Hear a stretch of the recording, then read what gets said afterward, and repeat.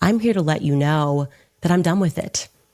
I am done with it. This one is so fully off of the mother effing plantation. Truly, Ben Shapiro, fuck you and the midget horse that you rode in on.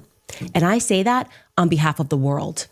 I know you're going to get applauded by Konstantin Kisin and Andrew Christ is King Clavin and all of the people, the men who have to keep applauding what you do like you're a 4-year-old to make you feel good. But the rest of the world can't stand you. You're obnoxious. You have absolutely no values that exist outside of the Talmud. You describe yourself as a Talmudic Jew, and I've learned what's in that Talmud, and I encourage other people at home to learn what is in that Talmud so that you know what Ben thinks of you, because he doesn't just hate me, he hates you too, white men. He hates all black people, okay? If he's following the rules of the Talmud, I mean, when I say hates, they think that we're animals, that they have a right to own us, that they have a right to make us worship them, that they have a right to lie to us, that they have a right to sue us and take everything that we have, that they have a right to deceive us. I had no idea Ben Shapiro was this based. Holy cow.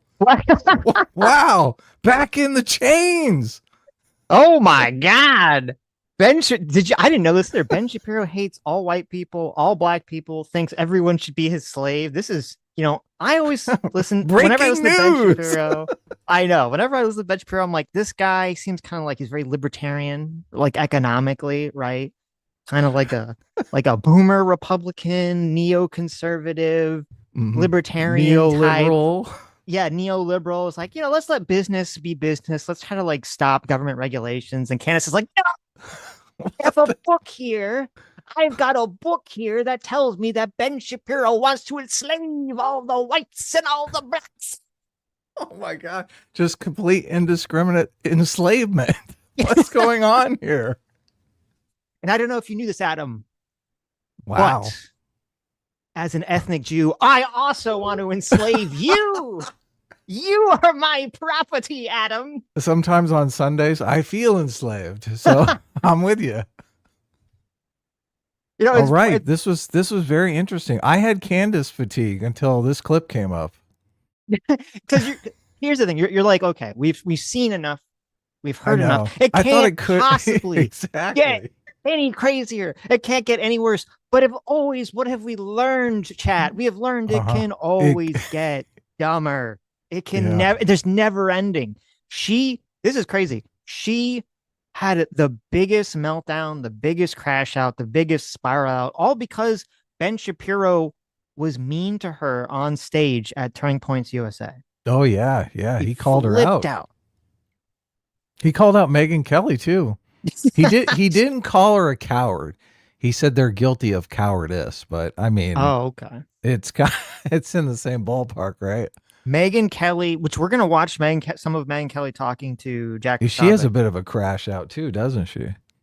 Yes. Well, she's like, I'm not friends. She's publicly said, I'm not friends with Ben Shapiro anymore because he called me a coward. I think she says, I guess we're not friends. I guess we're not friends. She can't go. She's not going to go that far. She's not going to burn the bridge. I like that. There's like this is very subtle, but important difference. Cause you're right between we're not friends and I guess we're not friends. Cause when you say like, well, I guess we're not friends. It's kind of like, well, it's not my fault. It's your fault. Come on. She's a player. Megyn Kelly's a player. She's a peacemaker. She's trying to get everyone on the same page. Just Candace, she can't. Look, Candace is not going to play ball, and I think you're kind of foolish to think she is. Well, especially after this is why this is so fascinating. Like she holds up the fucking Talmud. Well, it's not even okay. I've only heard Groypers talk about that book. So look, yeah, like wait, go. Okay, look.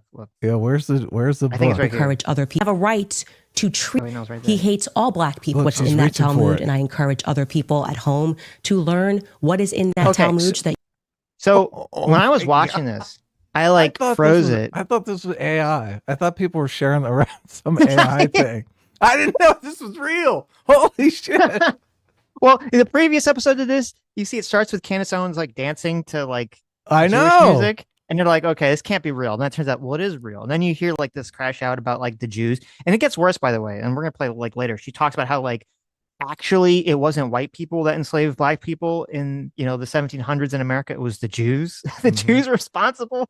Like the one Jew in all of America back in like the founding was responsible for all the chattel slavery, apparently. Oh, wow. He was running everything. Yes. But so because I remember when I was watching this, I saw this part where she like holds up this book, and I was like, I was wondering, because I've heard these like arguments about like, oh, well, there's like these like weird passages in the Talmud that you can like look at and say, look, the Jews are all horrible and crazy. They believe all this crazy shit.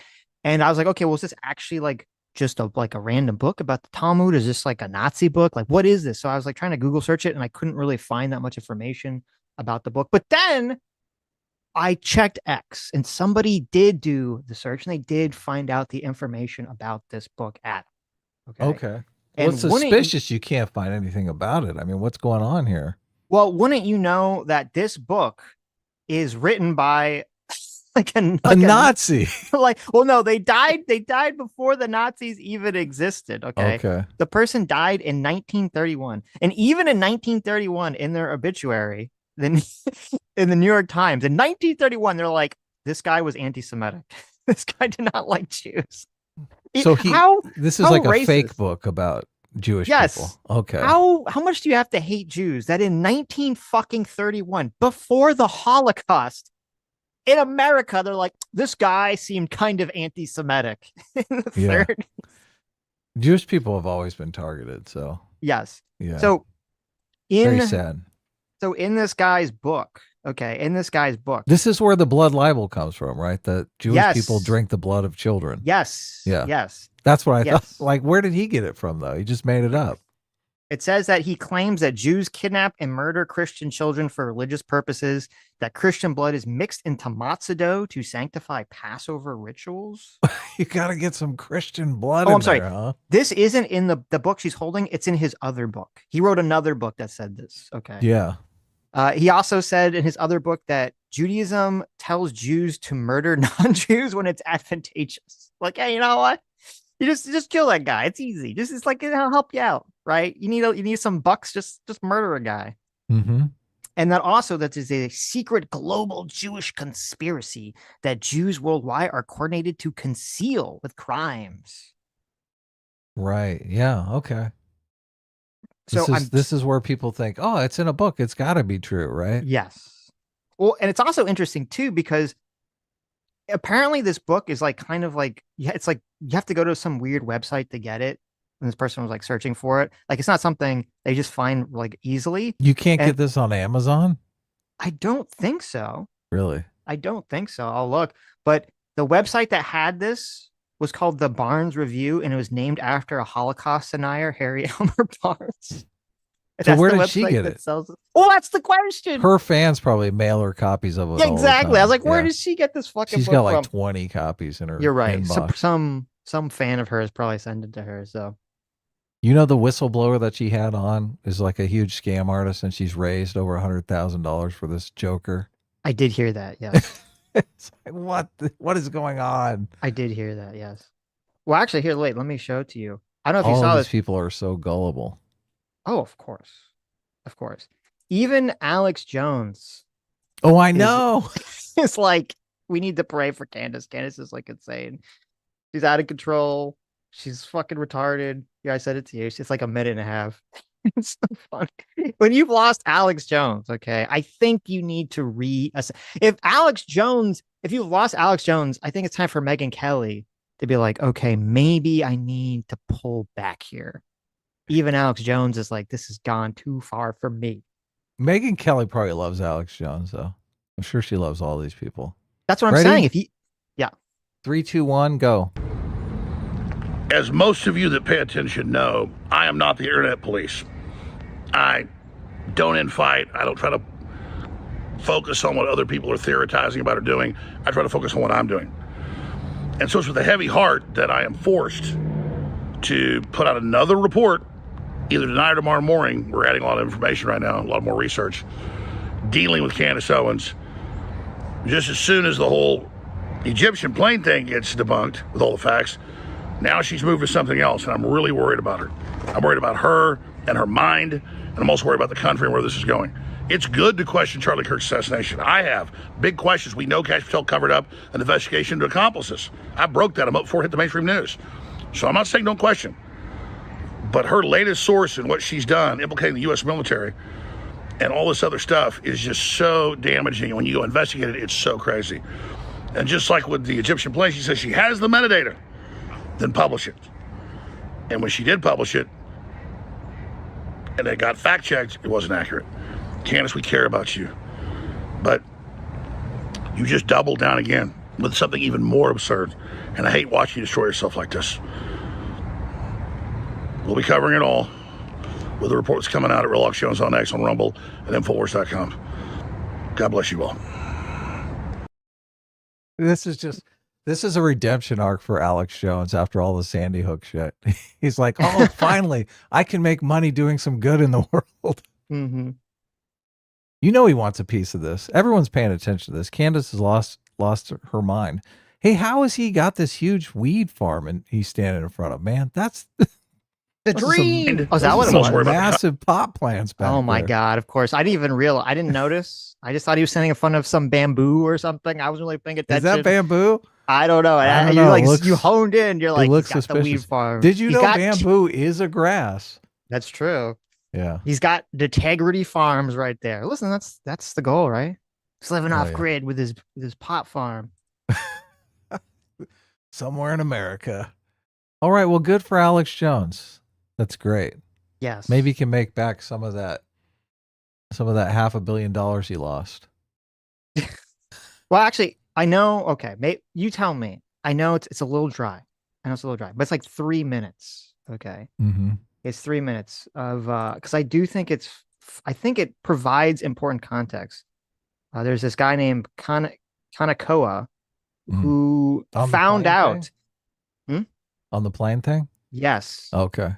He found out that Candace's big claim, okay, this Egyptian plane thing, which is the big thing that she's been pushing, it's her biggest piece of evidence, is mostly all incorrect information. Yeah. Shockingly, Candance Owens completely wrong about her main piece of evidence. She doesn't care about the truth. And she knows none of her audience cares about the truth either. Yes. Well, actually, you know what? I don't know if I honestly think she's just insane. Oh, okay. Like I would be totally comfortable believing that Candance Owens believes everything that she's saying. And she's just delusional at this point. As opposed to being an intentional grifter. That's tough for me to buy. Well, you're the one that said she was stupid. Yeah, that's true. Okay. All right, here. Let's watch for a little bit. If you haven't seen this is crazy. Okay, we're gonna watch about 3 minutes of this. 2025, Charlie Kirk was shot and killed at Utah Valley University. Police say they have the shooter. There is a confession, DNA, and a recovered weapon. His name is Tyler Robinson. His parents identified him from FBI photos and helped turn him in. But online, a very different story has taken hold. A story claiming this wasn't a lone gunman, but a coordinated multinational operation involving Egypt, Israel, France, the United States, federal agencies, TPUSA executives, Bridget Macron, and even French legionnaires. And at the center of it all are two planes. Candance Owens has told millions of people that two Egyptian military aircraft, SU-BTT and SU-BND, tracked Erica Kirk's movements 73 times over 3 years. Between 2022 and September of 2025, both of those aircrafts, SU-BTT, the yellow plane, and SU-BND, the blue plane, showed 68 overlaps with Erica's documented locations, okay? 68 overlaps. I have since been able to add now 73 times that this overlapped, okay? And 29 of those instances also happened to include Charlie. I am telling you this information has been completely verified. I am showing you this on a spreadsheet now. These are all the instances. See, someone sent her the spreadsheet. She didn't put the spreadsheet together. She has a no. She One has a of her staff. sleuths did. She has a staff. She's a team. Okay, she's a crack team of mommy investigators on Facebook.com that are doing this work. All right. Grifters. Now, this comes up later. Okay, this comes up in her defense to the debunk that's about to occur. I never noticed this. I've never heard anyone say this. I don't know if Candance has ever said it or it's just something that she visually put up there. And who's going to pause the screen and see what all this shit is? They're just going to hear the claim. Egyptian planes, right? So the claim is wherever Erica Kirk goes, whenever she travels anywhere, there's an Egyptian plane that follows her, right? That seems a little strange, right? Shadowing her every move. Yes. Yeah. Now, I would wonder if you were really following someone, would you really spend millions of dollars every year for 3 years sending a private plane to literally deliver your spy in the most obvious way ever to the city, as opposed to, I don't know, just buying a fucking plane ticket on a plane and flying there? But who am I to question these things? All right. But if you actually look here, if you're looking here, you can see that on the third column from the right, it says overlap window, and it says plus or minus 3 days. Okay. Now, I didn't realize this until today, or till we talked about this, which is that the claim that she's been making from the beginning isn't that the plane has landed there the day that Erica Kirk lands there. The claim is that within 3 days of Erica Kirk being in a location, this plane will show up in the location. Mm-hmm. So it's not even the same day. It could be 3 days later. So how does this even mesh with the whole spying thing? It's like, well, she flew to a place, was there for a day, then flew back. And then 3 days later, the plane shows up where she was. It's like, is the plane on a regular route? I don't know. Who the fuck knows? It might show up in this place on a regular schedule. So it's not even following her on the day. You have a 3-day fucking window in this plane could show up. Right. Yeah. Well, that's plenty of time to plant the listening device, Sitch. Come on. After the fact? Well, that would be difficult, but okay. Now, you see, for 3 years, the Egyptian plane, they would land where Erica Kirk was 3 days later, and then they would surveil the people she talked to, and they'd follow them around for 3 years. I don't know. What is Erica Kirk? Okay, I got it. I actually figured it out. This actually makes perfect sense to me, because you're like, why would a plane be following Erica Kirk for 3 years? Obviously, Charlie Kirk and Erica Kirk birthed John Connor, who's going to fight off the Terminators and save us from the AI. And the Egyptian planes are really time-traveling Skynet Terminators that have been following Erica Kirk for 3 years to see when she's about to birth the magical child that will save humanity. And they made sure to take out Charlie Kirk right before that happened, right before he can impregnate Erica Kirk for the last time to save us from the Terminators. It's a great theory. It's the only thing that makes sense at this point.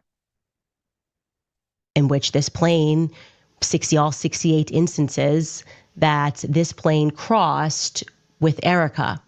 She says the odds of this happening randomly are less than a 0.00000001% probability, okay, under random distribution models, that these Egyptian planes coincidentally landed around Erica at these times. In her words, the Egyptian planes hold the key. The Egyptian planes hold the key, and that is obvious. Maybe these planes might be the key to everything. They hold the key to solving Charlie's assassination. Egypt to Israel to France, the United States to TPUSA to Charlie's murder. This entire web rests on one claim, that these 2 Egyptian planes tracked Erica Kirk 73 times. To support it, Candance said she used Flight Radar 24 and showed a spreadsheet on her screen. I screenshotted that spreadsheet and rebuilt it line by line. She says she verified everything using Flight Radar 24. So I did exactly what she claimed she did. I bought the Flight Radar 24 business subscription, the same one she says she used. Then I went further. I purchased a $950 3-year flight log from FlightAware to independently verify every entry. When you compare what the planes are actually doing to what Candance claims they did, the results aren't close. 66% of her location claims are wrong. And in 60% of the cases, the aircraft is on an entirely different continent. Oh, oh God. 60% of the information of the locations is just fucking wrong on this big chart. The key here, Jar Jar is the key. Okay. Much like Jar Jar, the Egyptian planes are the key to all this. If you could just get this working, and it's wrong 60% of the time. Yeah. She never really says how the planes figure in though. So, I mean, even if they were there at the normal schedule, there's not really a lot to go on here. Well, that's part of the magic, Adam. Okay, you don't have to, it's funny. We had this conversation about how so much, oh my God, like it makes sense perfectly. How so much of the media that we consume is all like mystery box and set up mysteries for people in the audience to like pick through and come up with all sorts of lore and stories. And we're kind of watching like, okay, we prefer if the TV shows and movies would give us, the audience, more information. But then it's like, well, maybe they intentionally don't give us information because all the people on social media, they like coming up with all their little fan theories. They like coming up with all their little fan fictions for everyone's backstory and everything. This is the same thing. This is exactly the same fucking thing. Okay. This is the digital circus. This is the has-been hotel. This is the Westworld. This is the mystery boxification of the news. It's just throw out this vague shit and people get excited coming up with all their little fan theories. And I have not heard one fan theory about the Egyptian planes. Are there assassins on these planes? I just told you the best fan theory. It's the Terminators from the future. What are you talking about? They got to make sure John Connor's not bored. Look, I think you're joking. I don't think any fan of Candance Owens has come up with that fan theory. I want to know what their real fan theories are. I mean, they've got to have some, right? This is CIA. These are the feds. This is Kash Patel tooling around with his girlfriend. Right. What is it? Well, look, there you go. Sean in the chat says that me and you, we pre-record these streams from inside the Egyptian plane. We've been following Erica Kirk for years, recording our stream, following her, asking her just questions. All right. We're just asking her questions. Yeah. Sean for $20. Thanks so much. Actual Justice Warrior says, I'm flying back from AmFest. How dare you cover this and not the Mostest amazing event in history that happened this week. 10x more important than this. Well, first of all, we are going to be covering that. Okay. Yeah, we are covering it. But this was just Did you not see the thumbnail? Yes, but this is too much fun. We have to cover this first. And then also Sean says, guys, Candance is totally right about everything. Notice how you won't talk about her two Pierre's theory. If Bridget Macron has a dick, you must acquit. Alex Jones is paying that $1.5 billion off $7,000 at a time. Because he works for Israel. That's good. That's solid. Yes. That's a solid Israel joke right there, Sean. Good job. And Badass for $20. Thank you so much. Says you guys have slowly become the favorite part of my week. How did you two meet? Well, we met on Tinder. No. It's true. Adam was looking for people of shadow on Tinder, which is a very, very shallow pool. And he just saw my scowling face. And he just saw me and instantly, like Candace's husband, okay? Adam reached out to me. We talked for a few weeks. Nothing romantic. We didn't date. We didn't stream. And he's purely platonic. Purely platonic. And then after 2 weeks, Adam looked at me and he said, Sitch, will you stream with me? And I said, yes, God, yes. Okay, if you go to our playlist tab on our channel, you can listen to the very first stream that we did together. I think we did it on a different channel, and I'm not sure if it's the original stream. It might be, but you can find it. It's either the original stream or an upload, and you can listen to the first live stream we ever did. And we just sort of kind of fell into it. So, but we did actually meet at where did we go? What was the YouTube thing that they do? VidCon, yeah. But that's after we'd been streaming for like not that long. No, we hadn't been streaming that long. Yeah, you handed me like money. You said like, here's money for the stream. Well, I guess you're right. Well, look, we hadn't been streaming for that long though. I think maybe we did 4 or 5 streams. So, and I think you streamed with me on my channel. This is how I hooked Sitch. I remember now. So he'd streamed with me on my channel 3 or 4 times, and we made a bunch of super chats. And I gave him half the super chat money in cash. And I said, look, you could trust me. Here's a handful of cash. He said, look, don't declare this on your taxes. Shh. So yes, but no, when I saw him at VidCon, I did think, oh my God, I hope this guy doesn't look like a fucking axe murderer or something. You always have that feeling when you meet someone on the internet, like, oh my God. Because look, he didn't show his, you had seen my face, right? Because I did my face reveal. Yeah. Okay. Well, also your little avatar kind of looked like you too, only blue. Yeah. So that was the first thing. That was the first thing Adam said to me. He walked up to me. He's like, "Oh my God, you look normal." And I was like, "What did you think? What was I gonna be like a monster? What do you think?" Yeah, no, it's great. So we got along, and we've just been streaming ever since. So it's a blast. Yeah. Yes. Very fun. Okay. That's true. Adam and Groom Sitch confirmed. I put the link to this Sitch video. went from single to in a relationship. Mostly, I mean, due to me. So I take a lot of credit for that. So. Oh my God. There's a story. I don't know if I should tell it. Maybe I won't tell it. It's kind of embarrassing. It's kind of embarrassing. I don't know if I should tell this story. Well, if it's embarrassing, maybe you should tell it.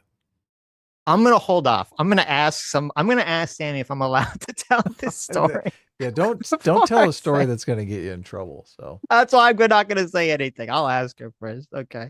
I don't know if I could tell this story. Right.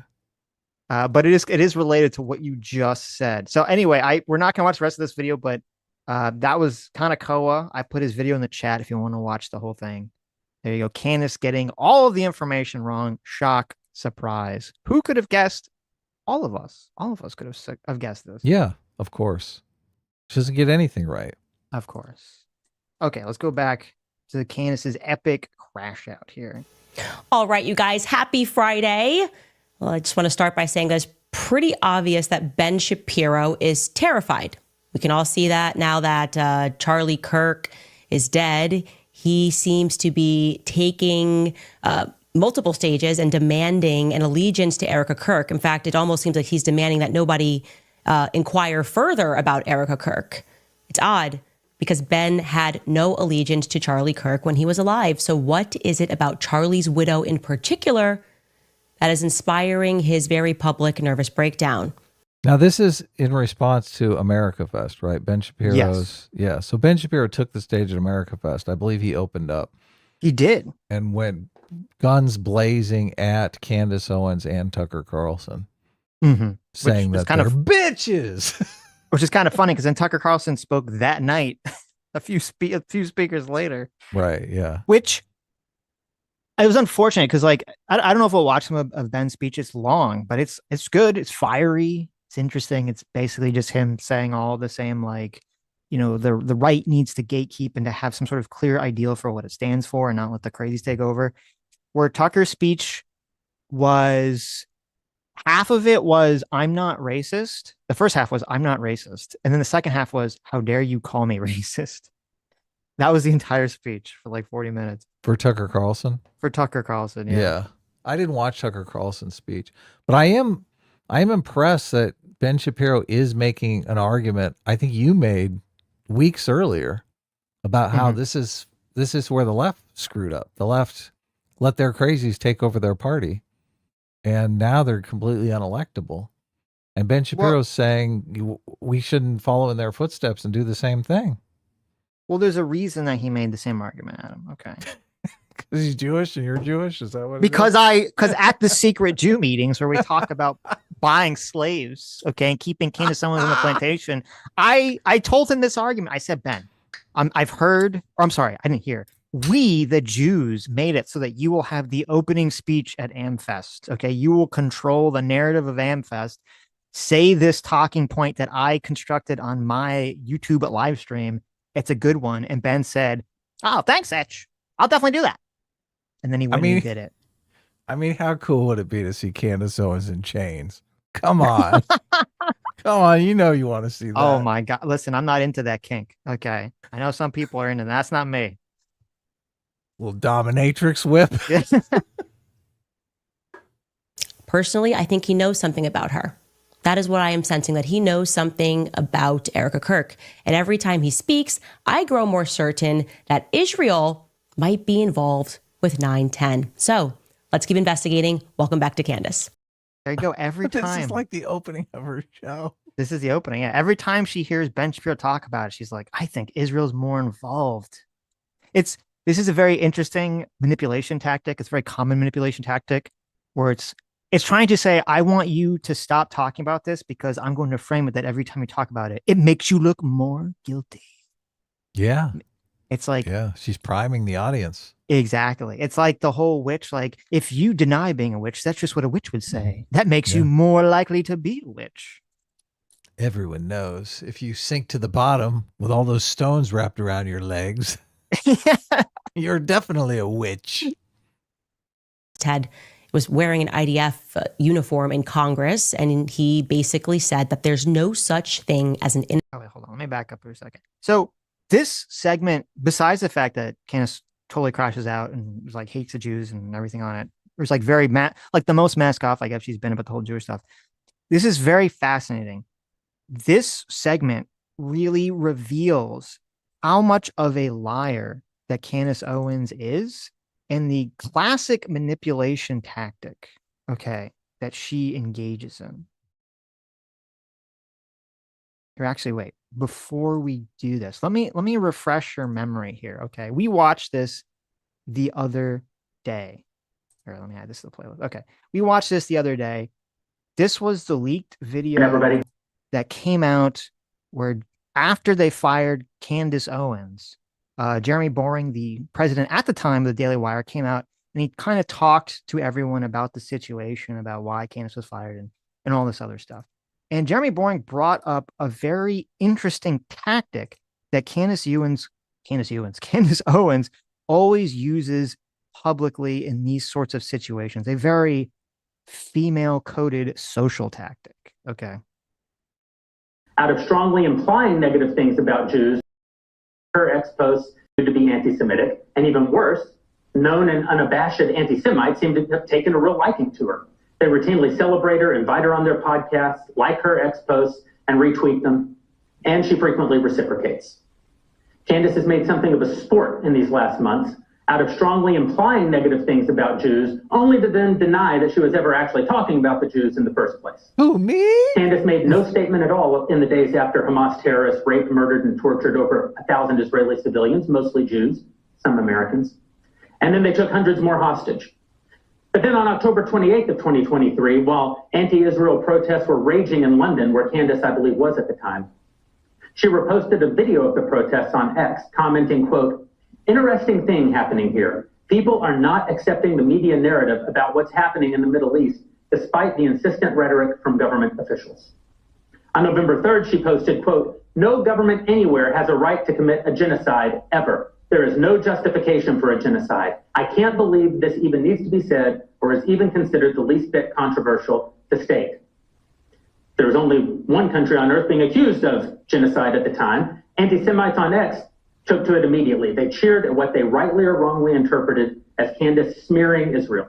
And Candace didn't rebuff their interpretation. But when Dave Rubin came to the exact same conclusion as the anti-Semites, only instead of cheering for Candace, found it vile and rebuked her, Candace quickly attacked, saying, quote, "What's amazing about this is that I didn't name any country in this tweet. I simply stated that genocide is wrong always. This is not a controversial stance. Interesting how you interpreted it." And then followed up with, quote, "In short, if the blanket statement that genocide is wrong upsets you in any way, then you need to check yourself. I said exactly what I meant, and I won't be backing down or apologizing or further clarifying this statement."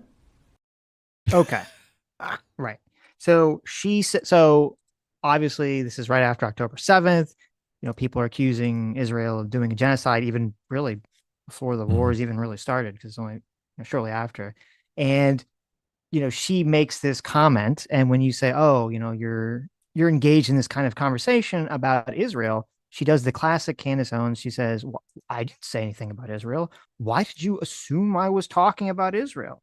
That means something's wrong with you. That means there's something wrong with you. Okay. Yeah. So, and I sent you 2 tweets. All right, to bring up here, just so you can really see what's happening here. Okay.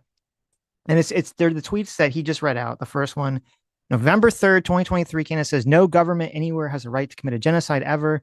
There's no justification for a genocide. I can't believe this even needs to be said or is even considered the least bit controversial to the state. So which Dave Rubin says, well, I'm sure you know, Candance, the Palestinian population has 5x in a few decades, but thanks for taking a strong stand against Hamas's stated genocide of the Jews, which is in their charter. Now, if you were not a cuck or not a beta or not a toxically feminine person, right? You would just stand for what you believe in. You say, listen, Dave, I don't give a shit, okay, about Hamas. I don't care about what they did or whatever, or even say what they did was wrong. But that doesn't mean that Israel can do a genocide, right? We've heard lots of people say that. Oh, they say it all the time. Yeah. But Candance she doesn't even say that.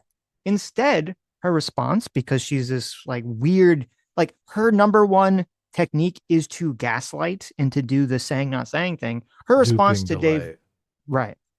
Her response to Dave Rubin is, what's amazing about this is that I did not name any country in this tweet. I simply stated that genocide is wrong always. This is not a controversial stance. Interesting how you interpret it. Mm-hmm. Okay. So she's claiming to us that when she wrote that original tweet or X post about genocide, she didn't mean Israel, right? I didn't name a country. Why did you? I was just saying genocide is wrong. I didn't name a country. It had nothing to do with Israel. That's what she's saying. That's what she's saying, right? Yeah. She's not even talking about Israel. She's talking about Rwanda. Who knows? Yeah, she could be talking about anyone. But here's where it gets interesting. So now, a year later, because she's forgotten the lie. Okay. Yeah, see, this is why I call her stupid. Right. Now she's explaining her motivation for writing the X post. And wouldn't you know it, it's because of Israel. Okay. Wouldn't you know it? It's totally because of Israel. In her own words. Our country, I'm sorry that happened to you, but why do Americans need to be screamed at about what's happening in the Middle East? Anyways, throughout this time, Brian Mast was wearing an IDF uniform in Congress, and he basically said that there's no such thing as an innocent Palestinian life. And when I saw this, as shared by Yashar Ali on X, I responded and I said that genocidal language, no matter who shares it, is always wrong. Genocide is always wrong is what I tweeted. And this caused an emotional breakdown amongst people who support it. See, now you could say, and this is why it's so fascinating, because I would agree with that. What that congressperson said, fucking gross, stupid, right? Denounce it. Say this guy sucks. But Candance is such a coward that instead of calling this person out by name, saying, fuck this guy, he's wrong, whatever, she does the vague post. Ooh, the vague post. Genocide is always wrong. And then when people say, whoa, what you mean here, Candance? You accusing Israel of doing a genocide? She's like, oh, what? What, me? What? Me? Moi? I didn't mean that. Not me. I'm innocent. No. And then a year later, she forgets that she said that. And she's like, well, obviously I was writing it in response to someone defending Israel. Yeah, she knew what she was doing. Israel. I didn't think that was a controversial statement. I thought that was sort of what we all believed in. Genocide is always wrong. Anyways, for Ben, he then had some private event, probably at another Jewish donor's house, and somebody caught him standing on a table insulting me over my genocide is always wrong tweet. Take a listen to what Ben had to say. And then the question was about Candance Owens. I think her behavior during this has been disgraceful. Without a doubt. I think it's I can't know that. Yeah, I mean, she still works for my company. I think she's been absolutely disgraceful. I think that her faux sophistication on these particular issues has been ridiculous. It's not faux sophistication, it's ridiculous. Everybody can see the moves that she's making and the things that she's saying, and I find them disreputable. This is just weeks after October 7th, right? Yeah, this is the beginning of November or middle of November. So yeah. Okay. So it's like it's been like almost a month, I guess, at this point. Right. Okay. Though it was interesting because I did go back and I was curious. I wanted to do the October 7th test on Candance Owens. Well, they said she didn't respond to anything. Yes, and I was very She was shocked to completely see. silent. Yeah. Yes, that she didn't really comment on anything for weeks until Yeah. she was kind of pushing back against Israel, which I was like, "Whoa, that's very interesting." Now, she says she's like, "Well, that's only an X." She says, "On my other social media, I commented on it." I don't know what the comments were. Right. It's just a little interesting. Okay. On her Gab account. Yes. She went crazy. Reputable, disgraceful. She works at my company. You can imagine that the internet went crazy because they wanted me to respond to him. I can't believe this. They work together. They're colleagues. Somehow this gets leaked. And I want to mention, because it's very relevant, that was on the morning of November 14th. I was 6 days away from giving birth. I was very heavily pregnant. Anyways, I wake up to this, and shockingly, nobody from the Daily Wire steps in to manage the situation. And as you can. Okay. I sent you a tweet here I want you to bring up. All right. All this is looking like inter-office politics. Yes. Well, I mean, yes, Candace said something. Ben doesn't like it. He's at some private event. He's he very badmouths her, right? Yeah. Which, I mean, to be fair, probably should have been nicer. Well, it's a private event. I mean, I know, but probably her should be in nicer public. to a coworker. It's a kind of public setting or something. That's fine, right? I don't disagree with that. That's It was fine. a private setting. Well, people are gonna film, obviously. But you're right. The context is a little different than if you went publicly on your own show and said, Candance Owens sucks shit. But this is her. why people film it and put it out there, because they're like, look, he's shit talking you behind your back. Right. Everyone's always stirring the pot. Now, we don't have to play any of this, but if you either, I don't know if you see it on your end before you click it, you see Candace is sitting there and she has quite a large belly. Okay. Quite a large bump, right? Yeah. Quite a large baby bump here. Now, this is the date she's talking about how she was pregnant and couldn't respond, but she's on Tucker Carlson's show. This is the next day. She just said November 14th. This is November 15th. So she was all like, oh my God, I was so pregnant when Ben Shapiro made this horrible comment on me. I couldn't respond. The next day, she's on Tucker Carlson Live responding. I couldn't respond because I was getting ready for Tucker Carlson's show the next day. Right. And if you even see on the time codes, now you might say, well, but wait, Sitch, was this filmed that day? It was, because you can see on the time codes Candace here. is attacked. Yes, 427, Ben Shapiro's even when comments. She's right. Holy shit. Yes, she does a whole 8-minute segment where she responds to the Ben Shapiro comments. Okay. All this goes all the way back. Look at this. Yes. Tucker and Candace right there laughing it up. Yes. Trying to blame Israel for all of this. But it really shows to me like the person's character when they just have to keep throwing in all these little details. Like, I was pregnant. I couldn't respond. I was pregnant. I was putting all my makeup on to go to Tucker Carlson, so I couldn't respond. Wow. How dare he? Such bullshit. Even though obviously, as you said, like it wasn't a public statement, it was a private statement. So it's not like he was like, aha, Candance Owens is pregnant. Now is the time to strike. Yeah. Though she does make a more conspiratorially crazy comment about Ben Shapiro's level of pettiness here later in this video. It's kind of funny. Can imagine Trump is even president. Yes. This is like before the election, way before the election. Virtually every journalist, every person with a media platform was contacting me to comment, to respond to me being insulted by someone. I'm about to give birth. I'm being insulted, and they're not getting anything from the Daily Wire. He's beating up on a pregnant woman. How does that make you feel? Oh, so what a jerk. What a Jew. So I am obviously frustrated. You should also tell you, I had no PR at this time. My PR was the internal PR at the Daily Wire. And it was very clear that their focus was on protecting Ben, even though he was the one who insulted me publicly, because I said that genocide is always wrong. That is the genesis of that statement. That's all I said. Obviously, I wanted to respond angrily to the press. I wanted to hit back at Ben. And I guess you could sort of say my perspective was an eye for an eye, but my husband, who is a better person than me, instructed me that morning to instead take a deep breath, relax, okay? Don't think about what you're feeling in the moment. Think about how you're going to feel in the future.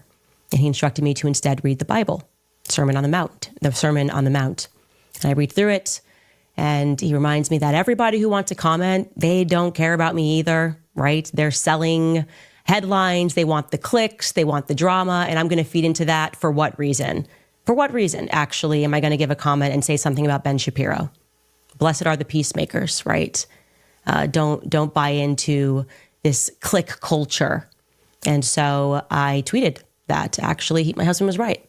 I called for peace. I tweeted, blessed are the peacemakers. And I made the mistake, I guess it was a mistake, that after I tweeted, blessed are the peacemakers, and I'm thinking that I'm going to be commended when I get back to work. Like, wow, you really took the high road.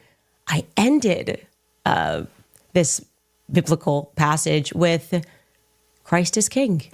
Christ is the king. He's the only thing that matters. Obviously, Christ is king. Now, it was just Tucker Carlson's luck. Okay.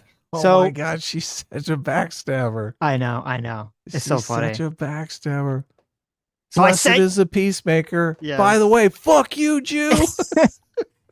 it's so funny. What? It's even worse because I sent you 2 more X posts. Okay. Now, if you recall, because this came up a lot at the time period, Candace's retelling of events is leaving out some important things. Yeah, I would say leaving out quite a bit of relevant information here. Yes. And it's so funny. She's like, I love the way she tells the story. Oh, I was just so angry. I was going to attack, but my husband, my beautiful straight husband from British royalty, he was like, but Candace, please, you have to be a noble lady. Don't attack back in anger. You must be a good Christian. Read your Bible. And then Candace was like, okay, you will take the high road. I'm going to take the high road. Okay. So this is what she reads the Bible, and this is what she writes. She writes, blessed are the peacemakers, for they shall be called the children of God. Blessed are they which are persecuted for righteousness' sake, for theirs is the kingdom of heaven. Blessed are ye when men shall revile you and persecute you and shall say all manner of evil against you falsely for my sake. Now, that is not what she said in this video here. Right. But now there's more to the post, but still just that first part here. It's funny that this is supposed to be the high road. The high road is her saying, I'm literally fucking chosen by God to say things that are true while all the evil men attack me. Are persecuting me. Yes, exactly. Right. I am the persecuted one. I must carry my cross. Me, Candance Owens. Right. This is the high road. Okay. I'm sure. Right. But then underneath it, okay, and this was the part that was a little bit more contentious, very interesting. Candance Owens left this part out of it. She said, no one can serve 2 masters. Either you will hate the one and love the other, or you'll be devoted to the one and despise the other. You cannot serve both God and money. Yeah. Okay.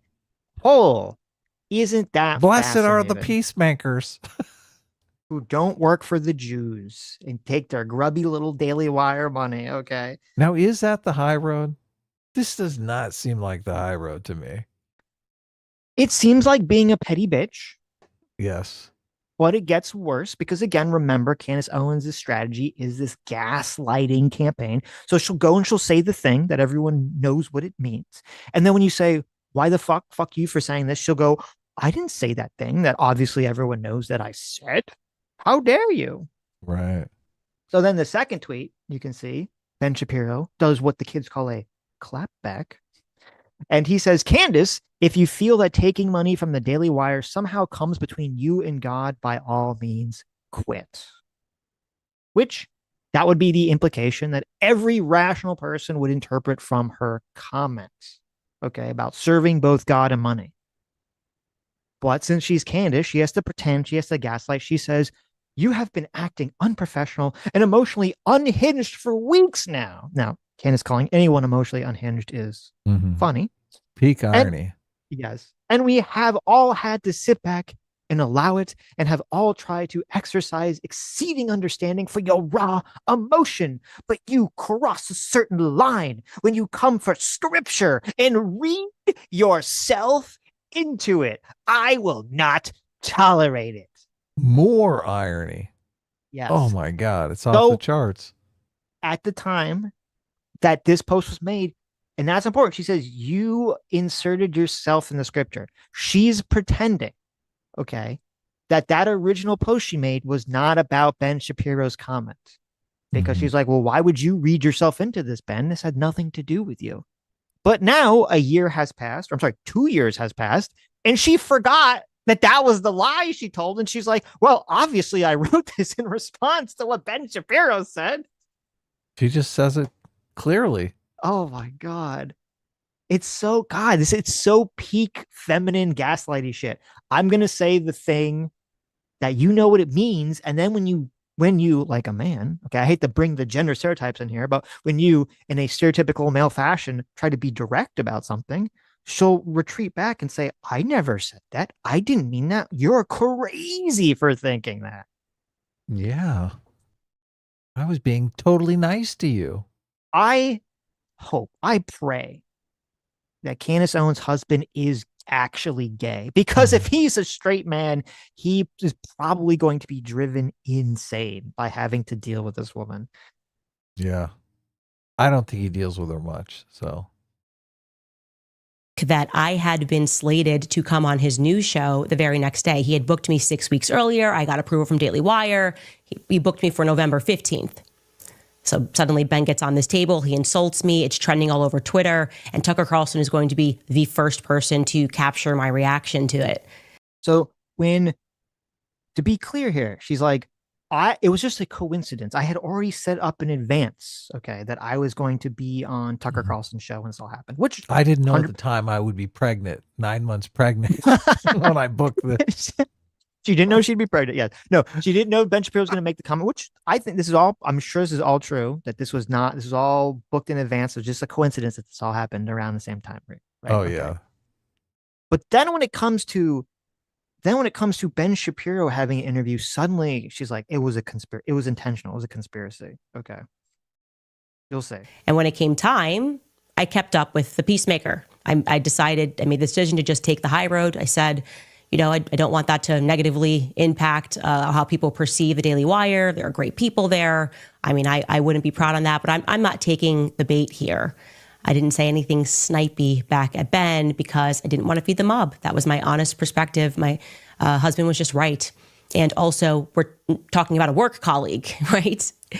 Somehow. Now, she did say I don't know.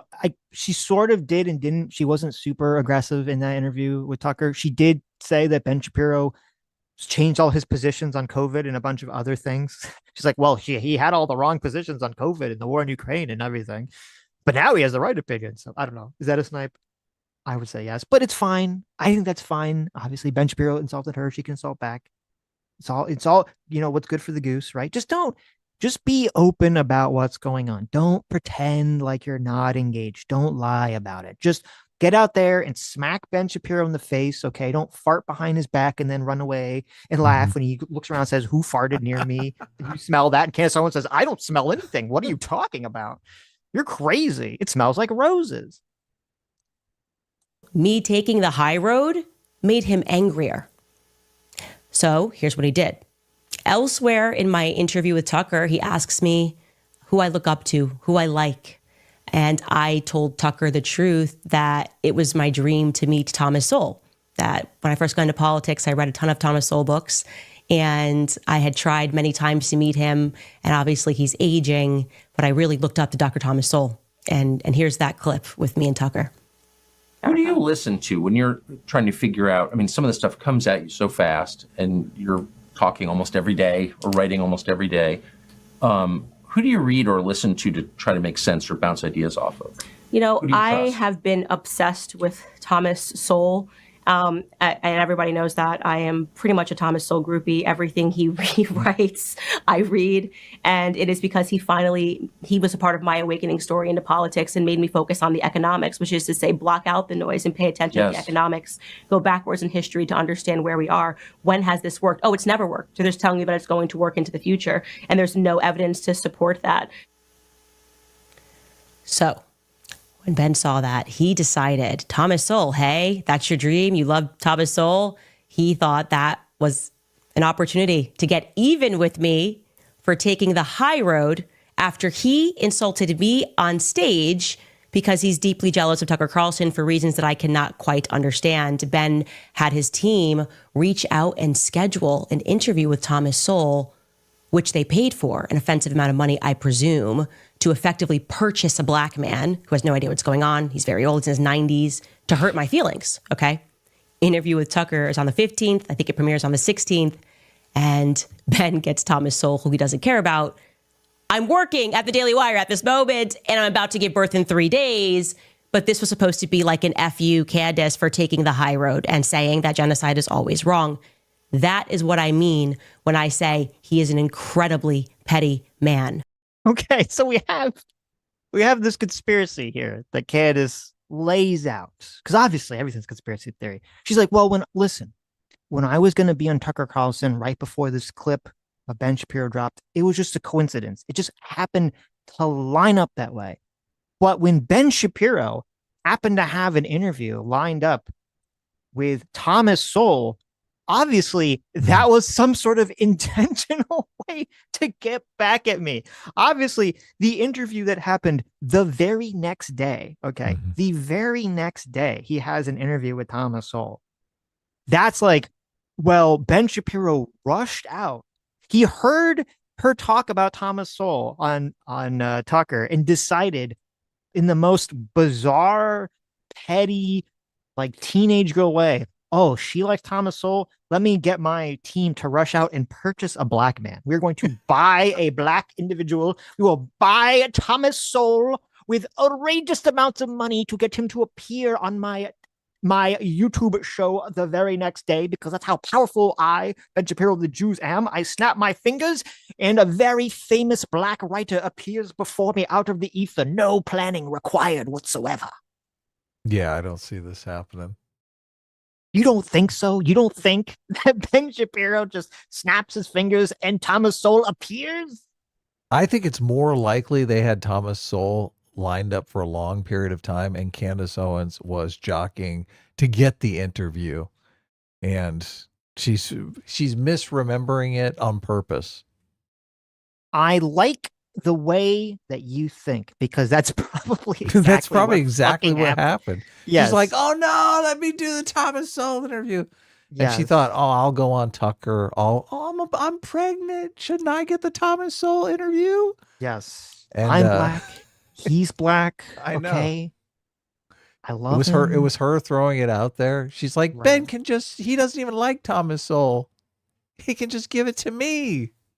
Which also the fact that Ben Shapiro is such a libertarian, you're telling me he doesn't like Tom, like he's never blocked like Thomas Sowell. That's ridiculous. He like worships Thomas Bible. Sowell. He has a little Sure. shrine to Thomas Sowell in his house somewhere. Guaranteed. Right. Yes. Well, no, see, he has a shrine to Thomas Sowell, but at the top of it, Ben Shapiro, it says like top Mandingo fighter. Top economic Mandingo fighter. Oh, that's bad. Yeah. Well, I mean, how would you? It's so funny too, because she's all like, "I love Thomas Sowell so much," and then she's like, "I love him so much," and then when she describes him, she's like, "He's a 90-year-old man who doesn't know what's happening and was bought by a Jew." Yeah. Oh, this is how much I love this guy. Which I listen to the interview. He's like Thomas Sowell sounds fucking completely with it for a 90-year-old guy. I'm like, wow. Yeah, he's doing great. Yeah. He is doing great. But no, yeah, he's she was jockeying for the interview and she didn't get it. She's still bitter about it. So yes. And obviously. she did not remotely take the high road. So there's no way Ben Shapiro was going to say, look, you basically just called me a greedy Jew on the internet. There's no way you're getting the Thomas Sowell interview. Get the That's fuck the high out road, here. Adam. What do you mean? It's the internet. Calling someone a greedy Jew, but saying it in a nice way, that might as well be the high road on X right now. That is not even close to the high road. So she's so evil. She's so fucking evil. I love, oh my God, it's like manna from heaven. I love the amount of delusion. She's like, I took the high road. I thought after calling Ben Shapiro and the Daily Wire a bunch of greedy Jews, I thought I was going to walk in there the next day and they're going to be like, Candance, thank you. You handled the situation so well. You are a saint. Oh, man. She really is Eric Cartman in human form. This is a level of like Eric Cartman fish dick joke delusion that you don't see in the average person. Was she even nominated for Anti-Semite of the Year?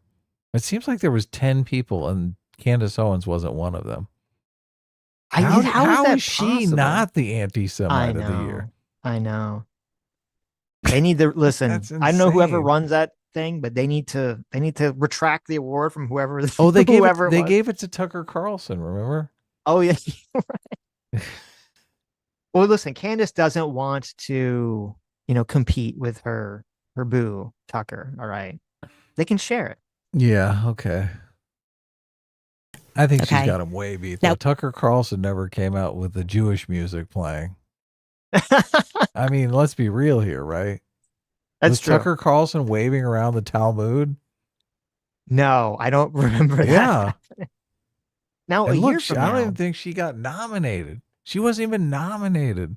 Another black woman being gypped out of getting an award that she deserves. Okay. Another black woman's work stolen by a white man. Do you think she could be this obvious about it if she wasn't black? I don't think so. I think the race shield helps her a lot here. Yeah, you're right. It definitely does. Yeah, she just is full gloves off. We know how this ends. I then am fired not for what I said, but for what they assumed that I meant, and for trolls that I didn't respond to. And I want to. So did she just admit what she meant? Yes. Just now? And as we played it back already. Yeah, she's already forgotten. That was like 20 seconds ago, Adam. You have to keep up. Okay, we're moving along here. We're moving and grooving. You got to keep up with the narrative. Okay. But it's funny too, because as we played in the cold opening, we're going to play the rest of it too. There's all this clip stuff. Candace going full mask off, like the Jews are behind every bad thing in the world. So she's like, well, I didn't mean that I didn't hate Jews back then. I mean, sure, maybe I hate them now, but not then. So they should never have fired me. Right. Now that she got fired by her arch enemy, and he's Jewish. Yes. Even though Ben Shapiro, again, he's just a guy with a show. He didn't have the power to fire Candace. He wasn't like Candace's boss or anything like that. He was just the most popular person at the Daily Wire. So people just assumed, I guess, that he was in charge of it. Yeah. Jeremy Boring clearly fired her. That's how we got that massive clip. Yep. To be clear,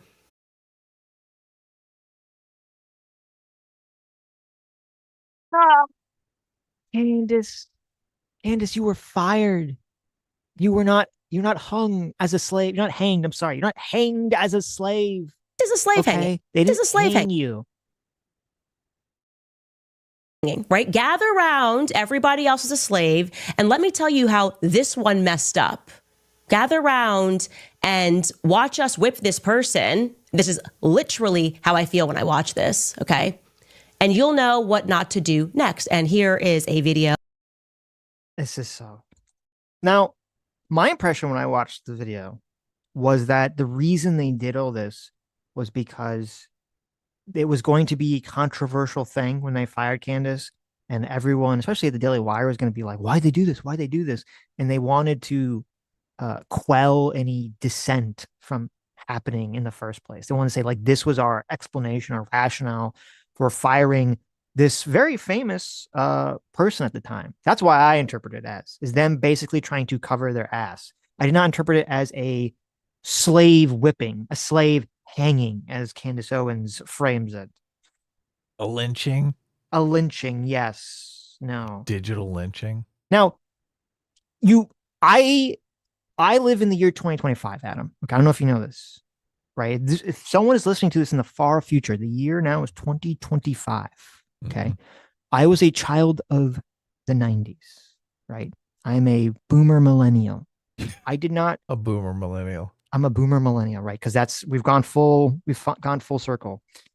I did not grow up in a time period where black people were lynched, okay? Where a crowd of angry white people would take a black person and hang them and kill them in front of this crowd.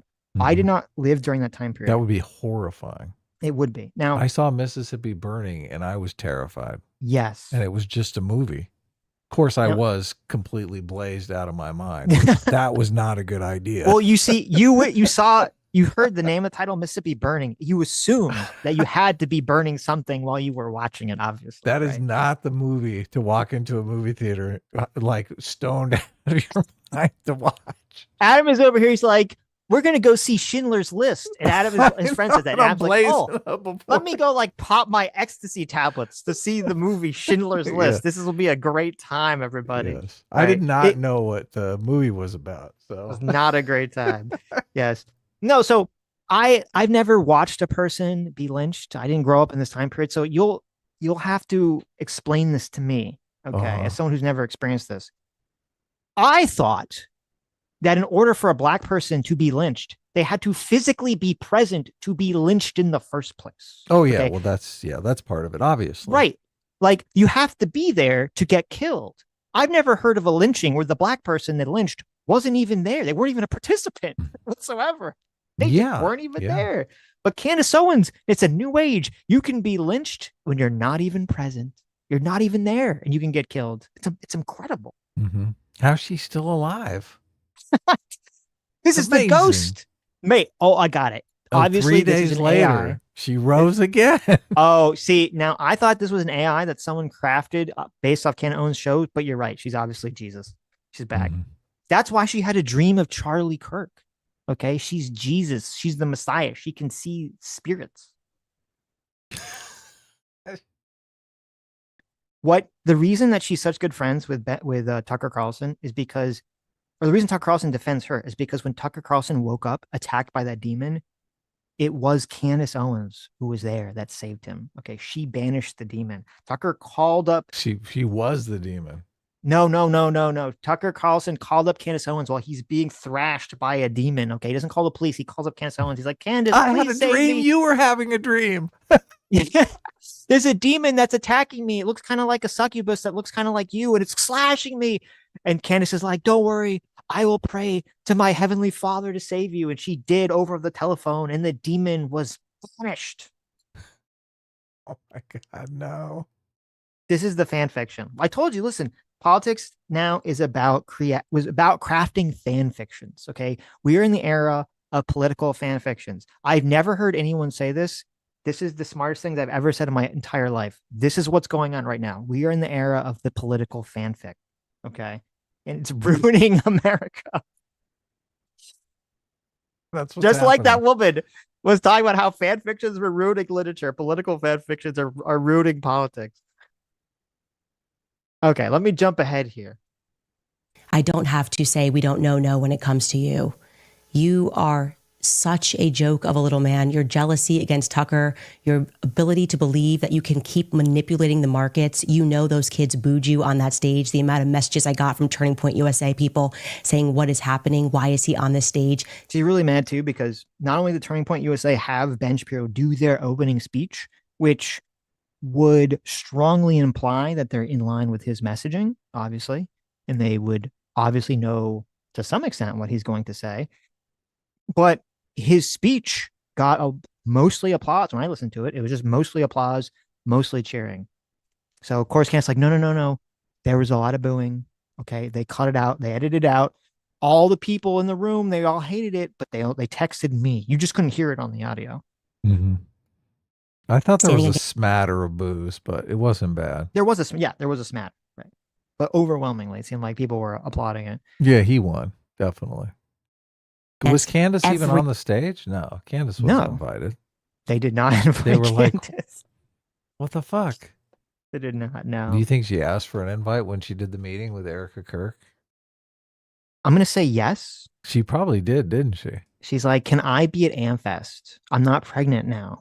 And Erica Kirk was like, we'll think about it. And then never responded. Can I open up for AmFest? Yes. I would like the first speaking spot. They should have said, Erica Kirk, if she knew how to generate buzz, she would have been like, you can speak second. I'm not going to tell you who's speaking first. You can speak second. Wow. Okay. That would have been epic, as the millennial boomer says.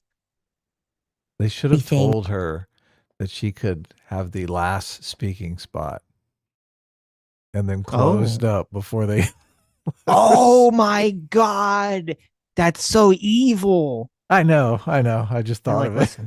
Listen, Candace, we're gonna have Ben Shapiro open, so it's only fair that you close. Okay, you have the bit. You're gonna be the conclusion to the event, right? It's gonna be on Monday night at 8 o'clock in the morning.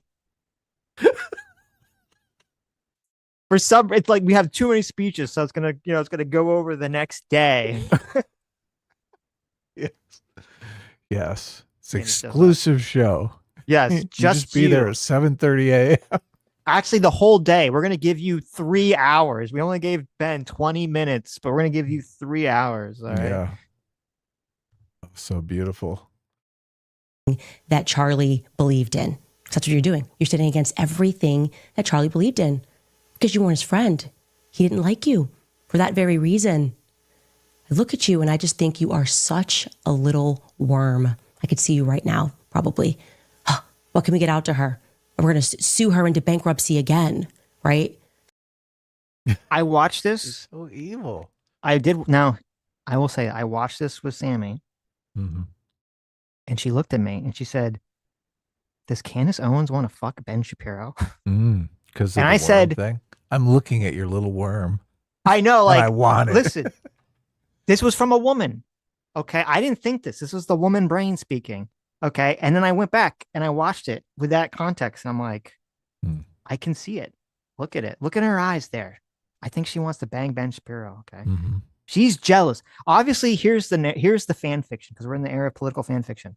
Every male and probably female that Candance Owens doesn't encounters.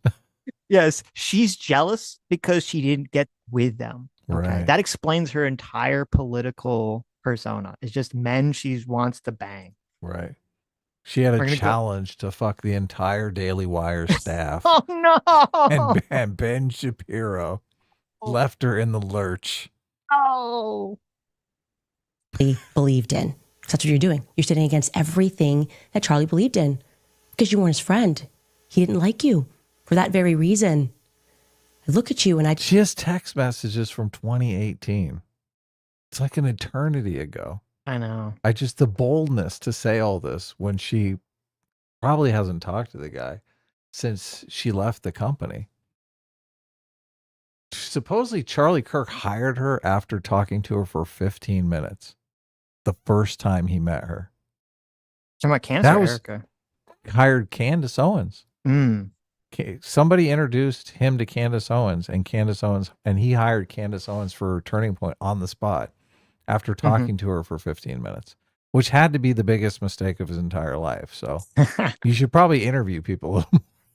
Well, I don't know. See, look, but that story, that's very interesting because that story explains why Candace is so mad. Okay. Mm-hmm. She talks to Charlie Kirk, 15 minutes, he hires her on the spot, right? Yeah. Erica Kirk talks to Charlie Kirk for the first time for 15 minutes. He's like, I want to marry you. Because I want to marry you. Yeah, exactly. Oh, yeah. Candace is like, it should have been me. So sad. But just the way she says this, I don't know, man. I think Sam might be I'm going to pay attention here. Yeah. When she says that worm, we know what she's thinking. We know, yeah. You are such a little worm. I could see you right now, probably. What can we get out to her? We're going to sue her into bankruptcy again, right? Sue her for every infraction, every word that I don't like, and every time my feelings are hurt. Because yes, a woman scorned. That's exactly what's going on here. Sue me harder, Benny. What you really believe in is Baal Barith. That's what your people believe in. You believe. She's like, I did all this studying to convert to Judaism for you. Yes. And here's what you've done to me. She says this, and it's so weird. She just like slips these little things in that you like miss because they're so insane. Like, listen to what she just says here. Okay. And every word that I don't like, and every time my feelings are hurt, because what you really believe in is Baal Barith. That's what your people believe in. She said, "This what you believe in? You believe in Baal Barith. That's what your people, okay, the Jews. Right. That's what your people believe in." And I was like, I don't know what the fuck does that mean? It's like, I was bar mitzvahed. I'd never heard this term before, Baal Barith. What is Baal Berith? What does that mean? What is this person that the Jews apparently got to be some sort of Jewish incantation. Right. I didn't know what she was talking. So I look it up. Some recipe for a potion. Yes. I look at, no, it's worse actually. I look it up. Baal Berith is a demon. Mm-hmm. Now you might, I didn't know it from that term. I did know, well, she says Baal Berith. I do know the term, and maybe other people have heard this. Baal, the demon Baal, common demon that appears in fiction. That is who Baal Berith is, or how she's pronouncing, is Baal, the demon Baal, okay, who was some Canaanite deity that some people worshipped, and then the Bible, obviously not very big on worshiping Canaanite deities, said no, bad, he's really a demon, okay. So now she's accusing Ben Shapiro of demon worshiping and Jews of demon worshiping. Just peppers it in, right? Just casually throwing in, you worship demons, okay? Believe that you are contract lords and that people are not allowed to violate. Oh, wait. We're contract lords, too. Yeah, the contract lords. Because what you really believe in is Baal Berith. That's what your people believe in. You believe that you are contract lords. Clash of the Titans. And that people are not allowed to violate. Well, and also, she says contract lords. Again, Sammy has a theory. She has a lot of theories about Candance. She has a theory that Candance Owens is really a Doctor Who fan. Okay. Oh, yeah. She totally is a Doctor Who fan. Because remember, Candance Owens and Charlie Kirk had this conversation about, like, who was a time traveler. Yeah, of course. Right? Who is an alien. Yeah. There was a famous come in my phone booth, baby. There's I got a TARDIS with your name on it. She married a British guy. She did, yeah. There was a famous black companion. Looks kind of like one of those doctors. He does, exactly. Yeah. There's a famous black companion that wanted to marry the doctor, but gets cock-blocked by a white lady. Mm-hmm. And she just named called Erica Kirk. You named Erica Kirk. And she just called Ben Shapiro a contract lord. Now, I don't know if you know this, but you know what they call the doctor's people in Doctor Who? A Time Lord. Oh, shit. A Time Lord. Because when she said they work with the contract lords. When she said contract lord, I was like, that's a really weird turn of phrase. I've never heard that before. Even from the anti-Jew side of X, a contract lord. But I have heard of a Time Lord before. Yes, of course. Contracts, so you will ruin them for years. You fire someone and you effectively stalk and harass them for years after. I'm here to let you know that I'm done with it. I am done with it. This one is so fully off of the mother effing plantation. Truly, Ben Shapiro, fuck you and the midget horse that you rode in on. And I say that on that is pretty funny. I'll give her props for that. It's pretty funny. Behalf of the world. Yeah. I know. Isn't that just a You're funny? It's funnier if you say midget horse. Midget horse is funny. It's a funny. That's a funny turn of phrase. Fuck you and the midget horse you rode in on. He's a short guy. I get it. Applauded by Konstantin Kisin and Andrew Christ is King Clavin and all of the people, the men who have to keep applauding what you do like you're a 4-year-old to make you feel good. But the rest of the world can't stand you. You're obnoxious. You have absolutely no values that exist outside of the Talmud. You describe yourself as a Talmudic Jew, and I've learned what's in that Talmud. And Does he really describe himself as a Talmudic Jew? That seems hard to believe. Yeah. Maybe. I don't know. I don't watch him enough to comment on that. Well, if the Talmud is just some book written by some anti-Semite that makes a bunch of lies about Jewish people. No. The Talmud is a bunch of Jewish scholars who throughout the years have written commentary about the Bible, essentially. Okay. Their interpretation. But the book that she referenced was some anti-Semite commenting on the commentaries. Okay, I got you. Because there are, and it's true, there are some of the commentaries. Because remember, there's this is a bunch of commentaries that have been written by hundreds of rabbis over hundreds of, not 1,000 years, I don't know, some very long period of time, writing a bunch of commentaries about the Bible. So some of those rabbis say some pretty wacky shit. I can imagine, hundreds of years ago. Probably some pretty racy stuff in there. Yes. So the favorite thing for people to do when they want to blame the Jews for everything is they're going to say, well, out of all of these rabbis, there's 2 of them that said some crazy shit. So obviously this is what all Jews believe everywhere, even though I never heard of any of these things they talked about. Most Jews probably never heard of any of this shit ever talked about, but someone's able to dig this up. Right, yeah. They And just the use book- it to tar and feather you. Right. Encourage other people at home to learn what is in that Talmud so that you know what Ben thinks of you, because he doesn't just hate me, he hates you too, white men. He hates all black people, okay?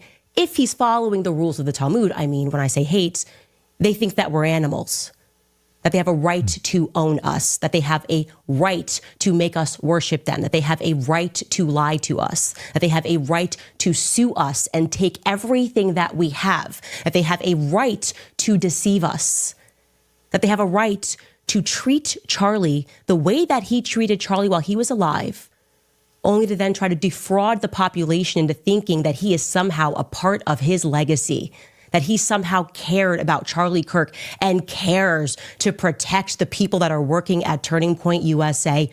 Goodbye, Ben. It's so bizarre. When she start talking about race and IQ, Sitch, how far does this go? Well, she's not going to, because, you know, as a black lady, right? You don't want to jump down that road. But we're very close to the Jews are behind. Well, actually, no, you should probably say Jews are behind fake IQ scores. That'll probably be the next line. Oh, That'll come okay. out in a few months. That is Charlie Kirk's true legacy, and that is Charlie Kirk's true friend, just as I was and am and will continue to fight and ask questions about who killed Charlie Kirk.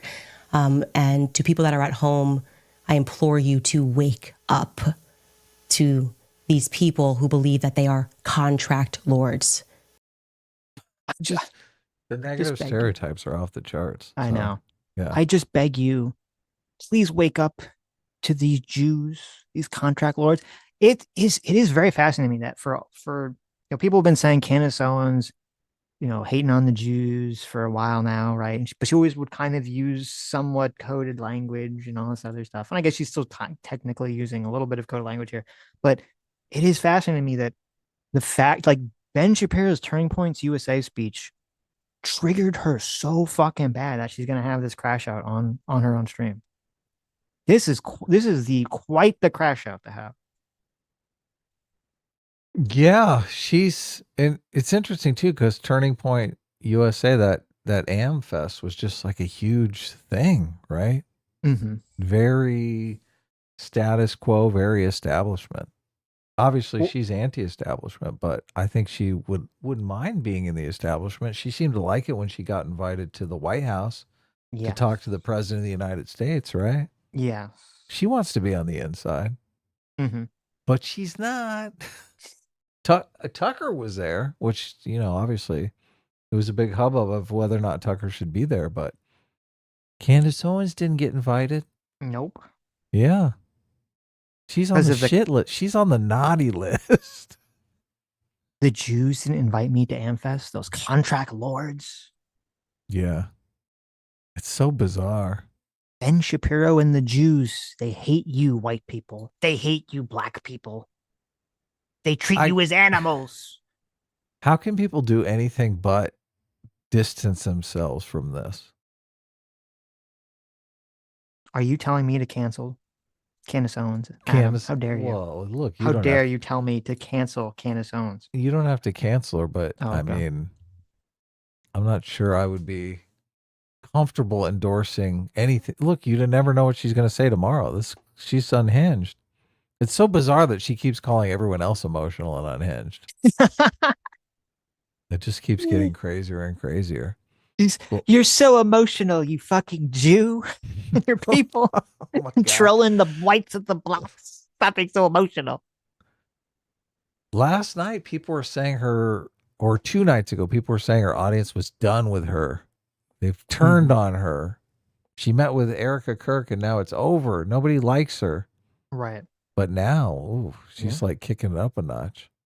Well, that's an interesting part of this too, is how this does seem to me to be like just really a lot of it is an emotional reaction to Ben. But I do think it's also an emotional reaction and a virtue signal, which is weird. What she's doing is a virtue signal to her own audience, because she meets with Erica Kirk and her insane audience of conspirators get mad about this because they assume that means that somehow Candance Owens is going to be bought off or was bought off by she Erica. got she took the $7,000. Right. And so part of the virtue signal to our audience is like, listen, I didn't get bought out by the Jews. Here, let me show you. The Jews are behind everything bad in the world. See, I didn't get bought by the Jews. Yeah. Oh, it's so bizarre.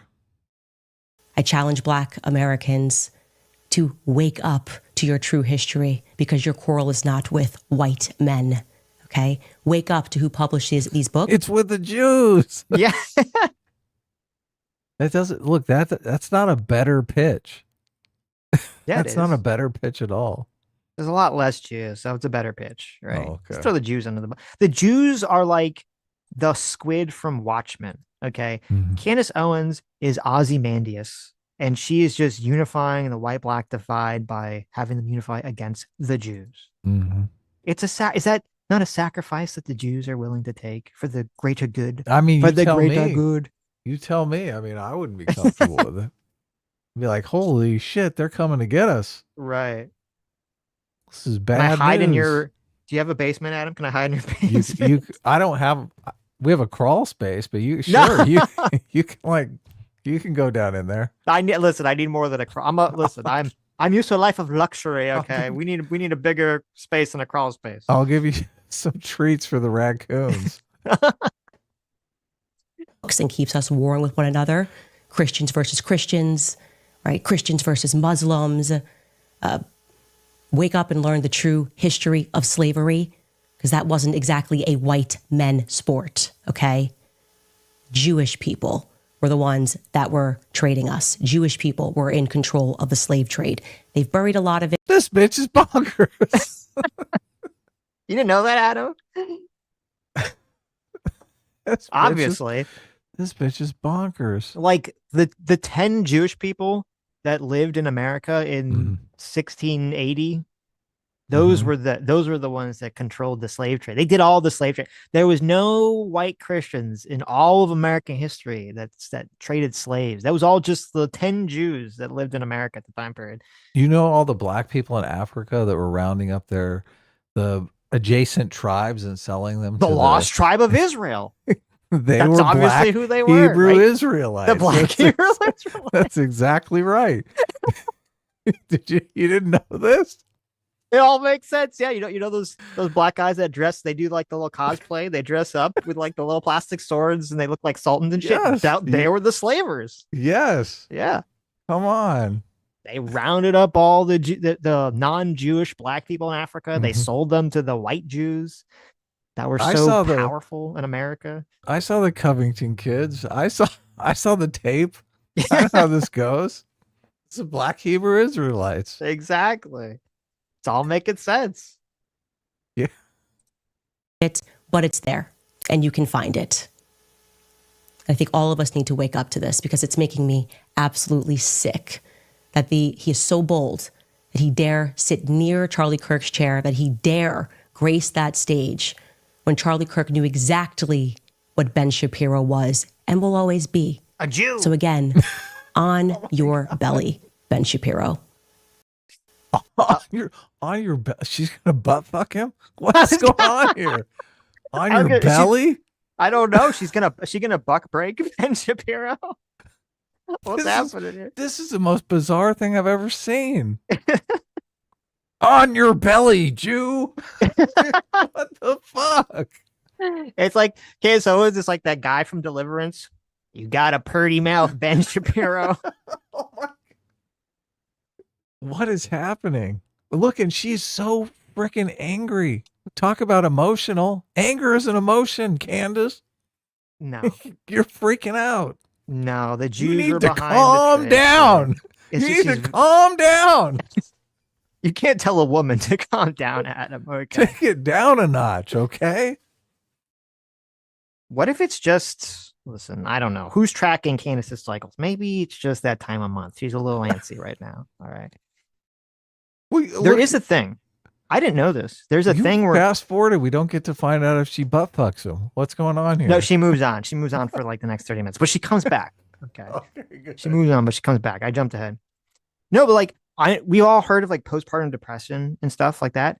I didn't realize that apparently you can have a thing where after, or women, not you, a woman can have a thing where after she's pregnant and given birth, she can basically become schizophrenic where she will hallucinate things. Really? Yes. Don't let her weasel out on the pregnancy, Sitch. Don't let her blame the pregnancy for all this. I'm just saying, No, Candance Owens has don't had a do it. lot of children. Okay. I think she said 4. Yeah. Maybe that fourth one was 4 a little too in much. 4 weeks. Nobody knows how she did it. Right. Maybe that fourth kid was one too many. Okay. She's Right. starting to go a little loopy. She's starting to go a little crazy here. Say, Max, guys, this isn't even the tip of the iceberg in terms of what that man has put me through because I survived. Like literally, it's like that's why I say it's a slave owner mentality. It's very obvious that that's what it is. Why are you hosting 300 people to fire someone? What is that? Here's what she did wrong. Here's what she did wrong. And that's him cracking. She's doing cracking the whip motion with her hand, guys. For those of you just listening, she's illustrating the flogging that she's taking. She's like, yeah, no, she's like, if you've seen the movie Roots or the TV show Roots, she is Kunta Kinte in this. She is Geordie LaForge. Okay, she's like, they're like, your name is Candace. just like she's the like, one who doesn't even flinch because literally F you. Yeah, literally F you. I don't care.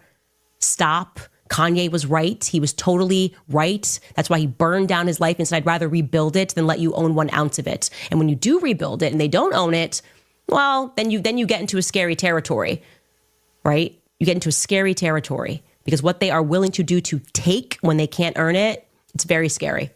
So there you go, guys. Candace says Kanye was right. Yeah. You knew that's what she was thinking. I would love to see Kanye's reaction to all of this. What if Kanye's like, listen, He's Candace. Like, Candace, I went to the rabbi. I'm not doing this stuff anymore. Candace, you got to chill out. Candace, you need to talk to this rabbi. You got to talk to this rabbi and learn the Jews weren't so bad, actually. I was mistaken. You need to chillax about the Jews now, okay? I've moved on. Candace is going to be like, no, Kanye, they got you. And she slaps his You pills. took the $7,000. You just slap his pills out of his hand. Get you on the Jew meds. You got to be free. You're on the plantation. She should put a little whip back there in the background. Yes. Little whip. This is history for your midget horse. And shows us. A KXH writes, they're angry that Candace is intelligent, eloquent, beautiful, and stays beating them at every turn. I am so glad that you spoke up about the racial element of this. You're a role model to us Black women everywhere. Candace, go Max. Yeah, guys, when you Black people just got to learn your history, man. You got to learn. Oh my God. She's going to turn every Black woman in America into a racist anti-Semite. I know. Like a virulent anti-Semite. The next Holocaust is going to be perpetrated by Black women. Oh my God. Well, at least it'll be eligible for an Academy Award, right? Oh. Because the cast like will that. be mostly Black women. You're looking on the bright side of things, okay? At least it's like the girl boss. At least the bombs are being dropped by women. At least the genocide is being committed by Black women. Yeah. Once the minstrel shows, who's behind the minstrel shows, and the truth behind the Jim Crow laws, and oh my God, you guys did all the Jim Crow laws now. Yeah, it was all Jewish people. I don't know if you know this, Adam, but in the South, when they were very racist, all of those plantations. When they I don't in the remember South, that in Django Unchained. Really, Leonardo DiCaprio's character was Jewish. Yeah, he had a little yarmulke. You don't remember? I don't remember that. Actually, no. See, the truth was, that Quentin Tarantino, the renegade that he was, he put a little yarmulke on his head, but then the Jewish studio made them edit it out in post. Oh, it's so sad. You know how they edited out Henry Cavill's mustache for $100 million? They had to spend $100 million getting rid of Leonardo DiCaprio's yarmulke. Terrible. Who, even when you learn about the Klansmen, I mean, the things that happened, and all they had to do was control our textbooks. So yeah, I don't know if you know this, but the Jim Crow South and the Klan, famously very pro-Jewish. Yeah, I was going to say the Klan. The Klan. They were Jewish? I thought they hated Jews. No. That's what Hollywood wants you to believe. Okay. They want you to believe that the Jim Crow South and the Klan was anti-Jewish. In fact, they loved the Jews. Half the Klansmen were Jewish. Okay. They're all named like Finkelstein and Finkelhorn and Israelson. Okay. Obviously. That's why they wore those hoods, because they had to keep their head covered like the yarmulke. Yeah. I don't think Candace really understands the Klan narrative very well. So if you're keeping score here, we have Jews are contract lords. We have Jews really did the slave trade, not white people. We have Jews really did Jim Crow South, not white people. We have the Jews really did the Klan, not white people. White people, yeah. Is it what? We're going to get to a part where Candance Owens will say that Jews holocausted themselves. All right, at this point. What have the Jews not done at this point? And keep us all fighting each other, and you're out here talking about what the white man has done. Who do you think tried to genocide the white man in Europe, right? Yeah, take a look at that. I keep telling you, watch that PBS documentary that they came after me hardcore for speaking about. So now World War II seems like a completely different narrative. Hitler was just fighting back at the Jews who were trying to Holocaust them. Remember when Candance Owens made that weird comment about like, well, Hitler was kind of awesome. What'd she say? Like Hitler would have been good if he just stayed within Germany, right? Right. He wanted to make Germany great again. Yeah. And you're like, you hear that and you're like, okay, that sounds a little sus. Sounds a little weird. Maybe we'll how did he plan on making Germany great again? A credit, right? But then once we have this final piece of the puzzle here, Candance is like, well, actually, you guys don't know this. The Jews tried to genocide white people in Europe. Now, I hadn't heard that before. I had heard that the Jews and other people were genocided in Europe. I don't know how the Jews were planning to genocide white people in Europe. But if you believe that, then it would make sense that Hitler was a hero, right? Because he was just getting rid of the Jews first. It was self-defense of Holocaust. Yeah, obviously. Wasn't the ghetto originally the Jewish area of town? That was the origin of the term ghetto. Well, I don't know if it was a Jewish area. They just shoved them into that area. Oh, okay. What the savage piece? Yeah, those are your ancestors, guys. Yeah, you are European, like white Europeans. These are your ancestors, and with propaganda, they basically mow the lawn. They get you as white men to sign up and agree to murder white men on the other side of the world. It's white men murdering white men, and for different reasons being propagandized. I've only heard that mow the lawn term from Bibi Netanyahu. Kind of funny that she uses it here. Well, that's why she says it, yeah. Oh, really? I'm assuming that's why she would say it. Wake up. Like, we all need to wake up and lock arms against sheer evil. And the military-industrial complex is sheer evil. And the psychological games they are playing with people, they're playing on people is sheer evil. What Charlie was going through in the end, because of Jewish donors threatening him, I'm going to take everything. If you even let Tucker speak over speech, is sheer evil. It's despicable. Somebody should apologize for it. Instead, I mean, next to Jim Crow, not letting Tucker speak seems kind of mild, to be honest with you. Jews have significantly had their power downgraded, Adam. Okay. Because let's look at the timeline. All right. So first we have Jews run the largest slave trade in the world. Okay. Yeah, that's probably the worst, right? Right. Then we have Jews try to genocide all of European white people for some reason. Okay. Oh, and then that's worse than the slavery, obviously. Right. Genocide. But then we have like Jews start the Jim Crow South. Right. Yeah, that's probably third in line. Right. And then we have the Jews are trying to pressure Charlie Kirk into deplatforming or into not allowing Tucker Carlson to speak at Turning Point. A significant downgrade in power. Wait, really? You know what? The Jews have really fallen in power. They have, yeah. It's like they're falling apart. Yes. It's terrible. Can't even get Tucker deplatformed. No. They could start, the Jews could start an entire world war but they can't get Tucker off of X. What if, God, How the Jews lame really is suck that? now. I 'Cause know. technically they assassinated Charlie Kirk just to get Tucker deplatformed, and he still spoke at AmFest. You're right. Why didn't Didn't the even Jews work? Why didn't the Jews take out Tucker or Candace? Why'd they take out Mhm. Charlie Kirk? Doesn't really make a Yeah. lot of sense, does it? No, it's upside down world. They go, we'll buy our way, and Benny will sit near Charlie's chair, and we'll pretend he was his friend. We can just buy everything.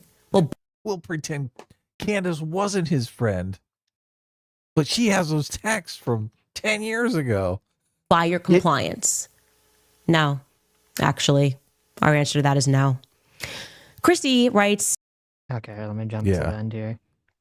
Yeah, she makes this claim. She makes this claim that someone from Turning Points USA told her that Ben Shapiro said that he would pay Turning Points USA a lot of money in order to speak at Turning Point USA events. I was like, why? That's okay. and I was, I extended every courtesy, you guys. I extended every courtesy. My husband really said, let's do the Christian thing. But I realized you can't really do the Christian thing with people that hate Christ. It doesn't work. The Christian thing doesn't work with people who hate Christ. So if you're a good Talmudic Jew, as he always says, he's a Talmudic Jew, you will understand once you get what's in that Talmud, exactly what he means and exactly what he thinks about you. It's important that you understand that. See, guys, you can't, like, if you're talking to Jews, they don't believe in Christ, so obviously you just gotta, like, kill them. You can't do the Christ Oh thing my because, you know, God. they don't believe in Jesus, so you can't treat them like humans, essentially. They're gonna contract lord you. They're gonna whip you. They're gonna put you back in chains. They're gonna genocide you with World War II. Yeah. Who told who to get on their belly, though?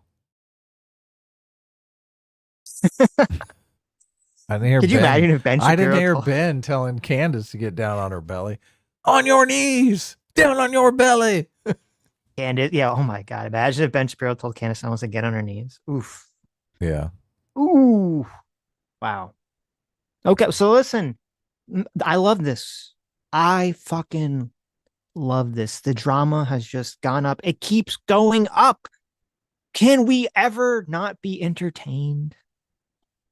Well, Candace isn't incentivized to keep pressing on the gas here. Yes. So I don't know how this ends. I don't know how it burns out, but it's kind of insane. Well, obviously it's going to burn out with Brigitte Macron's hit squad taking out Candance Owens to make sure that the truth isn't revealed about her penis. Well, they're worried about that, but yeah, I think wrongfully. I don't think that's actually going to happen. Is there any sort of, you know how you talk about climate change? Like, just since I said climate change, we're going to have a little tag under our video. Macron's penis tag. Yeah. Well, is there anything for any of this? I mean, she's throwing out a lot of shit here. I don't know.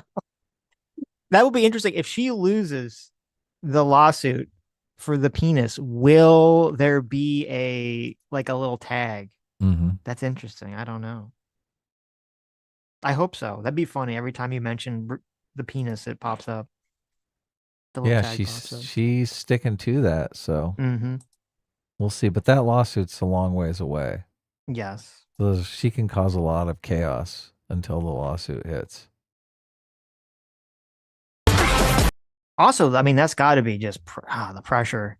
Her lawyers can't be telling her good news about that lawsuit every day. Her lawyers, they better be charging $2,000 an hour for this shit because yes. I mean, she creates more work for them every day. They're loving it. How does she not? They're loving it. Okay. The Jew Lord, Ben Shapiro, wants to enslave the blacks. We got some big super chats. We got to read some super chats. I will. No. Oh, no? I said, read them now. Oh, I'm in charge now. I tell you to read them. You can't do that because I'm the Jew. Oh, yeah. I'm in charge, obviously. Do it up. J-Mac, thanks so much. A surrogate father Daddy J-Mac for $50 says, I was there, Gandalf. 4 days ago, I was there. I had a lot of fun, actually. I met Officer Tatum, Vivek, and Riley Gaines. Really? It was interesting talking to a lot Wow. of the people there. You got to meet Officer Tatum. Yeah, look at that. If I met J-Mac Officer Tatum, I would ask him immediately, Officer Tatum, how do you feel about the fact that if you died right now, Candance Owens would be grifting off of your dead body? How do you feel about that? That's what I'd ask him. If Officer Tatum was killed, yes, Candance Owens would be saying, she'd be saying very strongly. She would be saying Jews Israel killed him. Yeah. Yes, the Jews. And he is very him. pro-Israel too. Officer Tatum is, but Officer Tatum is standing by Candance. Looks at her like a sister, like an autistic, retarded, crazy sister. So mean. Yeah. You're so mean, Adam. How dare you? Well, you know Jason, that's what he thinks. Come on, let's be honest here. Yeah, of course. Jason Morgan for $20 says everyone should watch Cam Higbee debate the veteran survivor from the USS Liberty, who Candace had as a guest on her pod to push the anti-Israel narrative. Cam has the guy making wild shit up by the end of the conversation. Ha ha. We should check that out. Yeah. Yes. J-Mac for another $20. Thanks so much. J-Mac says Ben did not get booed to any large degree and got standing ovations. I got that shit on film. Look at that. Oh, nice. Nice. Look at that. That's what I want to hear. See, J-Mac for another $20. Thanks so much. Says, I'm going to take you guys next year and we're going to do some Sitch and Adam show live reporting. Have Sammy G get her best USA themed cosplay ready. That would be great. Correct. Actually, yeah, because when we should have gone this year, because is it always in Phoenix? Phoenix is way closer to me. So yes, because actually when J-Mac was sending us pictures, Sammy just looked at me and she was like mad. She's like, why aren't you there? Why the fuck aren't you there, Sitch? Okay, you should be there. And I was like, you're right. I should be there. Did she really? I should be. You're completely correct. You make her sound scary. She's Latin. Of course she's scary. Okay. She's terrified. No, I'm just kidding. Let us know if you're in trouble. Will you blink twice? Yeah. She's got the chongla. J-Mac, our circuit $550. Thanks so much, J-Mac. Oh, God. Says to paint a picture of how many people were there today, there was a line of VIPs who couldn't get into the main session hall that seated 30,000 people. They were only letting executives like me, look at J-Mac, in for seating. I understand why Shu had such a fun time. Wow. Shu went last year? Is that what happened? I guess. That's great. Yeah, J-Mac was sending us a bunch of pictures. We had a little DM thread going, and it did look like a lot of fun. And I got to admit, I was very jealous. You were very jealous. It looked like a lot of action. So, Wind Traveler for $20 says, you see how low IQ anti-Semites claiming to have read and understood the entire Talmud and then proceeding to talk about it like it's part of the Jews' biblical canon, not realizing how obvious their lies is. LOL.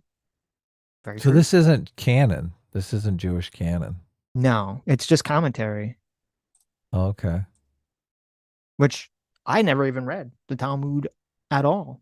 In my little Hebrew school. You didn't have to read at your bar mitzvah? How would your mom feel if they pulled out the Talmud for you to read at the bar mitzvah? And they gave you some of the really crazy shit. Probably wouldn't be very happy about that. No. Okay. Now we're moving on to Megyn Kelly. Megyn Kelly talking to Jack. I don't know, I can't speak. Megyn Kelly talking to Jack Posobiec at Turning Point USA AmFest. It's really just Jack Posobiec being, I guess, the facilitator of the conversation. I don't know if he really says much. Movement that we've seen since the death of Charlie. I mean, there's a rift, but it was starting even before we lost Charlie, and it revolves around Israel. There just is. It's gotten worse without him. He was helping us navigate it. And this is another area in which I miss him so much because I feel... Does it not seem obvious to you that her head is gigantic? I mean, you see her whole body there, right? I'm trying to have a conversation, Adam, with you about the issues. I know, Okay, I know, about the I know. facts, But it's just about the issues, about what's important. And you got to spare her appearance. I mean, her with body is like a aspersions. little marionette body, and her head, You jerk. it's ginormous. With your asparaguses aspergering. Look, Okay, talking about her giant head. Obviously, Megyn Kelly is commonly perceived of as very beautiful, right? She's a very beautiful woman. have you But seen? Look at that head. Have you seen the movie Unbreakable, Adam? I have, yeah. Okay. Is this going to be about her birth? Do you know how the movie Unbreakable? If you haven't seen it, okay. I wonder if Hassan and her head were like switched at birth. You stole my joke, you bitch! Did I really? I was gonna say that just as Bruce Willis was unbreakable, so Samuel Jackson had to be breakable. Just as Hassan was born with a tiny head, Candance Owens absorbed all of Hassan's head energy for herself. Megyn Kelly, but I get it. Yes. Yes. Yes. Yeah. Megyn Kelly absorbed all of Hassan's head energy, and that's why her head is large and his is small. Okay.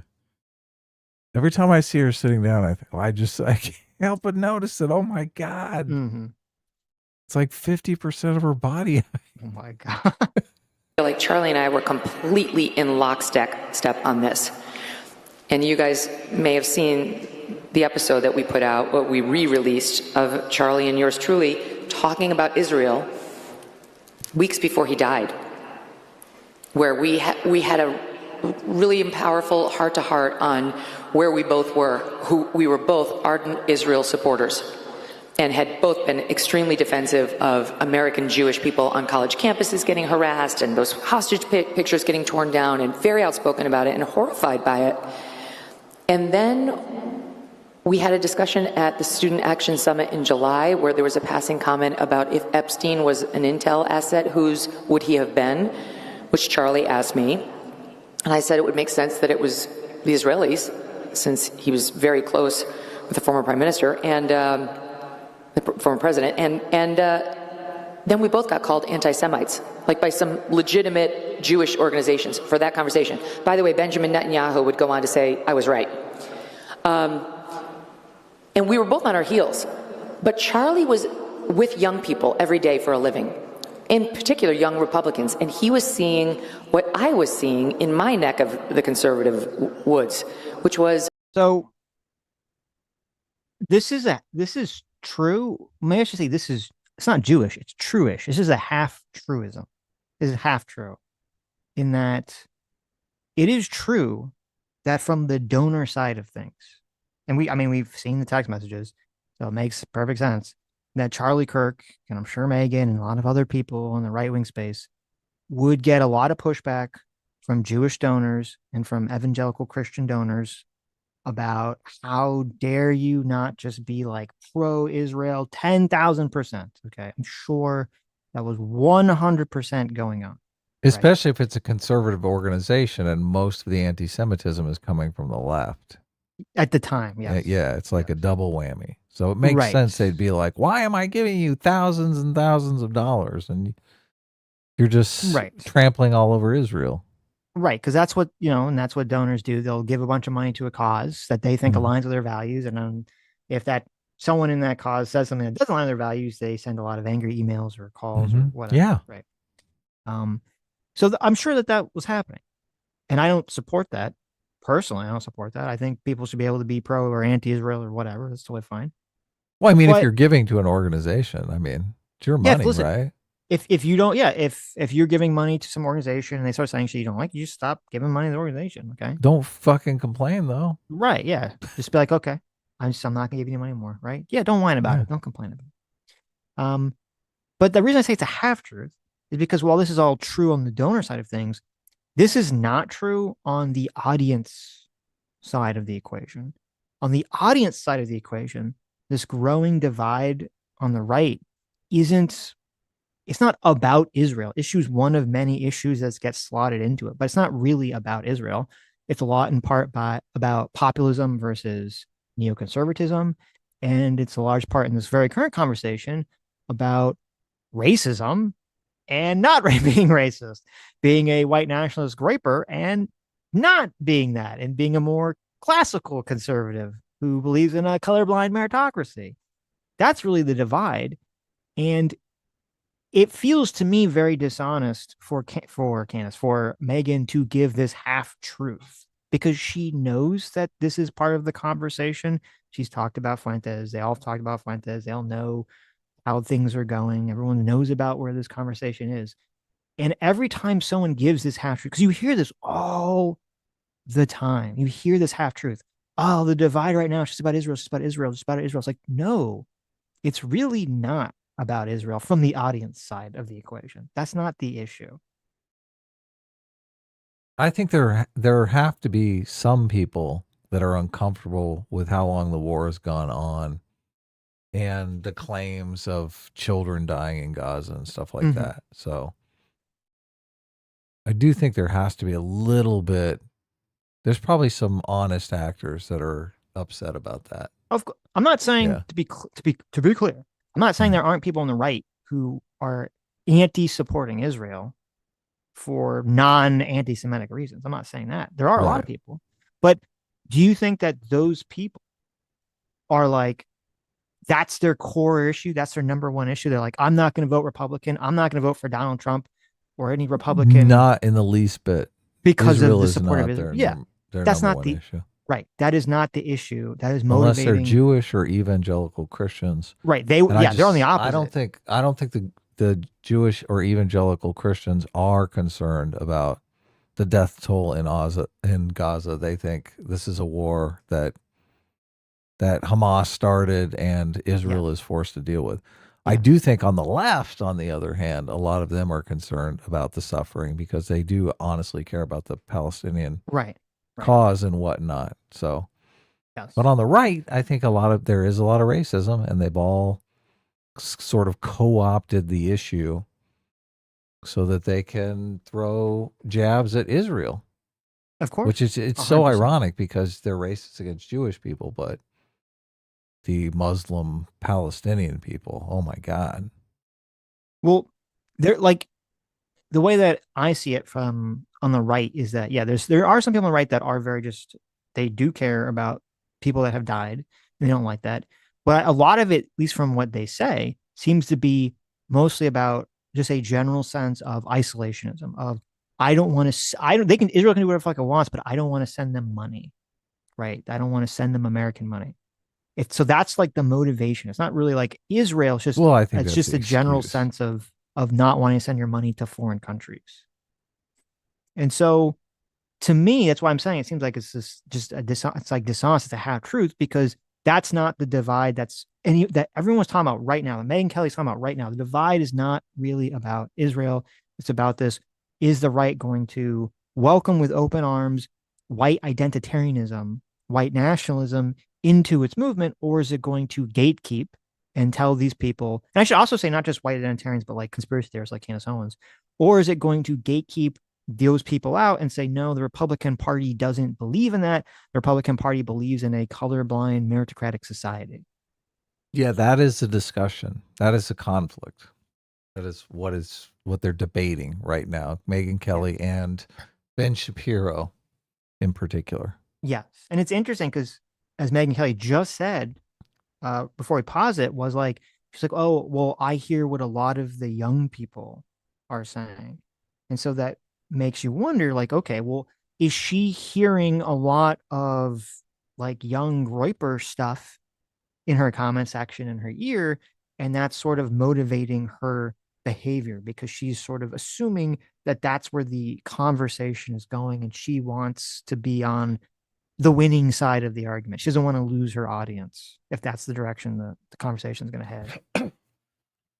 If we weren't giving one penny to Israel, and Israel said, we're just going to take over Gaza, we're basically going to ethnically cleanse the whole area, and it's going to become part of Israel, do you think the same people who are complaining right now would shut up because we're not giving any money to Israel? The people on the left, or no, the people on the right. The people on the left would do left and right. Go ahead. The people on the left would scream bloody 10 murder, times louder. Obviously. I think a lot of people on the right wouldn't care. It's okay. They'd just be like, okay, it's none of our business. Right. Yeah. Well, there's a racist element that I don't think would do that because they just want to throw jabs at Israel. They'd be like, oh my God, Israel's doing a genocide. They'd still do all the same things. They'd be like, oh, I told you, look at these Jewish people. Can't be trusted. The Fuentes crowd, when they talk about how horrible it is that Palestinians are dying, they don't care about the actual Palestinians dying. They're just using that as a talking point to try to get people on the anti-Jew side of things. Yeah, I think that's a lot of it. Yes. And I do think a lot of people on the left just are like, oh yeah, they're saying reasonable things. Yeah, they're saying things that you perceive of as reasonable, so that you'll call them reasonable.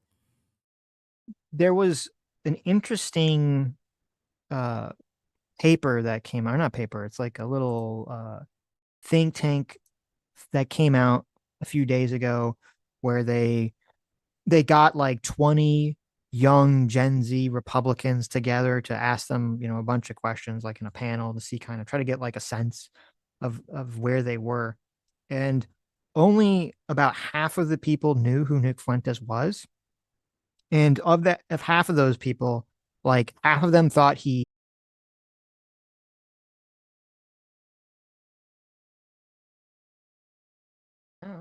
like an hour. How's okay? Sammy doing? Oh, she's doing okay. Did you hear her? I will be calling the internet company tomorrow, Okay.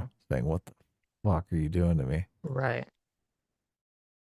Anyway, you were making an excellent point.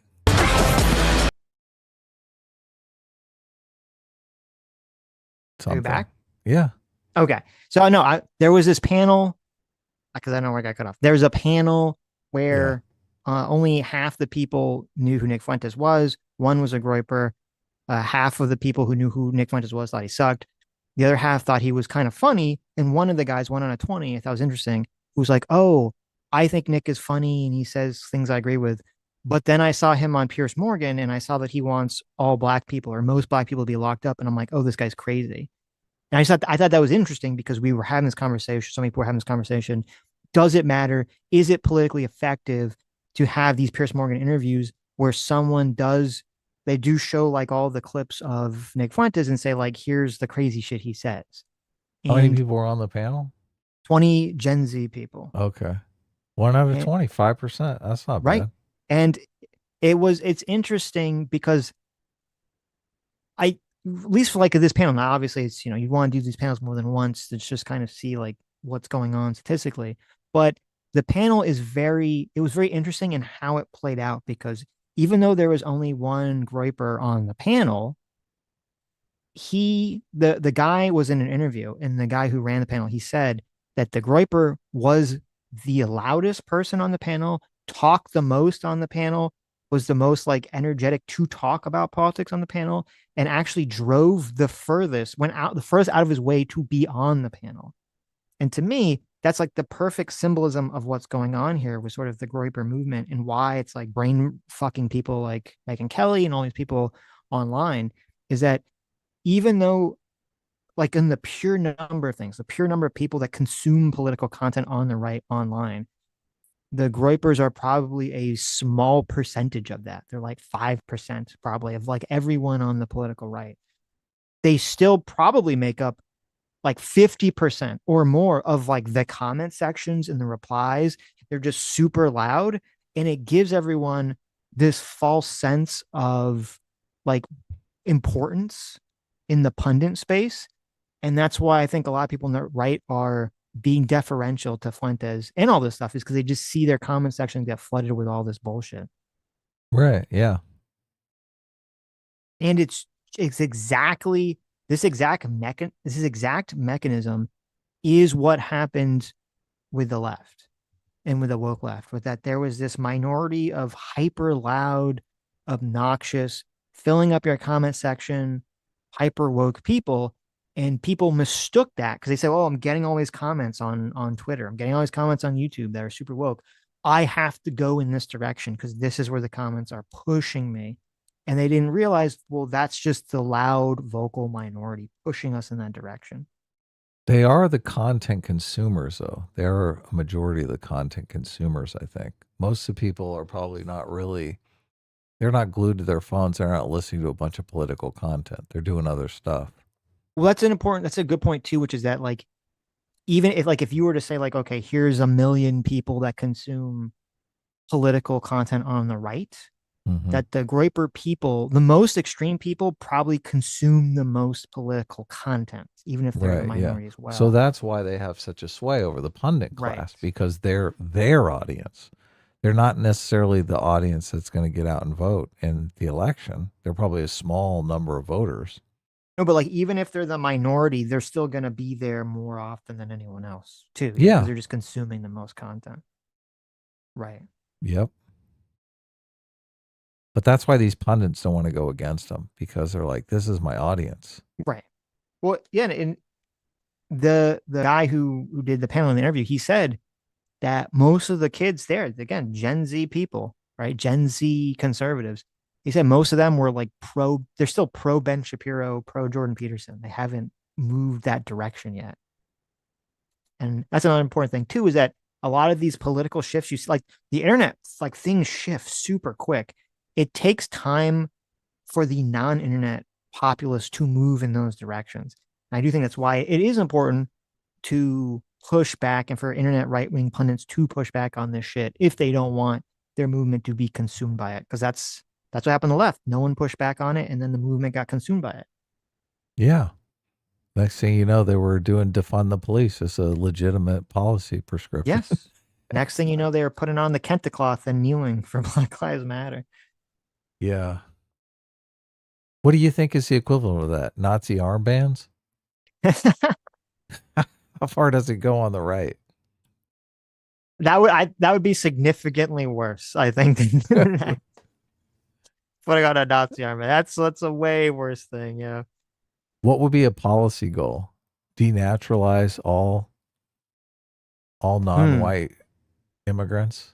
That would be interesting. Yeah, trying to denaturalize people for that reason, for like a racial reason or something. Yeah.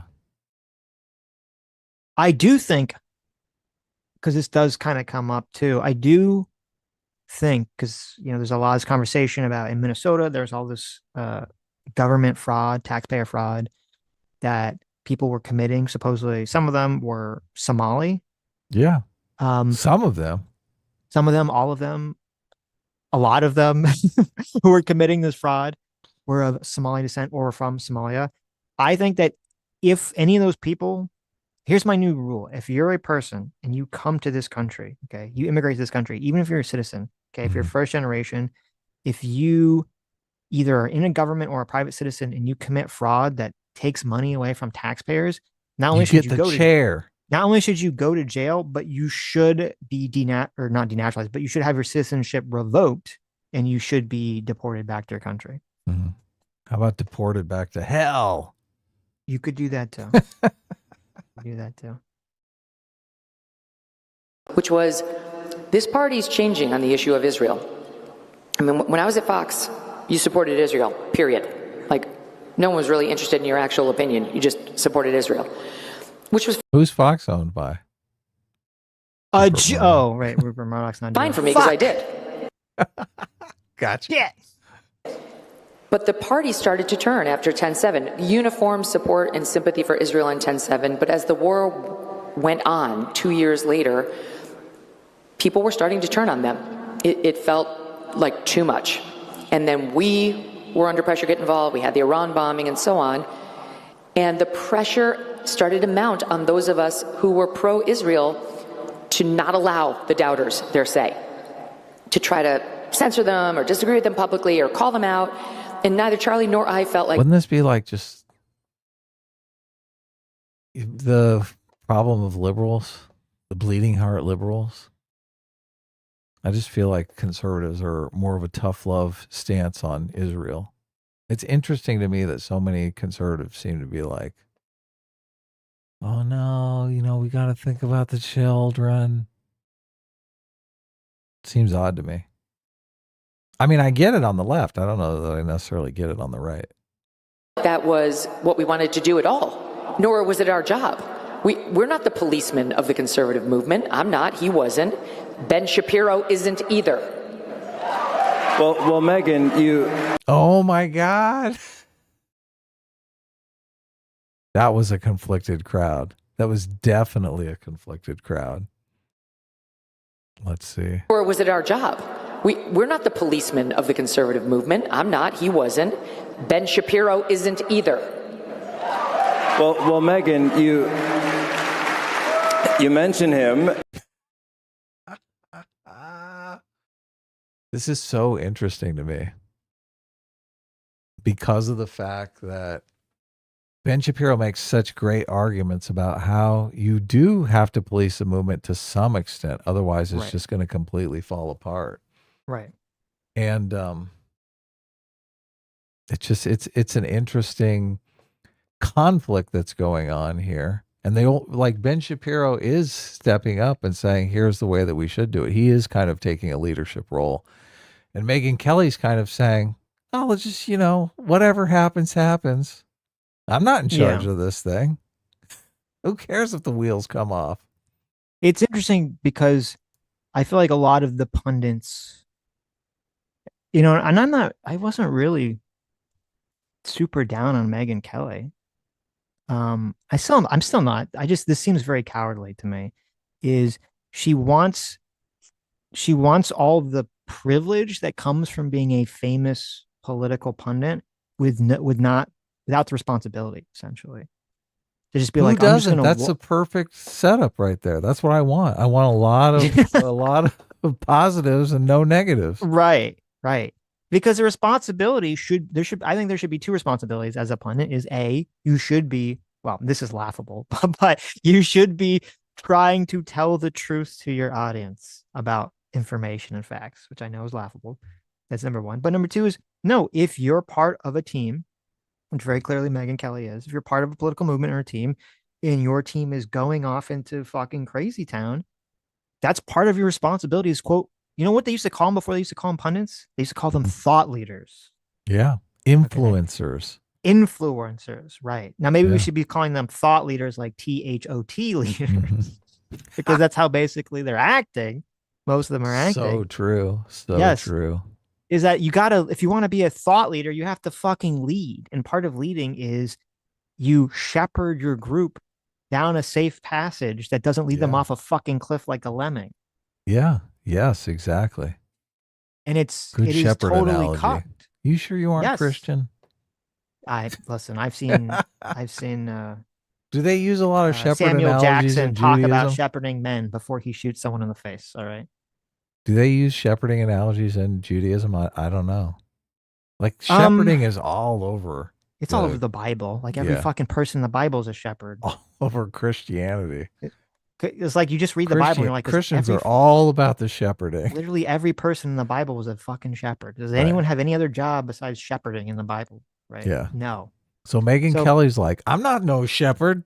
Yeah. I just got my nails done. Exactly. Because if you don't gatekeep, then you don't have a movement. If you don't build a border around your movement, it doesn't exist. If there was some big amount of pedos that were like becoming prominent, we want to be part of the conservative right? movement. Like, could you fuck you? Could you imagine? Now, here's the thing: there is a faction of the very far left that is against the age of consent. That's pro pedo, and they have bizarre ideological reasons. Oh yeah, the libertarians, those crazy pedo libertarians. I wouldn't even besmirch the name of libertarians by associating them with them specifically.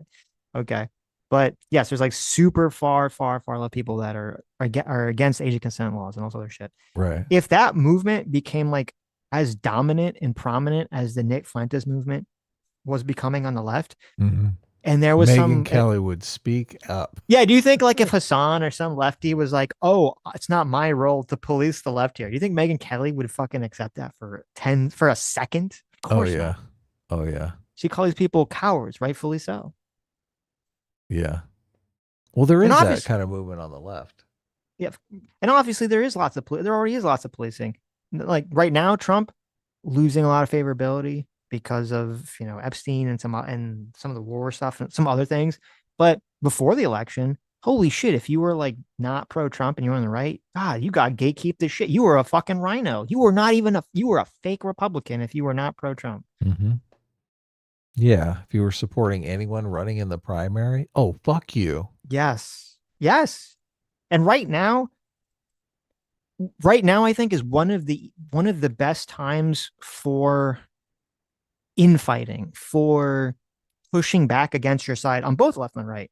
It's because as you get closer and closer to the election, especially a presidential election, like the infighting goes away because everyone has to unify, right? Like, like in the next presidential election, okay, in 2028, like a lot of this infighting is going to disappear. There's going to be a lot of unifying, right? So, but it's good that's happening now.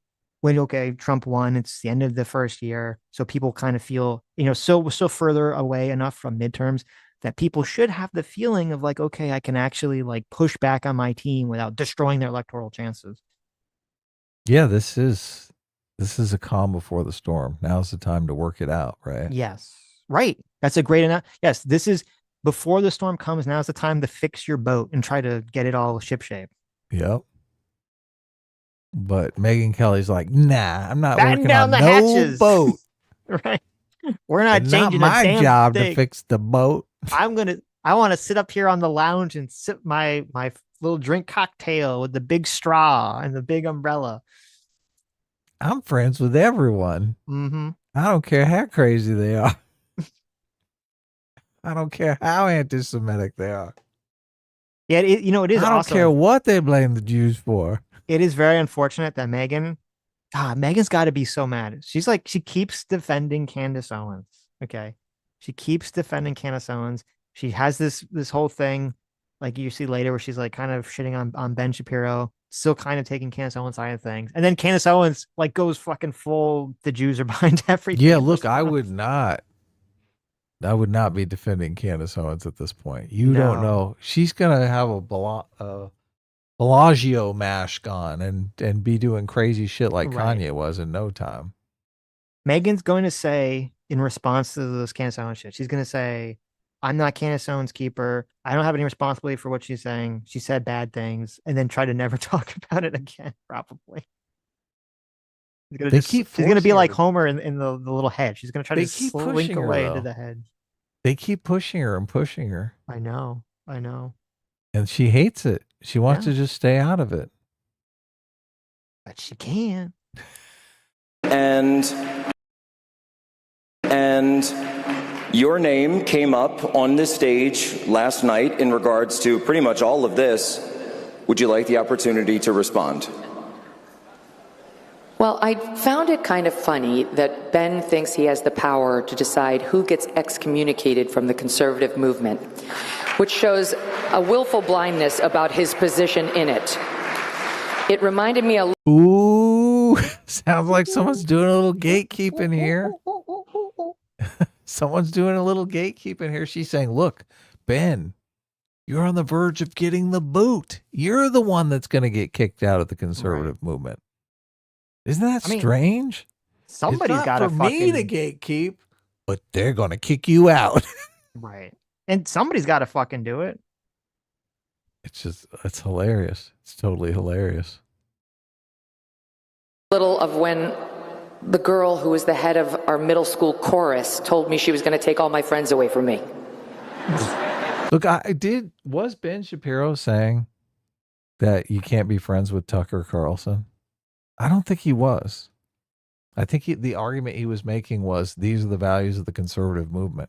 And people who abide by those values are in the conservative movement, and people who don't aren't. Mm-hmm. He's not saying don't be friends with them. No. Chorus? Like head cheerleader maybe, but like... So I resent the whole thing. I object to the whole thing. Ben and I, he had the nerve to call me a friend right before he called me a despicable coward for not calling out the people he once called out. So he both wants to parent me and be my child. He wants to tell me what I have to do and who I have to say what to. And then when I don't, he and some of his friends want to act like utter victims because I won't do what they say. They need me. I have to be their daddy and step in to protect them. This is such bullshit. This is so weak. All she has to do is tell us her opinion on Ben's argument. Yeah. All she has to do is agree or disagree.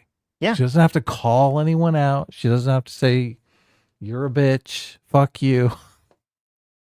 Right? Does she agree or does she not agree? Yeah, if she said, I agree with Candace. If she said that she thinks that Candace is correct and all this shit is true about the Egyptian planes and all this other retarded crap, right? Then, okay, you could disagree with that, but she'd have a fucking opinion. They could say, all right, well, we now know where she stands. We think that that's a crazy and stupid position. But she's not. Does she agree with Ben Shapiro on what the values of the conservative movement are? He laid them out very specifically. He said there are these 4 things, which, look, I'm not a conservative, but you could weigh in on those values specifically and determine whether or not Candace is following those values or Tucker Carlson is following those values. It's an objective exercise. Right. Right. Why doesn't she? What's going on? Because she wants to do the whole like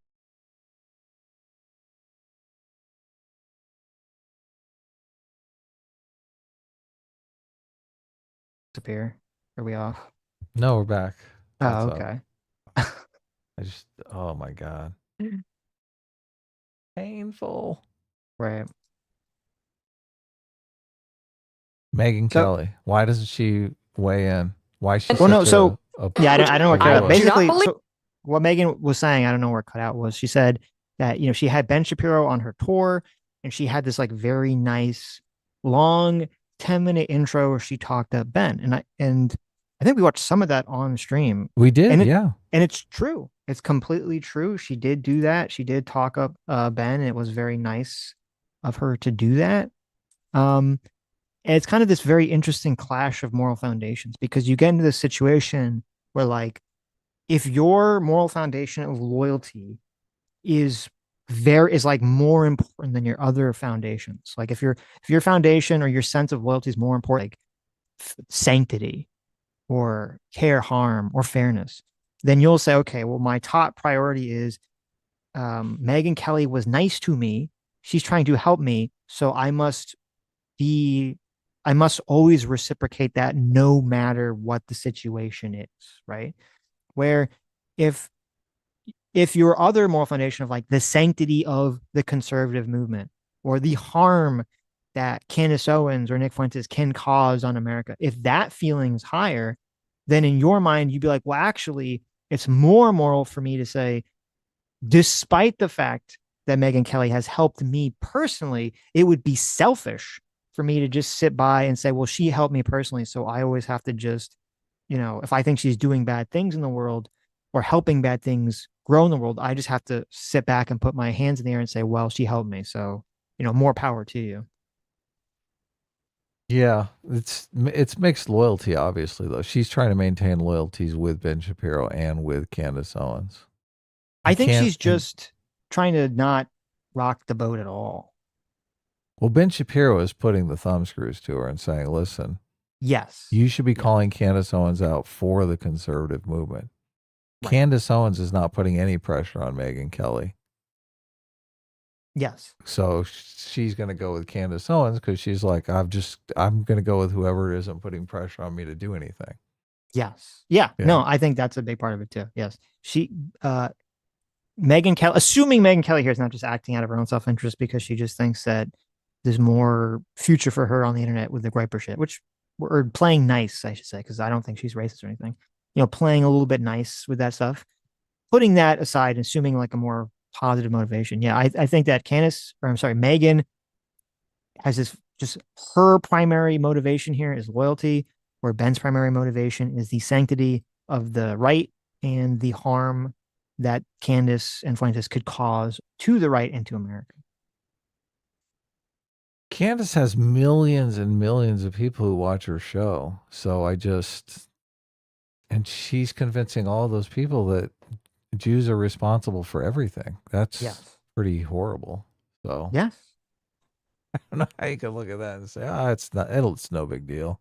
It is fascinating. Did you see, there's that clip that actually came out, I think it was Tucker's speech here, where he made that weird comment, talk about like you're hyper fixated on loyalty. He made that comment about like he wouldn't denounce his brother if his brother murdered somebody. Really? And wow. Yeah, and he said it like positively. And people's reaction was like, he's like, well, he's my brother. I'm not going to denounce him. People were like, really? If your brother wrongly like murders someone, you're not going to denounce them? You're just going to be like, oh, well, he's my brother, so I guess it's fine. It's a very, and actually even interesting, too, people pointed out that's kind of like a, kind of a lower class mentality. And that actually, Yeah, that it's came very up. tribal. Yeah. I don't know if you That's remember. very This, third world. this came up like 2 years ago, I think, or a year ago, in one of our conversations we had with Carl, where he made this point about how like white culture meant that you would turn in your family members and relatives if they commit crimes. Yeah, I do remember that. And I thought it was funny to see Tucker Carlson on stage say the say the opposite of that. Well, all this in the context of Charlie Kirk, who the killer was found because his family turned him in. Yes, and someone pointed that out. Yes, exactly.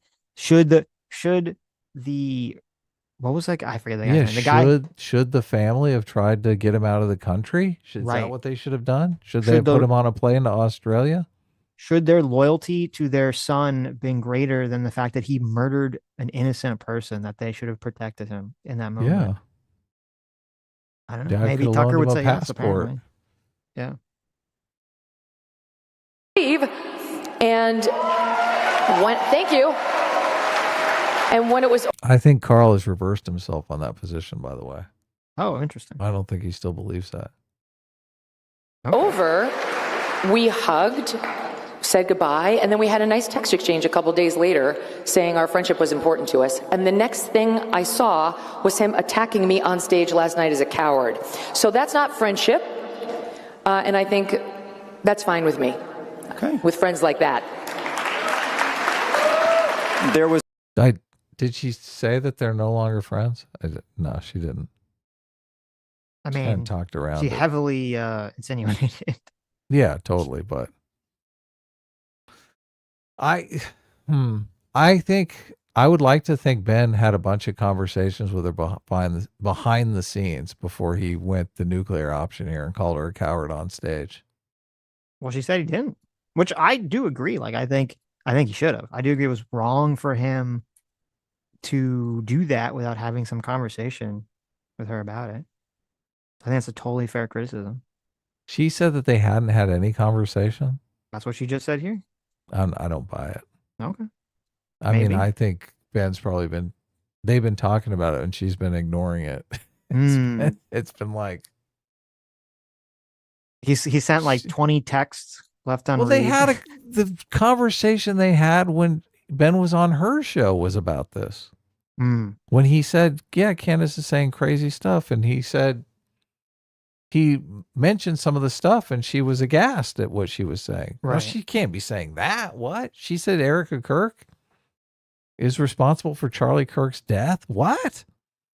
Of course, Candace lied about it, but you can go and look at the clips. There's a bunch of clips of her implying that heavily. So. Yes. But then, and there was also the wrinkle, I guess, too, that probably plays into all this was that, yeah, Ben was like, tells Megan, oh, Candace is saying that Erica Kirk is involved. And then Megan goes, what? And then Megyn Kelly later says, that wasn't true. Ben Shapiro lied to me about that. Yeah, look, they've had plenty of back and forth about this. This isn't like, this didn't come out of nowhere, calling her a coward, right? Yeah. They've been talking about this constantly. You've had conversations with people where you've said, we talked about that. And they're like, no, we didn't. We never talked about that. That's exactly what she's doing here. Of course. It's like, we never talked about this. Megan, I called you a coward 6 times. I have the texts. There was also some response where it seemed like that call was being co-signed by the new head of CBS News, Barry Weiss, and I wanted to know if you wanted to respond to that as well. So it's a similar situation with Barry. None of this is about them calling me out for anything I've said or haven't said, or it's certainly not about Erica Kirk, as Ben tried to make it sound last night. It's about Israel. Those two are very ardent Israel activists, which is fine, but they don't get to dictate how the rest of us feel about Israel or what we do with respect to our friends and our friends' opinions on Israel. And I would, this came up in the PF Young conversation where he said, I think there's truth to this. He said, you need to take the strongest argument of the other side, right, in order to dismantle them. And so it's kind of in response to the Groyper shit. You need to take their strongest argument. So it'd be like, being anti-Israel, it would be pushing back against the racism against white people, and, blah, blah, blah, blah, blah. Which I don't disagree with any of those things. If you morally are in that side of things and you don't agree with Israel, what they're doing, or you don't, agree with being racist against white people, which I hope you don't agree with that. But it's weird that perception is completely one-sided. The conversation is completely one-sided. There's never the conversation to like Megyn Kelly and like, well, why doesn't she do the reverse of that? Why doesn't she say, oh, well, I'm going to take their strongest arguments and say, yeah, I'm against supporting Israel, but I also am against all the horrible, anti-Semitic racist shit that's also going around on this sphere of the internet. Why isn't she ever do Good question. That's a great question. What do you think the answer to that is? I'm just asking questions, guys. What do you think the answer is? I'm just asking questions because every time she says this, oh, it's all about Israel. It's all about Israel. Again, half-truth. Why does she keep telling the same half-truth again and again and again? She just wants to go to Tucker's holiday party. That's what it's all about. I heard he does. I heard he does demon tricks at those parties, right? Does he shows he everyone. Really? No yeah, he way. like pulls off his shirt and he has them summon a demon, and you get to see way. like the claw marks like appear on his skin in front of everyone. Right? Sitch is a big fibber. You've never done that? The claw mark? The claw mark game? No. There was this. I'm not even joking. Okay, maybe we were summoning demons. I wish I could remember it. In summer camp, we little Sitch, okay, we would play this little game. It's called Cat Scratch Fever. I don't know if anyone's ever done this in the chat. Oh, were there girls involved in this game? There were no girls, sadly. Oh my God. Involved. There should have been. This actually, if I was smarter, I was like a little too young. Like this is like before girls, okay? This would be the perfect fucking. When was that? I know. Adam was 5 years old, like trying to mac on his about? babysitter. Okay, I forget. I was making out with the babysitter when I was 5. Okay, on. this is like pre-pubescent Sitch who still thinks girls are icky, right? Oh, okay. This actually, this would have been the perfect way to like rope girls in, because everyone knows like girls love fucking astrology and ghosts and spirits and all that other shit, right? There was like this crazy game that we would play where you would tell. It was so weird. One person would sit down and you would tell the story about how they would keep seeing a cat, and every time they would see the cat, they would feel deeper and deeper claw marks on their backs, and it'd get more and more traumatic. At first, it's just a little scratch, then it like starts to hurt, and then you start bleeding. You just like explain the story, and every time you would say that they got scratched, you would say the words "cat scratch fever" and kind of like oscillate between their ears while you're telling the story. Okay, and at the end of the story, you're like bleeding and dying because you have such bad cat scratches on your marks. Now you're saying, if you've never done this, you're like, what the fuck is the point of this? Okay, the point of this, and I swear to fucking God, this was insane. We did this in summer camp. Every single fucking person that we did this to, after you told them this story, they would lift up their shirt and their back was crisscrossed with marks that look like scratch marks. It's kind of like, when you fall asleep on like a shirt that's wrinkled and you have all those marks on your back. Yeah, I've seen that. It would look like that. It was so crazy. It was a total like. And there was like, they weren't lying down for this? No, they would. Oh, no, you would have them sit. Because you're right. Yeah, if you were lying down, it could be true. No, you'd have them sit up. This is bullshit. No, it's true. It's true. It was it was not a demon. It was obviously like a placebo effect thing going on, right? Yeah, but come on. I thought that was so fascinating. Like young Sitch, like holy shit, the placebo effect was so powerful, because I'm pretty sure I knew about the placebo effect when this was happening. Like the placebo effect was so powerful that people were like causing these little like marks on their back. Someone was you were the mark, and someone was messing with you. Okay. That must have been it. They were scratching each other's back and freaking you out. I was there. I was sitting. There's no like trickery. I'm just sitting there in a room when they're doing it. Mm-hmm. There's no way you could do that. Mm-hmm. I'm telling you, chat, don't listen to the skeptics. Okay. Could they scratch each other's back beforehand, before the exercise even begins? This really happens. Okay. They set you up. And also I'm telling you, this would get the girl. J-Max, it sounds like Tucker's demon story.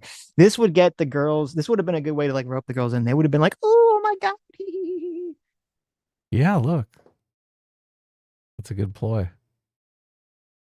Tell you, Barry Weiss wants to couch herself as Erica's protector, Erica's defender.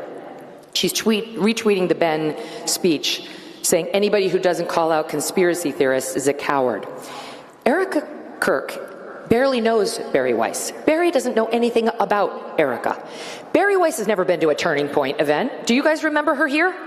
Standing up for what we believe in when Charlie was alive? All of this gatekeeping. Oh my God. What if Barry Weiss wants to be part of the conservative movement? Why are you gatekeeping? I thought we weren't gatekeepers here. The fuck?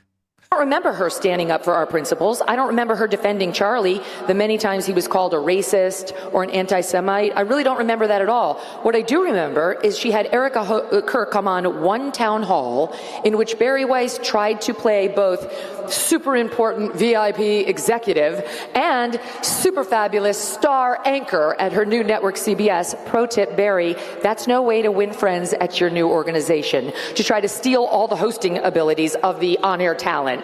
So good luck with that.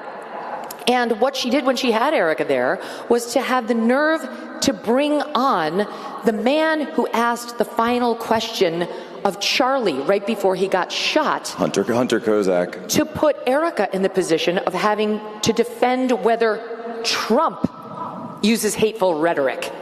The nerve. I'll just... Did any of that answer the question?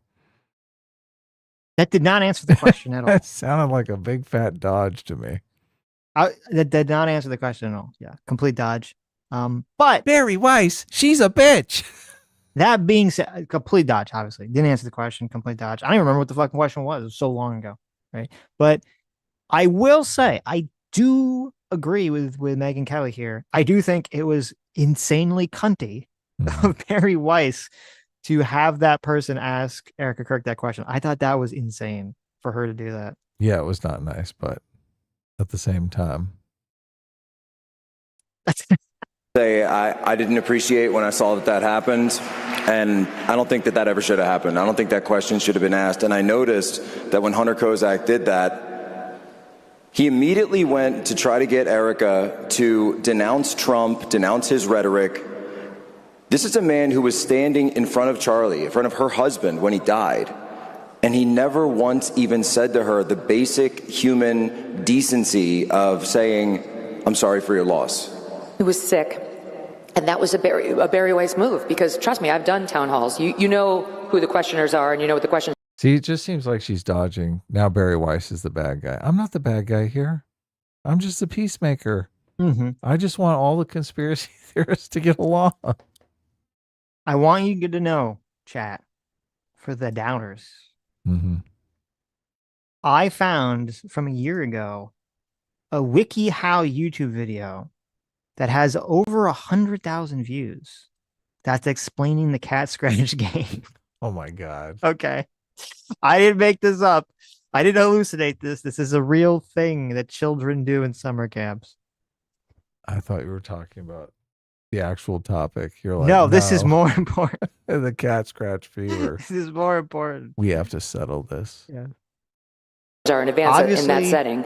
So she knew it was coming. An in-person show where I do a face reveal and I do cat scratch fever to add to see if it works. Okay. You're not scratching on my back. Okay. You're not going Tucker Carlson on me. You love it. And she thought it was appropriate to have Charlie's widow answer for Trump's violent rhetoric. I'm sorry, that's disrespectful, and I will not be taking any lessons from Barry Weiss in how to treat Erica or anyone else. All right. So Barry Weiss was saying that we need to call out these anti-Semites, and you're a coward for not policing your own movement. Yeah, but have you considered that Barry Weiss is gay and cringe? Fake and gay? Yes. Well, look, she makes a compelling argument then. And she's stealing all of the jobs from the on-air talent. Which, I mean, Barry Weiss was on-air talent at the Free Press, which they bought for $150 million. Can you imagine that, Sitch? Getting the check for $150 million. Holy cannot. fucking shit. That's a lot. Since we're spilling all the tea tonight. Tea I did not want spilled, for the record. I kept my powder dry Hey, until they I was said I attacked could interview publicly. you, so I'm asking all the questions here. We're turning the tables on Megyn Kelly for once.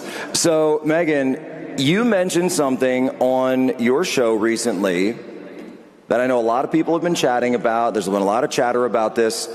The sit-down, the peace summit heard around the world between Candance Owens and Erica Kirk. And you mentioned that you played a role in brokering this. Tell us the story, if you would. Well, Erica has asked me to tell the story and is fine with me telling the story, so I will. Otherwise, I would not have gotten into the details. But so from the beginning of Candace's programming on this, I've been in touch with Turning Point. And I know you have too. We've all talked about it behind the scenes. But I've had long conversations with everybody at the highest levels on how to handle this. And I think everybody was confused about what the next right move was, because it was so extraordinary. And I'm not going to get into the substance of those discussions, but suffice to say that I think everyone felt the best course initially was to try to just rise above it and not respond in a tit-for-tat manner. And as it went on, it started to get more and more problematic for Turning Point, for Erica, and so on. And Erica called me and said, I want to do a sit-down with Candace, and I want you to moderate it. And I said, what? Is it weird Candace that... is crazy. Yeah, exactly. Is it weird that even Megyn Kelly, she's framing it like, well, Turning Point USA wants to rise above the slop of Candance Owens. Like, even she's framing it in this conversation as like, that's a great point. Yeah. Candance Owens was obviously the bad person and the aggressor of the situation, and Turning Points USA was trying to turn the other cheek. Well, this does make me think it is kind of smart to have someone like Megyn Kelly that Candance Owens does have some faith in. And if she goes out and calls Candance Owens out, they lose that as a strategic advantage. So maybe it is not a good idea for her to actually castigate Candance Owens. But I don't know why she couldn't just say that to Ben Shapiro. Right, like behind the scenes. Yeah. It seems like Ben Shapiro would get that. Mm-hmm. Or maybe he thinks, maybe he's telling her, look, it's not going to help. Candance Owens is a crazy person. It doesn't matter if she trusts you. You can't trust her. That could be happening. Well, that is true. It seems like every conversation Candance Owens ever had privately with any person, she's totally willing to divulge if it suits her. Yeah, you can't trust her. You can't trust her. Yeah. Like if Megyn Kelly told Ben Shapiro like that, even if Ben Shapiro disagreed, I would believe he wouldn't blab about it. Mm-hmm. I mean, he might still criticize her for being a coward, but he wouldn't say like, "Oh, she told me this." But Candace would 100% reveal that information. Oh yeah. Oh yeah. She'll reveal anything. Mm-hmm. Say what? And I said, she said a word from you would silence her on this forever. Like it doesn't have to be an oral word. It could be like a text or an email. Maybe that's the best way to see if we can put this to bed. But Erica really felt that they should sit down together face to face. And I've gotten to know Candace a little better over the past months, and I actually thought she might do it. Like, I wasn't sure, but I don't know. An invitation from Erica would be hard to resist. And she said, a text or an email Candace would have on our show immediately the next day. Right? You can't really work with that. Would you please come and facilitate it, really? Just like they were going to have the discussion, but Erica's thought, and Candace originally wanted to do this too, was for them to live stream this out that same Monday that the Turning Point guys were going to live stream their event. And of course, I'm like, oh, my mother of God, what am I getting myself into? But I actually felt... That says a lot too. she just doesn't want to get involved. She's like, what the fuck? I don't want to be the internet mom. Please keep me out of this. Just stop fighting. Everything will be fine. I felt like it was divine right order. And I have to tell you, Jack, I've prayed so many times to Charlie and to God to give me the right guidance on how to handle this whole thing. The fracture within the conservative movement, my friends turning on me because I won't call out my other friends like Tucker. This dust up between Candance and Erica, and Turning Point and Erica, Turning Point and Candance, which is fraught, and yet I understand. I know people are very angry at Candance right now, and I understand it, but I have to say, and Ben, yet another thing he mocked me for was saying she was a young mother. But Candance had literally just had a baby. And I'm sorry, maybe Ben doesn't understand, but that is a vulnerable position for a woman. And then her friend got shot in the neck. Oh, she just had a baby, Adam. That kind of adds to the theory that postpartum psychosis. Yeah, maybe she buys that, but and her friend just got shot in the neck. Yeah, look at this. Charlie's not. And so I did think she deserved a wide berth right after Charlie's death to explore what she wanted to explore. I had real empathy for her. And of course I don't agree with what she's said about Turning Point and Erica, and she knows that. But my point was simply that I thought maybe Charlie helped me understand, to keep my powder dry in the whole thing, so that maybe I could be in a position to help it happen. It's what Erica wants. Maybe Candance does want an off-ramp. And I'm willing to try. So Candance, if again, this is like a half truth. If Megan had said nothing, okay, about anything relating to this situation, and a bunch of people came to her and they said, Megan, you need to go out there and denounce Candance Owens, and she's like, I'm not going to choose sides in this. I'm just sitting here on my show, right? That'd be one thing. I still think you could be like, oh, well, she's being cowardly, blah, blah, blah. That'd be one thing. Right. I think more people would be like, well, it's more acceptable for her to be neutral if she's not said anything in that situation. But that's not what happened. What happened was she came out, Megyn Kelly came out and said, Candance Owens has found a lot of interesting things about this. And, you know, she says a lot of interesting things about Charlie Kirk's murder. And when she was pushed on this by her guest, because we watched this clip, Megyn Kelly literally said, oh, well, Candance is smart. I don't think she's just going to make up something without evidence. Okay. That's what Megyn Kelly said. And she said it. So she was out there. She took a side. She was out there defending Candance in the conversation. And then as more and more information came out that Candance was insane and retarded and stupid and didn't really have evidence for anything, a lot of people kept saying, hey, Megan, remember when you said this? Remember when you said this? Remember when you said this? And instead of her just coming out saying, yeah, I was wrong on that one, guys. L for me. Candance is just fucking crazy. Instead of just saying that, she just kind of spirals out into this like forever, like, oh, how dare you make me denounce a pregnant woman? How dare you? I just want to be neutral. I just want to be everyone's friend, blah, blah, blah, blah. It's like, no, you entered into the fight. And now that your side looks stupid, you're trying to pretend like you've just been neutral the whole time.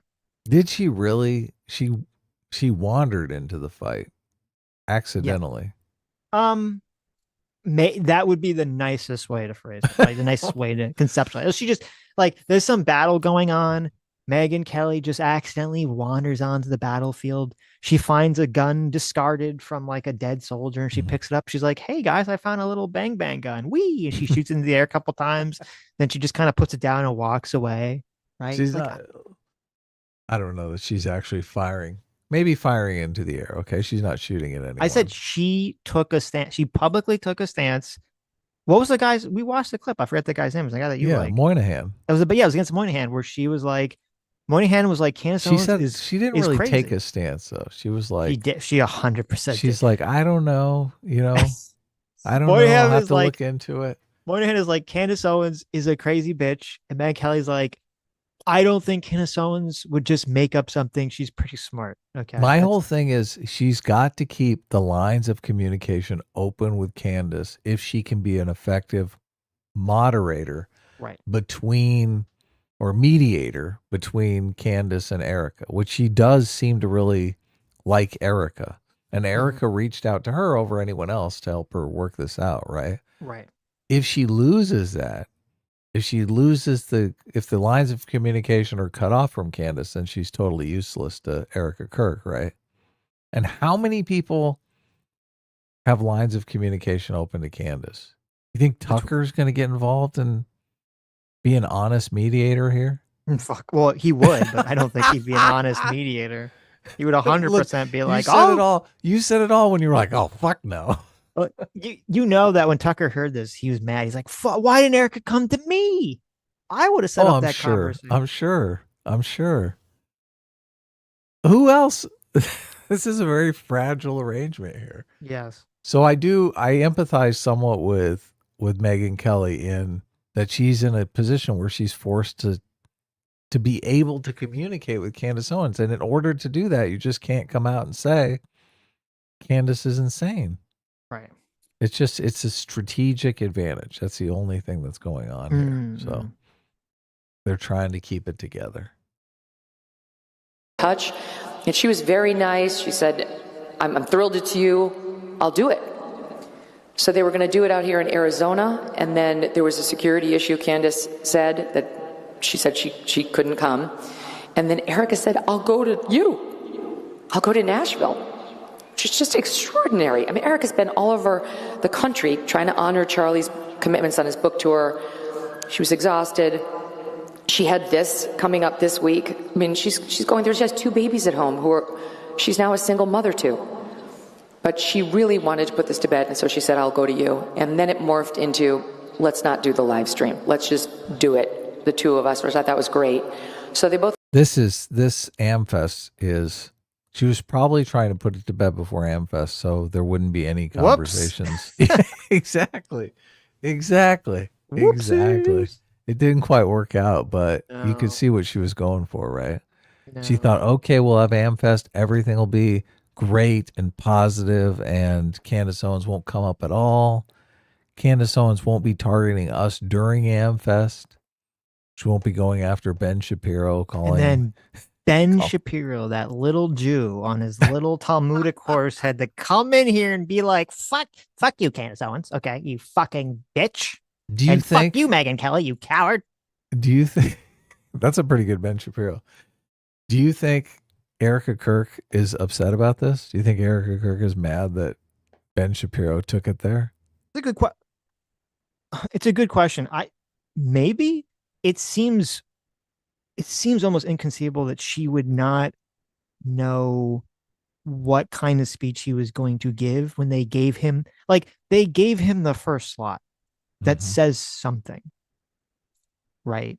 Like that's not, you don't just like wander into that. Like, oh, let me just accidentally give Ben Shapiro. He's going to set the whole tone. Right. Yeah, it's not like an accident. Oh my God. So, well, here's another possibility too, because maybe the thought process, well, though I don't know, because I'm sure these like speaking, like this is all planned out in advance. I don't know how far the order is planned out in advance or not. So maybe it's all just a coincidence or kind of happenstance. Or maybe Erica Kirk did have her meeting with Candance Owens and met her in person. And I know a lot of people were saying like good things about it, but maybe Erica Kirk came back and was like, fuck that bitch. She's crazy and she's not going to stop. And then she goes to Ben and she's like, Ben, gives him the thumbs up. To do. Yeah. She does the little nod like, Ben, use your Jew magic on Candace. Ben. Go get her. It's up to you now, Ben. My little assassin. Exactly. We don't have 12 days for this war. Right. You have 24 hours. I would be curious to know. I would be curious to know which was it. Was she mad about it, indifferent, or was she like, yeah, get him, Ben? I know.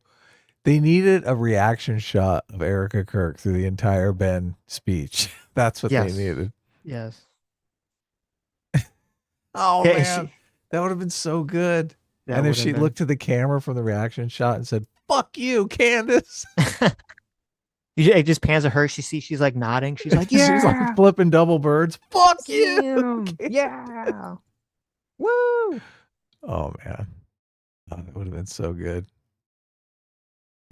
It's funny how this is completely devolved and I'm just loving every minute of it. It's just, It's all just wrestling at this point. It's great comedy. Yeah, it's just good wrestling. See, I mean, I don't like the negative Jewish stereotypes. I'm going to be honest with you. That's not cool. I agree and disagree. Okay.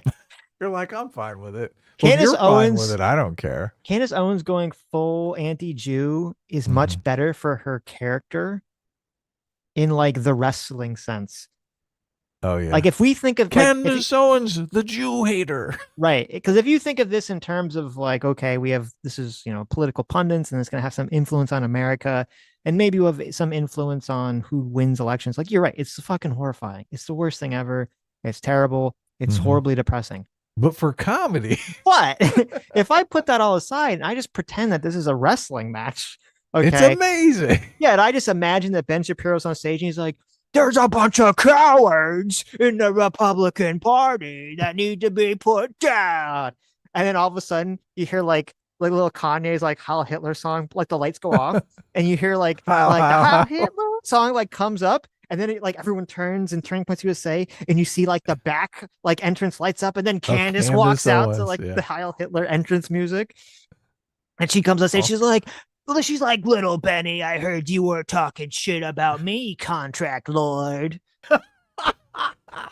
Then it's Ben Shapiro, the contract lord. Right. Yes. Then I'm like, holy shit. I'm glad the writers took Candace in this direction for her character because we always talk about stories better with more conflict. Oh yeah. This is max conflict. Right. And having Candace just hate the Jews is like great for conflict. It is. Yeah. Yes. Erica brought a trusted friend and employee here, and Candace had someone very close to her, and by all accounts from both women, had a very good meeting. Now, will it last? Where does it go from here? You know what they always say about women, right? What? They're all compliments to your face. Oh. But what do they really mean? Oh, they had a great meeting. They just talked about what a great meeting they had. Yep. I'm gonna bet money that they didn't have a great meeting. 4.5 hours. Oh, they were just having so much fun, Sitch. That's a long time. They wanted to stay together for 4.5 hours. That's a long time to talk. That's how much fun they were having. They had to bring in lawyers at some point. I was joking earlier, like, what's more tenuous, the Gaza peace deal or this situation? They had a great time, but it's very tenuous. It's as tenuous as Gaza, but it was a great conversation. Exactly. They had a lot of fun, but look, they might kill each other. What we want is for Candace to move on from Turning Point and Erica. I have no problem with her asking questions, but not about them. Look, she's not a coward. She took a stance. She did take a stand. Yeah. She's like, you don't tell me to take a stand, but since you asked, I will take a stand. But I also object, for the record, to the people who have tried to shut Candace down entirely on inquiring into. Isn't it? It's also this is totally batshit crazy. In a world where Candace Owens didn't do this entire Amfest would have been this like huge, like, oh my God, we have to honor the death of Charlie Kirk, this fallen titan, and we need to push for the things he wanted to push for in America and get all these Republicans elected and, do all these things that Charlie Kirk wanted to push. Right. Like, which that was some of it, but like that would have just been like every speaker, bam, bam, bam, bam, bam, would just been like this unified message of, oh my God, our martyr. But because of Candace Owens, so much of this whole fucking thing has been dominated by talking about her stupid ass. Yeah, it sucks, doesn't it? She totally sucked all the energy and conversation from his death into her own sphere, into her own pocket.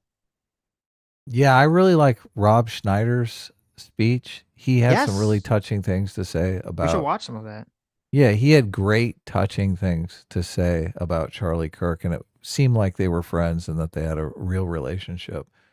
But the title of the video is Rob Schneider rips Candace Owens and Nick Fuentes at Amfest 2025, which he does. Yeah, it's not about touching remarks about Charlie Kirk, or remembering Charlie Kirk, or helping Charlie Kirk maintain his legacy, or anything like that. It's we got to rip on these people because they're big fat pieces of shit and want to make this all about themselves. So yeah, great point. Very sad. What, if any, role did Israel have here? And I want to make clear, I don't think Israel had any role. I think Tyler Robinson killed Charlie. My only question is whether there was some trans-Tifa element that helped him. From Israel. It's so insane. She's just throwing a lifeline to Candace. She really is. She's trying to keep that communication open because she knows it's all going to fall apart. She's like, okay, I'm going to need to talk to Candace. However, it's okay to ask questions about Israel. And it was Andrew Colvett, the executive producer of the Charlie Kirk Show, who sent those texts to the FBI of Charlie's, from that private message. It wasn't a text, it was private messages, like a group chat, in which he said the Jewish donors to Turning Point were driving him up the wall, and that he'd had it with them, and that they were making demands of him that he was not prepared to meet, and he was at his wit's end. And he had told me personally that he found their behavior, and I quote, repulsive. So I was fine. Again, I don't think Israel had anything to do with it, but why did I have an obligation to stop Candace from asking those questions? I didn't, and I didn't call her out because I favored her asking them.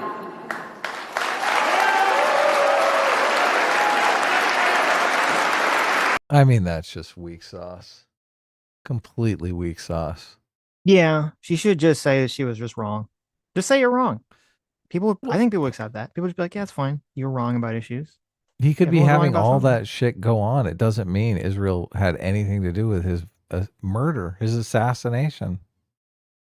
Well, and also it's so transparent too. The whole, like, why the whole they're just asking the questions. Right. It was literally a fucking South Park meme. That's why South Park did that meme. They did it with Glenn Beck. It was like 10 fucking years ago, whenever it was. Which Glenn Beck, how quaint he seems by today's standard, right? Yeah, he's like the reasonable one now. Right. Yes. But it's the most transparent thing. I'm just asking questions. I'm only asking questions in a very pointed way in one direction. You of being an assassin. Right. I'm just asking questions. Just asking questions about when why. Did you stop beating your wife? What? I'm just asking questions. Yeah. When did you stop molesting children? Oh, look, I'm just asking questions here. Come on. Just asking questions. Why are you getting so angry? When did you find out your husband was gay, Candace? What? I'm just asking questions. Candace, when did you find out that your husband was really a trans woman or a trans man? Yeah. Just asking questions. All right, I think they're about done with this. We can move on to something else. Okay. What do you want to move on to? Well, there is the Rob Schneider thing, which I do like. I put that in the playlist. Okay. There's also some. Yeah, go ahead. I would say also, there's an interesting question that the whole Vivek conversation is fascinating to me about what it means to be American. Always comes up, and some people get very annoyed with that conversation about what it means to be American. I get annoyed when it's Vivek because I have VDS, not VD. I have VD. You have VD, Adam? Oh my God. I have Vivek derangement syndrome because I don't like Vivek. Listen, I don't like Vivek either.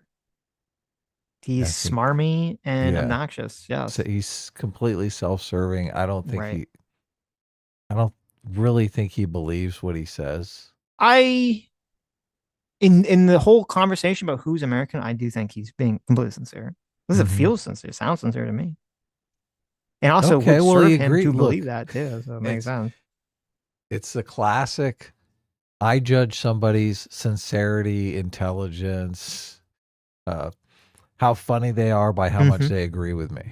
No. Because as I said, I don't really like Vivek. I like him on this one issue. Because he agrees with you. Yes. But I think, yes, 100%. But he's doing he's doing what Ben Shapiro is doing, which is important. He's saying the right needs to have a strong stance on this moral question and not pussy out on it. Yeah, I agree with that. And it's let's see it. Bring it up. Okay. People can watch me lampoon Vivek. Well, I mean, it's going to be hard. It's an interesting cringy shit. I'm sure of it. Interesting question that gets posed about this whole American conversation. Okay. Oh, look at this. Scott Jennings on News Nation says Ben Shapiro's speech was absolutely necessary. Well, good for Scott Jennings. Look at that. Oh, great. He's the guy that's always on CNN, right? He's the guy that's always on CNN sticking it to the libtards. Yeah, no, that's good. I like that guy. He's on News Nation talking to your favorite communist Batya.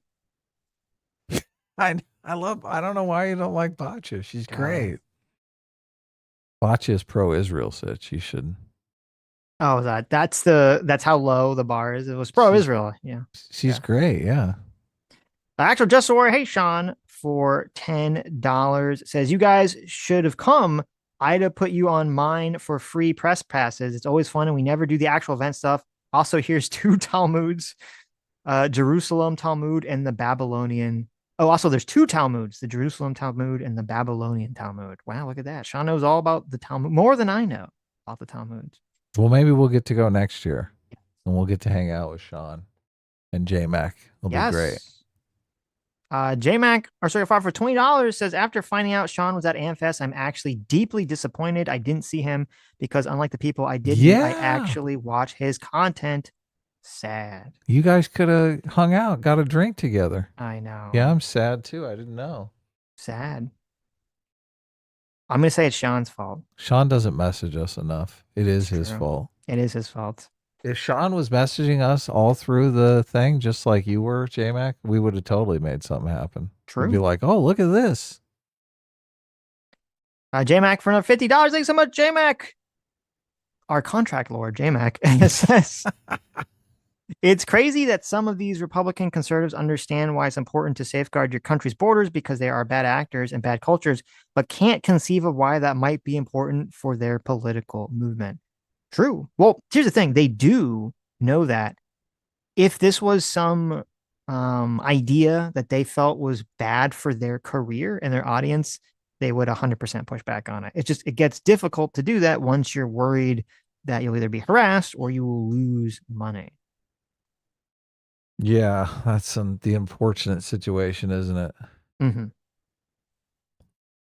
Jamie for $20 says, okay, guys, I'm off to my daughter's Christmas dance recital. Hope you all have a wonderful Christmas and a happy new year. Well, yeah, thanks for stopping in and Merry Christmas. That's awesome. Merry Christmas. And happy Hanukkah. I believe Hanukkah's going. I'm such a bad Jew. I don't even know when Hanukkah ends. I believe Hanukkah is currently happening right now.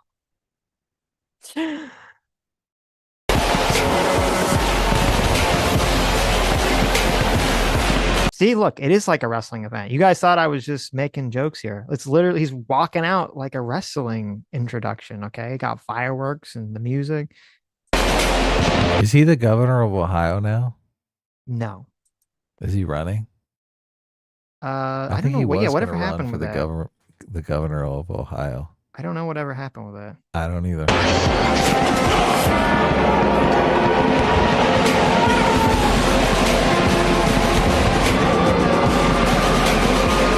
I guess we should probably go. I don't know what this music is.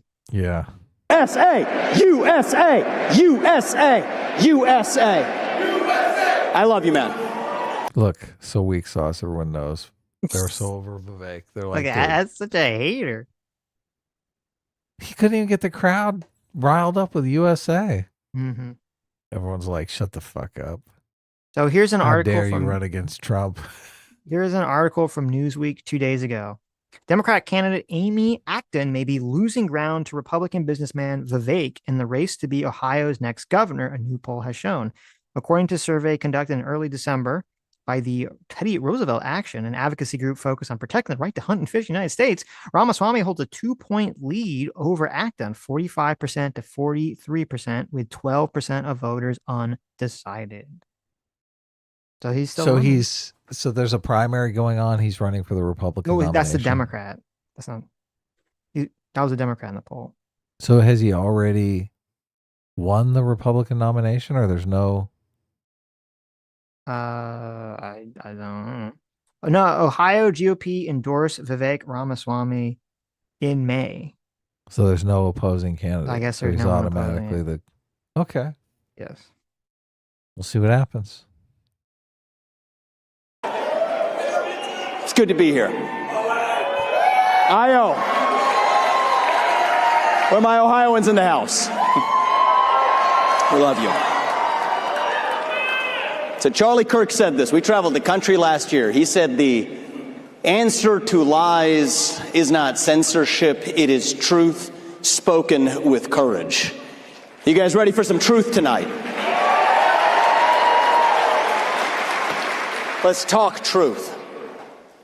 I'll tell you about a private conversation that Charlie and I had about a year ago. It was in October of 2024 in the lead up to the presidential election. We had a doubleheader that night. We started at Georgia State with one of the Prove Me Wrong events, and then we had a turning point event at UNC, and we traveled and we flew together. And we had one of our deepest conversations. It was about faith. It was about theology. We went broad, and Charlie is such a curious guy. But the thing I asked him is, how do you define faith, Charlie? And he didn't miss a beat. He's really good at this. He said that faith is about believing something that you cannot see. He said we've fallen subject to this culture of empiricism and rationalism, that in this moment in America we say, I have to believe it to see it.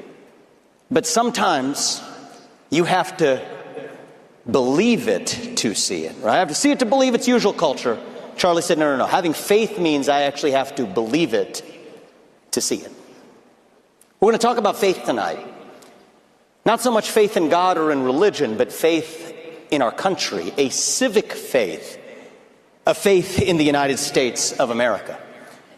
And to understand in reviving our faith in America, we have to understand who we really are as Americans. That is the question of our time. What does it mean to be an American in the year 2026? There are three competing visions right now in the country, and it's worth seeing them for what they are. The first two are wrong, and in my view, the third one is unambiguously correct. The first of those visions comes from the woke left. The woke left says your identity is based on your race, your gender, your sexuality, your genetics. That if you're black, you're a woman, or you're a sexual minority, you're somehow oppressed. If you're a white male who's straight, you're privileged. And by the way, that your race and your gender and your sexuality determine who you are and what you can believe in life. Congresswoman Ayanna Pressley of the Squad famously said, we don't want any more black faces that don't want to be a black voice. We don't want any more brown faces that don't want to be a brown voice. Think about that. Your race and your gender define who you are. Ibram Kendi famously said the remedy to past discrimination is present discrimination. The remedy to present discrimination is future discrimination. And if you disagreed with that view, for the last 4 or 5 years in this country, they labeled you a racist, a bigot, a homophobe, a transphobe, which created a new culture of fear in our country that spread like an epidemic, a fear that replaced our culture of free speech in the United States of America. And that was un-American. And we defeated that woke left at the ballot box last year when we sent Donald Trump back to the White House in November of 2024, thanks to the efforts of Charlie Kirk, perhaps more than anybody else in this country. So that's the woke left's vision, and they get it wrong. Now, when I left my career as a biotech CEO and I was talking to people in Silicon Valley and Wall Street about this, that took courage. I'm going to admit it doesn't take that much courage for me to come here and tell you all about criticizing the woke left. Now let me get to the harder part. Does he do it? Oh my God.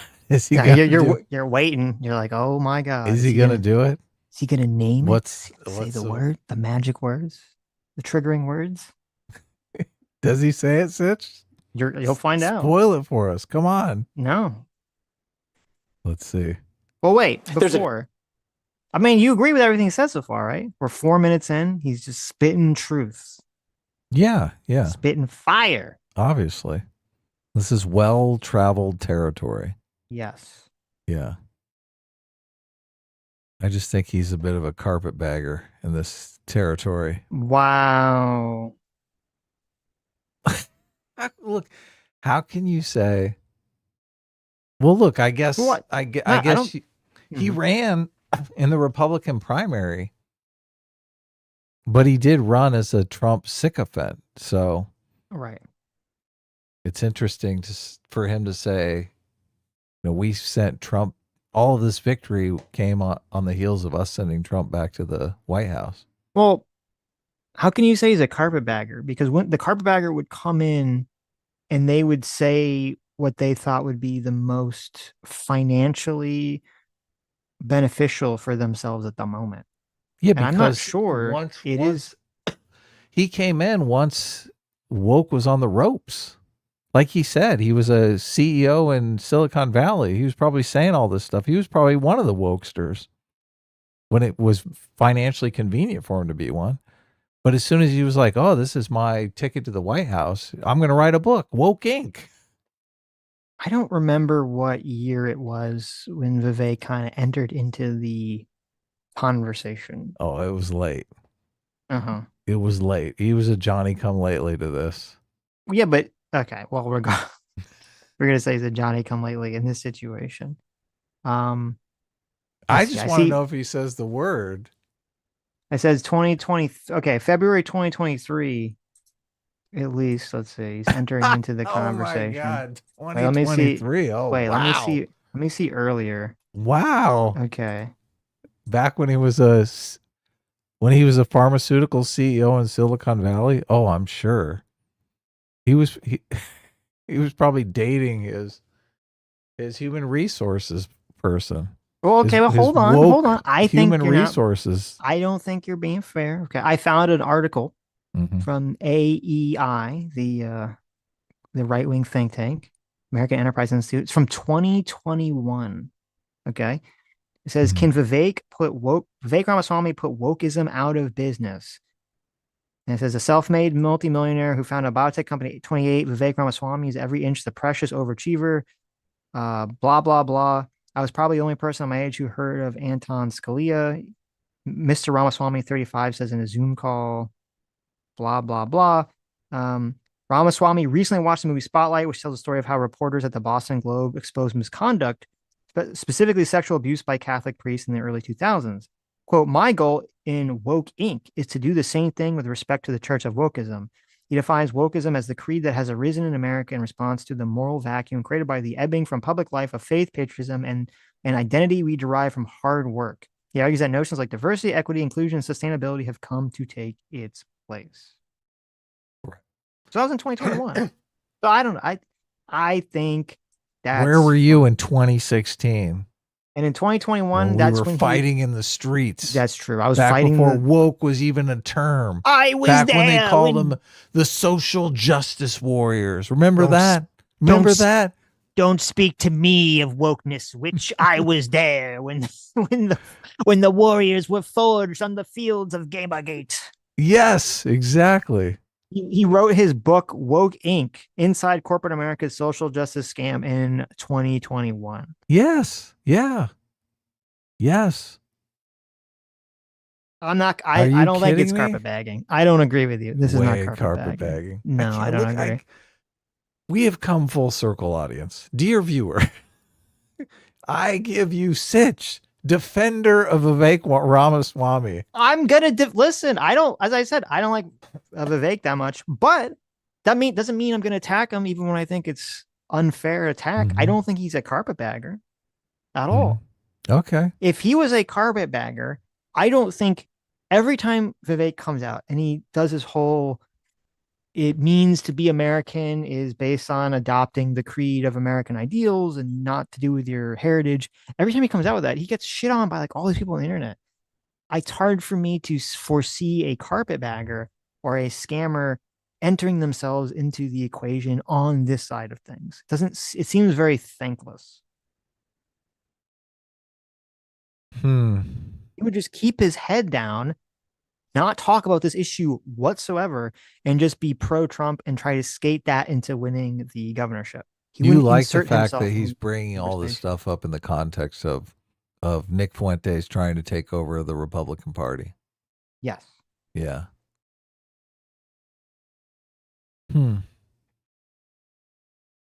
Okay. I just think I don't like Vivek personality wise. I don't either. I think he's forced into this situation. Wasn't he like very anti-MMT or something too? What's that? Wasn't he very anti-MMT? Or there's something he said I remember during the election that you like got really like fuck Vivek. I don't remember what it was though. You can't remember? It was it MMT? It wasn't MMT, but if only you could remember. What was it? I'm not going to give you any hints. Why? Look at this guy. Why is he not? What's going on here? Oh, was it the debt? Is he complaining about the debt? Nope. No? Not even close. What? Oh, look at this guy. Chat, what is it? Someone in chat will remember, obviously, but Sean says a carpetbagger runs in a state or district they aren't from. Yeah. Well, he's from Ohio. Right? But the district is an ideological district in my scenario. Vivek was born in Ohio, Cincinnati, Ohio. I'm saying the movement against the woke left I understand what you mean. An ideological space that Vivek is a carpetbagger in. Right. A carpetbagger, that was a term that was used after the Civil War where a bunch of like, I thought it was primarily about businessmen, not political things. Basically buying a seat in some district. They would just move in. It still happens. They still call people carpetbaggers. No, right? I meant like it would be like a person. It was called a carpetbagger because basically there was a bunch of like snake oil salesmen from the north who had bags that were literally made of carpets because I guess it was like low quality, and they would come to the South during Reconstruction and essentially take advantage of the fact that so much of the South was destroyed because of the war, and they'd sell people a bunch of like bullshit. So a carpetbagger is supposed to be someone who they ran in a district that they weren't from. Okay. Pretty sure that's a okay. Actually, yeah, I think you're right. It was political too, but it was basically someone who would come into some area that they were not a part of and take advantage of it, try to use it for their own purposes. Hillary Clinton running for the Senate in New York City is a perfect example, right? She's not from New York. She's like, I'm going to go buy a home in New York City and run for senator. Mm-hmm. That's what a carpetbagger is. But carpetbagger is largely a historical term used to describe opportunistic Northerners who came to Southern states and were perceived to be exploiting the local populace for their own financial, political, or social gain. So it's all those things. Oh, okay. So you could be. Look, so Vivek does fit the. Well, no, because if he was born in Ohio and he's running in Ohio, like it would be like what you're saying is he's a carpetbagger because you think that he was super woke, and then suddenly now that woke is not popular, he's changed his change. I'm saying I don't think that's fair. 2021, you coming out with some book attacking wokeness. I would say, especially because it was like it was going to be Trump was running, right? This was after January 6th. This was, Trump is going to run again in 2024. Like, I don't agree that it was like so. Like if he was like super woke and then Trump wins a second time and then he's like suddenly like, oh, I'm the anti-woke Jesus, then I think I might agree with you. I mean, we had woke on the ropes. We were winning. And then he shows up. I'm not angry about this or anything. Okay. Different vision of American identity that's emergent in certain. Does the word Silicon Valley Bank ring any bells? Corridors of the online right. And it says, just tell me, Jesus Christ. I mean, don't be a woman about it. He wanted to let the want to let the bank fail. He wanted to let the account holders all lose their money. Oh, all the account holders at Silicon Valley Bank. He wanted to make them all fucking fuck this guy. A bunch of small business owners got to fucking eat it because there's a bank run on Silicon Valley Bank. Well, it's funny because like, fuck this guy, eat a dick. I think most of the right was on his side in that. They're mad at him because he was in favor of H-1B visas. That's why they're mad at him. They weren't on his side in that. David Sachs was against him on that. David Sachs is very much on the right. I think a lot of the MAGA, I think most MAGA populists, if I recall correctly, at that time were totally on board with not bailing out that bank. Well, look, if you guys lose your money in a bank, then you should fucking eat it. I agree with you. I'm just saying. I'm just saying. That your identity as an American is. There's a different vision of American identity that's emergent in certain corridors of the online right. And it says that your identity as an American is based on your lineage. That how long you have been in the country, your lineage and your genetics tied to the blood and soil of the country determines how American you are. It is the idea of a heritage American that says... Did he talk about that woke right? He didn't say the word, did he? He said online right. He didn't say it. He didn't say it. Didn't Good. say it. All right. Right now, James Lindsay is somewhere with his head in his hands, just crying. Why couldn't he have said it? The truest form of an American is somebody who is a descendant of the American Revolution period or before. And I will tell you, this idea of the heritage American, we ought to have this discussion. It's becoming more popular. I think the idea of a heritage American is about as loony as anything the woke left has actually put up. There is no American who is more American than somebody else. The American quality, it's not like the left, they believe in this non-binary stuff. There's no non-binary American. It is binary. Either you're an American or you're not. And you think about it, I could prove this to you. Thank you. I'll take some applause on that. This is so interesting because one of the biggest organizations on the right is the Heritage Foundation. What? Yeah, but that's what makes it interesting. You're telling me that someone who's just freshly immigrated to America is just as American as someone who's been here their entire life? Well, this is why this to me is kind of this interesting question, because there's like this intuition where you're saying, oh, someone who just became American, like the day they get their paper, it says you're an American citizen. And you're like, you're going to tell me that this person is more American than someone whose family was here on the Mayflower, right? Mm-hmm. But while I understand the vibe there, from a legal perspective, from a conceptual perspective, that's the way our country's always been. You've never in our country's history, even when we had slaves and people can vote, all this other stuff, there was never a time where it said you gain specific privileges in the country depending on how long your family has been a citizen of this country. Except they do. Cenk Uygur can't run for president of the United States because he's a naturalized citizen. He absolutely does not have the same privileges that you and I have. Okay. That's a good point. So there's the one thing. Is there anything else besides that? There probably is. I'm not what is it? certain off the top of my head, but who knows? I don't know. No, but I think this is an important point. I guess I'm kind of surprised by your take on it because that's true. You have to be born in America. It's just the intuition is the idea of seniority. Everybody understands the idea of seniority, right? The new guy doesn't have the same privileges as the person that's the senior staff. Okay.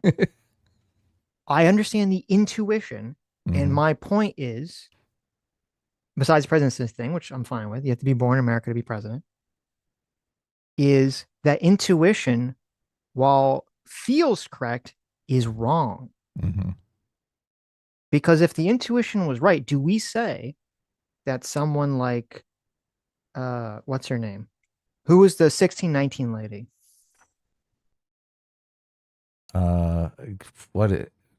Hannah Jones? Yes. Something Hannah Jones? Right. Nicole Hannah Jones. Yes. Whose family has been in America for like 300 or 400 years. Okay, remember? Right. That was a whole big thing. And she's definitely less American like than James. My family's only been in this country for 120 years. Nicole Hannah Jones' family has been in this country for like 400 fucking years, right? Right. So does she get some sort of magical American seniority where what she says about the country suddenly has more weight or more validity to it because of her ancestry? Because that's kind of what's really going on in this conversation, is saying, well, does the fact that your family's been in the country longer grant you some sort of magical property of being more correct about American politics? That's what the conversation is. I don't think so. The intuition I really do think is one of seniority, which a lot of times, you know, if you're inside some group or organization, you have the same privileges, but people look at seniority as kind of this unwritten privilege that we're going to look at. We're going to examine what you say more seriously, right? So Yep. it's not a specific privilege that you have. Hold on. Maybe this is where the confusion is coming from. As you said, like you're in some situation and people have seniority and the rules will apply to everyone equally, but there's like an unwritten rule or an unwritten feeling that like, okay, maybe you should like sit in the back, right? Maybe you should be a little quieter, right? And I get all that. And that makes sense. And I don't have a problem with any of that. But what Vivek is talking about is that there are people who want to take that and they want that to mean something legally. They want that to mean something beyond the aspect of like this unwritten rule, that there should be some class of American that's based on a quote heritage American of how long your family's been in the country or whatever, that grants people some kind of special rights or privileges. Right. And that's something, as I said, except for being president, which is, again, isn't really based on your family. It's based on you and where you were born. So it's not really based on your family's identity of living in the country longer. But that's something that's never, to my knowledge, ever been baked into American law. It's something that should be baked into American law. And it goes against the entire spirit of America being a place where people could come to become American. If we say, well, no, you can come and you could be a fake American until you've been here for 200 years and then you get to be a real American. Right. I mean, do you disagree with any of that? Look, I've outlined what I'm going off of. I mean, I don't disagree on an intellectual level at all. I think people do default to this idea of seniority, and they do kind of rank people by how much investment they have in the nation. I'm not asking you how people feel. I understand it's how people feel. I'm asking you, what is the way we should morally conceptualize this and legally conceptualize this? Legally conceptualize it?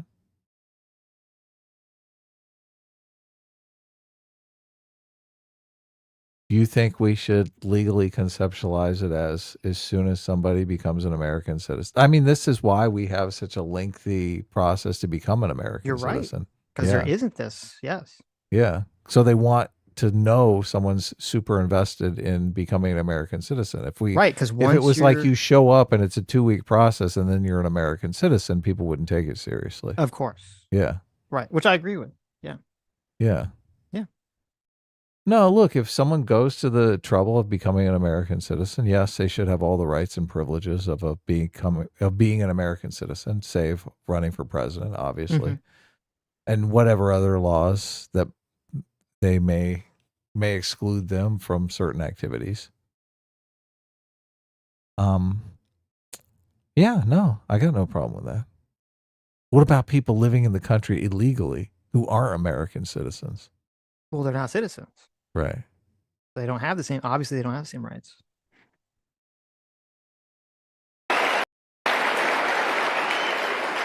If you really believe in this idea, think about where it leads you. It leads you to believe that Donald Trump is less of an American than Joe Biden because Donald Trump's mother was an immigrant and his grandfather was an immigrant. That doesn't make any sense. It leads you to believe that somehow Bernie... Adam, Is Donald Trump less American than Joe Biden? Based on the rules of seniority? Based on the rules of seniority. Well, look, Right. I think there's obviously a cap to seniority, right?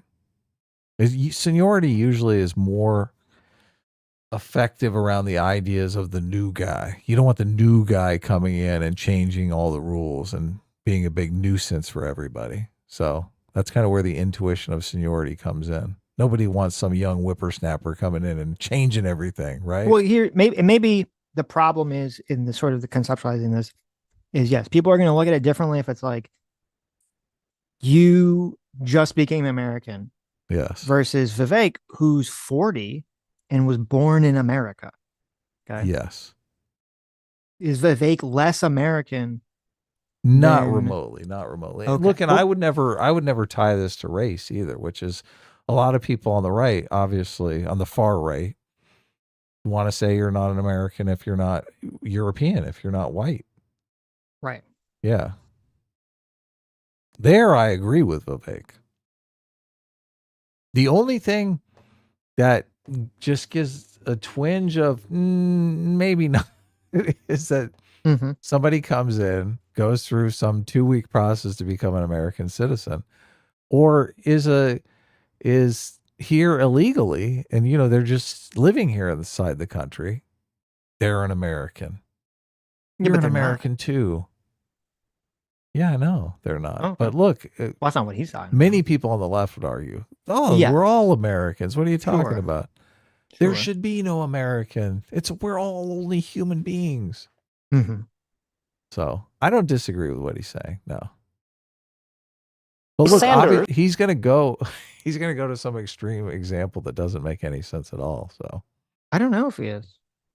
how about somebody that comes to America, they become an American citizen, but they live in a completely closed off enclave of like some other, they're Chinese and they have kids and their kids don't even speak English. They speak Chinese, but they're Americans. They can run for president because they're second generation Right. Americans. Are they the same as Donald Trump? Are they the same as Joe Biden? No. Okay, so they haven't been assimilated in any way, shape, or Right. form. But So that's- assimilation plays into this. somewhere But see, that's the important key. It's not Okay. about whether your parents lived here for 300 years versus living here for 50 years. It's how were you raised? Were you raised in some American suburb or some American city or some American countryside where people spoke English and there was American values? Or were you raised in some sort of enclave where you don't even fucking speak the dominant language? Which in this day and age, that can happen because you It see can. all these ballots that are in 25 different languages. can. It's like, who here is speaking Cantonese? That can happen. But see, to me, that's the argument, or that's a far stronger argument than going on this whole heritage American nonsense, which really is only is kind of aligned the way it is to try to make it like a race thing. Well, let's hear him say about assimilation. Let's hear him talk about assimilation, and then I'll make up my mind if I'm on Vake's team here. Is more of an American than Senator Bernie Moreno from my home state, an America First patriot, because Bernie Moreno was a naturalized citizen from Colombia. It makes you think that Marco Rubio, our great Secretary of State, is somehow less of an American than Elizabeth Warren because she's a Native American, which we all know, right? Doesn't make any sense. It's loony. It's crazy talk. How come he doesn't bring up Elon Omar? Why is he not bringing up Elon Omar? She's an American, right? Just as American as Donald Trump. You know he'd get booze if you brought up Elon Omar. Come on, be real, Sitch. Be fucking real. Yeah, but didn't she commit fraud to become a citizen? Oh, they're going to denaturalize her. It makes you believe that somehow I am less of an American than the transgender criminal who assassinated Charlie Kirk. We refuse to accept that. The idea that a heritage American is more American than another American is un-American at its core. And I will fight to the very end for that, because that's what it means to be an American. We believe in ideals. That is who we are. Okay.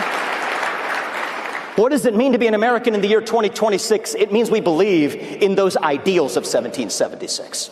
It means we believe in merit. That the best person gets the job regardless of their skin color. That you get ahead in this country, not on the color of your skin, but on the content of your character and your contributions. It means we believe in the rule of law. And I say this as the proud son of legal immigrants to this country. That means your first act of entering this country cannot break the law, and that is why we have sealed the southern border, and we will not apologize for it. Because Ibram X. Kendi doesn't meet this definition of America so far, so. A nation without borders is not a nation. What does it mean to be American? It means we believe in free speech and open debate, even for those who disagree with us. From Nick Fuentes to Jimmy Kimmel, you get to speak your mind in the open without the government censoring you. It means you go to a college campus, you speak without fear. That words are not violence, that violence is violence, and violence is never an acceptable response to words. That too is what it means to be a citizen of this country who believes in free speech in America. It's not just our constitutional principles. It also means that we believe in the culture that was born of those principles. It means we believe in accountability, that we're brave, that we're courageous, even heroic, when called upon to do what is right for our country in our hour of need. It means that as Americans, we take risks. Sometimes we fail, but we pick ourselves up and we take those risks again. That we encounter hardship from time to time. But hardship is not the same thing as victimhood. It means that we are ambitious, that we're curious about landing on the moon to Mars, curious about the world around us as our founding fathers were, still believing that it is our manifest destiny to lead it and our duty to die for that country if we are called to do so. That is what it means to be a citizen of this country. There are those who are skeptical of this vision of America, those who are skeptical of the American dream, especially young people, and I hear you on that. We'll come to that in a second. But I would rather live in a country that has those ideals and falls short of them than to live in a country with no ideals at all. See, the left has preached to us for a long time that our diversity is our strength. No, sorry, our diversity is not our strength. The online comment threads of Twitter might preach that our lineage is our strength. No, I'm sorry, our lineage is not our strength. Our true strength is what unites us across that diversity and through that lineage. That is what makes this country more distinctive than any other country on planet Earth. It is what makes American exceptionalism possible. And Ronald Reagan understood this. He famously said, you know, you could go to Italy, but you would never be an Italian. You could move to Germany, but you would never be a German. You could pack your bags and live the rest of your life in China or Japan. You would never be Chinese or Japanese. But you can come from any one of those countries to the United States of America, and you can still be an American, so long as you pledge allegiance to the ideals in that flag. So long as you work hard, you play by the rules, you make your contributions, obtain your citizenship, you are every bit an American as somebody who descended from the Mayflower. It is called the American dream for a reason. There is no Canadian dream. There is no British dream. It sounds kind of goofy to say it. There's no Chinese dream. Okay, it is the American dream that makes American exceptionalism possible. And the answer of what it means to be a conservative, this is what it's up to us to answer. It is a fork in the road for the future of the conservative movement right now. What does it mean to be a conservative? It means we conserve those ideals that define our country. And now is a moment, a time for choosing in the future of our conservative movement. To determine with clarity who's actually on that team of conserving the ideals versus who actually is not. If you believe that boys should compete with girls in girls' sports, I'm sorry, you're not on the team. You have no place in this movement. If you believe, thank you. It's pretty obvious, but I'm going to say it anyway. If you believe in racial quotas in government hiring, you have no place in the conservative movement. Sorry, you're not on the team. You're free to believe it. It's a free country, but you have no place in the conservative movement. If you believe in normalizing hatred towards any ethnic group, toward whites, towards blacks, towards Hispanics, towards Jews, towards Indians. You have no place in the future of the conservative movement. Period. And I will not apologize for that. I will not hedge when I say it. If you believe, and you will forgive me for giving you an exact quote from our online commentator Nick Fuentes, if you believe that Hitler was pretty fucking cool, you have no place in the future of the conservative movement. You can debate foreign aid to Israel all you want. That's fine. Got a lot of people sitting on their hands here. That's frustrating. These are all you hope has no place in the future of the Republican movement. I mean, I see a lot of people. They keep handing to the crowd, and I see a lot of people who are just sitting on their hands. Scary. Well, it's scary because, look, I don't like Vivek. Fuck this guy. I wish this message was coming out of someone that people could get behind and not someone who just seems like a used car salesman. I think they sense that this guy's a shyster. So. Yeah, but what does it say about the Republican movement, Republican Party online, if it has to come from Vivek? Why is no one else picking up the mantle here except for him and Ben Shapiro? Yeah, it's fucking sad. Look, I give you that. I totally give you that. I wish it was coming from Tucker Carlson, and it could make an impact on people. Unfortunately, Tucker Carlson took a big check from Qatar because he thought, I need to build a bomb shelter before the wheels come off this motherfucker. Yeah. It's fair, but you have no place with that level of hatred. You can debate the right resolution of the Russia-Ukraine war, but if you believe Joseph Stalin is someone to look up to, you have no place in the future of the conservative movement.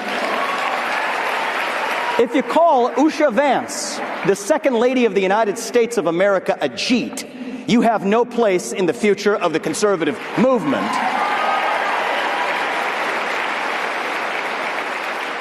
And if you can't say those things without stuttering, then you have no place as a leader at any level in the conservative movement either. Certainly not in my state of Ohio. Now, is the governor of Ohio a Democrat right now? I'm not sure. I mean, you got to admit, if this speech was being given at a Democratic convention, I mean, the whole room would be roaring. Of course. They'd be fucking, this would be their Democrat God. Yes. Isn't that sad? It is so funny because, look, the Democrats got nothing for the next president. Vivek should switch parties and run as a Democrat. I just, well, I wonder, look, it's me. I am suspicious of Vivek, the used car salesman. This speech this speech might be killing it right now in Ohio with all the Democrats, if it's a mostly Democrat state. This is a great campaign speech for him running in Ohio. Ohio has a Republican governor who's terming out. Oh, okay. Next year.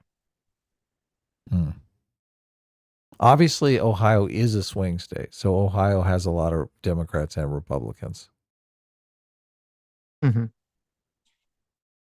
Does this mean those who have espoused these views or even said these things are bad people? Like, it's easy to come here and denounce the woke left. That part's super easy. Coming up here and denouncing a bunch of groypers. Look, I'm convinced Vivek has super easy, barely an inconvenience. What's that from? The script guy, the pitch guy. Yeah. Pitch meetings. Yeah. I'm convinced he's got bodies buried in his backyard. I know it. I can sense it. Don't make me go full Candance Owens here and tell you about my dream. This is just my autism. Okay. My autistic power. I cannot like a person. And I think this is important. You cannot like a person, but if they're saying something that you agree with or think is good, you can put that aside and say, I agree with these points. I agree with what they're saying. I think this is good. I think this is very needed for the Republican Party. I think this is a very helpful thing for the country at this time. Yeah, I can also agree with somebody on certain points and still be able to see that they're a total piece of shit. I agree with Candance Owens that trans women shouldn't be in women's sports, but look, she's a fucking grifter piece of shit. Exactly. Candance Owens, I'm sure I would agree with on woke shit and a lot of stuff like that. Yeah. Yeah. So look, he may be vindicated, but I'm doubtful. I'm super doubtful. In the conservative movement, a little bit harder, but in the scheme of things, I could care less. Pretty easy for me. The hard part is asking the question of where we go from here. This is what our country actually requires. This is what true leadership demands. And we ask the question, are these bad people for saying these things? And I think the answer to that question, I think I'm going to tell you something that both Ben Shapiro and Tucker Carlson ought to be able to agree on. I think they will. Are these bad people? I think the answer to that question is no, because there's no such thing as an inherently bad person, actually. See, the Christian faith that Charlie espoused teaches us that every one of us, every one of you is made in the image of God. Hitler, Stalin, Pol Pot, all made in the image of God. Oh my God, Adam. You're such a hater. You're such a hater. I hate it when people do. Look, he had to go there. He had to go there. I don't believe this philosophy. I think there are some people, look, I think a lot of people, maybe most people, are big fucking pieces of shit. And we need society to step in there and take those pieces of shit off the street. And we need school and institutions to keep people who are on the borderline, which is most people, in line. I don't think Vivek is fucking speaking bullshit. I don't think Vivek is speaking against anything that you just said. No, he is. What? No, he's what? We're all just children of God. That's not what he's saying. He's saying that as an inherently bad person, actually. There's no such thing as an. Oh, what happened? You pressed something. You ruined it. You got so mad that you just moved it. You said, no! I didn't We press can't watch anything. Vivek anymore. Bullshit. Just hit the button. Stop complaining. I don't know where we were. Who cares? If you believe in race, feeling like you work hard, not quite getting ahead, home ownership out of reach for a 30-year-old, took on that four-year college, asking the question of where we go from here. This is what our country actually requires. This is what true leadership demands. And we ask the question, are these bad people for saying these things? And I think the answer to that question, I think I'm going to tell you something that both Ben Shapiro and Tucker Carlson ought to be able to agree on. I think they will. Nick Fuentes is a great person, Sitch. I want you to say that. Just listen to what he's saying. I want to listen to what his argument is, okay? I want to hear you say not be Nick NPC Fuentes. brains. I want to hear you say Nick Fuentes is a great person. Let's not get triggered. Let's hear what he has to say first, so then we can judge what he actually says. I'm not triggered. I'm not remotely triggered. I just want to hear what he said. I want to hear the argument. Are these bad people? I think the answer to that question is no, because there's no such thing as an inherently bad person, actually. See, the Christian faith that Charlie espoused teaches us that every one of us, every one of you is made in the image of God. My Hindu faith teaches us that God and his divinity resides in each of us, that we're truly equal in the most moral sense. There's no such thing as an inherently bad person. There's only ever an inherently good person that exists. But sometimes good people do and say bad things. They believe they're doing the right thing, but they're still doing the wrong thing. And the job of a true leader is to understand why, and then to step up and actually fix it. And the issue in our country right now, all jokes aside, is that we are in the middle. All of these, everything we've just talked about, from the woke left to the groyper right, these are symptoms of a generational crisis of purpose and meaning in our country. So what he said there, which I don't actually agree with that, because I agree with that. I completely disagree. I think that there are people that are just inherently, it doesn't even matter if you say inherent. Like, yeah, there are people that are just born fucked up, but there are people that are doing actions not thinking that they're doing the right thing. They know they're doing the wrong thing. Okay. But I read what he's saying as what all the people, he'll get zero credit for this, but all the people scream and cry at me or at anyone else who attacks Nick Fuentes says, oh, how, you're not going to change any of their minds by calling them evil racists. okay, you have to be nice to them. And that's what he's doing. He's saying, listen, they're not bad people. They're good people who are misguided. That's what he's saying. So you can disagree with that, but that's obviously what's the purpose of why he said it the way he said it. Yeah. So you think Nick Fuentes is a nice person? He's just misguided? I don't know. Okay. That's what I believed you would But say. I'm not trying to convince Nick Fuentes or the Groypers to come to my side. It's not my role here. Right. So if I was trying to convince him, I think I'd probably use different language, different framing. I mean, they went after JD Vance's wife. What do you think Vivek's chances here with the nice approach is?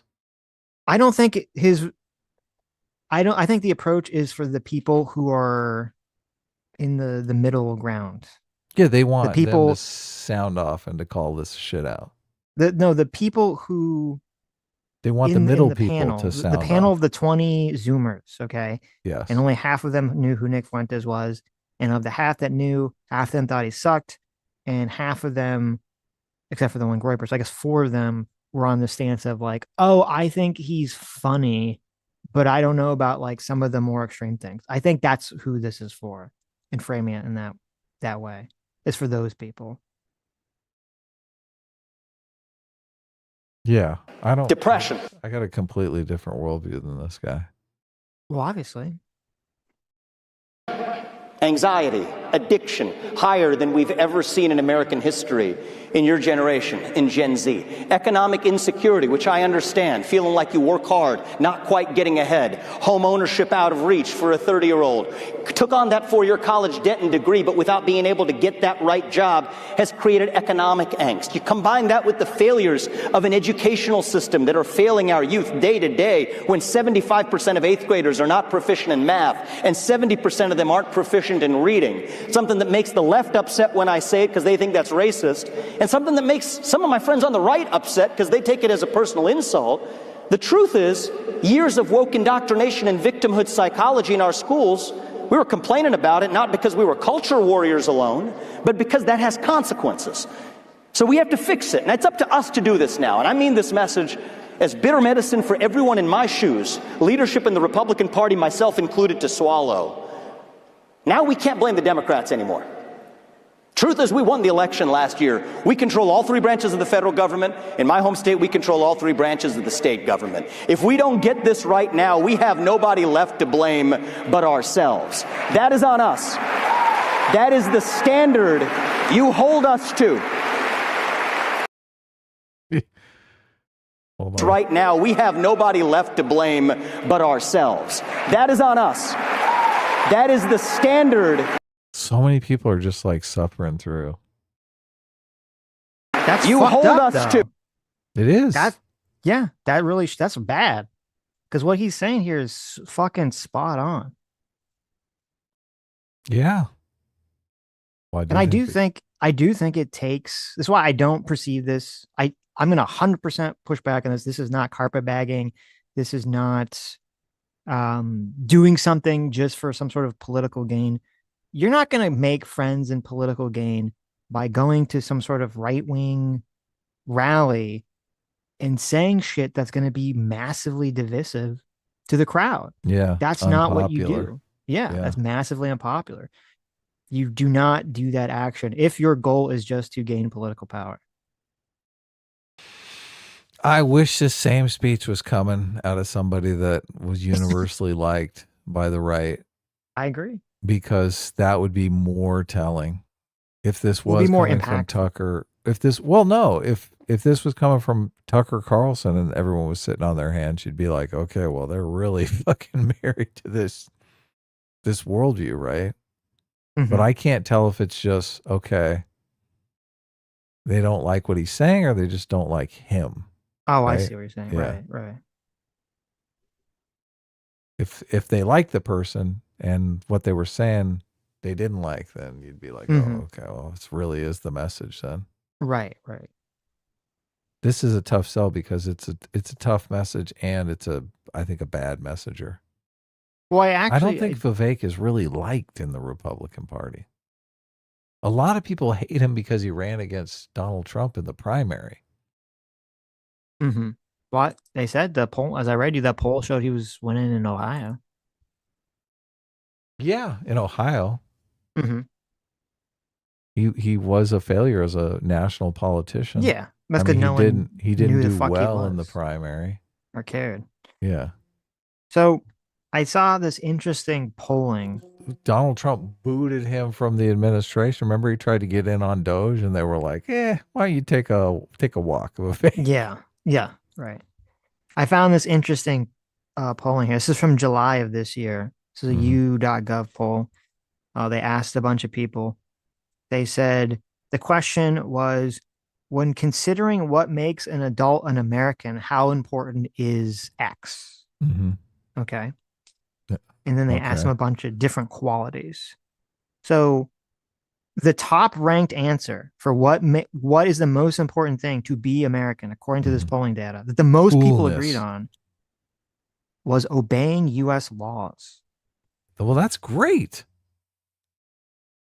So that's 72% said very important, and 18% said somewhat important. So the majority of people agreed obeying U.S. laws is the most agreed upon universal important thing to be what it means to be an American. Okay. The next highest ranked thing, 68%, very important, supporting the U.S. Constitution. Nice.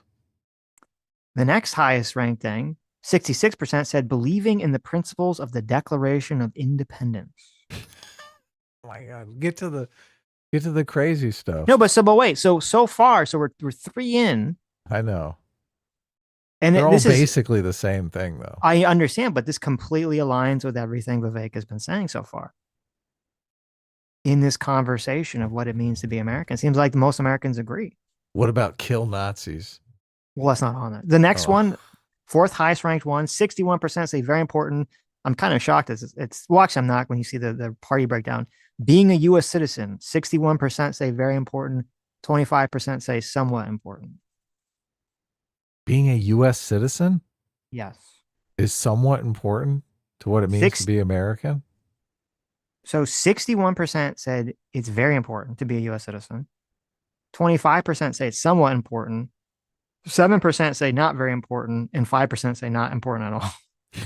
You can be an American without being an American citizen. It's interesting, yes.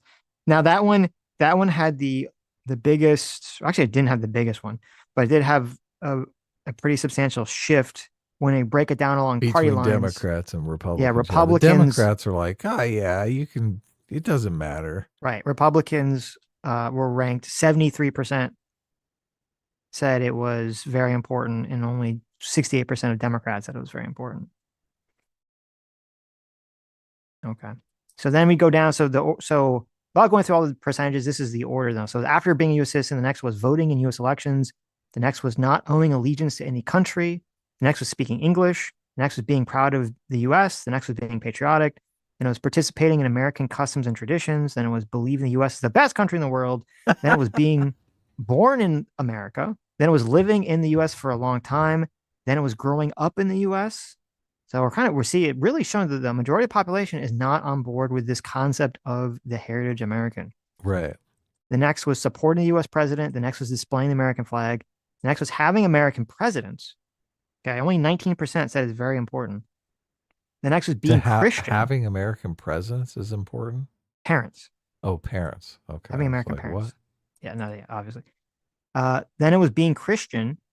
Then it was having, and then here we go. Here's the question. Having many generations of American ancestors. Only 16% said very important. Having many generations of American ancestors. Right. Okay. So the majority of the country. Foundation members. Huh? There's your Heritage Foundation members. The overwhelming majority of Americans are not on this Heritage American concept. Yeah. Then the second to last was serving in the U.S. military. And the very last, at the bottom, only 10% of Americans say it's very important to be white. Yeah. Nice. That's the way it should be.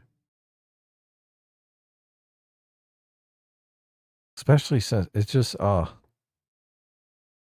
so many Black Americans, their ancestors were dragged here against their will. I don't know how you can say, oh yeah, they're not American. Right. They don't count. They're not American.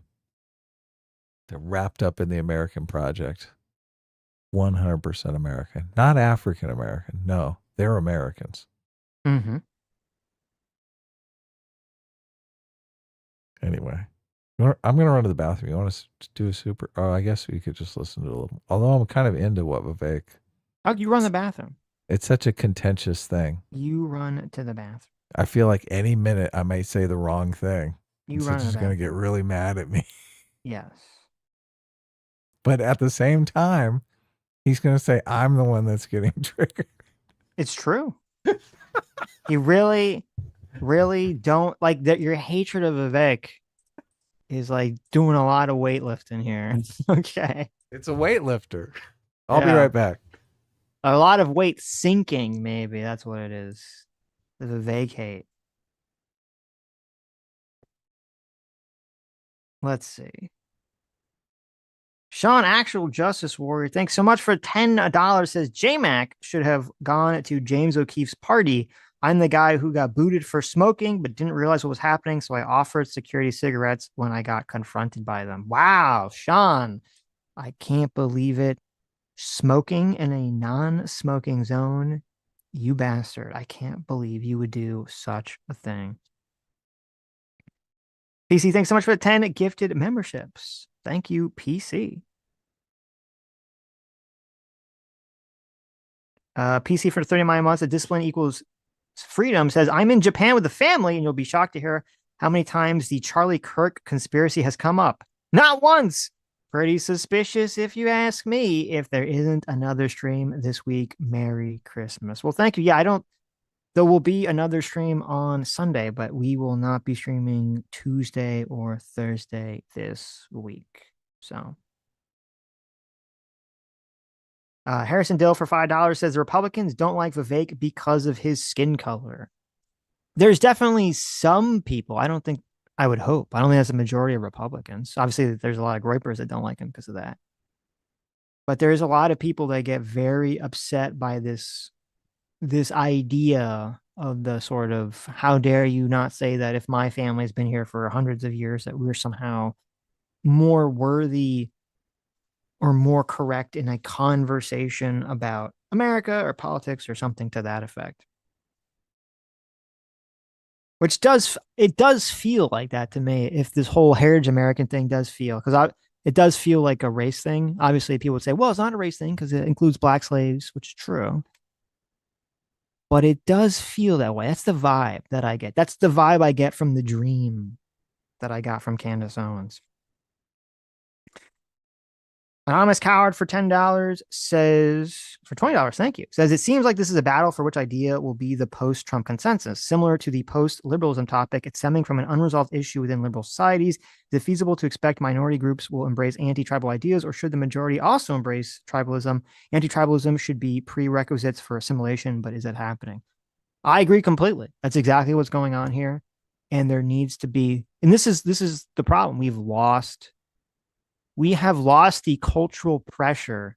This is the left's fault. We have lost the cultural pressure on assimilation. In fact, assimilation became a dirty word. It was wrong to try to get people to assimilate. It's in racist. Reality, yeah, it was racist. When in reality, no, fuck you. If you go and move to a country and become a citizen of that country, you should be expected to assimilate to those countries' norms and values, or fuck off. And that's just the way it's got to be. People would have far less of a problem about immigration if we were assimilating people. But I think people are anti-immigration now because people have slacked on assimilating. It's hard to tell. There's always a lot of pushback whenever immigration increases, because it really triggers a deep-rooted evolutionary sense of resource and mate guarding. 100%. Well, if they're culturally distinct from what you're used to, I mean, it's 10 times worse, right? If we had a magic button that just assimilated people as they came in, and they started dressing like you and talking like you and all that stuff, I don't think people would have as big a hard time about it. Yeah, no, that's exactly it. What triggers it is that there's a group of people that come in that you perceive as different. Yeah, vastly different. Right.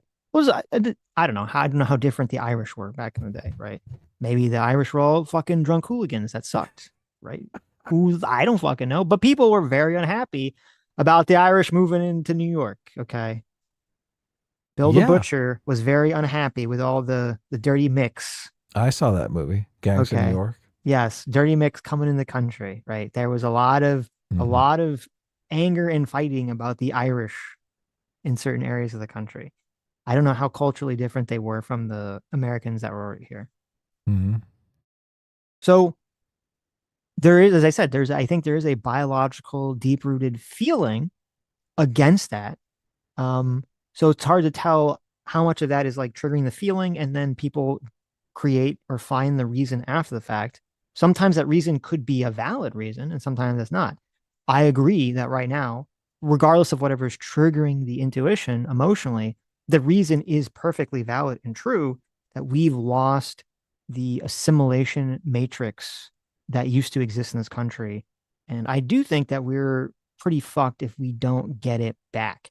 But the way to get it back is for the right to push the concept that Vivek is talking about and to adopt this concept that Vivek is talking about.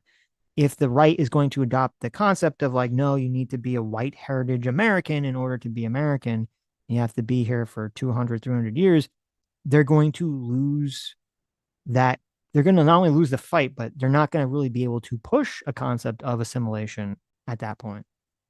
Because you can't assimilate into that. That's not something that people would have access to.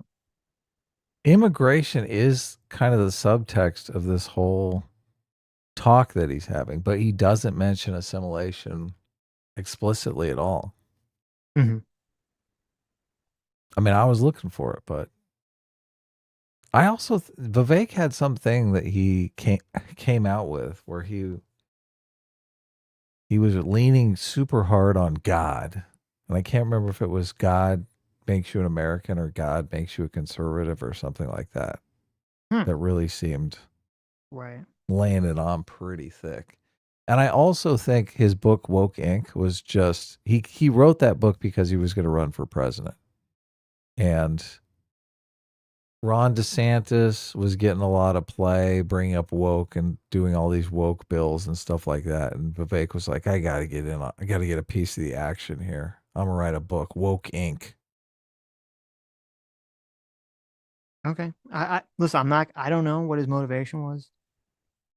I can't read his mind, but I think what he's saying here is correct and important, and it needs to be said, and it needs to be echoed by the Republican Party. If they want have a Republican Party and have an American that actually functions. It's just there was the Republican Party that was like, we're in favor of legal immigration, right? And we want assimilation. But now the Republican Party seems to be, we're not in favor of any immigration. No immigration. We want mass deportation. I don't know what the polling is actually on that at the moment. I was looking for that cringy list that Vivek had. It was like number 1, God bless America. Like that. I believe the last time I looked at it, I don't remember what it was, but I believe last time I looked at it, still the majority of Americans, I think including Republicans, were still fine with legal immigration. They just want to deport the illegal immigrants. They're not on board with the whole, like, just deport everyone, start unnaturalizing people if they've been here, even if they haven't done a crime or anything. I sent you the tweet. Truth. Number 1, God is real. Well, obviously that's going to trigger the atheists. Okay? Number 2. Doesn't trigger me. There are two genders. How come he doesn't say there are only 2 genders? Because obviously there are 72 genders, but there are also 2 genders. Oh, you're right. Oh, obviously he agrees with all the other genders. True. That's like asking how many months have 28 days in them, right? All of them, you dumbass. Mm-hmm. Human flourishing requires fossil fuels. Ooh, I mean, okay. True. Reverse racism is racism. Okay. An open border is no border. There we go. Parents determine the education of their children. 7, the nuclear family is the greatest form of governance ever known to mankind. 8, capitalism lifts people up from poverty. Hell yeah, that should be number 1. That should be right above God is real. Number 9, there are 3 branches of the U.S. government, not 4. What's the 4th branch? Mm-hmm. Is that the media? The press? Mm-hmm. 10, the U.S. Constitution is the strongest guarantee of freedom in history. Yeah. I mean, is it really the U.S. Constitution, or is it the men and women enforcing that U.S. Constitution? If you don't have a good judiciary, I don't think you have the paper's not really going to protect you. Anyway, back to Vivek. So I found a very interesting poll, and it really shows you kind of what we were talking about with like the immigration and perceptions and the threat of everything. And I think it actually, this does pretty good to make the Republicans' argument that they're not racist broadly. Mm-hmm. And there's this poll, the Gallup poll says, what is Republicans' preferred rate of immigration to the U.S.? They think it should be increased, decreased, or kept the same. Okay. And so in 2020, and if I'm looking at the poll, kind of like goes up and down. In 2020, the highest amount, 47% of Republicans said that the amount of immigration to the country should be decreased. Mm-hmm. So actually, to be fair, I don't know if this is asking legal immigration or illegal. It just says immigration. So people can interpret that however they want. But then during Biden, that number, and going all the way up to the election, that number hits an insane peak in 2024. 88% of Republicans say that immigration should be decreased. 1 year later, Donald Trump has been president for 1 year. That number drops all the way back down to only 48%. So 40-point drop of immigration needs to be just from decreased. a change in the presidency. Just because Donald Trump is president. They're just thinking, my guy said it at the right amount. Yes, exactly. But Biden didn't. Exactly. Isn't that interesting? And in the 40 points, it went to the keep at the present level crowd, which was at an all-time low at 4. It looks like 4% of keep the same, and then it jumped up to 36%. So that would show that the majority. The majority. Well, actually, no, because then there's 11% that say increase. So actually, there's still more people on the or no, wait, that's 47. Oh, no, so it'd be 47, 48. So there's a slight majority that's still in favor of decreasing the amount of immigration, but the second highest is keeping at the second present level 36, and 11% say it actually should be increased. This poll tells you nothing about how much immigration people believe the country needs. It only tells you about how they feel about their representative in the White House. Well, if it's their guy, they assume it's set at the right level. They don't know what that level is, but they just assume it's set correctly. No, because a lot of the reason I said like this would be good evidence of like it not just being like a racist thing is because a lot of the people on the right for years have been saying, no, we're not racist. We want to make sure the right people are coming in the country, and that, we don't like illegals, and, all this other, et cetera, et cetera, et cetera, et cetera.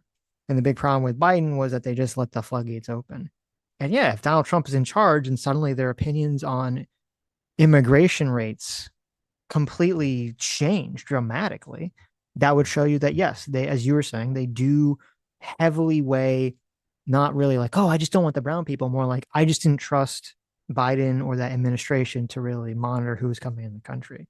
And I trust Donald Trump to monitor that or to deal with that. It would be interesting to ask them outright, what is the proper amount of immigration? 2%? Right. Well, no one knows. 1%? It's hard to conceptualize. I don't think people really conceptualize it that way. Like, if you ask me that question, I don't know what the fuck the answer to that question is. You could say, look, you could say, in the United States, we can safely assimilate 5%, an additional 5% of the population through immigration. What is the correct number? What level of immigration would you be comfortable with? 1%, 2%, Whatever 3%, whatever 4%? the assimilation rate is, however you can assimilate people, obviously would be like the way. Yeah, to but do you'd it. learn so much from how people answer that question. If they answered 5%, as many as we can assimilate, you get a different answer than if they're like 1% or 0%. I don't care if we can assimilate them. Well, I don't know, because I feel like people that would still say 1% or 0%. I mean, some of it could just be like, oh, I'm racist, but I think a lot of it would be people will just refuse to accept the hypothetical. They'll say, well, I don't think that 5% can assimilate, so I'm going to answer lower. You're like, yeah, but the hypothetical is 5%. They say, no, I'm not. No, it's not 5%, so I can't answer that question. You're totally right. And you're just like, okay, well, then they just rebel at the question. Right. And you're like, and okay, then the next question would be, how would you feel if you hadn't had breakfast? Exactly. That would be the next question. How would you feel? Because they don't understand the point of the question isn't really to be like, well, do you support immigration? The point of the question is to try to figure out, well, why do they support or not support immigration? Right. Oh, yeah, people just get triggered by that shit. They can't conceptualize it. So, and also according to this, it says 71% of Republicans say that there should be a pathway to citizenship for children of immigrants who were brought into the country illegally. But we should deport their parents. There you go. 59. This is in 2025, because it's kind of interesting. The numbers have all gone up from where they were. Again, showing that under Donald Trump, the Republicans are more accepting of immigration. 59% of Republicans said that this is interesting too. 59% of Republicans, the majority, say that they believe there should be a pathway to citizenship for immigrants living in the United States illegally. 59% of Republicans say that. All of them own some sort of meat packing factory. Right? I think that's interesting. We'll see, but there is a conflict, though. That's kind of interesting. So 59% of Republicans say that there should be a pathway to citizenship for immigrants living in the country legally. However, 77% of Republicans, so including that 59%, think that all illegal immigrants should be deported. So that's a little confusing. 59% say they should be deported. What? How's that? What's going on? 77% said that all immigrants living in the United States illegally should be deported. But then 59%, so that's a big chunk of that 77%, said that there should be a pathway to citizenship. So they're saying, look, deport them, but give them a path. Yeah, how does that come back? That's very confusing. Supposedly, as it is now, if they Yeah. deport them, they don't have a pathway back. If you've come into the United States illegally, you can't apply for citizenship. Well, that is the problem too. Right now, is that yes, if you've been living in the country illegally for any set number of time, it's almost, I think it's like basically impossible. It's very difficult because Right now we give you a pathway to deportation. Right, yeah, because there isn't really a pathway to citizenship except under very limited circumstances. So maybe you can interpret that most people, maybe what they're trying to say is that they believe there should be a pathway to citizenship, and if you're not on that pathway to citizenship, then you get deported. Like maybe that's what the implication is, but I don't know. People answer poll questions strangely sometimes. 59% of Republicans strongly approve Donald Trump's handling of immigration. 26% approve. So that's that's an 85% overall approval rate for Donald Trump's immigration, and only 13% disapprove. I guess it hasn't been enough. Okay, let's finish this video. And if we fail, vote us the heck out of office. That is the fate we deserve. So that's on us now. No more just, cable news screaming about Schumer shutdowns or whatever it is, right? It bores me. It doesn't matter. It's up to us. We have a chance to lead with our own vision. Blaming the Democrats isn't enough. That's on us. But I also have an ask in closing of each of you here tonight, especially Gen Z. Especially the next generation of young conservatives who I believe are actually going to save this country. Do not repeat the mistakes of the woke left. The number one mistake of the woke left, I will ask. Now we know why Sitch is super into this. Everyone's making Sitch's argument. He's like, that's right, bitch. Make my argument. That's right. Now we know. Rob Schneider says the same thing. Yeah, he does. Yeah, no. He does. It's catching on. It's definitely catching on. Terrible People are standing argument, up. but look, people, it's all they got.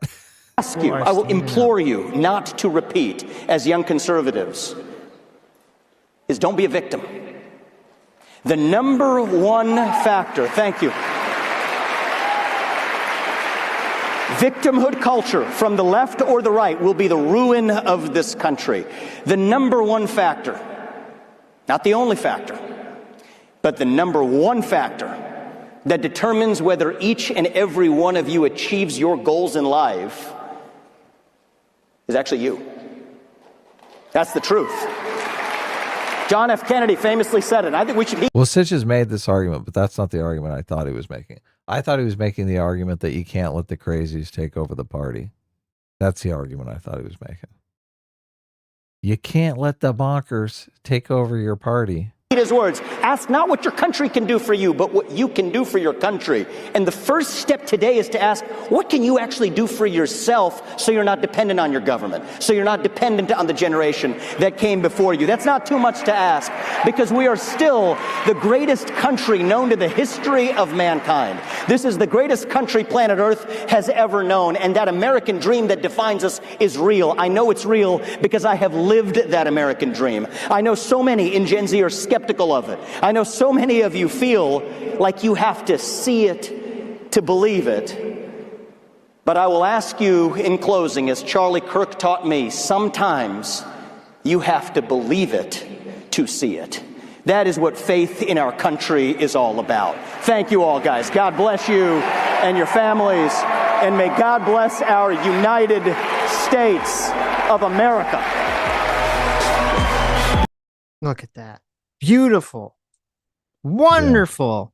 Yeah. The best speech I've ever heard in my entire life. Don't go crazy now. No, but it was a good speech. Well-needed speech. Yeah. I hope it resonates. Has this given you, maybe you feel a little bit more positive about Vivek now? You can forgive him for his shitty banking thing. Vivek is a piece of shit. I'm never I thought Adam, I thought A-Team. I'm a little more What's hopeful. about forgiveness? Oh my God. This is where I get to choose. Obviously, you know, I'm a Christian atheist, so I always have the option. This is your atheist when the atheism comes out. He's like, no, burn. No forgiveness. No forgiveness. That's hilarious.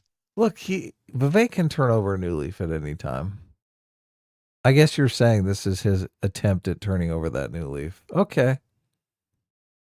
Well, as I said, I'm going to give him a chance. This action, even if, okay, think about it this way, even if you're thinking like, okay, well, this Vivek making this speech and writing the article he wrote that basically says kind of the similar stuff. This is all just self-serving because Vivek wants to be president one day. And he's afraid that if everyone in the Republican Party is racist, he can't be president, right? Even if you think that, and you say, okay, well, then therefore he's acting self-serving here. I would say, number one, even if he's acting self-serving, he's doing something that's good. Who cares? That's kind of the whole point of the American system. But number two, I'd say I don't even think that that's true. Because if Vivek, it's not like the Groyper shit's going to like take over and sweep America. And America's going to become racist, and Republican Party is going to become hyper racist in 2028. At least I don't think that's the case. Maybe some Groypers think that's the case. I don't think that's the case. I think the way to, if Vivek wants to win in 2028, if he wants to further his political career in the short term, definitely, then it is to not enter into this arena, to not broach this topic whatsoever, to not put a sour taste in the mouth of a bunch of people online, and to just be rah, Donald Trump, just kind of be more Megyn Kelly, just only talk about the issues that people agree with on the right and to shit all over the left. That would be the move. That'd be the best thing for him to do for his political career. It wouldn't be to dive into this and try to play some sort of like long game because he's afraid that 10 years from now, the Republican Party is going to be racist. Unless, of course, you're looking over at the Democratic side and you're saying they haven't got shit going on over there. And if I can bait the right into enough racism towards me that I'm forced to leave the party because of death threats and turn to the Democratic Party and become a Democrat.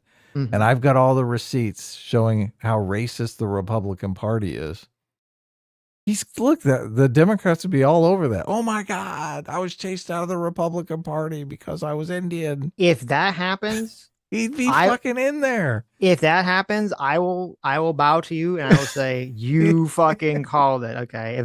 If Vivek by 2028 has flip-flopped, has switched to become a Democrat, I will say, holy shit, you were completely right and called He's setting everybody up, man. I'm telling you. Now, if that doesn't happen. Oh no. If that doesn't happen, then you have to say, you were wrong. You were completely wrong. I got a better idea. Right. If it doesn't happen, we just forget the whole thing came up. Why don't we? Don't you know how predictions work? Don't you know how predictions work? Remember, we had a big bet last election cycle. Now we can have a new big bet. Okay, look, will Vivek switch sides? This is the way I always win the bets. I don't make bets that I'm not going to win. Okay? Oh, okay. You don't want to make a bet for 2028? Will Vivek run as a Democrat or Republican? This is one of those wild Nostradamus type predictions that you make that probably will never come true. But if it does, everyone's going to be like, "Oh my God, you're a god." Mm-hmm. Okay. Do you think? I mean, I don't put switching parties past Vivek. I think Vivek might switch parties. I would. Well, the fact that he's literally going to be running for he won the Republican primary and is running as the Republican governor of Ohio next year is going to make it hard for him to switch parties. He could do inroads. He could do it. People switch parties all the time. What are you talking about? Do sitting governors switch parties that often? Well, I'm sure it's happened, but if he loses though, if he doesn't become governor, he could switch parties. That's true. That's true. When's the governor race? It's this year, right? Or 2026? Almost 2026. Yes. Yeah. No, if he loses the governor race, he's going to switch parties. He's going to be running against Gavin Newsom in the primary, talking about all the racism on the Republican side. If that happens, Donald Trump beat him up when he ran for president. He was so afraid of Donald Trump that he ran in the Republican primary to unseat. Oh God, it just Democrats are going to love this guy. Okay. We'll see. I don't think that's going to happen. I'm skeptical. Yeah, I don't know. They probably all hate Vivek already. He's going to have to update his list. Democrats are not going to like that God is real. They're not going to like any of the two genders thing. Hard work. Well, look, he left himself a way out in the two genders. There's way too many.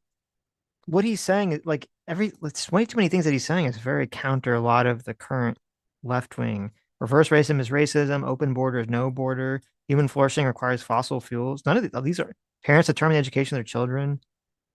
We should do this. Capitalism lifts people from poverty. These are all most people hyper triggering. We should do this first since we're talking about it. Okay, we can do this first.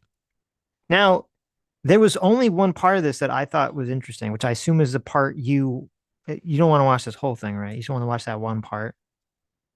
What one part? It's like in the beginning. I mean, we can watch as much of it as we can take, but I think it's fascinating that John's the Democrats are so desperate. They're like, Jon Stewart, he's going to be our presidential candidate in 2028. Right. Jon Stewart. This it's from TYT. It's called Jon Stewart Terrifies Republicans with 2028 Threat. Like, oh my God. Shaking in their boots. All the Republicans are going to collectively shit their pants if Jon Stewart gets in the race. Oh my God. Do you think that's really going to happen? It's interesting because all the stuff he says in here, I just think, bring it on. Bring it on. I don't know if it's the first clip or the second clip, or maybe it's even the third clip. There's something in the beginning he says that just to me reeks of hypocrisy. Oh, okay. Well, yeah, look, that's why I saw it and I'm like, I got to get Sitch's take on this. I think in the general area of like what you would consider middle class, maybe a little lower than middle class, a little above middle class, are stuck in this weird trap, which is I work till I'm 40 or 50, till my kids are going to college. Now I'm paying for their college, but just at that moment, my parents are getting sick.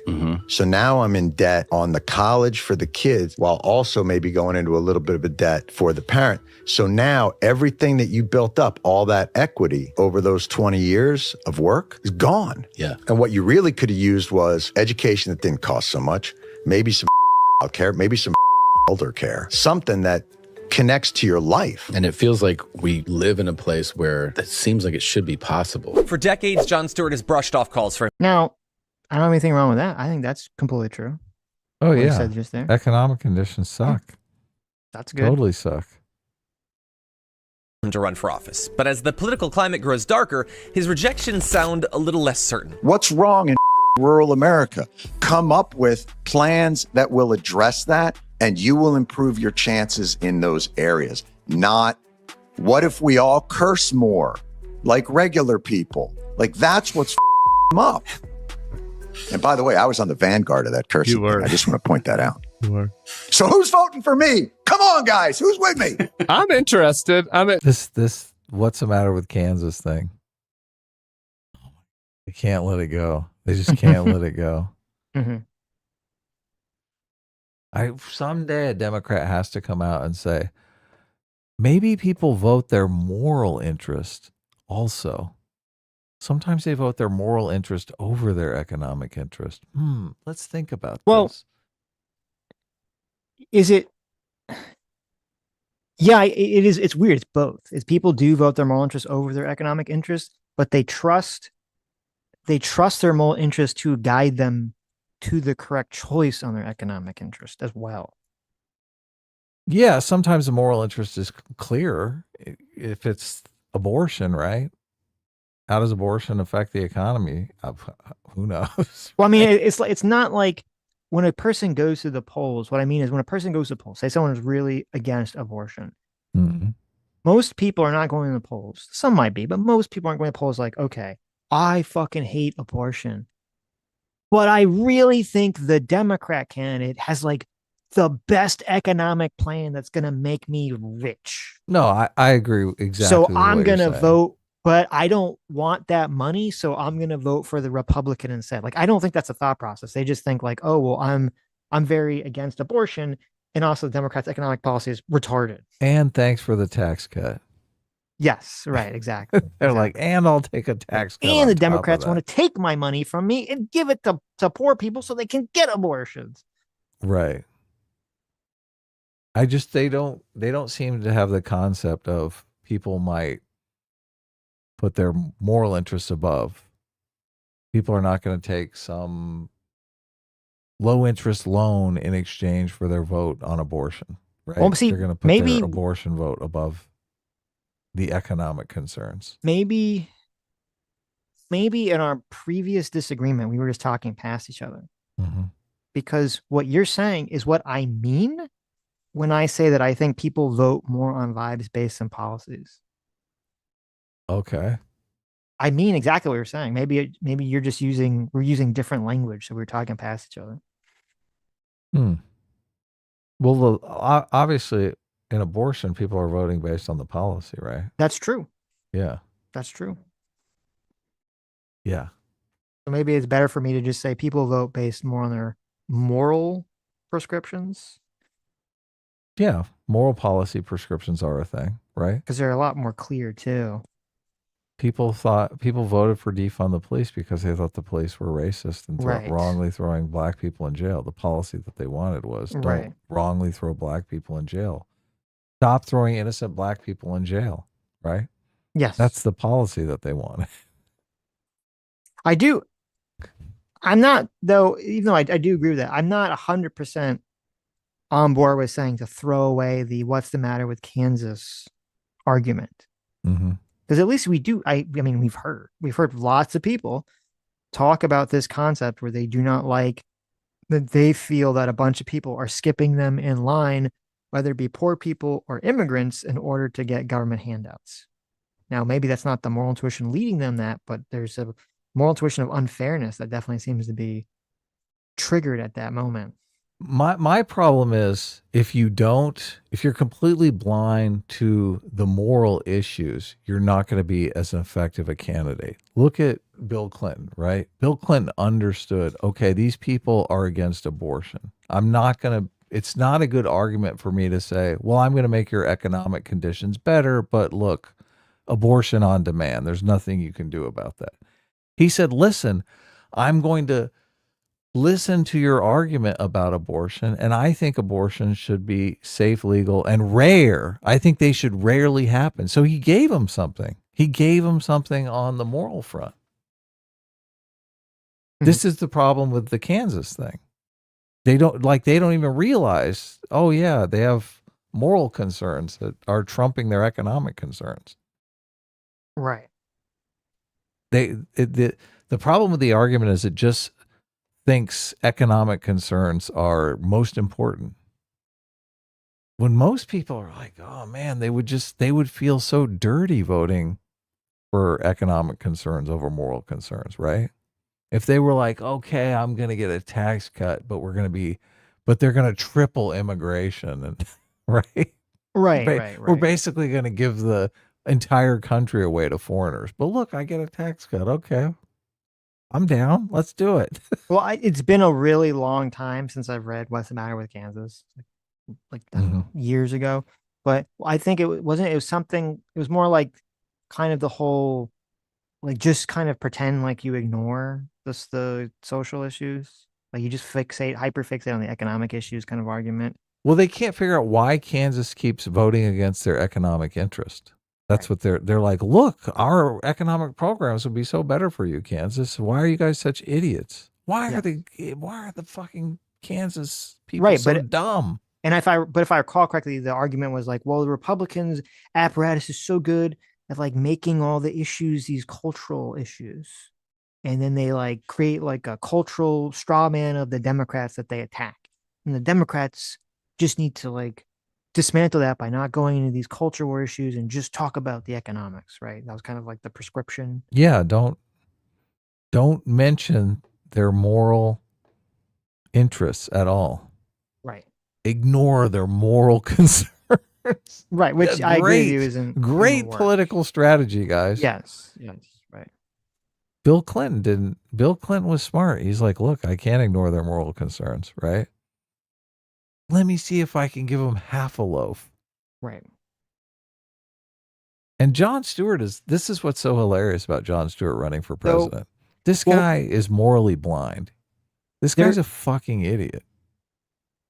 There is a shift, I think, in politics at the moment that it is kind of interesting that if you do talk about, like, it seems like it just for a lot of people, at least on the internet, I don't know how it actually is in the real world, but I think we saw this with Mom Donnie too. Just people saying the right things, just acknowledging that there's economic problems for some people and saying it in a way with like a sorrowful voice and saying that you're going to do something about it. I love like, it. That triggers a moral. I want to vote for you. Yeah, but that in itself triggers a moral intuition of like, well, this person cares about me, like understands me. So it's not so like, I think that could be that there's a lot of overlap of like, well, that's fixating on the economic issues, right? Someone says, oh, I don't care about what's going on overseas. I don't care what's going on about Israel. I care what's going on in America, in my state, in my district, in my county, blah, blah, blah, blah, blah. And I need to help people here. Like that has become a moral issue, a virtue signal within of itself. I agree. Yeah. You had said a couple of concerning things. I think that you're better than some of the names being thrown out there, I guess I would say.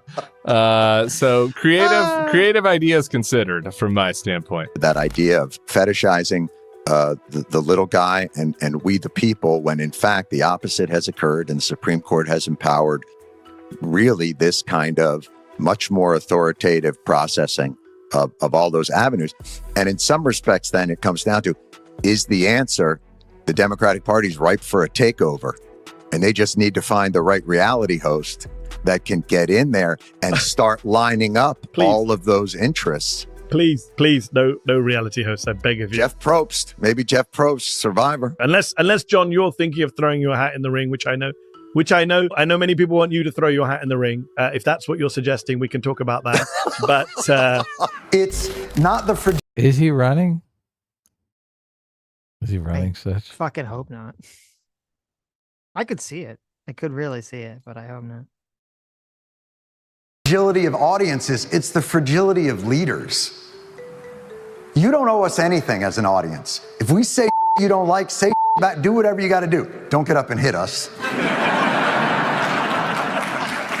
But that's just the game we're in. We talk for a living, you talk back, and we've just got to be better than you. And we've got to find a way to entertain you. But the threat to comedy doesn't change the world, but it's a bellwether. We're the banana peel in the coal mine. When a society is under threat, comedians are the ones who get sent away first. It's just a reminder to people that democracy is under threat. I'm listening to this, and I'm like, fuck you. I know, me too. Fuck you, Jon Stewart, you piece of shit. Okay. What the fuck? You cannot, fuck you. You cannot come on the stage for some Mark Twain prize and say, oh, comedians, we're the canary in the coal mine. You have to protect us. It's so important to look and see who is going after the comedians. You cannot fucking say that, you fucking piece of shit, when your dumb fuck ass was silent, was deathly, ghostly fucking silent for all the woke years. Okay. You didn't say shit. Not only did you not say shit, you participated. You had your own fucking podcast where you said the wokest fucking shit ever. And you're not even doing the carpetbagging thing. You're not even doing the bellwether thing where now that woke is becoming unpopular, you've said, oh, I've seen the light, guys. I made a mistake. He hasn't even done that shit. He hasn't even done the bare minimum. So fuck you, John, you piece of shit, you hypocrite, you liar. He can only fucking perceive censorship from the right, and it's disgusting. He even says something in here that shows he can only perceive it from the right. Yes. Authoritarians are the threat to comedy, to art, to music, to thought, to poetry, to progress, to all those things. It's never been. All that is a red herring. It ain't the pronoun police. It's the secret police. It always. What the fuck? Like, fuck you. Fuck you. Go fuck yourself. It's so despicable. What a piece of shit. He's like, look, as long as you put your fucking pronouns in your bio, bitch. Yes. It's Well, not, I guess it's not the secret police. It's us, you motherfucker. Well, and that's why he It's said in so- the beginning such of a this. fucking idiot. He's like, look, you, John, you are one of the brown shirts. Yep. Where's your fucking Nazi band? Yep. That's why he said in the beginning of this, he's like, it's not about the audience. Because that was the whole argument, and it is Coming despicable. from Hollywood. Oh I know. God, it's hilarious. All it- these fucking Hollywood celebrities in this room. Right, but there's this insane argument that, like, well, you know, Donald Trump, you know, with all the Jimmy Kimmel situation, right, is bad, and we talked about it being bad on the stream, you know, when it happened. But they're like, well, that's the only type of censorship in our society that matters. Is Donald Trump, the president, and the executive branch doing this shit with Jimmy Kimmel, even though obviously he came back on the air and all this other stuff. Yeah, Right? 5 minutes later. Right. That's the only censorship that possibly matters. Any censorship that comes from like every fucking business and all these loud people that go out there to try to get every business to cancel people and to get them to shut the fuck up, that doesn't matter because it didn't come from the government, even though obviously there was a lot of pressure from Democratic and lefty aligned governments all over the world, but especially in America to censor things, definitely. But it doesn't matter. You can just pretend like the last 8 to 10 years was a fucking fever dream and didn't happen. Yeah, it was all a figment of your imagination. This coming from Jon Stewart, who's the staff on his show is 100% diverse. It's all young women. Shock, surprising. Yes, Very yes. suspect. Look, Yes.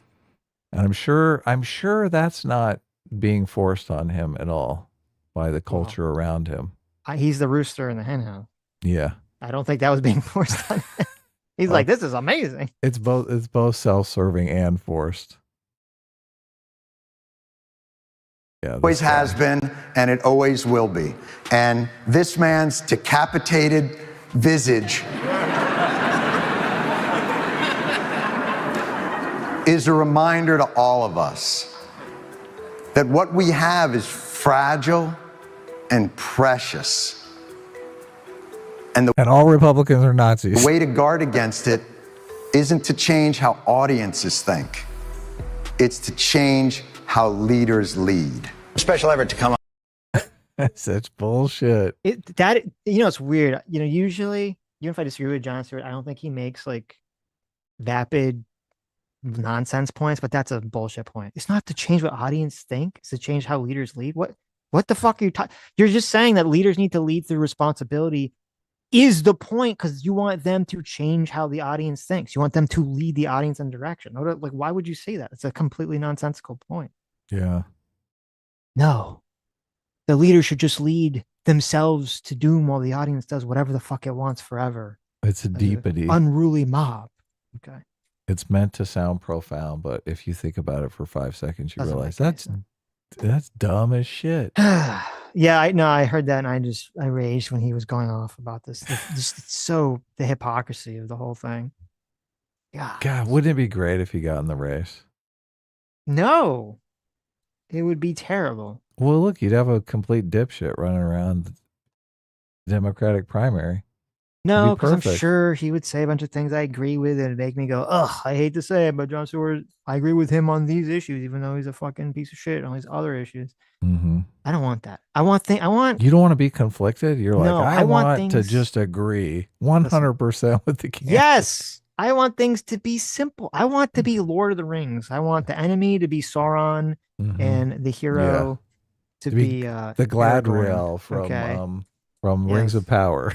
Not Galadriel. No. Fuck no. Things are complicated. No, I don't want that. I don't want people. You get shipping. You get shipping of Sauron and Gladriel. I don't want Galadriel jumping into the ocean and swimming to the one piece of driftwood in the entire fuck ocean to magically, for no reason, meet Be Sauron. saved by Sauron.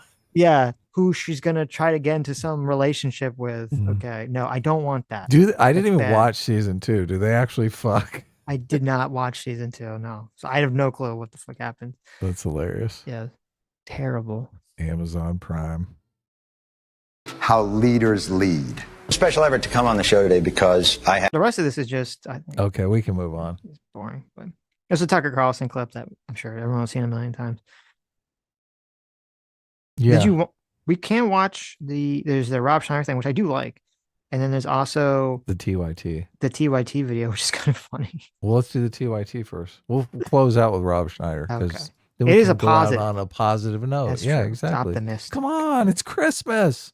This whole idea of shutting down speech is abhorrent to me, to Americans. It is the exact opposite of who we are. So hell no is my answer. If you sit there and let people just say nonsense, open like Nazi apologia, that is on you. If Candance Owens decides to spend every day since the murder of Charlie Kirk, if Candance Owens decides, do you see that? Like they're just mentioning her name, he's getting a lot of people applauding. Yeah, sounds like they're applauding, standing up. Well, to be fair, I would imagine the majority of people at a Turning Point USA event are not going to be on board with the Candance train. No, not at all. They're like, you've been trying to destroy Turning Points. That does make sense. Yeah. Plus, this is the opening. They're all excited. They've been waiting for this for forever, right? That's true. It's the first speaker. By about the 10th speaker, they're like, oh my God, Vivek, what the fuck? Right. spend every day since the murder of Charlie Kirk casting aspersions at TPUSA, then we, as people with a microphone, have a moral obligation to call that out by name. Yeah, so never listen to Candance Owens or Tucker Carlson. It's of course, a way of trying to cancel them. Anyone who talks to them, especially about Israel. What the fuck? It's all about Israel, baby. It's amazing to me. Should be canceled forever and ever and ever. So I think this is going to backfire spectacularly. Candance and Tucker agree with Cenk on the Israel topic. It's so strange that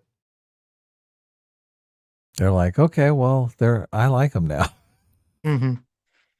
And I think that the Israel First crowd has completely lost it.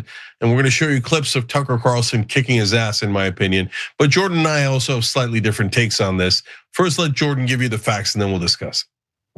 So Ben Shapiro kicked off Turning Point's America Fest last night by going scorched earth on, as you saw, Candance Owens and, as Cenk mentioned, Tucker Carlson.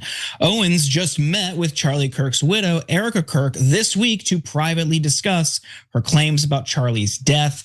And we've got more, including from Ben and Tucker, like you mentioned. But on this point, him calling out Candance Owens, we saw that conversation, Cenk, this week between Candance and Erica. How do you feel about Ben opening up this festival, this convention, by singling out Candance Owens specifically? This is interesting too, because this guy, I wish I knew his name. He seems to be the most progressive, dare I say woke, on the TYT staff. But here he is solidly going to bat for Ben Shapiro, which I just think 5 years ago, this guy would have been calling Ben Shapiro a Nazi. Mm-hmm. So the Candance Owens, look, I saw a video of hers recently that was totally unhinged, right? That had to be the Jewish music opening up, right? Mm-hmm. He's like, oh, Candance Owens, I can't really. Candance Owens, yeah, she's a piece of work. So I get the concerns about her for sure. But if it was just, hey, there's this unhinged person and she has some theories that might be true and some that are outlandish and totally false and etc. Okay, but I'm supposed to believe that it's a coincidence that Ben Shapiro and Mark Levin are attacking everyone who criticizes Israel on the right and putting them in the same bucket? No, it's not a coincidence. They're obsessed with Israel. That's all they ever care about. And that's what 100% of this fight is about. I hate this way of framing the issue because it's Candance that is obsessed with Israel and is making claims that are completely inaccurate that Ben Shapiro is responding to. If Candance Owens wasn't making those claims, then Ben Shapiro wouldn't be responding. He's not just saying these things because he's obsessed with Israel. He's responding to the attacks of Candance Owens. And why would Cenk be supporting these attacks when they have absolutely no merit to them whatsoever? These attacks are just insane. Right? Because this is what I think is going on. I think Cenk and some other people, they just hate Israel so much. They just fucking hate Israel so much that they're just happy that there's a group of people that are trying to push the right in an anti-Israel direction. Even though they're just saying lies, bald-faced lies. Yes. Like they're willing to eat that, I think. Cenk has a bunch of Jewish friends. It's kind of crazy. Candance Owens is out there saying, look, those friends of yours, Cenk, they wanted to enslave black people. Oh, it's fine. That's okay as long as she's talking shit about Israel. Mm-hmm. I mean, that's a weird fucking position. Well, that's kind of what's going on, right? That's a pretty weird position. That's kind of what's happening. It ain't right though. That's not right. I agree. I agree with you. It is not right. Yeah. but that's where we are. If there was a shred of evidence that Israel was involved in Charlie Kirk's murder, I'd say, go ahead, present that evidence. Mm-hmm. But all of this is just talking shit for the sake of talking shit. Well, from there, Shapiro turned his attention to people who turn a blind eye to Candance Owens because they're friends and called them cowards. Take a look at this. To take again the Candance Owens situation as an example, friendship with public figures who say or do evil things is not an excuse for silence on the matter. So no, Tucker Carlson, it is not an excuse to go silent on Candace's targeting of TPUSA. And the people who refuse to condemn Candace's truly vicious attacks, and some of them are speaking here, are guilty of cowardice. Yes, cowardice. He doesn't. I don't think he calls Megyn Kelly out by name. Well, he doesn't. I think he does at some point. Does he? Yeah. I don't remember. I wish I could. Because I mean, he could just do the Candance Owens and say, "Oh, I was just talking about Tucker. What do you mean, Megyn? I wasn't talking about you, Megyn. I love you. Mm-hmm.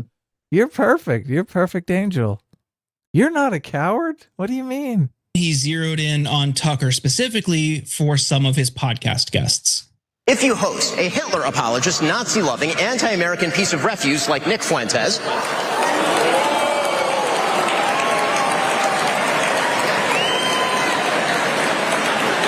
you know, the Nick Fuentes who said that the Vice President of the United States is a, quote, fat gay race traitor married to a...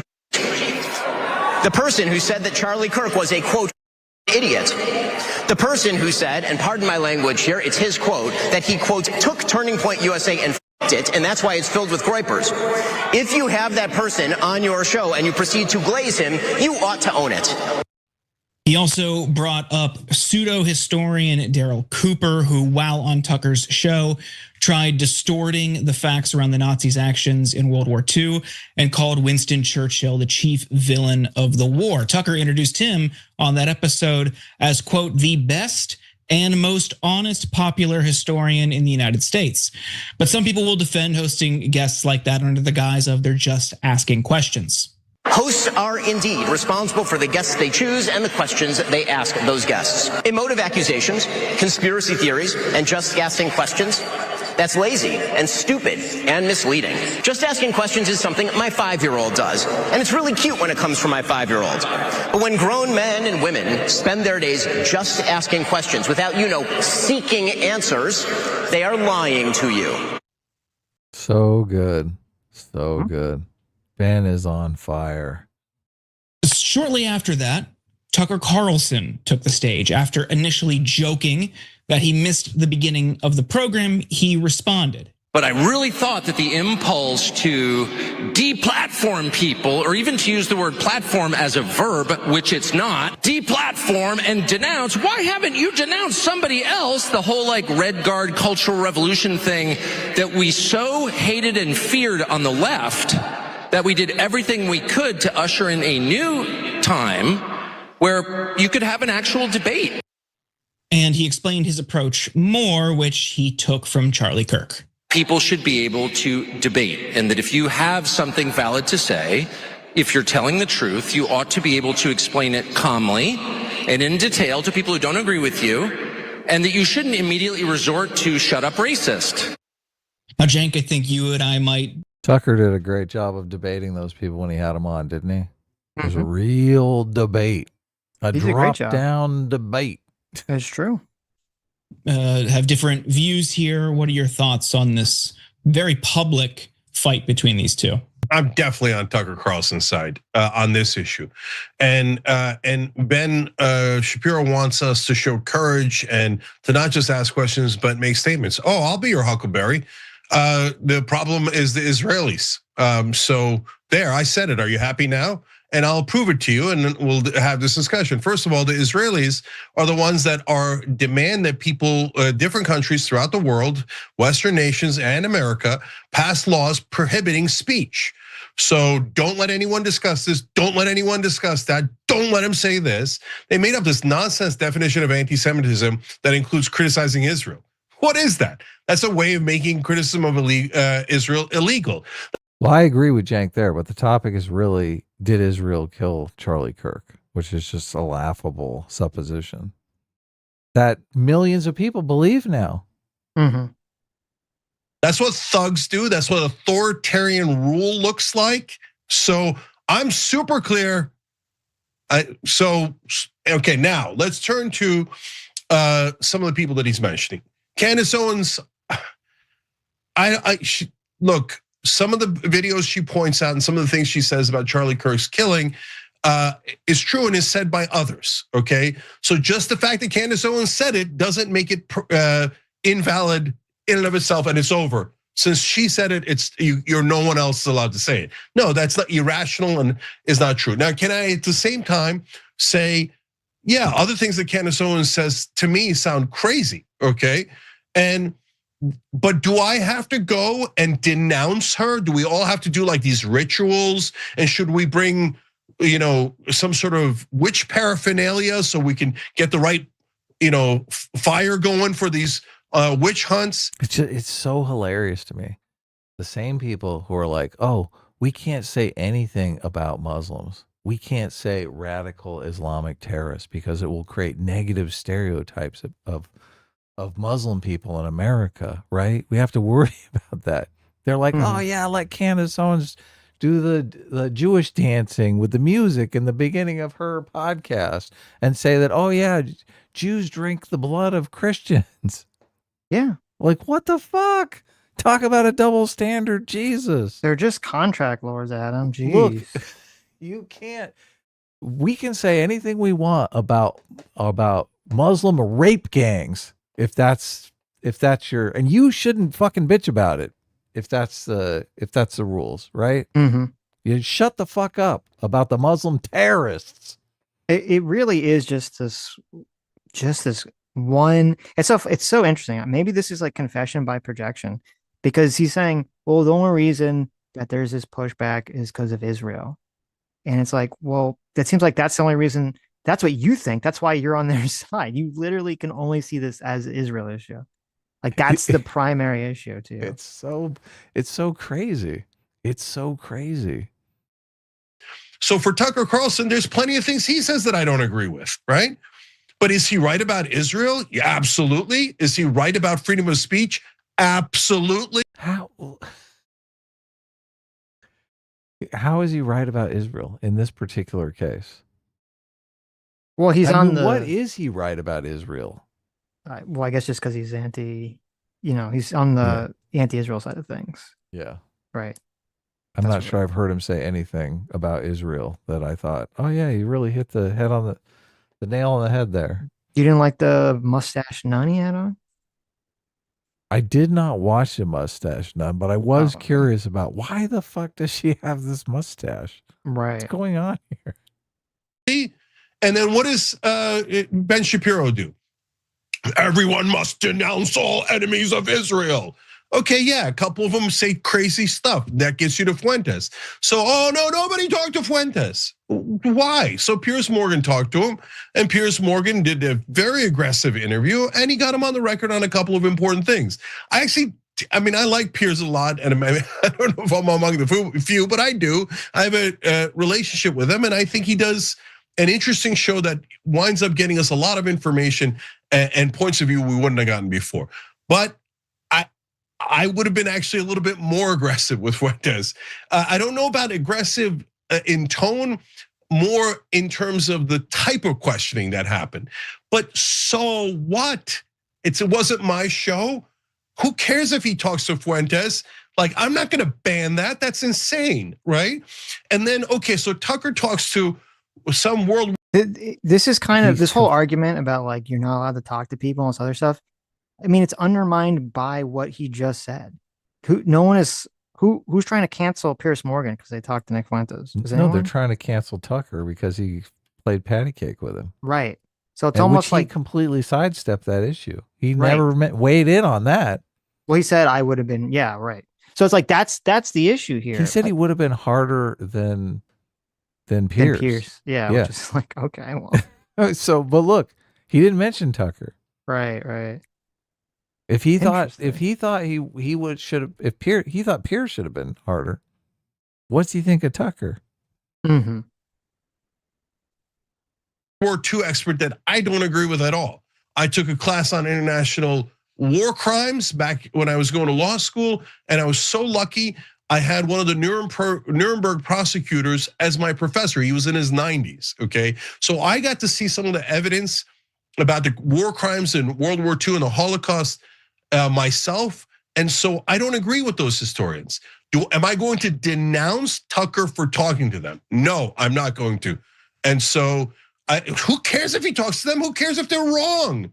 This whole idea of shutting down speech is abhorrent. We're gonna book a guest that comes on, Sitch, that says all Muslims are terrorists. And we're just gonna give him the floor to just talk about how all Muslims are terrorists. Right. And how Cenk Uygur is a secret terrorist. How about that? What do you think? I don't think he'd like that. I want to test this free speech hypothesis of Cenk's. How all Muslims are dirty terrorists. Well, and again, like this it is also obnoxious too. This whole like trying to make it this free speech issue when it's like, are you not allowed to say I don't think someone's opinion should be part of my political team without being, oh, you're canceling someone. You're not allowed to say that. You're not allowed to say a person's political ideas are outside the norm of acceptability. Yeah. It's just the hypocrisy is off the charts here. When they're constantly worried about this group or that group or this marginal group. Now that it's the Gaza war, everything has changed. Everything is upside down and backwards. To me, to Americans, it is the exact opposite of who we are.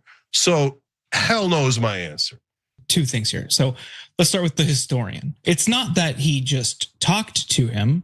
He agreed with him and called him honest. I don't think you would agree that someone saying that Winston Churchill was the chief villain of World War II is being honest. I mean, you just talked about your own educational experience, and I think we can all recognize that what happened. What's that? I don't agree, Jordan. So I don't agree with him. I'm on your side on the content and the substance. Doesn't mean he's not honest. Maybe he does honestly think that Churchill was a part of it. I think that's wild. I don't think that's true at all. There's another side to that. So what if he thinks that? Downplaying the actions of the Nazis? That's a now big... you're saying that that's downplaying the actions of the Nazis, and maybe it is. In addition to that, I don't have the exact example. This is an hour-long conversation.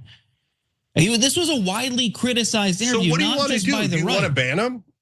Should we just ban him? That's not what I'm saying. So tell me what you're saying then. You're jumping to conclusions. I think that's the framing that you want, but that's not even what Ben Shapiro was saying. He's saying if you're going to have these people on, own it. And Tucker isn't doing that. Tucker will say, we're just having, what about having a conversation? If you sit there and let people just say nonsense, open like Nazi apologia, that is on you. You're not just having a conversation, you're letting them spread hate to whatever your audience size is. And I think oh my God, I'm agreeing with the wokest person. I know, this is so crazy. This is so crazy. Our politics are completely mixed up. What is happening? What is this nightmare world we live in? Tucker, he wants to share an audience with people like Fuentes. That's his goal. That's why he didn't push back, and Piers Morgan did. Piers Morgan doesn't care if Nick Fuentes' fans watch his show. That's why he was willing to play back clips of Nick Fuentes saying openly anti-Semitic, openly racist, openly sexist stuff. He didn't care. Tucker does because he wants part of that audience. For him, it's about views, clicks, and profit. So for him to throw his hands up, just a debate. Where's the debate, brother? You're not pushing back. You're just letting him say whatever he wants and nodding. That's not a debate. So what do you want him to do, Jordan? You want him to just do the show you want and not the show he wants? That is how you conduct an interview. You don't just so you criticize mainstream. Oh my God, this guy's a full white supremacist. Look at this. He's doing the okay hand sign. Doing the okay sign. media constantly for letting establishment Democrats go on air, say absolute BS about healthcare, never push back, but suddenly Tucker is, what is he supposed to do? Ask questions! Yeah. The universal standard! Holy shit. This is so good. I know. This is so good. My God. Wake the fuck up, Jake! Jake, what are you doing? You need me on that wall. You're too stupid to debate these people. God. Jordan, so you didn't like the way he conducted the interview. So it what? wasn't an interview. He just nodded and agreed. So what? So Okay, what? What? This is what is it? Does What does he he not, mean? You're defending Nazi apologia now, Jake. I don't know what's going. I don't know what's going. Well, there's a line. He's acting like he's putting this like false choice here. Like, well, your only options are either that you say that Tucker should say whatever he wants forever, and you're not allowed to push back ever on anything, or you push back and you cancel him. There's no middle ground there. I can't be like, well, we can all come out and denounce it without fucking canceling him from the existence. Like that's possible, he could come right? out and say, "Listen, I should have been harder in the interview." He's come out since and called Nick a white supremacist every time his name comes up. So he's That's done true. some damage control, trying to That's walk it true. back somewhat. He definitely feels something, some kind of pressure there. Yeah. I just look. Jank's position is fine, and maybe I'm being unfair with Jank. Maybe Jank has evolved a bit. Maybe he's not as Evolved, okay. as stringent on the everything is creating racist stereotypes about Muslims. He's super conscious about that, right? Right. You can't really tell a story about anything about Muslims without some accusation of you're just trying to denigrate Muslims because you don't care about Muslims, right? You Mhm. look down at Muslims, you think Muslims are scum of the earth. Like he constantly throws stuff like that out. Right. So, I mean, obviously you're going to say, well, maybe because Tucker Carlson is inviting on this guy and just sort of nodding along with everything he says, maybe he hates Jewish people in the same way you would say someone who does that for Muslims hates Muslim people, right? Mm-hmm. It's just logical to think that. So it's more the hypocrisy thing but maybe he doesn't care. And maybe he's like, oh yeah, free speech. Knock yourself out. Say all Muslims are terrorists. What when the mainstream media turns a blind eye to Democrats? I don't think all Muslims are terrorists. Now, Sitch, on the other hand, he does. Wow. Jerk. Have you evolved on your position? The all Muslims are terrorist position, Sitch, or do you still? I've become more on the take of all Muslims are terrorists, obviously. Yeah. He sees a hijab and he starts shaking. He's like, It's oh my true. God, bomber. It's true. Taking corporate donations. So what? So what are they supposed to do, Jank? You don't like the way they're conducting the interview. No. When the New York Times writes a good investigative story, which happens very rarely, but we cover it and we give them credit where credit is due. And then when they cover stories, they cover up for Epstein as they just did. They cover up for Israel as they do almost every time. Then we lambast them and we criticize them over it. Okay, so on Tucker, I don't agree with him on this World War II nonsense, okay? And I don't agree with him on a number of things, including what he said about Somali immigrants recently. And I agree with what he's saying about free speech in Israel. So what? Okay, so we just did it. So what? The issue is, it's not, this is where it's kind of like, there's like a BS narrative for it. The issue is not like, oh, well, Tucker Carlson went on Turning Points USA stage and he's talking about how we need to be anti-Israel. And, you know, Ben Shapiro came out and he's like, fuck you, Tucker. We need to cancel you because you're not pro-Israel enough and blah, blah, blah, blah, blah. Like, that's the way that Jen keeps acting or pretending like that's what the conversation's about. Yeah. That's not what the conversation was about. Not the remotely. Like when Tucker Carlson, had the mustached nun and all these other people on it. Yeah, Ben Shapiro complained about it and all these people complained about it, right? But the thing that like caused everything to explode was the Nick Fuentes conversation. And that's not fucking about Israel. And I don't know why Jen keeps pretending like it's about Israel. Yeah, yeah. Yeah, it's a completely different thing. And it with the Candance Owens stuff, it's about all the insinuations that Israel killed Charlie Kirk. Yes. Which Cenk really hasn't even weighed in on. So what else do I need to do? Do I need to slap him? Do I need to ritualistically denounce him? What do I need to do? And Jordan, you missed that every single one of these targets are people who criticized Israel, and we're all supposed. Oh my God. look, he's going to blow up. I don't need to blow up. People on the left, there are Jews on the left who criticize Tucker for the same thing. Hold on. Are we all supposed to ritualistically target and destroy all opponents of Israel because we found something else they said that was wrong? Okay. No, this is crazy. This is so crazy. He completely perceives it as people are only attacking Tucker because he supports Israel, or he is against Israel rather. Mm-hmm. Him being against Israel is why he's being attacked. Yep. Oh, God, it's so bizarre because he understands all of this in the context of the Islam stuff, of the Muslim stuff. He knows it denigrates that community. It creates negative stereotypes. He could tell you all about the negative stereotypes. But here, he's like, nah, it'll be fine. Perfect opportunity. Let's go destroy everyone who doesn't agree with Israel. My answer is hell no, F no, no way. And it's not a coincidence. Should we fight against the people who are anti-Semitic, who are legitimately anti-Semitic, who are Jew haters, hate Jewish people? I would say who think yes. Jewish people drink the blood of Christians? Should we fight against those people? It'd be nice. Okay. Look, I'm just asking questions. Are you just asking questions then? It's weird that Cenk can't see the difference between that.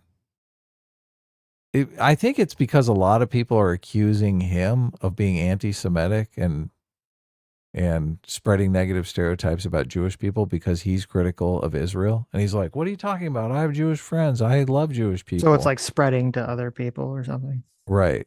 Yeah, maybe. He empathizes with them. So he can't tell the difference between someone who actually does just hate Jewish people.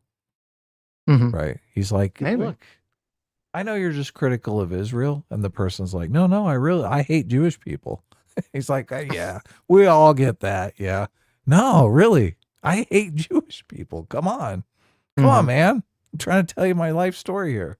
And it doesn't have to do with anti-Semitism. It has to do with destroying the opponents of Israel. And you're being super dense if you don't see that. Tell me you don't see that. You're dense. Tell me that that's not the connective tissue. There are plenty of people on the left who also criticize them for the same things. Are they also doing it at the behest of Israel? Criticizing Tucker Carlson, etc. No, yes. they're playing into it like suckers. Like, yeah, Jewish lefties, if not now, people like that. Those are the people who are criticizing. They're suckers for criticizing Tucker for having. No, not for criticizing him. I just criticize them. No, I just criticize them. You could criticize any particular issue, any disagreement you have. That's called freedom, no problem. But this whole ritualistic denouncement, and no one should go on their shows, no one should ever talk to them. And don't tell me that's not what Ben Shapiro is asking for. He's definitively asking for that, and he's asked for it this entire time. Megyn Kelly, you're gonna get canceled if you better never talk to Candace. You better never talk to Tucker Carlson. Well, I'm not gonna respond I'm not gonna give in to those thugs. Then I'm not gonna let him cancel everyone who criticizes Israel. And if you're helping them do that, I'm sorry. Yeah, you're a sucker for Israeli propaganda. The pro-Palestinian left, who also separately criticizes these right-wing figures for after years of bigotry, years of Islamophobia, suddenly seeing a window for gathering or garnering a new audience rooted in anti-Semitism. That's just, yes, we got to just turn a blind eye to it because they happen to, on the surface level, agree with us. Oh, look, there's no critics of Israel. Look at that. He even brings up the Islamophobia, which they probably are all huge Islamophobes, right? Mm-hmm. The left, oh, what a coincidence, especially on the right wing. Plenty of critics. They don't care They're about not the going left wing, anywhere. Jordan. There's plenty of critics of Israel on the left. Yeah, but how much of an effect have we had? What has Tucker done? What has Tucker done? What has he accomplished other than talk?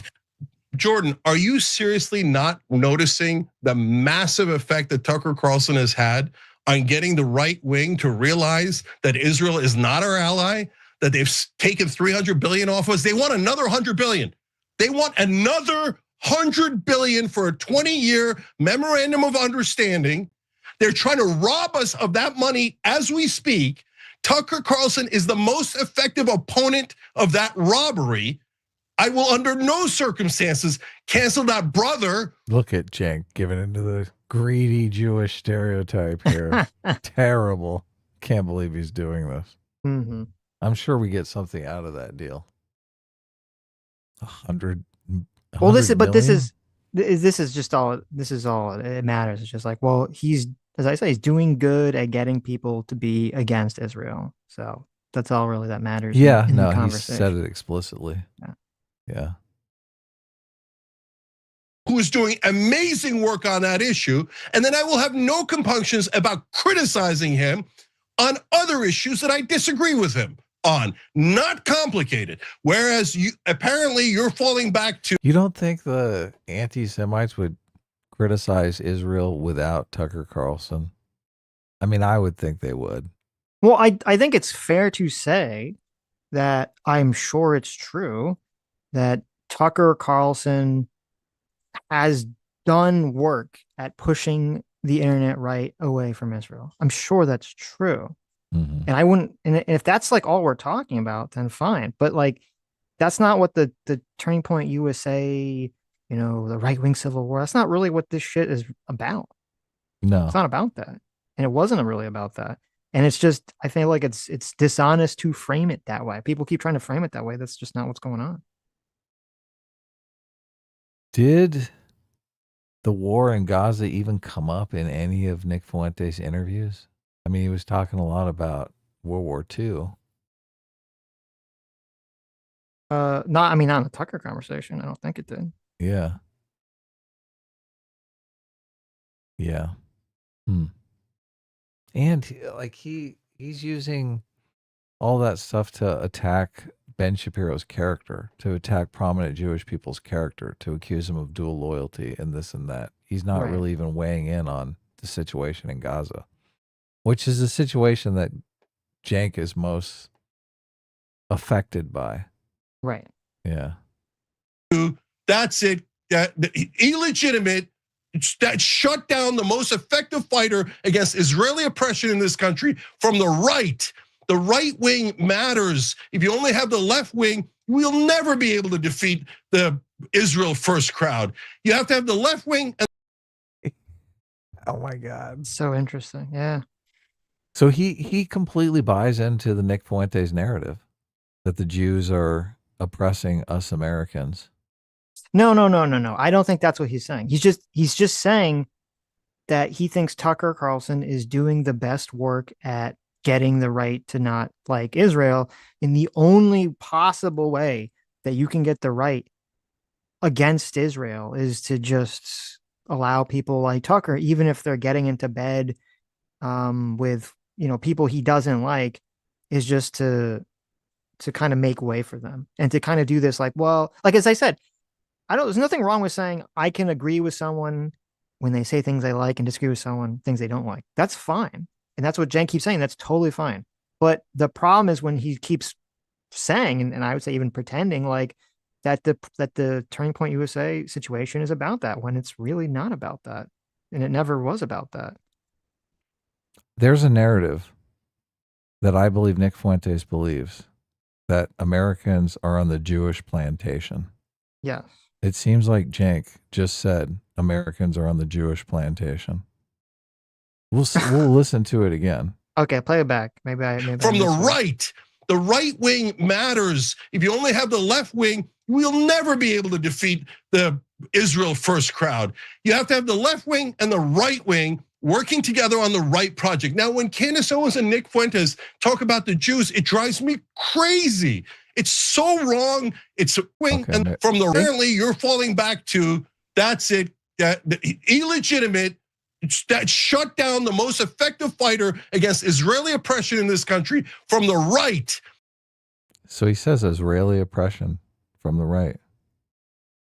Yeah, but he's gonna oppressed. He's saying that. So he's talking about the Israel lobby because that's why he just said like, oh, they talk about the Jews. I don't like that, right? Yeah, who's are they? That's the Jews oppressing us Americans, right? The Israelis, Adam. Israeli oppression. The Israelis oppressing us. Yeah. The Israelis are oppressing us, right? Yes. Yes. We are on the Jewish plantation being oppressed by our masters, our Jewish masters. How is that not the Nick Fuentes narrative?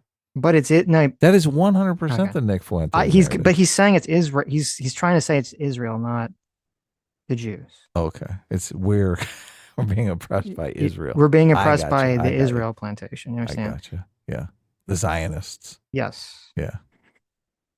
It's not just the Jews. Right. There's 10% of the population is Palestinian that are also oppressing us Americans.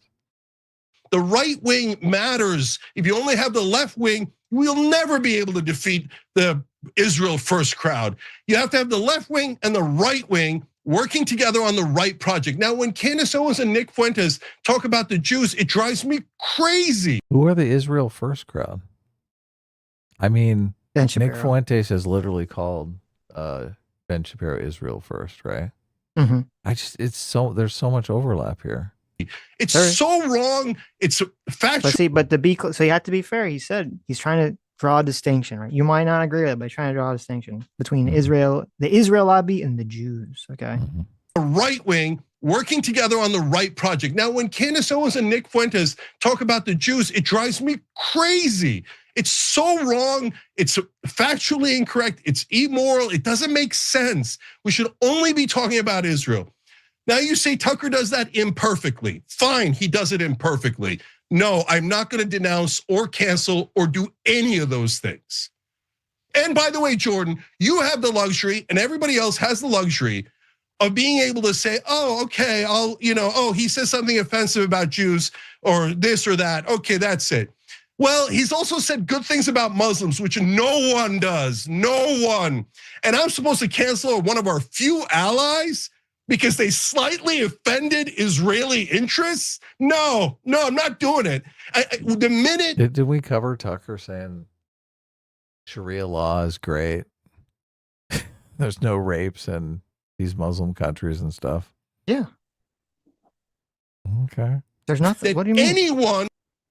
There's nothing going on in those countries. Adam. Okay. Oh, innocent baby. In mainstream media says anything that's as positive about Muslims as Tucker Carlson has, then I'll listen to them. But those are giant bigots that hate Muslims, that drive hatred towards us on behalf of Israel. And I'm not going to play their game and go, yes, sir. It's so interesting to me because it's just like Muslim versus Jewish people. Because he gives the utmost good faith to anyone talking about Muslim people, right? Even though they're saying batshit crazy stuff, right? I don't think all Muslim people are bad. Obviously, there's a moderate form of Islam. I'm sure many people practice it in the United States, right? But there's also crazy fucking Islamic jihad shit going on around the world. Absolutely, sir. Of course, sir. Go back to crushing my people, sir. No, I'm not going to do it. No, my people are not inferior, and we don't have to give away our rights and our speech and our allies to appease people who love Israel. When he says my people, is he talking about Americans? No. He's not, is he? What? No, he's not. What was Vivek talking about America being an idea? It's an idea, Adam. My people. Yeah, that's interesting. That is very, very fascinating. What do you think now? Yeah. What do you think now? I don't know. It's a very very interesting way of framing the conversation, I guess. He does. He constantly thinks everything is done. Just he sees it as an affront on the dignity of the Muslim brand. Mm-hmm. He's super invested in that. But look, he's got family that's Muslim, I'm sure. He sees it as a front against his family, which, I mean, I have family that's Christian and stuff like that. So that I'm sure that figures into me being more forgiving of Christians. Right. Yeah. Well, it's, it plays into the dignity thing that you're talking about. Like he's always seen it from the dignity perspective. They're stealing my dignity away from me. Yeah. Well, he does. He thinks, I mean, the situation in Gaza, if you see it in these terms, which I really don't see it in these terms, I don't see it in Judaism versus Islam terms. I see it more in the narrative of functional democracy versus failed state. Right. And if the functional democracy was an Islamic state and the failed state was Jewish, I'd say, okay, well, look, they got to clean it up. It's this fucking same thing, right? Right. Yeah. But he sees it as, oh, it's the Jewish people that are subjugating us. But he's always seen it that way. Even before October 7th, he thought Israel was subjugating the Gazan people. And look, they are to a certain extent, but they're doing it because of the security threat, right? As soon as the security threat goes away, then they ease off, right? October 7th was able to happen because they perceived the security threat was dying down, right? They were like, oh, we can ease off. A bunch of these people are working in Israel now. Right. Maybe we're getting closer to peace, right? Oops. Well, not really. I mean, I agree with the first part. Part of why it was allowed to happen was because of the ease off. They were allowing a lot of people to work in Israel who were able to draw information. They were allowing money to go to Hamas. Yeah. And all this other stuff. I don't know I don't think the peace process was working because Israel was, trying to slowly take as much as the West Bank as possible. So I'm not sure. Like Israel was not, doing them. They were not moving forward in a peaceful way before October 7th. Were they trying to take over the West Bank because of security threat, or they were just robbing land? I think the security threat, it's both. I think there was people that have basically a legitimate concern for the security threat. So they basically allow the people who want to take the area for ideological reasons or religious reasons to just do it. Them. Yeah, thereupon.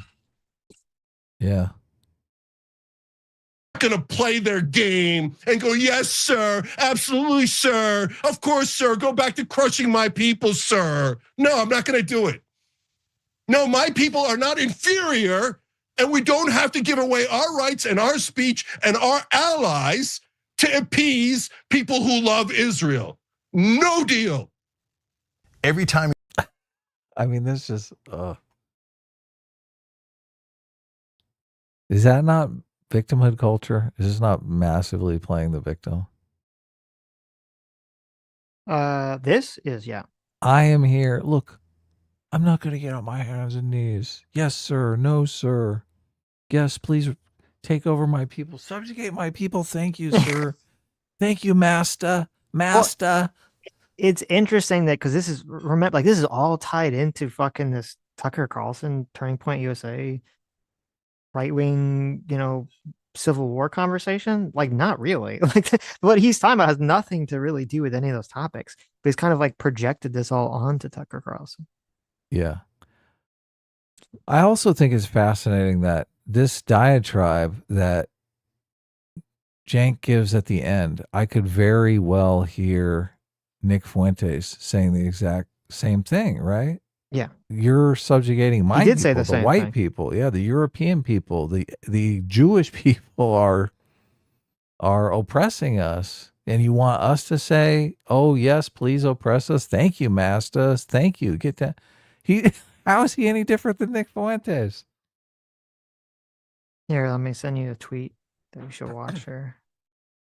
But no, it's yeah. I don't know what the thought I mean, I'll be fair to Jake. I don't think it is the same thing as Nick Fuentes. I think it's more. I don't think Look, Cenk is advocating for an ethno state or anything like that. But I They- think they are getting close to the conspiracy that the Israeli lobby controls the United States. That the Israeli lobby calls up any senator and they do whatever they say. Oh yes, of course, we'll do that immediately. He does believe that. Yes. That's a fucking conspiracy yes, theory. he does Now, believe that. Nick Fuentes believes that, right? Right. They both. Well, he believes believe it's the that. Jewish lobby instead of the Israel lobby. Yes. Yeah. Okay. But I'm saying it to the thing like with Cenk and all like that kind of that ending diatribe. It's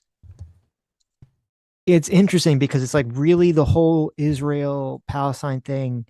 I mean, it's really like he doesn't see it as just he doesn't see it through the perspective of, well, there's these other two countries that are not my people and that are engaged in a war, and I can think that one side in the conflict has a better moral argument and that one side of the conflict is getting More justification. wrongfully Yeah. like murdered, right? He's not looking at from that perspective. He's really personalized it in the aspect of and I think I've heard him say things like this, that you get the sense that he really thinks that the reason America and a lot of other people are on the Israel side of things, because for him it's so crystal clear that Israel is in the wrong here, is that the only reason people are on the Israel side of things is because they dehumanize Muslims in Gaza. Ridiculous. And don't Totally see them ridiculous. as like real people, and thus are totally fine with Israel just wiping them out. I think that's how he perceives it.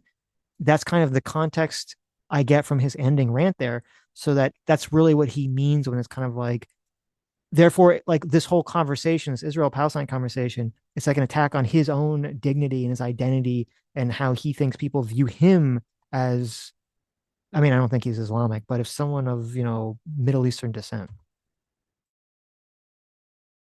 Yeah.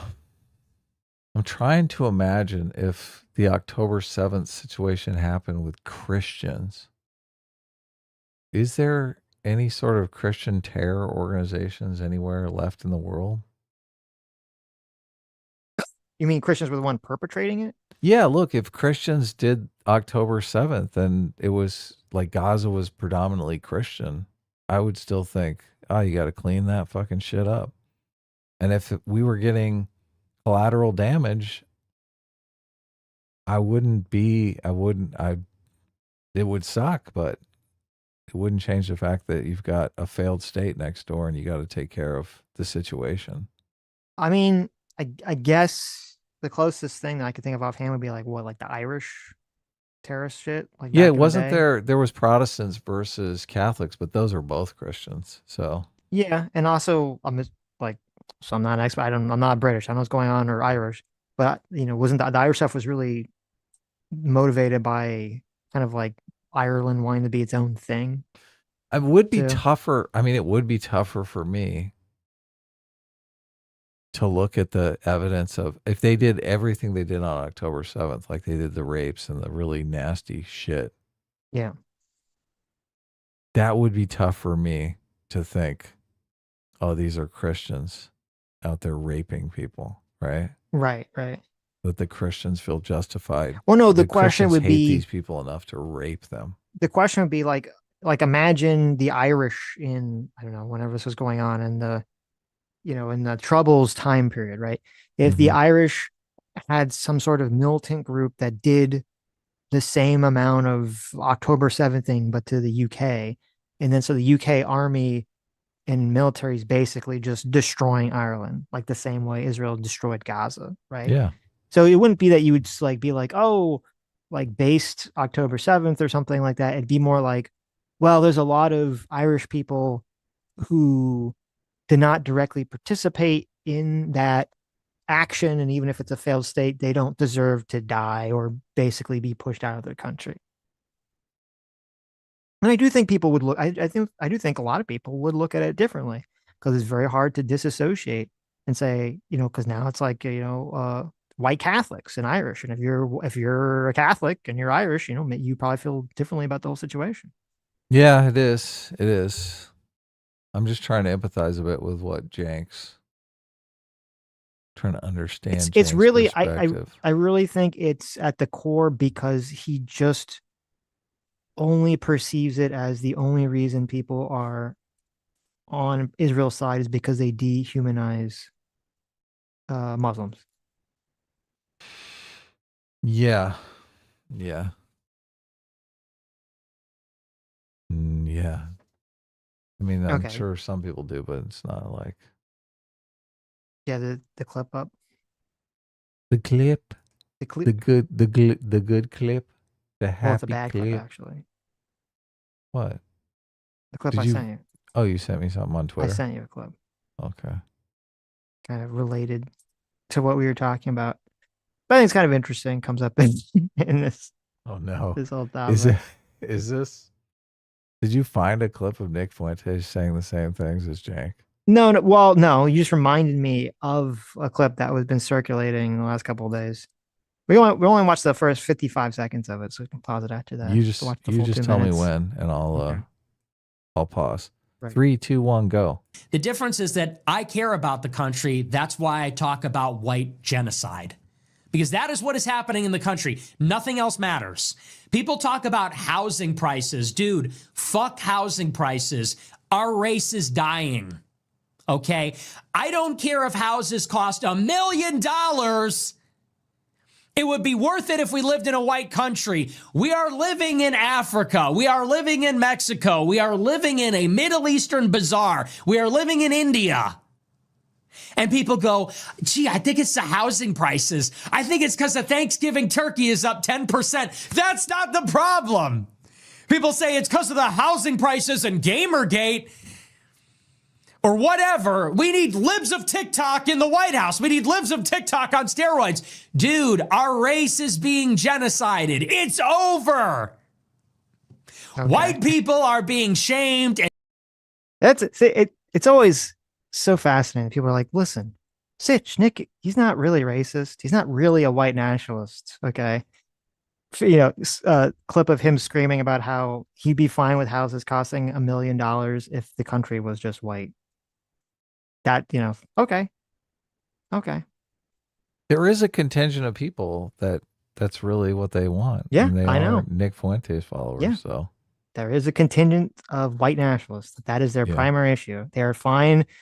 They're fine with any other policy that could possibly exist as long as the country is white. That's like the most important thing to them. Yeah. I think this is in response to arguments I've made, though, about how, not me particular, I don't think Nick Fuentes has heard me make these arguments, but these arguments are going around that it's the people are turning to white nationalism because of the economic circumstances. Yeah. And he's just fighting that against that. He's saying, look, people are turning to white nationalism because they don't like all the brown people around them. Right. It has nothing to do with the economic circumstances. Yeah.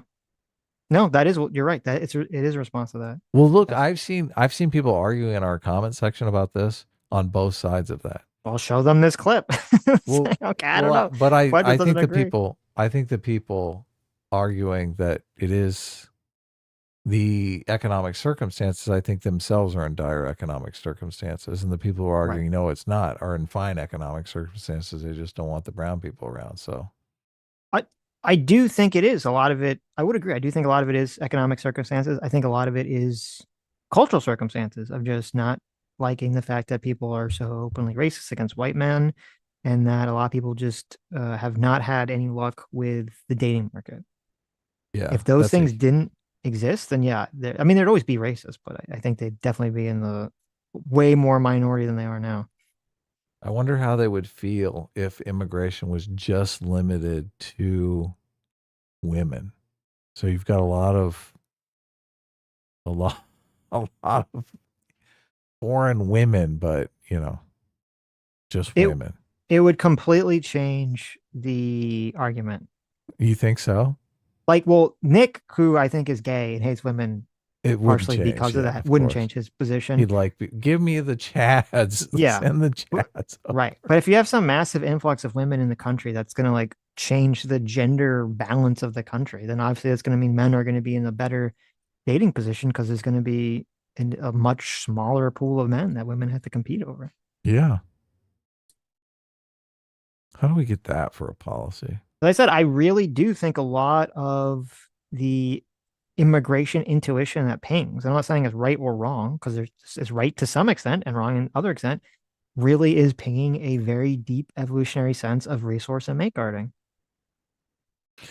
Well, I think in a lot of these other countries, they probably have polygamy, right? And they probably have super rich and super poor. So a lot of the immigrants are probably just men because they're sending away the men that are the extra men that are trouble for them, right? So we are getting a disproportionate amount of immigrants that are just men. Mm-hmm. I don't know the numbers, but I'd be interested. Do we know the gender makeup of those 10 million illegal aliens that everyone always don't know. talks about? I would also What if think 3/4 of it is men? Well, I would think I think it's more men than women, not for the polygamous reason, but just because of it seems like a lot of guys come here to work. But I guess a lot of women come here to work too, but it seems like a lot more guys do it. So I wouldn't be surprised if there's more men than women. Yeah, look, there's 2 reasons. Yep.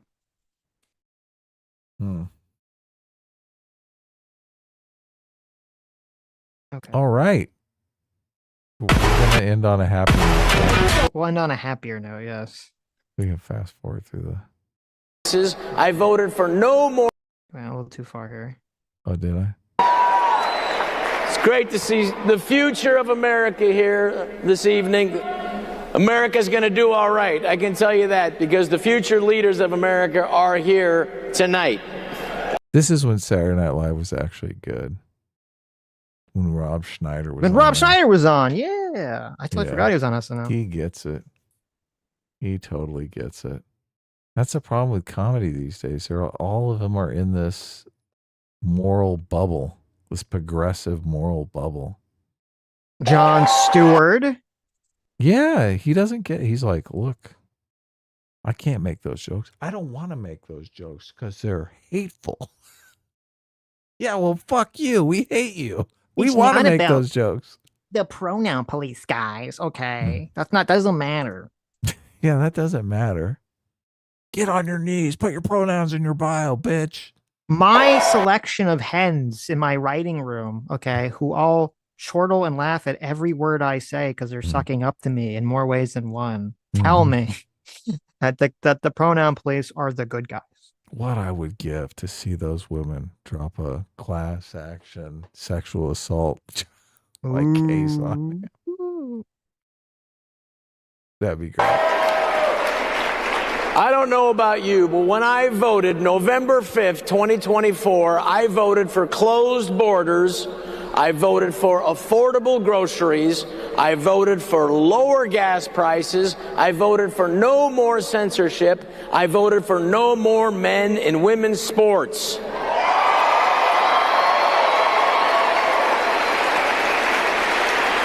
And I also voted to blow up small boats off the coast of Venezuela.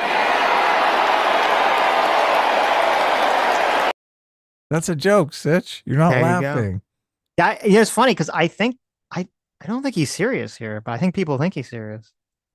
You think he's joking? Well, when I first heard it, I'll have to listen because when I first heard it, I thought he was serious, and then he said something later that made me think, oh, maybe he's not serious. Oh, okay.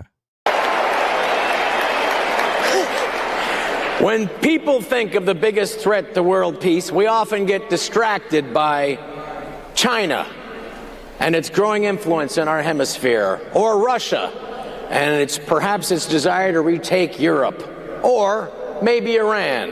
But thankfully, we finally have a president who understands the real threat to world peace: Venezuela. You know, Venezuela. It's kind of next to Argentina, I think. I'm not exactly sure, but it's definitely below Mexico. See, that makes me think he was not being serious about blowing up the boats. I don't know. Maybe he was. I don't think he is. I think he's joking about that. Right. But people were clapping it. Yeah, they wanted to blow up. Yeah. No, they were clapping because it was funny, Sitch. Okay. Nobody wants people to die. Unless Oh, they're- really? Unless they're drug dealers or terrorists. Probably. Like all Americans, I pride myself on not being very good at geology or geography, whatever it's called. But it doesn't matter because we have the greatest, most powerful military the world has ever seen, and that's why I'm being ironic, and that's why it's so important to demonstrate our military superiority by blowing up small single-engine boats. See, that's where There you go. Yeah. Now I remember. Being ironic, Yes. guys. Stop Yes, clapping. I forgot he literally said clapping. that. He literally had to say, everyone, I was joking. I'm joking. Off the coast of Venezuela, wherever that country is. I'll tell you one thing, Guatemala and Costa Rica better think twice before they fuck with us. But anyway, Epstein. All right. I just heard that Candance Owens has proof that the Venezuelan boats were blown up by the Zionist state of Israel. And it's true because Candace had a dream about it. All of Candace's dreams come true, especially the dream she had when she was a little girl about one day becoming the biggest grifter the internet has ever seen. But that's so good. How weird. It's got to be surreal to be Candance Owens and to be getting roasted by Rob Schneider of all people. I know. At Turning Point USA. It's like, what is happening? Look, she's made it. She's made it, yes. there is a glimmer of hope. After a conversation that she had with Erica Kirk, Candance Owens has promised to be 3% less completely retarded. But we must give Candance credit. She's not afraid to ask the important questions like, does Emmanuel Macron's elderly wife have a penis? No other journalist has been so fearlessly laser-focused on world leaders' possible wives' penises. I hate to break it to Candance, but the only person interested in the genitals of Brigitte Macron is Candance Owens. Even her husband, Emmanuel Macron, isn't interested in Brigitte Macron's genitals and hasn't been since he was at least 14 years old.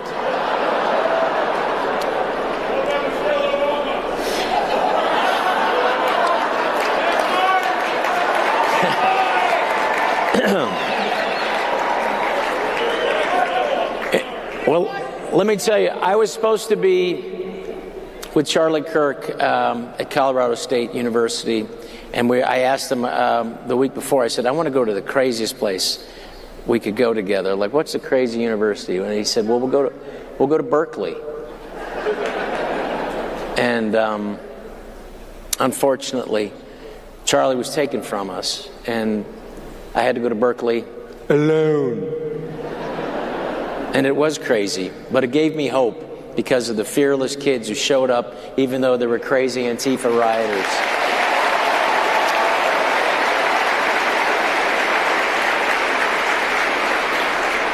The future of this country is going to require us to be more courageous.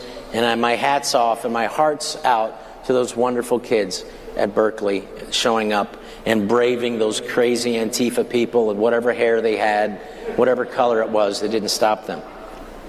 Now, in early November, the New York Times ran a headline, Nick Fuentes is becoming Charlie Kirk's successor.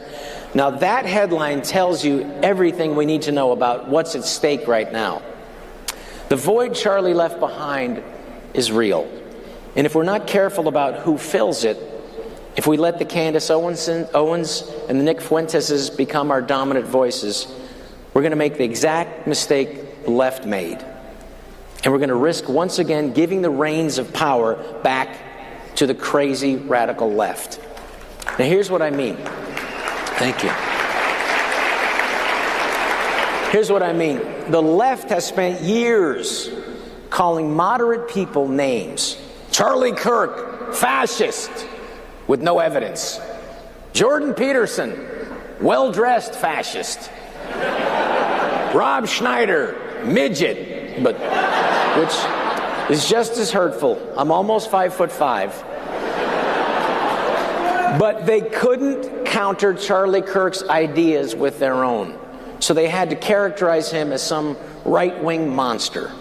But they failed, because anyone who spent 1 minute listening to Charlie Kirk knew what Charlie Kirk was about. Charlie Kirk was only interested in the pursuit of the divine truth, in love of family and country and freedom and saving the republic.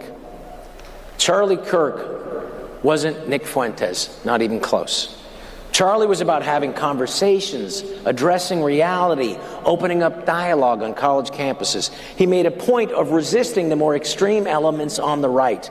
He'd call people out when they got out of line, the groypers, the people who crossed into actual anti-Semitism. Nick Fuentes, Nick Fuentes said women shouldn't be allowed to vote. So obviously not all his ideas are bad.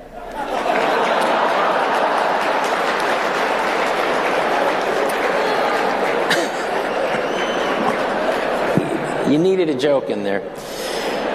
By misidentifying moderates as extremists and moderate ideas as abnormal, by being led by the woke mind virus, it cost the left their hold on the culture.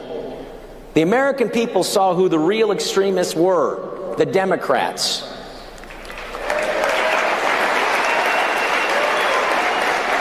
And Americans overwhelmingly resisted them at the ballot box. In every swing state and in the popular vote, the American people rejected Democrat extremism.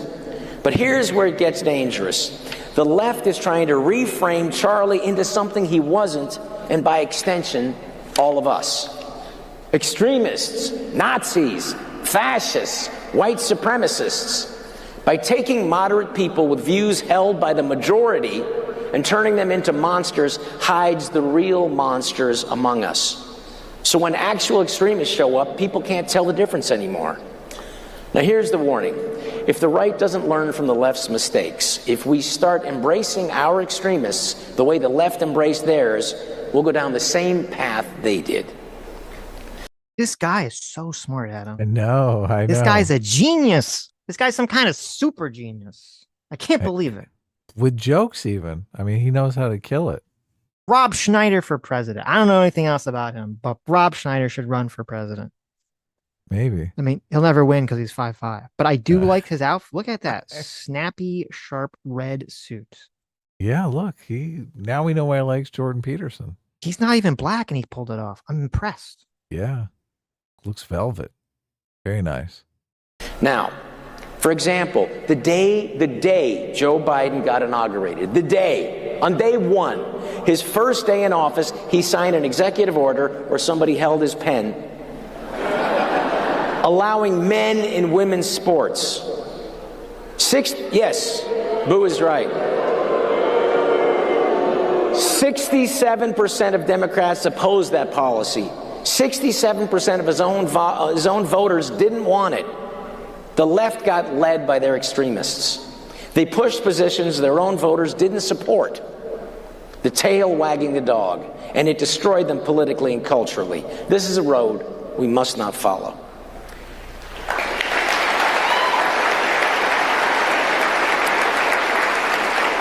If we let the extremists fill the void Charlie left instead of the reasonable, rational voices he represented, then we will lose. Just like the left, we will become unelectable, and everything Charlie built will be for naught. I'll tell you a story, a turning point between the old pagan Rome and the Christian one. In 404 AD, the Roman Colosseum was the center of entertainment. Emperors used blood sports to distract the populations by giving them what they wanted, entertainment, having them watch gladiators tear each other apart in the sand. The crowds loved it. They cheered for death. They had no empathy for the men bleeding out in front of them. These men weren't in their tribe. They were the enemy. During these bloody games, a monk named Telemachus jumped into the arena. He stood between the fighters and shouted, "Stop! In the name of Christ, stop this!" And the crowd killed him. They stoned him to death right there. But his death shocked the emperor, and it shocked the people. They finally saw the horror of what they'd been cheering for. That was the last day of the games. Telemachus was a turning point. But here's what really ended that day. Not just the spectacle, but what the spectacle was covering up. The Romans finally saw what they'd been doing, filling an emptiness inside themselves with blood and violence. Once they saw it, they couldn't unsee it. Their culture had a void, and they tried to fill it with games, with spectacle, with watching each other tear each other apart. 1,600 years later, we'd like to think we've evolved. We'd like to think we're more civilized than the Romans who cheered for blood in the sand. But here's the truth. We haven't changed at all. Our Colosseum is Twitter. It's Facebook. It's cable news. It's social media. And when Charlie Kirk was murdered in the bright light of that Utah afternoon, there were people that celebrated. There were people that laughed. They posted jokes. Some, to this day, even say he deserved it. Boo is right. When someone not in your tribe, you have no empathy. There's no sympathy. You can even celebrate their murder. Our culture has become tribal. Now, after Charlie got spoofed by South Park, I called him and I said, "Congratulations, you've officially arrived in pop culture." He laughed. He was tickled by it. So much so that he changed his profile picture on social media to that South Park goofy picture of himself. The goofy picture with the oddly shaped head, which was his head. He embraced it. It was last summer that I realized that Charlie Kirk was an American genius. I texted him. This is our main form of communication. And I said, "We truly have a living successor to the wisdom, fortitude, love of God, family, and country of our founding fathers. And his name is Charlie Kirk."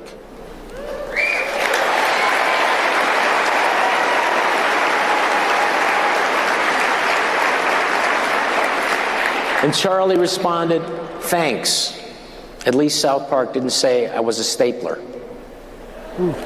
which is what they called you. I'd always admired Charlie, but last summer I knew what we had on our hands was so special. A Christian leader of tremendous mental fortitude, grace, knowledge, and power. When you think of some of the leaders, the biblical leaders, King David, he was a murderer, an adulterer. He coveted another man's wife. When you think of some of Moses, was a stutterer. He never got to the promised land. When you think of the American leaders that we've had, JFK, RFK, Martin Luther King Jr., Dr. Martin Luther King, these men were able to do great things, but they were flawed. They had recklessness in their lives. Charlie was the opposite. There wasn't anything reckless about him. He kept his eye on the prize, and the prize was the youth of America, was you people. You taking over and having a country that would continue to be free.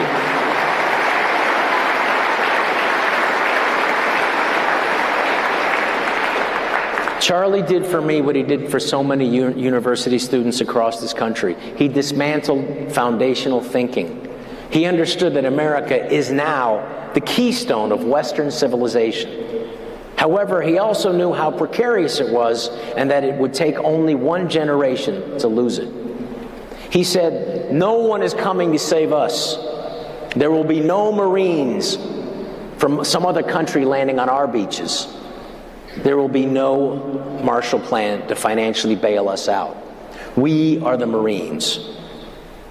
So the question is simply this: will America be a temporary experiment in human history, a brief moment where freedom for the individual, enjoyed by relatively few people in human history, before it returns to some brutal feudal system where individual freedom is lost to a world government with complete control? It will take something more than political posturing. Charlie understood something fundamental. Without faith, freedom becomes fragile. Our roots must be rooted in something higher than government. And he warned us, a civilization that abandons God will deteriorate and ultimately collapse from the inside out. Charlie said, when you stop having a human connection with someone you disagree with, it becomes a lot easier to want to commit violence against that group. What we as a culture have to get back to, he said, is to be able to have reasonable disagreement where violence is not an option. Now,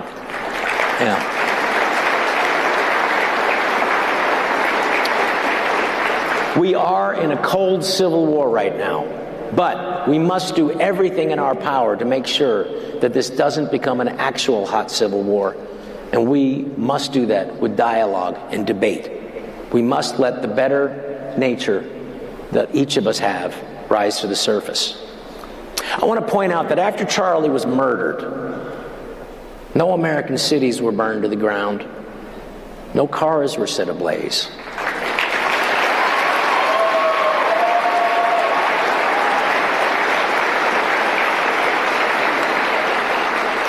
No looting took place.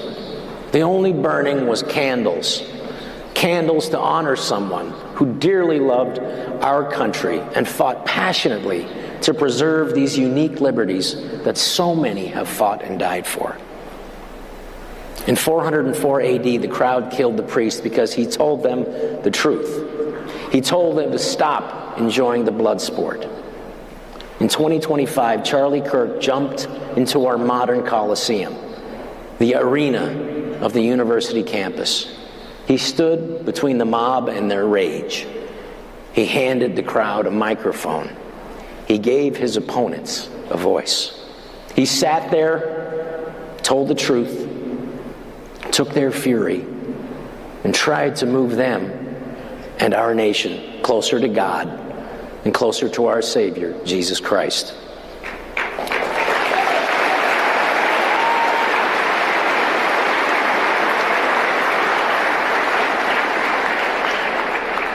And they killed him for it.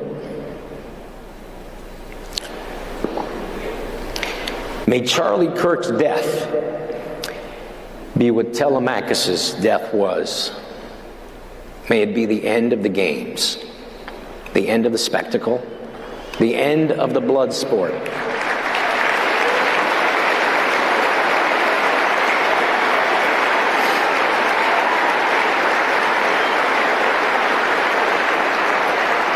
May it be the moment that all of us in this nation choose humility over certainty, conversation over violence, kindness over victory at any cost, truth over comfort.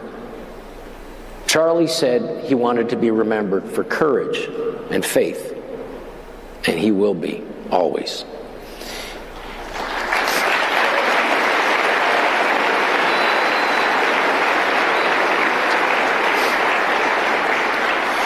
And though we lost him way too soon, Charlie Kirk knew you don't kill a Christian. You only change his address. Merry Christmas. God bless you. Let's get to work. Thank you. God bless you, Charlie. Bless you. Wow. Would not have known Moving. before this. Rob Snyder with the best speech of everyone at Turning Point USA. Yeah. Moving Easily. stuff. Very moving. Yes. Exactly. I think the perfect balance of tone and message and everything. Man. Yeah. Well, good for Rob Schneider. On that Did one. Candance Owens listen? Will Candance Owens take this to heart?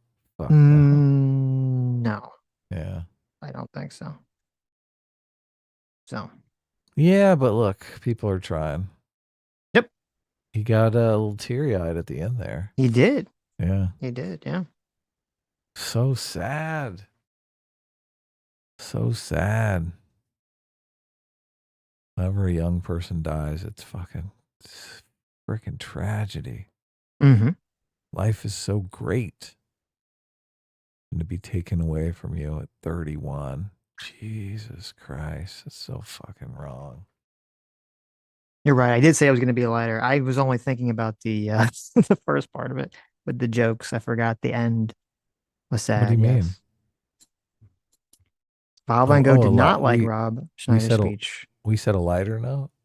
I Yes. thought like a happier note, but Yeah, I guess you're right. Yeah. Happier, not really lighter. But why did you not like it? It was a horrible speech, and Rob is an idiot. I didn't Wow. like it. Oh No, Val Van Gogh didn't like it in the chat. Oh really? Yeah. Oh. It's a horrible speech, and Rob is an idiot. Wow.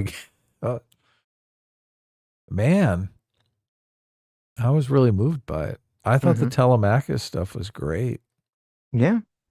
I hope that story's true, because I do hope we're at a turning point. I do hope that there is no more violence. I think we have been in a cold civil war. And hopefully Charlie Kirk was enough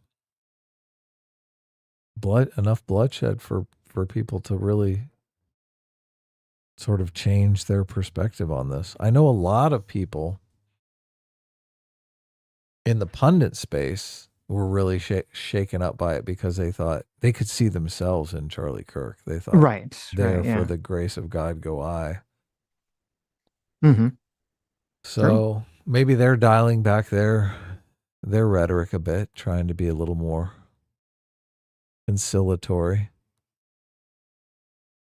It would be nice. I think that's exactly the messaging. Let this be the moment to everyone try to chill the fuck out about stuff. Yeah. Left, right, Now, center. I don't think it's going to be. But Bamago said he's urging conservatives to be passive after getting shot. I don't know how you perceive that from what he said. He didn't say that at all. There's a difference, unless your view is that your only options are to go full graper or go full violence. I don't know how you could pull that away from what he said. He didn't say anything like that. Yeah. Political Ace, violence is the thing that I really worry about more than anything, especially after Charlie Kirk, because, I mean, that just gave you a window into how easy it is to accomplish that kind of thing. Mm-hmm. Let's read some super chats. What do you think? Yeah. Ace for $5 says, had to deal with my commie sister. She wrote for rags like Teen Vogue. So yeah, she is pretty evil. Wow. Teen Vogue. I hate to hear that. That's unfortunate. And Ace for another $10 says, James Davison Hunter is a guy that you two have to look up. No other person alive has the understanding he does of the culture war. He points out the culture war is structural instead of episodic. I'll check that out. Okay. Davison Hunter. He wrote a book called Culture Wars. And he wrote a book last year called Democracy and the Solidarity on the Cultural Roots of America's Political Crisis. If you want, I know you like to listen to books, Adam. Yeah, I need a good book right now, to be honest with you. James Davison Hunter. The book I've been reading is on the financial crash. Too Big to Fail by Andrew Ross Sorkin. Have you heard of that? I have. I think I read Too Big to Fail. I read a book recently that was terrifying. What? Do not read this book. Uh-oh. What I'm book? warning all of you. Never read this book.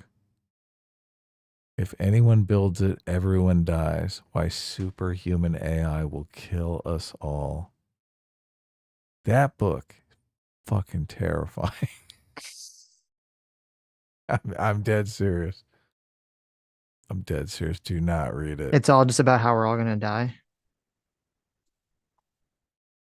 Yeah, I guess.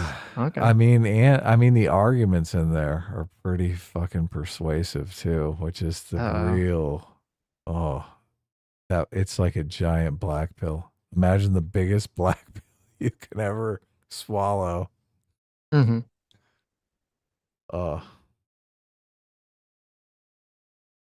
To change the world. James Davis Hunter. Look at this. That's his new book. Maybe I'll check it out. Wait, this is like a Christian book. I didn't know you were Christian, Ace. The irony, tragedy, and possibility of Christianity in the late modern world.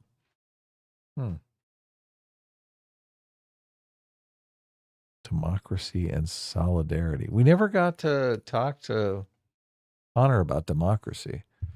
No. He had a conversation with Andrew Wilson that devolved into a fight over whether or not democracy was good. And Connor did take the democracy was good position. So. Oh, okay. I thought we could talk about that a bit, but. The To Change the World book is from 2010. I think his most recent book was the Democracy and Solidarity one from 2024. Right. But yeah, I'm not surprised Andrew Wilson's not a big proponent of democracy. Shocking. James Davis Hunter? Yeah. I mean, this guy's, ChatGPT must be writing his books because he's got one that came out on 4/23/24 and one that came out on 4/30. Oh, wow. 7 days later. Are you sure? Not like a bug or something? Yeah, no, maybe he writes them 2 at a time. Okay, maybe. Pig Venus for 2 hours says, objectively, they're late. Subjectively, they're gay. I'm glad you know the difference between objective and subjective. That's true. Unlike Candace. Is it really subjective? I think, once you put your penis into another man's behind, it seems objective. Yeah, but have you ever done that? No, of course not. Okay, well, I've never done that either, so it would be subjectively that we're gay. So Pig Venus is correct. Oh, you're right. Yeah. It's just his subjective opinion. Well, since he is talking about the subject of being gay. Vanessa says, Jake Paul lost his fight and got his jaw broken in 2 places for $92 million. I don't know if I can generally laugh at him. How much money have you earned on your losses? Well, it is nice because I know there was the whole thing about like Jake Paul only going after people that he could beat. So I'm glad to see that he got his fucking jaw broken at least. Would you break your jaw for $92 million? Me, I would not. No. No. But I could How definitely. bad do you need the jaw? I was gonna say I could definitely conceive of a lot of people that would. I'm not. It's my fear with all those injuries is always that's gonna cause lifelong problems. Can you imagine? You're in there. They're like, okay, $92 million. We get to break your jaw, right? Yeah.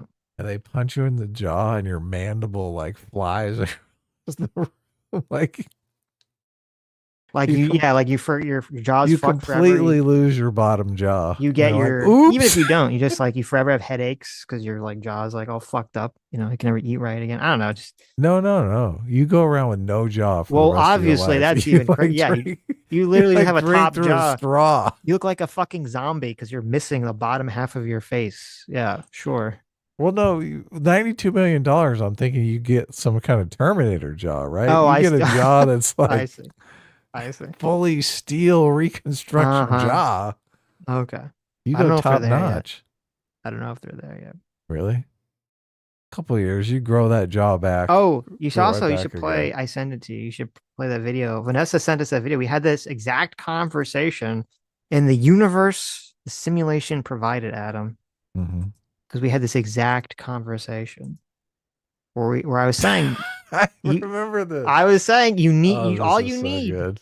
You just need a lawyer, all right, who's going to start suing. This is so good. He's going to start suing these businesses for being racist against white people, right? And you were like, what lawyer is going to take that case? And then the universe said, this lawyer. This is hilarious.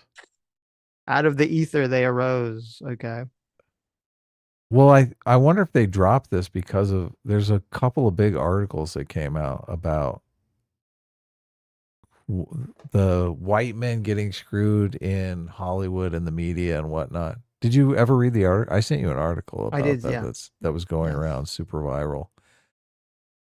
So that is probably the impetus behind this. Mm-hmm. So this tweet has 73 million or 73,000 likes, 11,000 retweets. Ready? Yeah. 3, 2, 1, go. I'm Andrea Lucas, chair of the U.S. Equal Employment Opportunity Commission. Are you a white male who's experienced discrimination at work based on your race or sex? Yes. You may have a claim to recover money under federal civil rights laws. Contact the EOC as soon as possible. Time limits are typically strict for filing a claim. The EOC is the federal agency charged with enforcing federal anti-discrimination law against businesses and other private sector employers.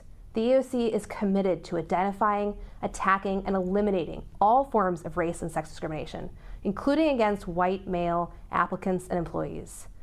Check out eoc.gov to learn more and read our one-page explainer about DEI-related discrimination. Where's that number? Look at that. Trump I'm good. Andrea Lucas, There's a Trump chair of good. the US Okay. A solid Trump good on that one. I'm calling her right now. Mhm. Hello. I'm on the phone. Mm-hmm. So cool. Look, if you guys have any recent run-ins where you've been discriminated against, you go ahead and here, I'll put it in the chat so you can give them a call. Insensitive for $5 says bold of Vivek to go in front of the nationalist crowd and proudly proclaim that other countries are real, but America is an idea. Well, he's not saying America's not real, but it is bold of him to go in front of those people and to say the message he said. I do agree with that.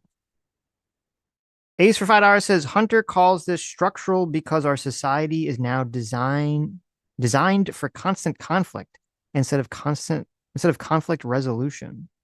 Oh, interesting. I would 100% believe that in the social media days. Yes. Unfortunate. Quite unfortunate. EI Michael, thanks so much for 11 months being a free will seeker. Says thank you, community, for 11 months of gifted memberships. Look at that. Wow. That's great.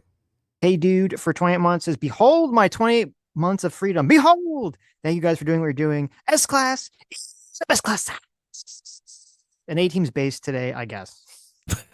I always love the I guess. Yeah. Well, thank you. Yes. Look at this. Who's this guy? We got a super chat from somebody. Who is I already this? read Sean. I read all Sean's super chats. You did? Yes. Oh, okay. We're paying You got attention. special treatment. You did. You Well, we did. love you, Sean. We're nepotist here, so. Next time, let us know you're at AmFest, and we'll give JMac a heads up. Right. Seki jokes for £5 says Talmudic Sitch. Talmudic Sitch has enslaved poor Sammy G to the Morning Glory milking farm, milking the cash cow by milking the bulls all day, every day. Candace knows. Oh my God, that's brilliant. That's There you go. brilliant. Mm-hmm. Why would you do such a thing, Sitch? Right. You're so cruel. I know. Let her off the Morning Glory milking farm, okay? She's too good for the plantation. It's actually, I sent her, there's a meme that was like perfectly for her that I saw today. It was like an anime girl and said, you better be very careful, buddy, because I can draw you pregnant and Sasuke will be the father. Oh, shit. And I was like, that's about the size of it. Did she tell you could tell the story? What was the story? We had enough internet outages. You could have asked her. She did. She actually said- texted me. She's like, what's the story? Mm-hmm. Okay, so the story is this. So you had taken credit, Adam. You had taken credit for me ending up with Sam earlier in the stream. Yes. Remember this? And I said, there's a story about this. Well, I The can't take full credit, but I do know. take some credit. Partial credit. Right. You take partial. So the story is this. Sam's mom really wanted Sam to like meet me and like potentially date me before she ever met me. What, did she listen to the show or something? Well, no, she basically looked at it like, oh, if Sam's drawing all this fan art and sending a dick box, well, she must have a crush on this guy or something. Hey, that's what I said. That's what I said. And so after all this is going on, she's like, oh, my daughter, you know, she's like trying to do the dating app thing. She's not meeting anyone. That's like good. All these guys suck, right? She doesn't like any of these guys. So she's like, okay, I gotta get this Sitch guy. I gotta get Sam to meet this Sitch guy. Oh my God. And if we hadn't met when we did meet, she told me that she was going to somehow try to reach out to you, okay, to try to find you and your Sammy's information mom somehow. was going to reach out to me. Yes, to try to tell you to tell me because you figure it'd be easier to find you because you're not anonymous, to tell me that I should date Sam. Oh my God, this is hilarious. Look, I read her mind. She didn't have to reach out to me. I saw the writing on the wall. Look, this is why I take partial credit, because I basically I had this conversation. Boomers think alike. I had this conversation with Sitch, right, without even talking to Sammy's mom. There you go. I was like, man, she's crazy about you. You got to get in there.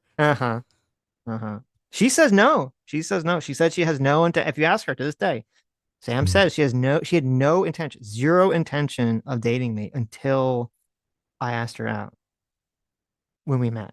Okay, everyone in the chat saying who believes that? Everyone in the chat saying we all knew this. We all knew this. Sitch is so obvious.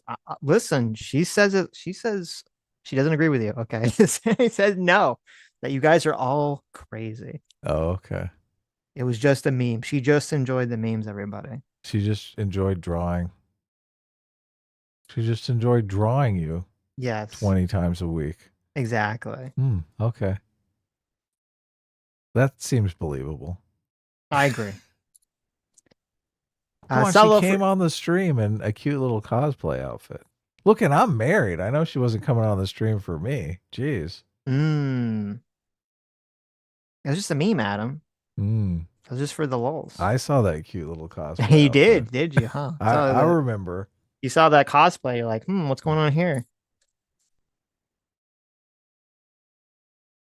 Listen, chat. I 100%. I'm on your side. Okay, I know. Well, look, I know.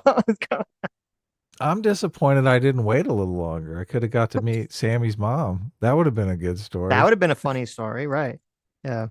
Mrs. G, how are you? Oh, you're a fan of the show, are you? You want me to what? That would have been a very weird. I'm way ahead of you. I already told him. That would have been a very weird request, right? Oh, okay. That's great.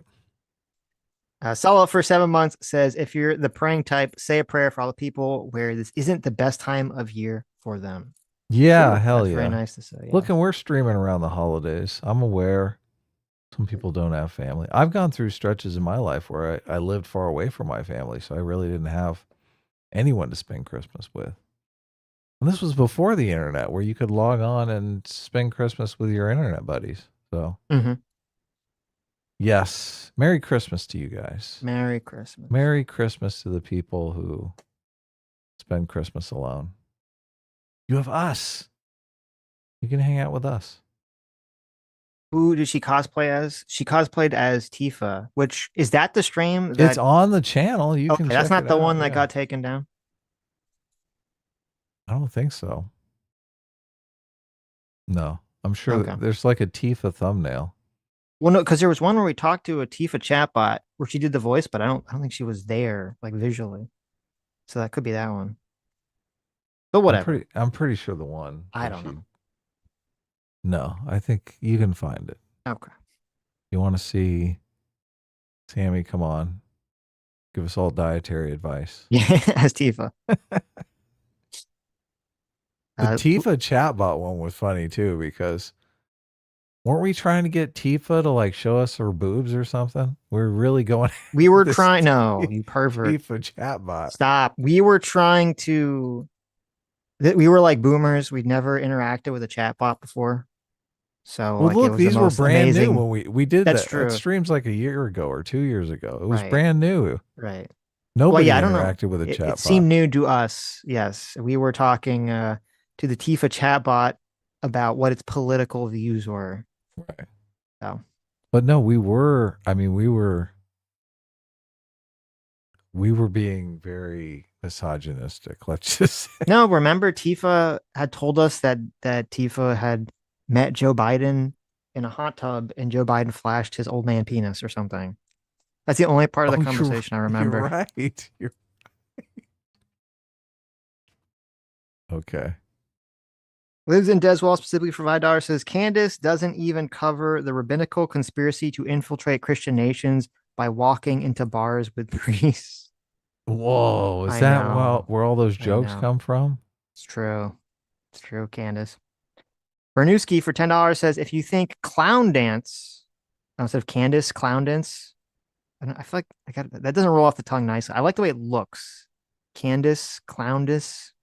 There you go. If you think Clowndice, okay, I take it back. That's a great one. If you think Clowndice believes what she's saying, watch her Rubin Report episode with Blair White. She's always been a snake who lies about everything she can to help her wallet. We covered that. Totally agree. 100,000% agree. Wasn't that one of our very first streams? I think it's like number 3. The guys stream. Very early in the career here was yes, the guys stream. Classic. Our first streams, I think, were on my channel. We didn't start streaming on this channel until later, but all of those live streams are in a playlist on this channel. So you can check it out if you want to watch our very first streams. People have said they're going back and listening to our old streams. Every once in a while, I'll listen to an old stream and I'll be like, man, we're fucking good at this. This is interesting. It's better than the alternative, right? It's better than the alternative. What's the alternative? Listening to him be like, oh, we're terrible. Oh yeah. Sometimes we would do a stream and I would think, oh man, that was terrible. What an idiot I was through that entire stream. And I'll listen back to try and improve myself and I'll think, oh, I was great this whole stream. What was I There's nothing to improve. This That was stream is perfect. perfect. Yeah. Yeah. I'm funny, insightful, charming. Oh God. Dr. Diddler for $50. I Thanks know. so much, look at this. Dr. Diddler for the $50. What Says happened? Merry Christmas and Happy New Year's, you filthy animals. Keep fighting the good fight. Being correct on mostly everything, even you, Adam. Another year bullying the diminutive Sammy G. S-Class is the best class. That is super nice of you, Dr. Diddler. Very nice. Thank you so much, Dr. Yeah. Diddler. Thanks a lot. The big double D's. Yeah. Thank you so much, Liz and Des Wall, specifically for the 5 gifted memberships. Yeah, Thank look at this, bringing in new memberships. Yeah. Maybe someone else will get to 11 months without ever paying a dime. Mm-hmm. I only found you guys 3 years ago. I think I want to go back and see your origins now. Oh, that'd be fun. I probably won't, but it's interesting. Have you seen it? It is fascinating because in that first stream, we talk about a lot of the same things we still talk about to this day. Mm. Jonathan Haidt comes up and Had I read Jonathan Haidt or did you get me on Jonathan Haidt? I feel like didn't you tell me about that? I think you had already read Jonathan Haidt. I had? Maybe not. I don't think so. No, I'm maybe pretty you didn't. Yeah. I think you got me on Haidt and I was like, oh wow, this is great. Yeah, yeah. I do think I bring up Jonathan Haidt and it's just, and you talk about how your parents just basically indoctrinated you into your belief system. And I thought that's so Wasn't that how it strange, always works? because they indoctrinated you into a good belief system. And my parents indoctrinated me into a terrible one that Jonathan Haidt had to get me out of. Well, I mean, they were very, there's obviously, there are good things that my parents sort of like instilled in me, but obviously there was a lot of, just kind of like standard left good, right bad, dogma that they instilled in me as well. Yeah. But my mom did instill in me to have an evolutionary perspective of things, which is very fascinating. So thank you for that. And to be empathetic and kind and to follow the rules. Yeah, my parents did that. The empathetic and kind stuff. They weren't really into evolution, though. Mm-hmm. As 42 for 30 NT says, thanks for show getting a gallstone removed. Oh, wow. Well, hope that goes well. Yeah, hopefully it's over by now. Well, they just sent that in now. So. Oh, okay. I was reading the one that just came in. Evolve and Go for 41 months. Being a free will seeker, thanks so much. Says, sorry for being such a downer so close to the holidays. Thanks for all the laughs and Merry Christmas. Well, thank you, Wow, for the 41 months. Even if you're a little bit down, it's okay. Don't worry about it. It's not a big deal. That's okay.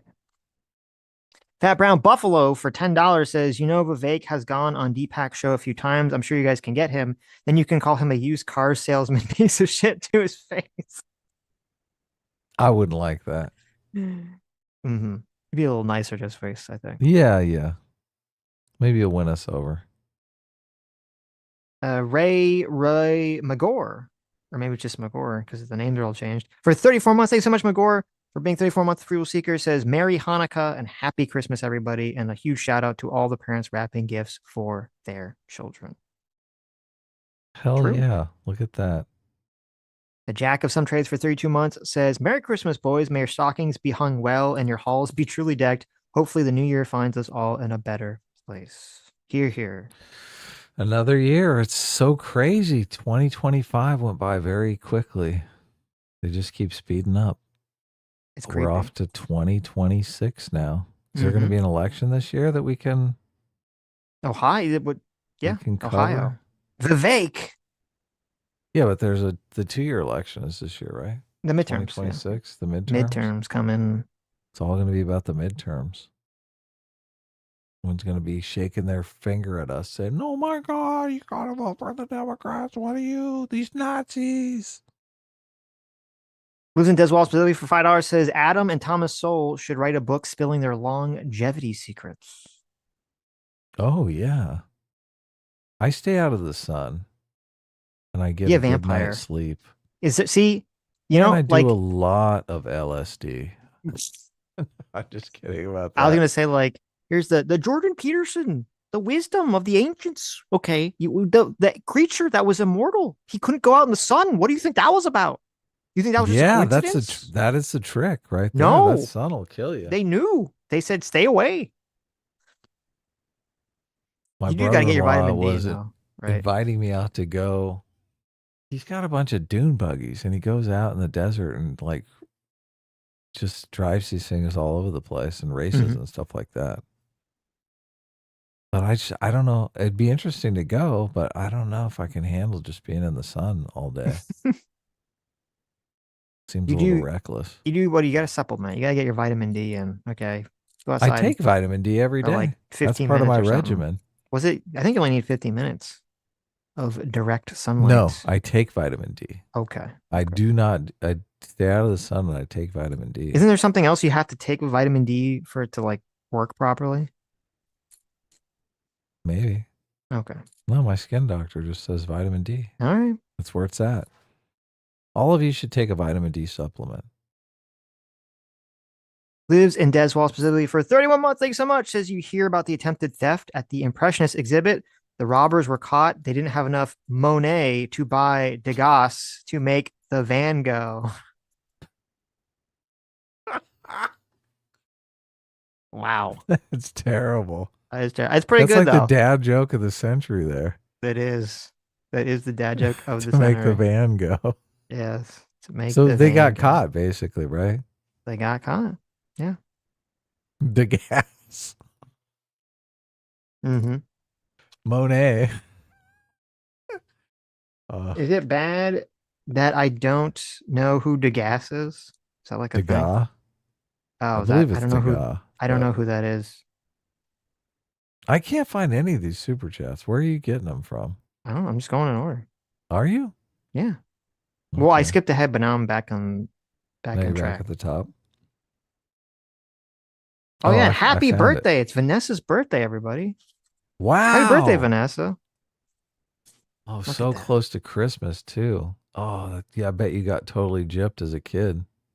Yeah, you They're get your like, presents this is your gypped." birthday and Christmas. No, can't do that. You have to Why be not? separate. You have to be separate. Sometimes it could work in your favor. They could combine it to be some super gift, right? Oh, A okay. car. Right. Here you go. Getting you a car for your birthday and Christmas. Edgar Degas, French Impressionist painter. Thank you. Lives in Devswall. Do you like Degas? I don't think I've seen a picture that he's ever drawn, ever.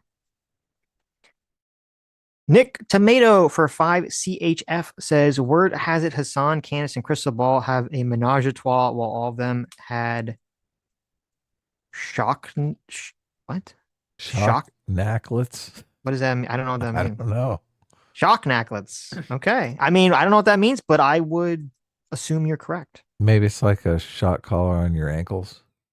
Oh, yes, you're right. Shock anklets. Shock anklets. Oh, that's what they meant to write. Okay. Nick, you gotta work on your spelling, buddy. Gotta throw that through ChatGPT. Candace, Crystal Ball, and Hassan. Yes. It's just like the anti-Israel. That's what gets them going. Okay. They all have a lot of political views that don't align, but their hatred of Israel is the one thing that gets them all hard. Right. So makes sense. You know who's in the cuck chair in that one? Who? Taylor Lorenz. Oh yeah. She's just sitting in the cuck chair crying. She's like, I understand Crystal, like, but you chose Candace over me. Taylor's like, I hate Israel. Let me get in there. Come on. Like, no, shut up. Stay in the get a cuck piece chair. of this. Stay in the chair. Your Israel hate is not enough, Taylor. Nick Tomato, thanks so much for the 5HF. Says Vanessa, at Vanessa, and also them space lasers. Dang it. Okay. Oh yeah. Nick Tomato for another 5CHF says, I had orange juice at breakfast and also a hard-boiled eggs. What the fuck is happening? Telling you them space lasers, Candace and Crystal Ball, they know it. Oh my God. I agree. I don't know what that means, but I agree. Did you see there was that Myron Gaines? I saw it, yeah. Yeah, he went to the Turning Points USA event and he was wearing a Cookie Monster Holocaust t-shirt or sweater, and he was taking pictures with everyone. Yeah, I had the. It's great. That was like the original tweet I had up here. Right. Go back all the way. Adam, wasn't he chastising some Jewish woman too? I assume. Isn't that what he's always doing? He's always mid chastising a Jew. Adam Refriended, thanks so much. Kicked out? Yes, I did hear that. Adam Refriended for $25. Thank you so much. Says, learning how Sitch and Sammy G got together made me realize two things. One, Adam might actually be the best wingman alive. Mm-hmm. Oh, yeah, true. And two, I'm definitely more like Sitch. I don't read too much into drawings or signals. Honestly, every autistic ADHD person needs an Adam in their life. Someone who just gets how to deal with people. A-Team reigns supreme. Wow, look at that. That's very nice. It's very kind of you. But listen, for the record, I thought that's not my position. I was like, obviously, Sam invited me to this con because she's like looking to see if she's interested in me, right? Mm-hmm. Sam's the autistic one. Okay. She's the autistic one, not me. What are you talking about? She was the one that's like, no. What? No. I was just sending you pictures for no reason, Sitch. Look, she was just playing hard to get, okay? She's full of shit. We all know. We all know what was going on here. We've been dating for 2 years. What was the playing hard to get at this point? Well, she's just, she's trying to. Look, she said in the chat. I knew if we spoke it enough, it would go. There was no signal. I was really just drawing fan art, LOL. See? Okay. Everyone take my side. That's not the way I took it. Uh-huh.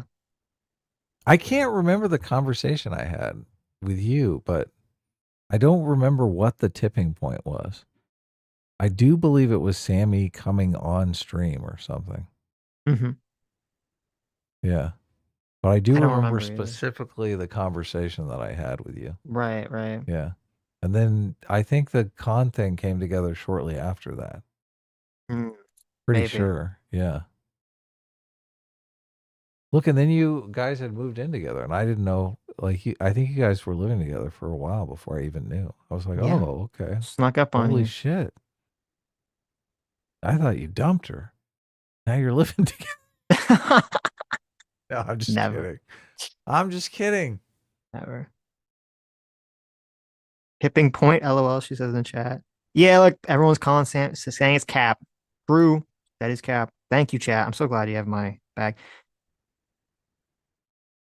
We need to get, Sammy said, we need to get a dog called Chat so we can ask if we can definitely what's reference going it all on with the time. dog? Look, I rallied hard for the dog, Sammy. I know I'm you on did. your side with the dog. I know you did. She's still hoping that's going to be the surprise Christmas gift, but it's not. Really? Did you tell her there was a surprise? No, there's no You dog. got her hopes up. That's No cruel. dog. I know. Lives and does well specifically for $2. Says, but is Brigitte Macron circumcised? That's the asking the important questions, the hard questions. Oh, that would be a good question. Mm-hmm.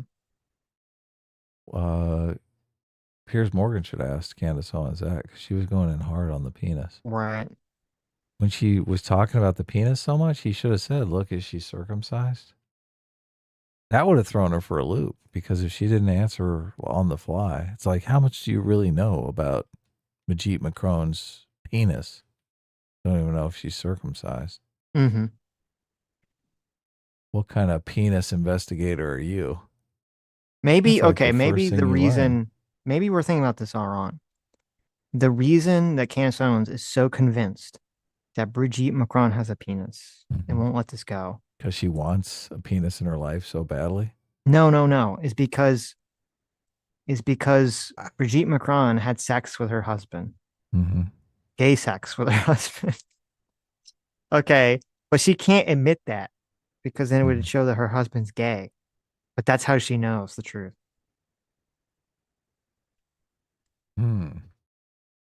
That's an interesting theory. I think you might have something there. That's the fan fiction, the political fan fiction. That's perfect. Nick Tomato for 5 CHF says, I don't understand American internet. I pay a $43 a month for high-end glass, and my internet company installed it for free. Well, unfortunately, in America, we all have massive regional monopolies. I guess even a national monopoly. There's only like 5 or 6 internet companies, I think. Regional and national monopolies on internet, which completely fucks over us, the American paying customer, and makes it so we're very limited on what internet we can get, and without good competition, our service sucks. I mean, I have great internet. It's really only been recently that we've had trouble, right? I'm going to call the service provider on Monday and say, hey, fuck you. Why do you keep fucking up my live stream? Right. Well, no, I'll probably be nicer than that. Maybe they'll test the modem and find out our modem is crapping out. Well, it's 11 o'clock on the East Coast, and usually for some reason, this is the time. Yeah, now your internet's going to. Yeah, my internet for one reason at 11 o'clock, not what you think is a high volume time, starts to get all finicky. Joshua Sore for $5 says, Kunta Quinta, your name is Golden. You're Goldstein. Southern slave owner, probably. Exactly. Instead of Toby. Nick Tomato for 5 CHF says, I'm a Christian. What's your problem? I follow the Prince of Peace, Son of God. When someone slaps you, hold the other cheek too. God is true. There you go. Okay. And then Nick for another 5 CHF says, to be not hateful, you two have to be hateful. I get it. By the way, BB is a genocidal maniac. Also, fuck you, Ben Shapiro. Oh my. Okay. Okay, there you go. Well, thanks for weighing in. I'm not sure I understand the first part. To be not hateful, you have to be hateful. I'm not sure I get that part. And Nick, for another 5, CHF, which I believe I looked up. I think that's Swiss money. Says it's not just America. The coin of Candace and Ben Shapiro is sadly affecting us too. Hassan Piker, that little bitch, and his orbiters. Yes. JC for $10. Thank you. Says Megyn Kelly got up on stage the next day and said Ben Shapiro was lying. She was the shitty friend. That did happen. That is happen. Yeah. Five and Go for $5 says, does the illegal counting of 315,000 votes in Georgia change your view on the electors scheme? Well, no. So a lot of people were sending this to me. This I don't know if you saw the story at all in Georgia about this. The tablet. Yeah, I did. People have obviously been sending it to me too. They want us to cover it. They want us to rub it in your face and go, look, there was all this fucking voter fraud. Sitch, you were completely wrong. You were wrong. You gaslit us into thinking that the election was fair and free. Well, I have some bad news. I had some bad news. Well, first of all, even if the claim was true, that there was all this massive voter fraud in Georgia and that the state wrongly validated the results or whatever, that would not justify Donald Trump trying to do the elector scheme any way, shape, or form, especially when they actually didn't even have evidence for it at the time. That's number one. Number two, people have completely misunderstood what is actually being claimed in this 300,000 vote thing. What they're talking about is people are thinking that what this means is that there are 300,000 fake votes or something, that there are 300,000 votes, 315,000 votes that were not like looked at and were just like fake votes. They stuffed in a ballot and no one looked at them and just counted them and assumed they were true or something and they weren't signed off on. That's not what happened. What happened was when they count the votes, after they put all the little votes in the machine and it counts it, it like shits out a little piece of paper that says like, we counted these votes and then this is what the vote count is. And the poll workers are supposed to sign that just to like verify like that it's like real or something, or that they looked at it or that's not a duplicate. And they're supposed to just sign that and that's it. And they didn't sign this one for whatever reason, even though they're just supposed one. to. It was however many were generated from this batch of 300,000 votes. I don't know how, I think it was like 20 or something. And 20 votes or 20,000? No, 20 of these like little pieces of paper that were the tabulate receipts or something. And then you might say, well, okay, well, how bad is it that they didn't sign it? Does that mean that someone could have like fed because remember part of the claim was like, oh, they fed the ballots in multiple times. You know, maybe that's why they didn't sign it, blah, blah, blah, blah, blah. But the problem with that narrative is that they did a recount of all this stuff anyway. And the recount didn't change any of the outcome. It didn't change the votes. So obviously them not signing this was stupid, but it was some kind of clerical error. And they did a recount and they found all the votes were exactly the same, or I'm sure they weren't exactly the same, but there was mostly the same. And so this is not evidence that there was massive amounts of voter fraud in Georgia. But I'm sure that won't change anyone's mind who really wants to believe that this is evidence of massive voter fraud. I mean, it looks like good evidence to me. I didn't look into it or anything, but it's like. Well, that's what you see. You see the headline. It goes 300,000 votes. And you go, oh my God, 300,000 votes. Crazy. And you actually read it and you're like, oh, well. I knew you were going to look into it and come to this conclusion. I was curious. Because I saw a lot of people tag me. They're like, oh my God, you have to look at this. And I was like, okay, I'll look at it. Curious. Nick, for another 5 CHF, says most Jews aren't from Israel, correct? Literally, no Jewish people here, none from Israel. Yes. I mean, I've been to Israel once. I don't I'm sure I must have met some Jew that was from Israel at some point in Florida. But yeah, like, 99% of the Jews in Florida were born and raised in Florida, not from Israel. So listen to this. Walt Spitley for $2 says, anyone else think the Talmud sounds like a Pokemon? Who's that Pokemon? Uh-oh, asking for trouble there. The little Jew, anti-Semitic Jew meme. Denimbus Prime for 5 Aussie Black says, watching Tim Pool go off on Candace is so ironic and infuriating. That motherfucker is patient zero for just asking questions and hiding behind vague innuendos. Yeah, I'm very happy to see Tim go after Candace, but I do agree. He doesn't do it as bad as Candace, but he does do a lot of like vague fence sitting shit to not like to say things without really saying things sometimes. Not as bad as Candace does though. Anonymous Cow for 8 months says, sorry to break it to you guys, but lefties are going to completely ignore the stream among all the others where you critiqued the right. It's true.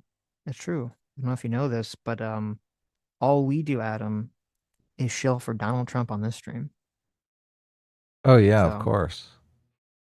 And it'd be, I don't even know if this is really. He wants to build more houses, but not build more houses. I did send you that video. I thought it was funny. We should listen to that. It's amazing. Donald Trump gets it. He's like, look, there's a problem here. He's like, yeah, like the voting base, they need their houses to be expensive. Other people need the housing to be cheap. This is a problem. Like, thank you, Donald. That is true. I guess the bar is pretty low, right? That you're like, yes, Donald Trump understands this very basic thing. Did you see the Trump Kennedy Center thing? Speaking of Trump. What? No, what happened? So you know how like Trump like fired all these people that run the national parks and all this shit, and he like put his own people in it? Well, for some insane reason, that whoever he put in charge of this, or the board of the Kennedy Center, they put Donald Trump's name in the front of the Kennedy Center. So it's now called the Donald Trump and JFK Center. Right? You're kidding. I'm not joking. No way. I am not fucking joking. Now, there's no fucking way. There is a problem with this. What did he do to earn his name? I don't Kennedy know. Was shot and killed. Well, there's a problem with this. The problem is, well, there's two problems. Number one, you can't actually change the name of the Kennedy Center unless it's by Congress. It was a law, okay? And the reason it was a law was because it was named after Kennedy to memorialize his murder.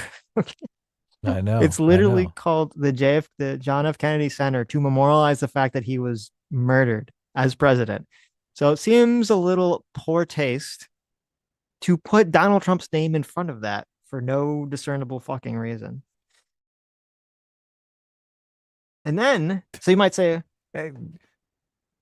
like he couldn't. Well, look, he couldn't put it after his name, right? Oh, of course. Yeah, it's got to be first too. And so not only did they do this, but like the board, they just like they got the people to just do it in a day too. Like before anyone even realized what was happening, they just threw the name up there. So it says it right now. It's like here's an excellent point. Trump was also shot. There you go. I mean, he didn't die, but he was shot. Mm-hmm. So yeah, no, he was shot. That's a good point. There you go. So he should that's definitely be on there.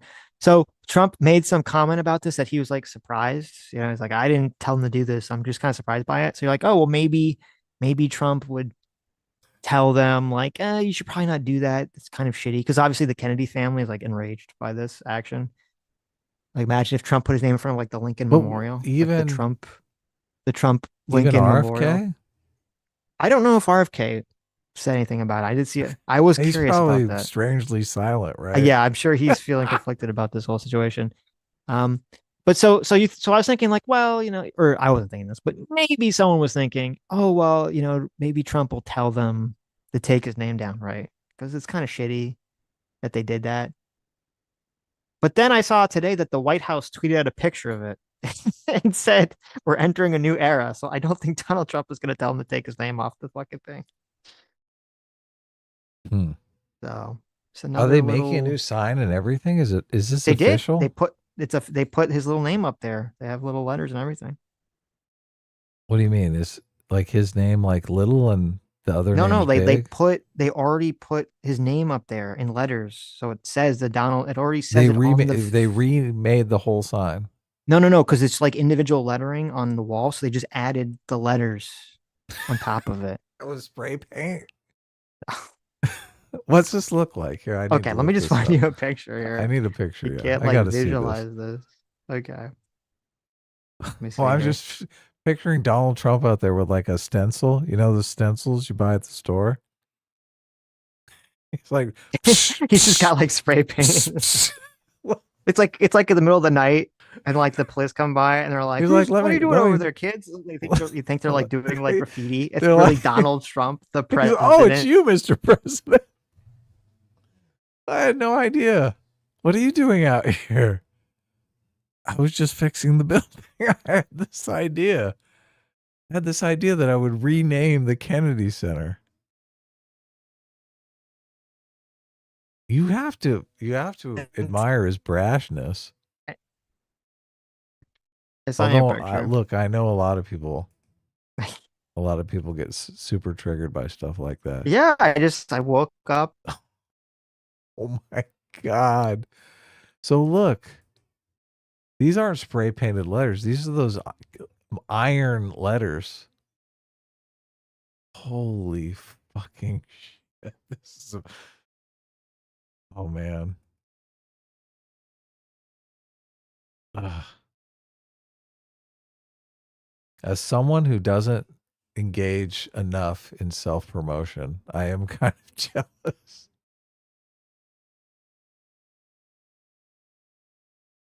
What did I lose you? Did we cut out again? Holy shit. No, oh my God. This is hilarious. This is fucking hilarious. I'm back. Okay. This is hilarious. It is You that saw the time. picture? It is that time. It isn't is, yeah. It's a Yeah, lot of no, slack. I've been talking to you for like 20 minutes and I know. your internet cut out. I know. Well, I can't complain because my internet cut out like 3 times. Exactly. There. I did see it. And these are not spray painted. These are those big cast iron letters. Yeah. So they're like, we need to order some cast iron letters. I got a name change for you. Well, it's funny too, because if you look at it, like they couldn't get the exact same font type because it looks a little different. They are right? smaller, aren't they? Yeah. Yeah, they look slightly different. Like it's not exactly perfect. And then it's also just like on top of it. So it looks very obviously like they added it on. It doesn't look natural. Are these the guys that put that stuff up there? Yeah. They did. Yeah. Yeah. It is a slightly smaller font and a little bit thinner, I think. The M. Yeah. Yeah, it looks like it's bold versus not bold. The Donald Trump and John, and does it say president over there? President John F. Kennedy Memorial Center I think it just for says the Performing Arts. Yeah. Yeah. This is, a lot of people have said, this is how the left takes over the culture. They're like, they fund the arts. Everyone in the arts is left wing. We need to get more right wingers in the arts. And Donald Just put Trump's Trump's like, name all over it. I know. Get him. He's like, I know how to take care of this. Right. You need performing arts? I'm the ultimate performance artist. There you go. Oh, that's a great point. That's a great point, yeah. Here, watch me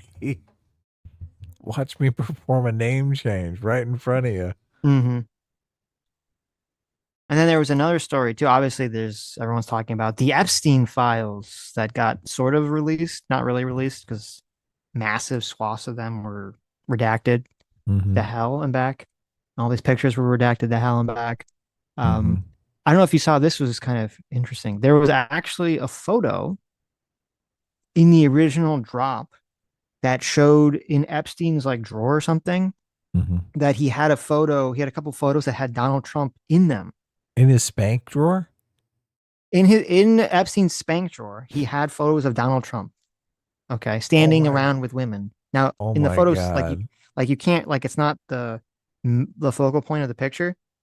So, but you can't like super see like exactly what's happening, but it doesn't look like, it's not like he's like fucking women or anything crazy, but it's just Donald Trump in these photos and there's like women standing around him. Okay. What if one of the pictures was like Donald Trump on his knees, like getting a golden shower, and it was just randomly left in the drawer? Right. Oh my God.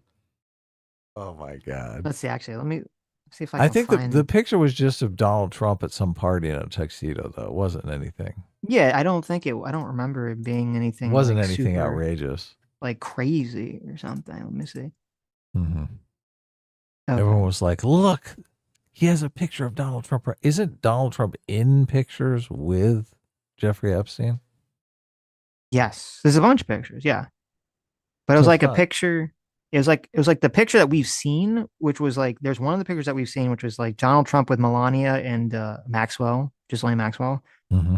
And then there was some other picture I also think was Trump. Well, I didn't see him before. It was like Trump standing around with like women in bikinis or something.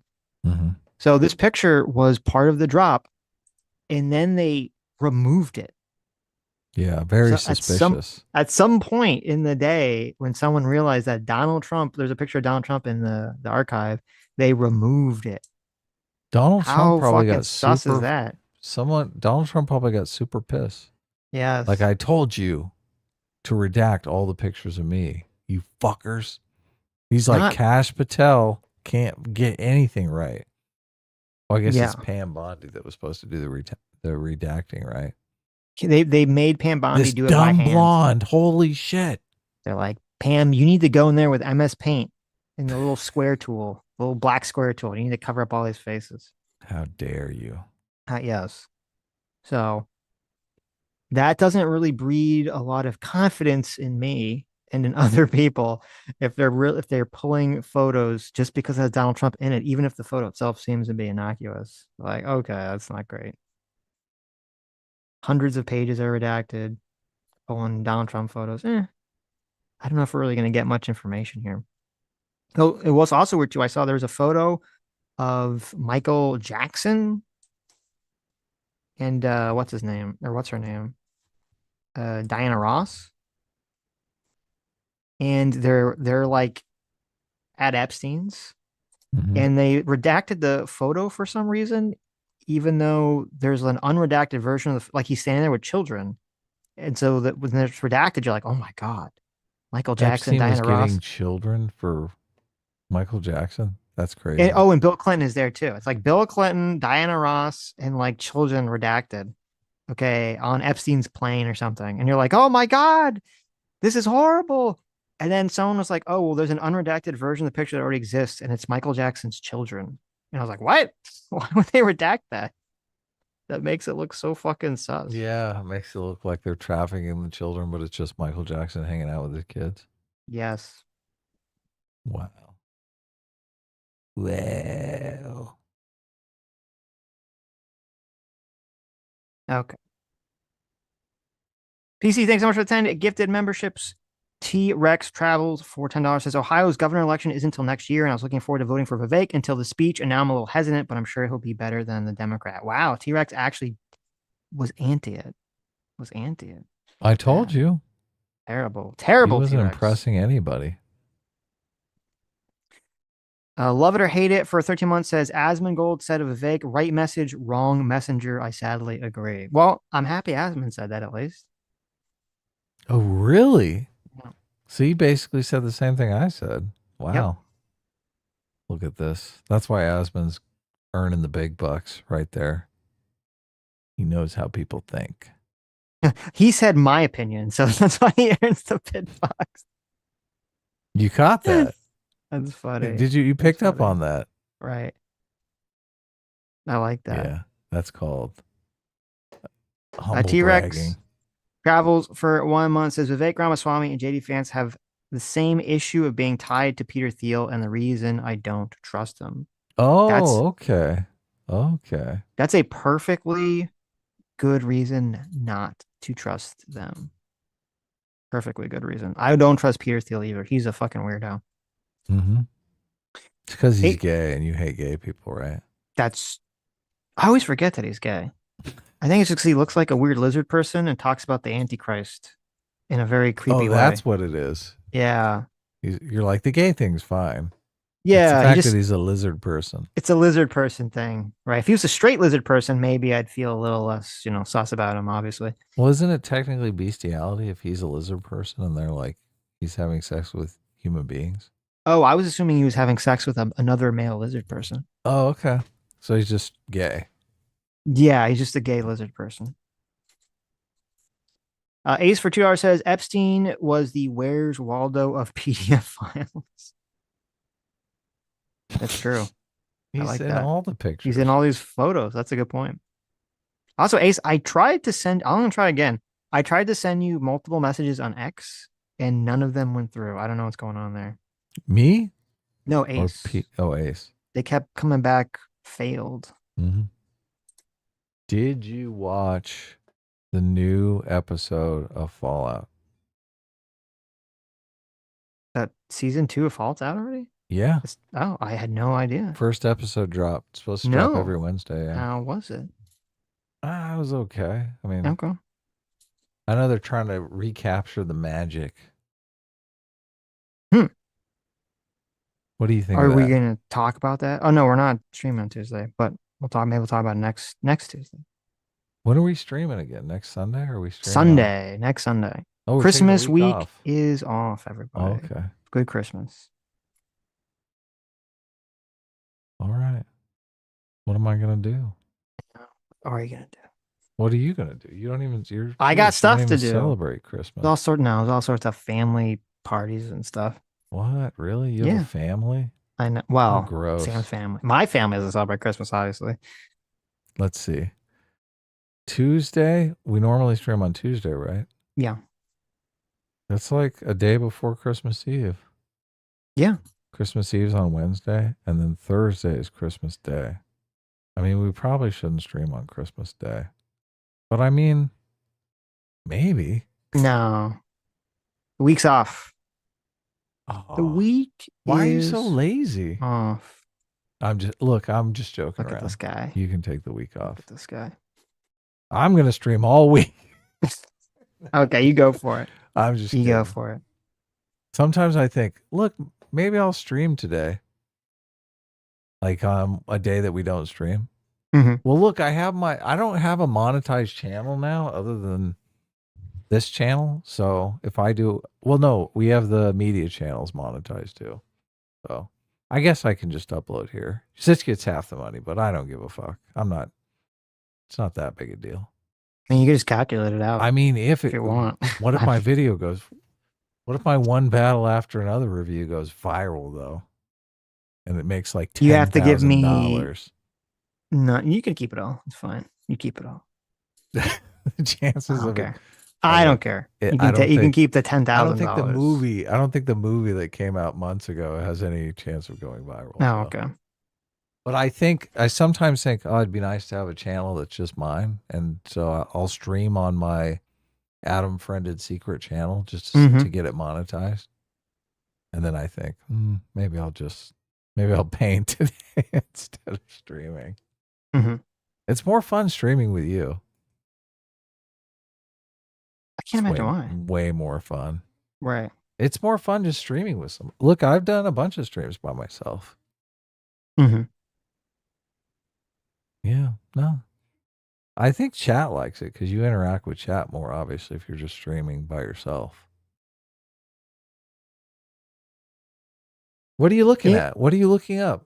Are you planning? You're already planning your week off. Look I at am. You're so Sam in the chat lazy. said week off. Sitch will be video editing. Chongla emoji.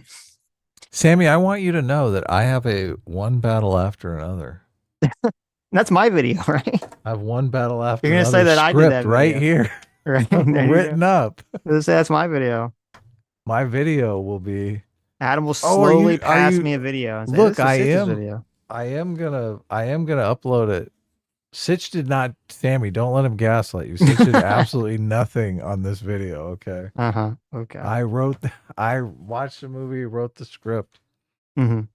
I still need to record my audio though, and make the video. But okay. I'll probably do it tomorrow. So Right. how long do I have before the end of the year so I can put out another video? You have 10 days. Okay. Well, Plenty of 9 time. days, really. But Probably do 10 videos in Okay. that amount of time. Since I'm I'm impressed. not going to be doing anything. Yeah. Look, I have this video up of the studio where I walked around the studio. I'm showing off the painting I'm working on. Nice. Does that count as a video? If I upload Sure. that? Well, it doesn't count for me. It has Yeah. to be an edited, Well, I'm just classic try- I edited wanna have- Sitch video. All Yeah, right. this isn't edited. Yeah. Boy, I can't believe you're going to disappoint Sammy like that. You're so mean. Not You're doing so a video. mean. I can't believe you're going to disappoint Sammy. She'd be so excited to see a video I know. about you. I And know. You had so many videos that you were working on. I know. Let's see. It's so sad. I did Insensitive 1, 2. for $5 says Vivek will carpetbag any position as long as it isn't on importing more Indians. You know what? That's fair. That's fair. Cameraman for $2 says, Adam, quote, where was Vivek when the Westfold fell? That's right. Exactly. Carpetbagger. Yes. Margin for $5 says, being a heritage American is literally what allows you to be president. It may hurt his feelings, but some are more American. So I shouldn't even agree when you said that, Adam, because it's not, the heritage American comment isn't about whether you were born in America or not. Because the people that are the heritage Americans would say that despite the fact that Vivek was born in America, they don't think he should be able to be president because his heritage, his family is an American. So just because he was born, you have to have some sort of lineage connect to the country for hundreds of years going back. Yeah. The question is when does personhood begin? Right? it's basically the same question. That's the question. Yeah. When can we abort you as an American citizen? I like it. When can we still abort you? Nick Tomato for 2 CHF says the unwritten rule is behave like a guest. Yeah, I mean, obviously, if you're not a citizen, like 100%. I mean, even if you're a citizen, you should just behave like you're a citizen. You should just have some fucking pride in your country at that point. So, yeah. Well, and at some point, even when you're not a guest, right? You don't like shit in your own living room, right? Like, well, some people do. A lot of people do, actually. Treat your house with some respect. A lot of people, you've seen that show Hoarders? I have, yeah. Well, the problem with the whole conversation is that it's like importing some sort of moral or value to a person just because of their family's lineage. When it's like, okay, so if the guy who is a pedophile, but his family was here for 300 years, does that mean that he's, a better person than Vivek? Because Vivek has only been here for 40 years and isn't a pedophile? Like, how does that work exactly? Well, a pedophile should get the wood chipper, but he still is better than. Okay. Wow. Really don't like Vivek here. Just kidding. I can't help myself. Really doesn't like Vivek here.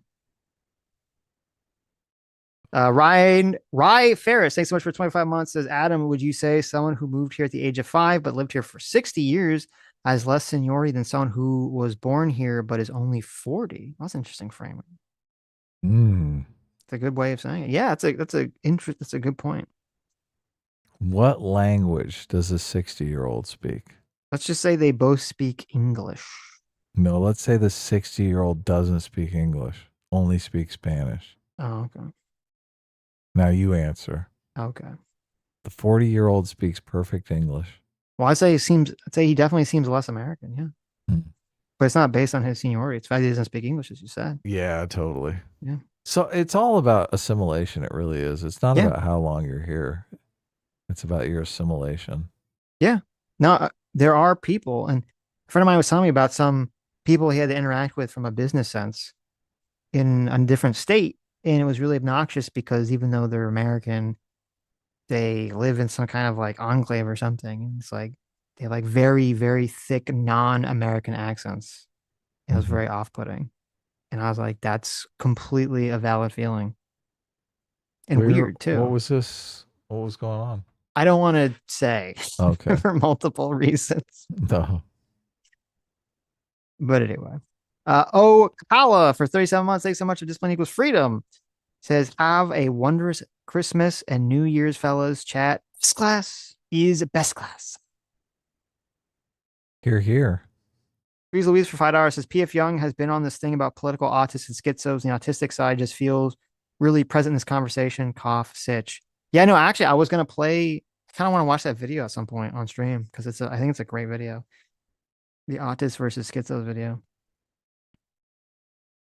Ace for another $5. Thank you so much. Says, rate this argument. The far right is too sectarian and corrupt to form alliances which aren't self-defeating. This is Ace. The old account got banned. Yes, I know. I know that Ace is the other Ace. Yes. I agree with that. I do agree with that.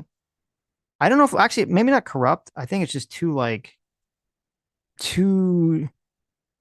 ironically degenerate and nihilistic and immoral to form like a true, maybe nihilistic, because you could immorally form an alliance, right? If you just lie. I think it's just they're just too nihilistic, too edgy. If a movement's kind of based on being a edgy nihilist. T-Rex Travels for $5 says, if you believe that Little Caesars is the pinnacle of pizza, I'm sorry, but there's no place for you in the conservative movement. Well, I don't know what that was in response to. But thanks for $5.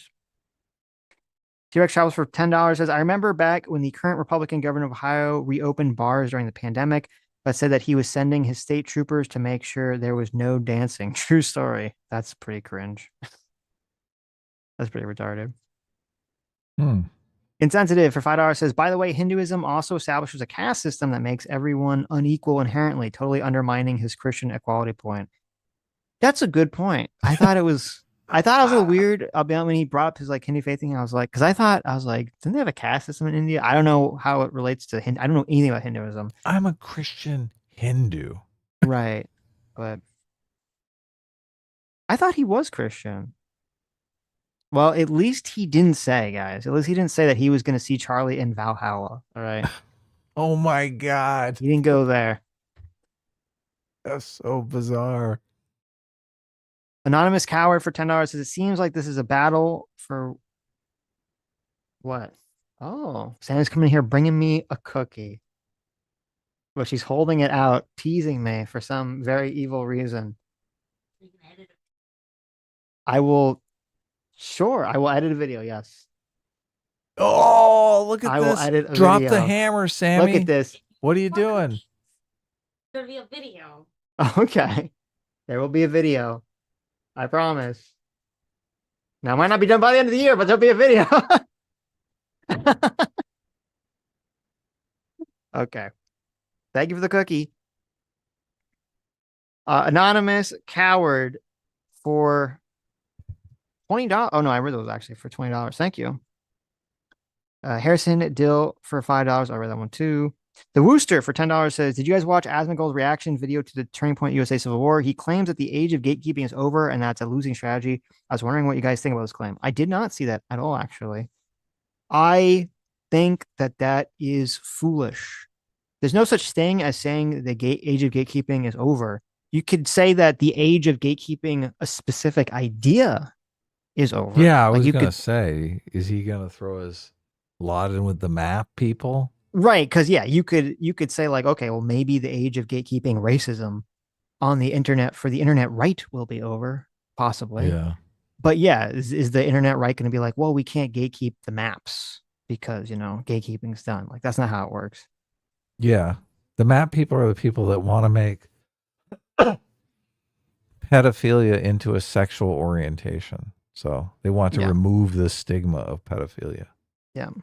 Which, fuck those people. Right. We're gonna gatekeep the shit out of them.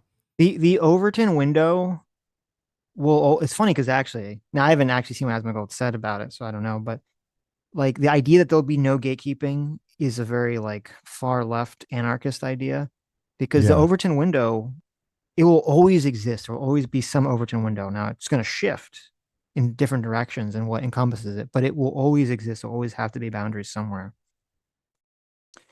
Otherwise, it's just chaos. Nick Tomato for 5 CHF says the word slave comes from Slavic. White people were the most enslaved. Drelocks is from the north, the Nordic dread. Oh, dreadlocks. Literally, my mother is a redhead. There you go. That is true about the slave thing, yeah. It is true, yeah. White people, our ancestors were slaves too. Right. So, but you know who wasn't slaves, Adam? You know who's never been slaves? Who? The Jews. That is so not true. What are you talking about? The whole Bible's about them being slaves. Shh. Be quiet, Adam. Be quiet. Stop it. The whole Bible is them bitching about being slaves the whole time. Stop it. Stop it. This is why a lot of slave people pick up Christianity, because it's all about escaping your captors. Right. They're like, oh my God, I love this book. The slaves get away. Holy shit. Mm-hmm. We can get away. We can do it. Messy Tenant for $5 says, not a big fan of immigrants because of wage suppression from corporations being small, and I don't care for their sad story of struggles. Also 18. Yeah. It does change. It does. That is true. It does push wages down. Yeah, it does. Squeeze Louise for $5 says, Vivek, I'm a Hindu. Also Vivek, God is real, fellow conservatives. Gee, why do people think this guy is dishonest? I could have swore, I really thought he was Christian, but do Hindus believe in God? Don't they have multiple gods? I thought that, and don't they have reincarnation too? Yeah. Oh, okay. Isn't that where is karma from Hindu? Or is that Buddhism? I don't know. Whatever. Maybe this is why number one was God is real. He's like, I know I'm a Hindu, all right? Right. But God is real, okay? Right. All of them are real. Andrew Barrett for $5 says the left willfully rejected the concept of immigrants adding to our culture. Historically, they assumed our value while adding things. S-class is best class. Oh, look, you got an S-class. It's been like 10 years. It has. Yeah. Seems like an eternity. Finally. T-Rex Travels for $5 says, look, I'm just saying a couple of those guys up on the TP USA stage were wearing maroon ties. Obviously, they're part of the conspiracy. That's true. Rob Schneider was wearing what was this suit. what was going on with Rob Schneider? Is this why he pulled in with the maroon suit? He's like, true. Take this, Candace. That's true. That's a great point. I'm here to take you out. Yep. Metalworks for $5. Thanks so much. I think it's more like they would prefer to deport them, but if that's not an option, they can at least pursue legal citizenship. Yeah, maybe that was they should have asked that question. Living does well specifically for $2 says, loser of the bet puts on the dress. Ooh. We're not making the bet. Oh, the bet's a long shot anyway. Boo. Look at How that. about this? How about this? Boo. I'll bet you $20. Yeah. That you do not make a video by the end of the year. Nick Tomato for 5 CHF says, did you know Hassan Piker and Not Crystal looking Balls? good, Sammy. It's not looking good. And Crystal Balls with Candance Owens says, them Jews be controlling space lasers? I did know that. Yes. I did know that. Yeah. And for another can't face Owens. I did know that. For another 2 CHF, he says 100% true story. That is 100% true story. Yes. Nick, are you drinking? Are you having a little Christmas cheer? I think there's like a translation error. That'd be my guess here. Well, most of these super chats are hilarious, though. Right. Oh, you could be right. Nick, for another 5 CHF. Thank you, Nick, for all the CHFs, for all the cuffs today. Says, not once. I couldn't agree more with Sitch more. Fuck you, Jon Stewart. Fuck you, Bill Burr. Fuck you, Olive Hollywood. Fuck you. You. Well, thank you. Look, I totally agree. Yes. I'll have to go to the bank on Monday and trade these Swiss francs in so we can get some American dollars. Kristen Brandon for $2 says, thoughts on the Epstein files released on Friday. Well, besides what we already talked about. Anticlimactic, right? Yeah. I mean, it seemed most from what I haven't personally gone through them, but it seemed mostly anticlimactic. I don't You guys will have to tell me. I don't know if anything like really amazing came out of them yet. From the videos that I've been watching, people talk about them. I don't think I saw anyone say anything like incredible. There are didn't they try there isn't there like a call to impeach Pam Bondi now? Really? Let me see. Oh wow, they're going for Pam Bondi. Like get out of Dodge. Ro Khan bitch. and Thomas Massey say they're considering impeachment. Oh, Impeachment come contempt on. charges are being drafted. Look, Democrats want to impeach everyone. Thomas Massey. He's a Democrat. Oh, what? Thomas Massey's not? No, he's Republican as fuck. But he's like half Democrat. No, he's not. Get out of here. Tom Massey? Thomas Massey. He's a never Trumper. No, he wasn't. He's not? No. Thomas Massey. I don't think he was. He just was very against he's been very on the Epstein stuff. Thomas Massey. I thought, unless I'm thinking of someone else, I thought MAGA used to love Thomas Massey. I mean, there's like 20 different Thomas Masseys here.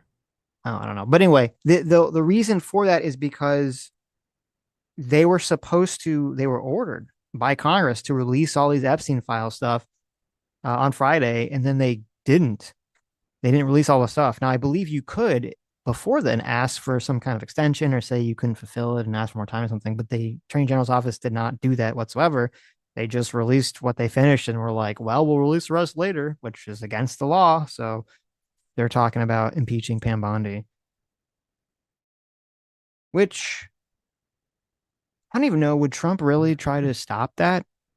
A lot of people want to use Pam Bondi as the scapegoat for the Trump administration's dog shit handling of all the Epstein stuff, even though it's obvious. I mean, obviously she's massively fucked up on it, but this is coming straight from the top. So how do you explain to voters why the president is fighting your discharge petition or fighting the release of these documents from the Justice Department? Well, I vote with my party 91% of the time, and which means I have agreed with the president 91% of the time. But when they're protecting pedophiles, when they are blowing our budget, when they are starting wars overseas, I'm sorry, I can't go along with that. And back home, people agree with me. They understand, even the most ardent Trump supporters understand sometimes he gets bad advice, sometimes he gives bad advice, and we wouldn't model our lives after him, his personal life, and they're okay with that. I mean, you can still like Donald Trump in Kentucky and like what I'm doing and what Ro Khan is doing, which is trying to get transparency. Okay. There you go. Agreed, 100%. Yeah. He's not afraid to buck his party. Mm-hmm. To buck break his party. Get on your belly. Get on your belly, MAGA. Get on your belly. Get on your belly, Trump. Ben. No. That was weird. Didn't Susie Wiles say that, like, who was it? Was it Susie Wiles? Someone was saying that, like, when Pam Bondi, someone in the Trump administration was saying when Pam Bondi said she had the Epstein files on their desk, like, no one knew what the fuck she was talking about. She was just, like, lying. They're like, what the fuck? Or she doesn't. I think it was Susie Wiles. We should probably talk about that article at some point. That article is crazy. Did you read any of that or listen to any of the interviews about that article? What was the article? What do you think that Trump won? Trump's chief of staff, who I did. Yeah, I totally read the article. Super interesting article. Yeah. Susie, like, Trump still loves Susie, and Susie came out and said that the alcoholic personality thing was her saying, like an alcoholic believes they're invincible. Trump believes he's invincible, and Trump's like, oh yeah, I do. I agree with her. Mm-hmm. So a lot of the incendiary stuff, Trump didn't really see it as incendiary. I guess you're talking more about the, like, blowing up the boats and shit. Yeah. Has she responded to that? I don't know that she has. Trump was just like, blow up the boats. Fuck him. Had nothing. He's like, it doesn't have to do with the drugs. We just want to make Maduro cry. Yeah. Like, oh, well, it kind of destroys the whole narrative. Well, there, and okay, she sure. said that they were going after various parties for retribution, which you probably Yes. shouldn't say. So Yes. She said, probably should keep Susie that Wiles, to yourself. Trump's chief of staff, gave this. If you didn't hear about this, she gave this super long interview with this guy. Like, she just told him all sorts of crazy shit. You should check it It out. was I think for it's a Victoria's Secret. What? Who is it? What magazine was it for? It was for Vanity Fair. Vanity Fair, yeah. Victoria's Secret. Okay, they both have V's. Like Vanity Fair, Victoria's Right. Secret. It's Yeah, same thing. it's all smut for women. Come on. Right. But yeah, no, you should definitely read or listen to this article. It's pretty wild the amount of shit that she said to this journalist. Really. She's in no hot water for it, though. When it first came out, everyone was like, oh my God, Trump is going to be so mad at Susie Wild. Susie Wild completely shit the bed. She's going down. And Trump is like, it wasn't that bad. She said JD Vance was a conspiracy theorist who just switched on Trump for political points. She said Trump is a conspiracy theorist. What are you talking about? I thought she said Vance was. She said she said Vance was. No, I thought she said Trump was. She said Vance was a conspiracy theorist who just flip-flopped on Trump, not because he actually had a change of heart. So, and that Elon was on ketamine. We all or knew she that. thinks That Elon was no was on ketamine. secret. I know. Did you see him in those pictures? Oh my God. It's pretty He crazy. looked like he'd pretty been high. up for 4 days. Yep. This video is called Thomas Massey's Testy Relationship with Donald Trump. I told you. Mm-hmm. He's got a testy relationship. Okay. To a war in Iran? No, I don't. I actually don't. And I've talked to. Oh, he's just bitching about us blowing up Iran. What a loser. Can't believe. Oh, the retribution. That's what I want to talk about. Yeah. So apparently there's like this conversation for Susie Wiles was like trying to convince Trump. She's like, listen, you shouldn't go after people for political retribution because it's like looks really bad and is really bad. And apparently Trump didn't want to do this. He specifically wanted to go against people for retribution. So she had to make some agreement with him. Like, okay, only the first 90 days of your presidency will you use the power of president for political retribution. Then after that, you'll stop. And supposedly he agreed to that, but it's been over 90 days. So I don't know. I don't think. Look, of course you agree. And then you go, we'll cross the 90-day bridge when we get there. Well, isn't this going to destroy the prosecution against Letitia James and Comey when your chief of staff tells a reporter that is then printed in an article that Trump is doing all these things for political retribution purposes? Yes, but you'll be rock solid after 90 days and you go after shifty shift, right? Okay, Because you can that's just say, right. listen, just like I said in the article, Mm-hmm. we got 90 days and it's over. Look, shifty shift. I had nothing to do with that. Right. Okay. That's a good point. Yeah. That's the real 10D That's chess when move you there. hit. Yeah. That's when you hit the real offenders. Okay. Mm-hmm. Okay. You don't want to see shifty shift suffer just a little bit. Mm-hmm. No, not for that. I mean, I don't really like Adam Schiff, but he's got a bad vibe to him. But not Maybe for you'll go after Jon Stewart for the pronouns thing. not for that stuff. I wouldn't be surprised. Fuck, he went after that lady for the push poll, or he accused him for doing a push poll. I think she got. Didn't she get attorney's fees and everything? I don't know if she got attorney's fees, but she won her court case. Yeah. Donald Trump's like, I'm going to sue you because you made a poll that was wrong and bad. So this is kind of an insane thing to do. But I guess we're all kind of desensitized by insane things the Trump administration engages in at this point. I'm not desensitized to it. That's I think good. it's hilarious. Don't be desensitized. Oh, okay. That's bad. Nick Tomato for 5 at CHF says, because in his echo chamber, every voice is his own voice, just in a different tone. The world outside, they aren't to lead unless the outside world says no. And then for another 10 CHF, or for 20 CHF, thank you. Nick Tomato says, strange, but I agree with Sitch. Fuck you, Jon Stewart and Bill Burr. Fuck you, Hollywood. Fuck Jennifer Lawrence, who clearly who clearly Harvey Weinstein. Jennifer Lawrence, literally Harvey Weinstein. Leslie Headland was his personal assistant. Meryl Streep literally called him God. Isn't that crazy? That is Meryl crazy. Streep is so left wing too. Yeah, I know. Is it weird that the only Jew that Candace Owens ever defends is Harvey Weinstein? Is that strange?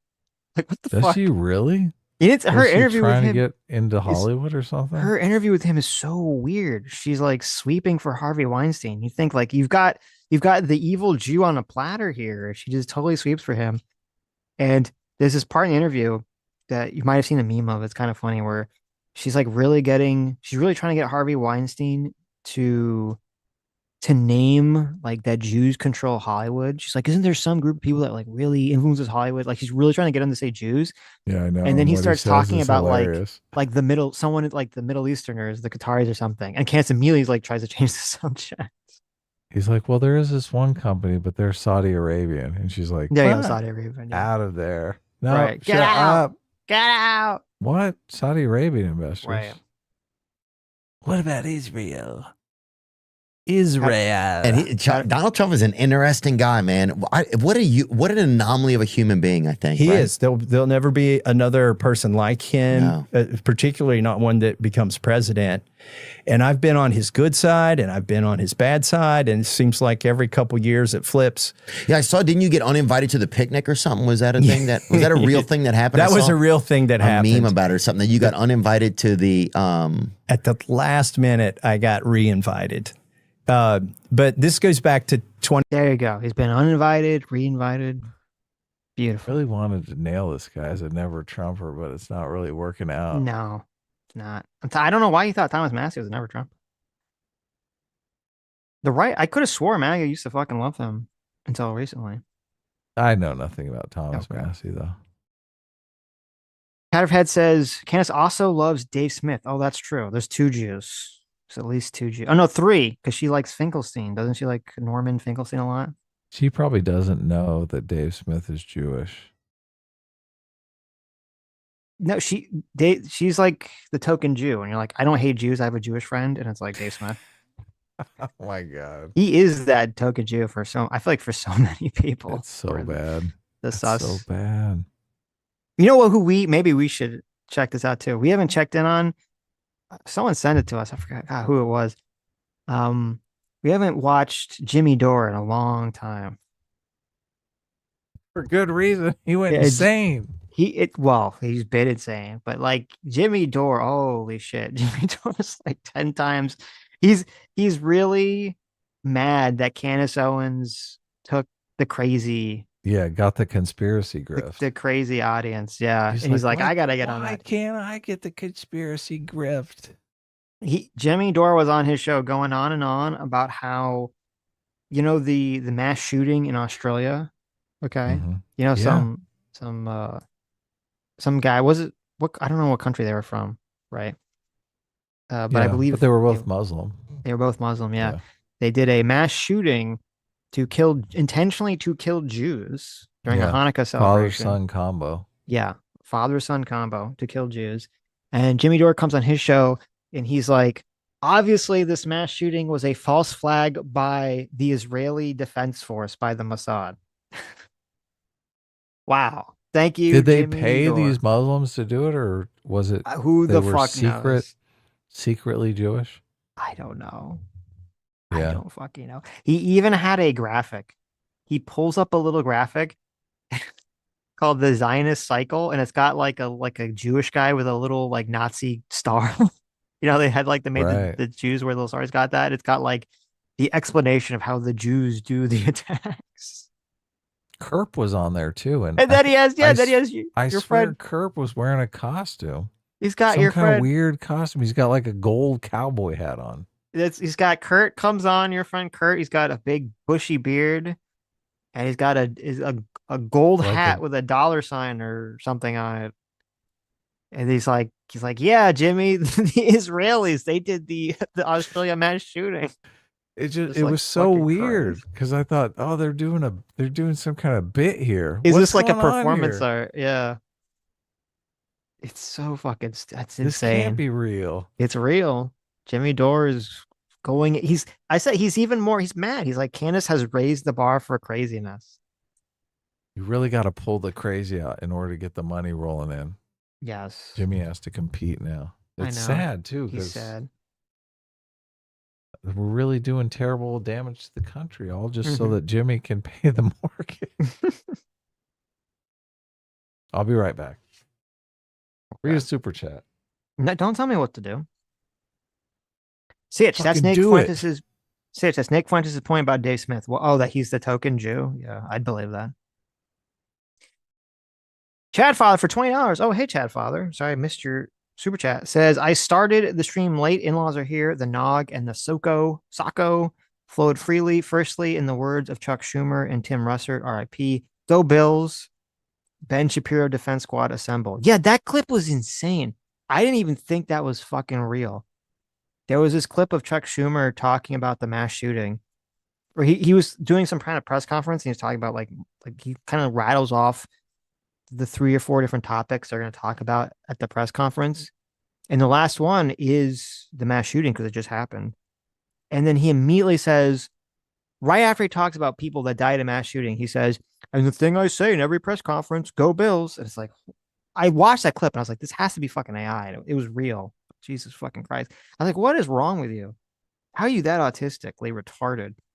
You have to say go Bills. You can't just immediately be like, well, maybe I shouldn't talk about a fucking sports team right after I talk about a mass shooting. Both the Australian shooters were from India. Okay. I thought they were from Pakistan, but they're both from India. Nice. Now I can go another 5 hours. Oh, GP? Yeah. Nice. Did you go? You always sneak off. I can tell. I've snuck off a couple times during the stream. I'm like, I'm talking and I realize he's not there. Let me just keep going. I'm like nice enough to say, look, I'm gonna be right back, but right. It's just like, oh, I'll just sneak out here. No one will know. Yeah. My little secret. My little pee break secret. Okay. Yeah, it says they were, yeah. The father was from India and immigrated in 1998 and became a permanent resident. In Australia, right there. The Australian shooters, yeah. They were and the driven by people don't have any guns. They were driven by some Islamic State ideology, supposedly, but were from India. Nick Tomato for 2CHF says, I mean, the double standard's unreal. And for another 2CHF says, Jennifer Lawrence, literally Harvey Weinstein. Crazy, Andrew, isn't it? Yes. I forgot about that. That whole Jennifer Lawrence thing. Andrew Bear for $2 says, look up cousin marriage and inbreeding in the Muslim world. I have heard the whole cousin inbreeding theory about that creating all sorts of genetic problems. I have heard that theory, yes. We're gonna explore this idea for Jank. Oh, terrible. Nick for another 5CHF says Meryl Streep called it Harvey Weinstein God. They were all in Puff Daddy parties, including Hassan Piker. Really? There's like a new P. Diddy documentary people are talking about too. Have you seen that? No. Might have to check it out and review it.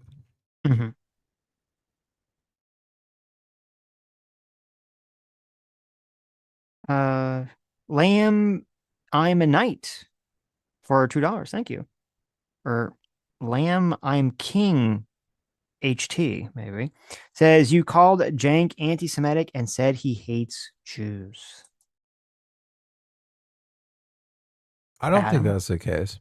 Well, I thought you kind of did, but I said no. I tried to pull you back. Did I really? I think you did. If I recall correctly, at some point. I tried to pull you back. I think I succeeded. He has Jewish friends, though. Okay. Like Dave Smith. He has Jewish friends. No, not more than Dave Smith. Okay. He has Jewish friends, but I think he thinks of them as like his property. Terrible. Andrew Bear for $2 says, Chank definitely has first cousin marriages in his family tree. Wow. Terrible, Andrew. Majin for $5. Andrew's really going for it. I know. He's really on the cousin marriage thing. Majin for $5 says, trying to call Fuentes out for racism is a fruitless endeavor. Potentially, this is a problem of having dual citizenship as an option for Americans. I don't think that has anything to do with it. I don't know how many Americans have dual citizenship enough to even. I mean, I'm fine getting away with dual citizenship anyway, but I really don't think that's a thing anyone really cares about, an issue that some amount of the population cares about. If calling him out as racist is fruitless, then the internet right is just doomed, I guess, to become racist shitheads, if that's the case. I don't think it is. I think this is the problem. This is kind of why I talked about that that panel that they did where they asked the 20 Republican Zoomers about like Fuentes and all this other stuff. Half of them didn't know who Fuentes was. Only one was a Groyper. The other 4, no, and of the 10 that knew him, 5 didn't like him and said he was bad for the Republican Party. 1 was a Groyper, and then the other 4 said like, "Oh, he's funny," and I kind of like some of the things he's saying. And one of the 4 said, "I think he's funny and liked what he was saying until I heard the crazy shit he said on Piers Morgan about all black people or most black people should be put in jail." So this is the problem. There's a huge mass of Groypers who are just so, even if they're a tiny amount of the actual people online, they make a huge amount of the people that reply in comments and do all these other things. And it really just gives people a completely false perception of reality. I mean, I would like to see if they have political power. I kind of think they don't. They don't yet, but they definitely have internet power in terms of the internet's pundit space.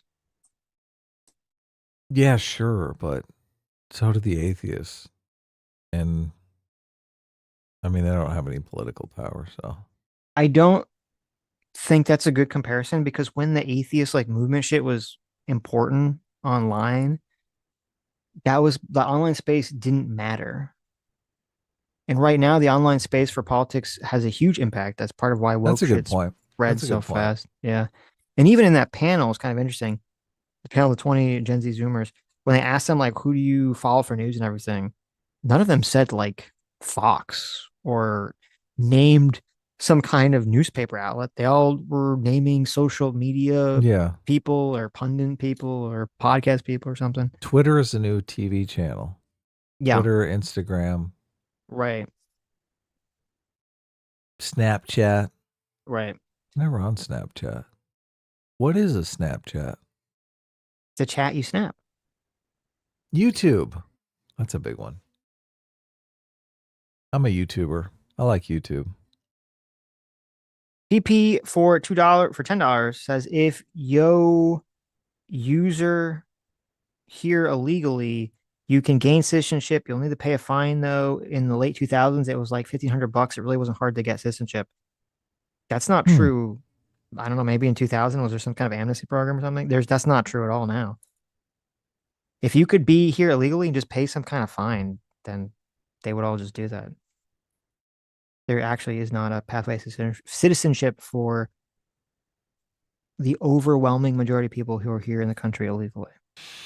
Yeah, I don't really know. I have friends that have become citizens, and they said it was super hard, and that's why they hate the fact that people come illegally because they're like, I worked my ass off to get Well, here. the people How you're talking dare about, they you?" didn't come to the country illegally first. You're saying that they came correctly, right? Yeah. Right. They came through proper channels. Yeah. Once you come, it's like very, very difficult to get in. Majin for $5 says Israel is America's albatross because the quote children, the libs also use the children. The hard truth is you need to let war happen. Yeah, I mean, it's really fucked up, but it is fucked up. But look, we had the Civil War, and things were a lot better after the Civil War, right? I mean, We had World War II. Things I don't got want to better say after World War II. like part of me wants to say like you're right, and then part of me also says it's easy for me to say that when It's not no me one I dying. know is going to die, right? It's not my children. Yeah, right? no one related to me is going to suffer from it. So But that's just because we aren't biased by the fact that we're dying. I guess we can be completely unbiased about this. I Cocoa shouldn't laugh. Beans. That's bad. That Cocoa sounds Bean- horrible. It does sound horrible. Cocoa Bean, thanks so much for the 28 months. Says, I just want to let you know I was right wing and listening to you guys persuade me to be a bit more left. Thank you for being authentic truth seekers. Oh, that's awesome. Well, Cool. that's our evil goal, to bring you all to the left. I mean, thank you. Though. Sitch's goal is to manipulate you, but me, That is I true. just let you come to your own conclusions. That is true. There's But thank you for zero manipulation over here on A-Team. Okay. the kind words. S class is manipulation class. Cocoa Beans for $2 says, also, Merry Christmas and have a Happy New Year. Thank you. Yeah, look, we're all getting close to the new year. I guess we're actually going to stream. We have one more stream before the new year, though. Yeah, that's true. We're going to stream next Sunday. So, Dongus Make Bongus for $10 says, due to the South's evangelical ties in pre-Civil War, right South, you could argue that lynchings and other activities were state-sponsored terrorism. yeah, I mean, in the South, obviously, there was sometimes law enforcement involved in Sure. lynchings and shit. Sure. Well, obviously the KKK was state-sponsored terrorism or locally state-sponsored terrorism, right? Yeah. Probably had to send the feds in there. Nick Tomato for another 5 CHF. Thank you, Nick, for all the Swiss francs today. Says, at Andrew Bear, look, I didn't want to offend you. I'm sorry. Oh, And then, okay. Yeah, amen, absolutely. Jesus loves you. Well, I don't know what you guys were fighting about, but I'm glad you made up. That's Yes. nice. And then Nick Tomato for another 5 francs says, they slap you, hold the other cheek to be nice spatially when people are bad. Follow the Prince of Peace. Jesus loves you. I agree with Look at that. Especially now when Jesus is the reason for the season. Ag Lakir for 37 months, being a free will seeker. Thank you. Says, oh man, that speech got me to tear up. I pray the Kirk family can find peace. S class is best class. At half mast. Mm-hmm. For Charlie Kirk. Yep. That's very nice of you. Nick Tomato for 2 CHF says, take all wounds for your brothers, even when he won't for you. Yeah. Sometimes you gotta. Dongus Sometimes you gotta McBongus. take the high road and be the bigger man. True. Very true. Dongus McBongus for $2 says, Sitch, have you ever read The Expanse or watched it? No, I haven't watched or read it. Though The I have heard, Expanse, I feel like I watched it. I've heard positive things about it, I believe. I mean, at one point, at 6 seasons, I don't know. I feel like every show starts to go bad eventually, but The Expanse. I have not. Should I watch The Expanse? Let me Hmm. know, chat. I only do what you tell me. Maybe I haven't seen this. Lives and Does Wall Street for $5 says, everyone who hasn't seen Fat Man this Christmas season should go watch it. I haven't seen that. I'll check it out. The Expanse is an excellent show. Hundreds of years in the future, things are different than what humanity is used to after humans have colonized the solar system, and Mars has become an independent military power. Rising tensions between Earth and Mars have put them on the brink of war. War never changes. Oh, look at that. Everyone's saying it's good. Okay. So, okay. Check it out. Are we going to review Fallout? Yeah, of course. Fallout New Vegas? Of course. I Squeeze wish they were Louise. going in a new direction instead of, you know how something is popular and they're like, we got to recapture that magic. Mhm. We're going to do it exactly the same, but just a little different. A little different. Look, it's just like that thing that you loved. Well, that's the classic sequel, right? It's that thing you like, but I slightly just- different. Such an opportunity to go in a completely new direction. Squeeze Louise for $2 says, cool robot job for $90 million. What's the downside? Exactly. Yeah. Well, look, I think that robot jaw, I mean, you might be able to get one for $1 million with all the bells and whistles. You still got 89 million left.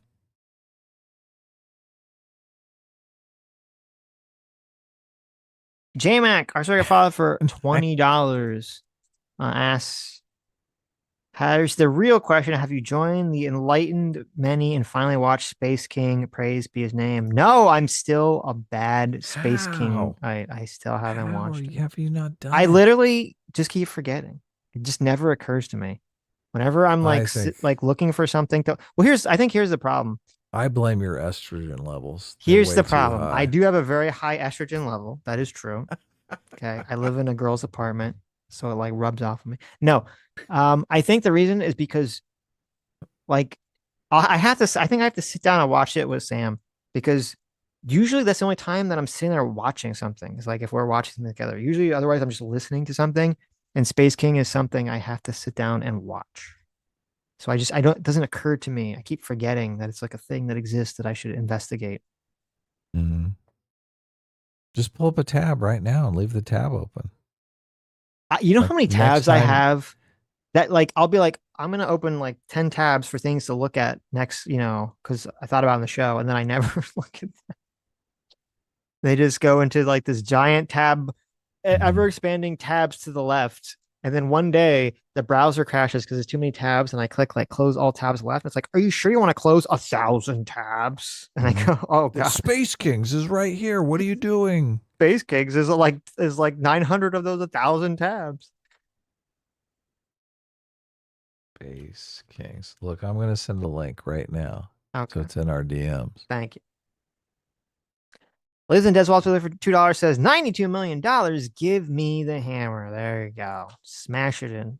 That is the correct response right there. He's like, I'm down. You could do so much with that.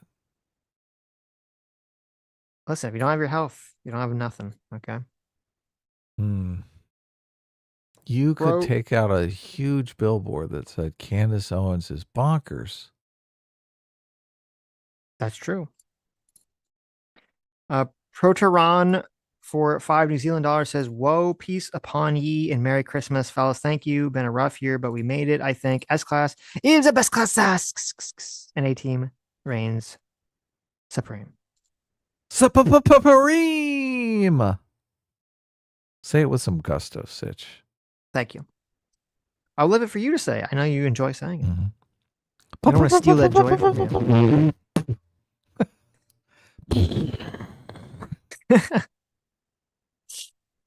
Lives and Des Walls for 5 gifted memberships. Thank you so much. I read those. Thanks for the show. Read those. Getting a gallstone removed. Yeah, good luck.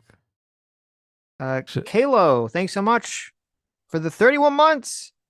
Says, happy holidays to my 2 favorite political streamers from a delivery driver. Shit is crazy, but luckily I have 2 Kino boys to help me through it. Yeah, oh my God. It's got to be hell for people that work. Christmas, I know. Yes, like this whole month, anyone that does delivery or work at the post office or anything, or UPS, or God, it's got to just be like fucking, or anything Amazon related. It's just like here's 5,000 packages. I know. It's just got to be crazy. Crazy. You're doing the Lord's work. You are. I salute you. I salute you, sir. Glad that we can help in a little way. Angry Bellsprout for $5 says, mentioning the USS Liberty is one thing. Need to also mention Jonathan Pollard, WMD lies, and how Israel got caught selling U.S. military secrets to China. Well, thank you. Angry Bellsprout really wants to make sure he can get all the anti-Israel talking points in there. Appreciate that. Good job. Lives in Desvalsville for $5 says, Sammy está planeado realizar un doblaje. I don't know how to say Spanish. Al español de misery. So I'm assuming, all I know is that because you said misery, and first of all, Sam's going to come in and make fun of my horrible Spanish. Secondly, all I see is that you said misery. Spanish? I don't speak Spanish, no. Does she speak Spanish? Sammy G? Sort of. Oh, okay. Not as well as she should, but better than me. Why do you think? Why should she? Because it's her heritage, Adam. Oh, okay. It's half her heritage, I should say.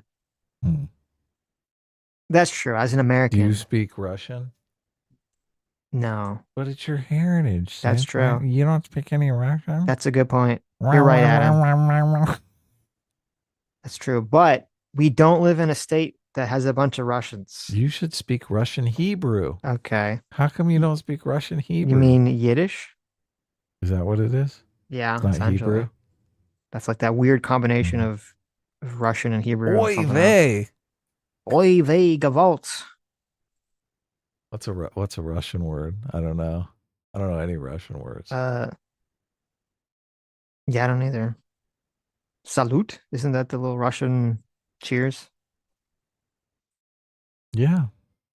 Anyway, I don't know Salud. what that's said in Spanish, but you have misery in caps, so I'm assuming you're saying something about Sammy G breaking my legs to force me to do a video. As is the plot of Misery.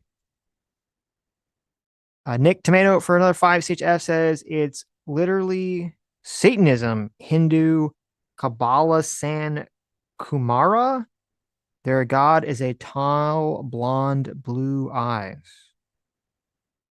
Oh, okay. Sella for $2 says Jesus celebrated Hanukkah, John 10:22. Oh yeah, he did. Well, I mean, Jesus was Jewish, who celebrated Jewish holidays, so that tracks, right? That does Yeah, make but sense. his birth is still the reason for the season. Well, that is the reason for Christmas. That's true. It wasn't a Hanukkah celebration. I just know Jesus was the reason for the season. I'm 'cause it glad rhymes, so you've it's gotta read be true. You've read the bumper sticker. I have. Yes, he saw it. I saw it and I clapped. I did clap. It works for $5 says, did you guys hear someone in the crowd during Rob's speech shout Michelle Obama's name, implying the conspiracy she's a man? Makes me sad. People believe that. I heard someone shout something. I didn't know what, I couldn't understand what they were saying, but I thought the person said she does have a penis, but I mean, it could have been Michelle Obama. Okay, right. Sammy says, on the question of why should she speak Spanish, because Adam, I want to know when someone is talking shit about me when they speak Spanish. You're better off not knowing. Okay. You're just better off not knowing. Right. What if Yiddish they are is- talking shit and then you got to get in there? You're like, oh, I heard that, bitch. Yiddish is Hebrew and German. Oh, well, fuck me. Yeah, Not so Russian you at don't even all. know. I don't even know. Oy gewalt. What is Russian and Hebrew? That's what you want. I don't know if it's a thing. Yishish. I just made that up. I like that. Lizzie does well for $5 says Candace's grudge is that her husband makes bad coffee. She's unable to remedy this because of the religious commandment in Abrahamic faith he brews. Do you come up with these, or do you like? First of all, these are good. That's a good one. God. I don't know if you come up with these, Lives and Des Walls, or do you just Hebrews? Do you have like a book? You have like a book of puns here, He's got to start with, okay, Hebrews. What can I do with this? right? Yes. How can I spin this? into Right. something I like comical? it. I like it. Yeah. That's a good one. good. Look, comedy's based on surprise, and I did not see that Hebrews didn't see it coming. Yeah. That was great. If you get Adam with a pun, you know it's a good one because he doesn't Yeah. like them. Normally, they're pretty obvious. Yeah. That was a sneak attack. Some of them 50-50. Okay. WTF 1A for $5 says S-Class is subversive and A-Team is apolitical. You decide who really cares about free will. Ooh, there you go. I The am more, yeah. subversives. Yes. Yeah, because Sneaking you're in. trying to manipulate people. Sneaky, so sneaky.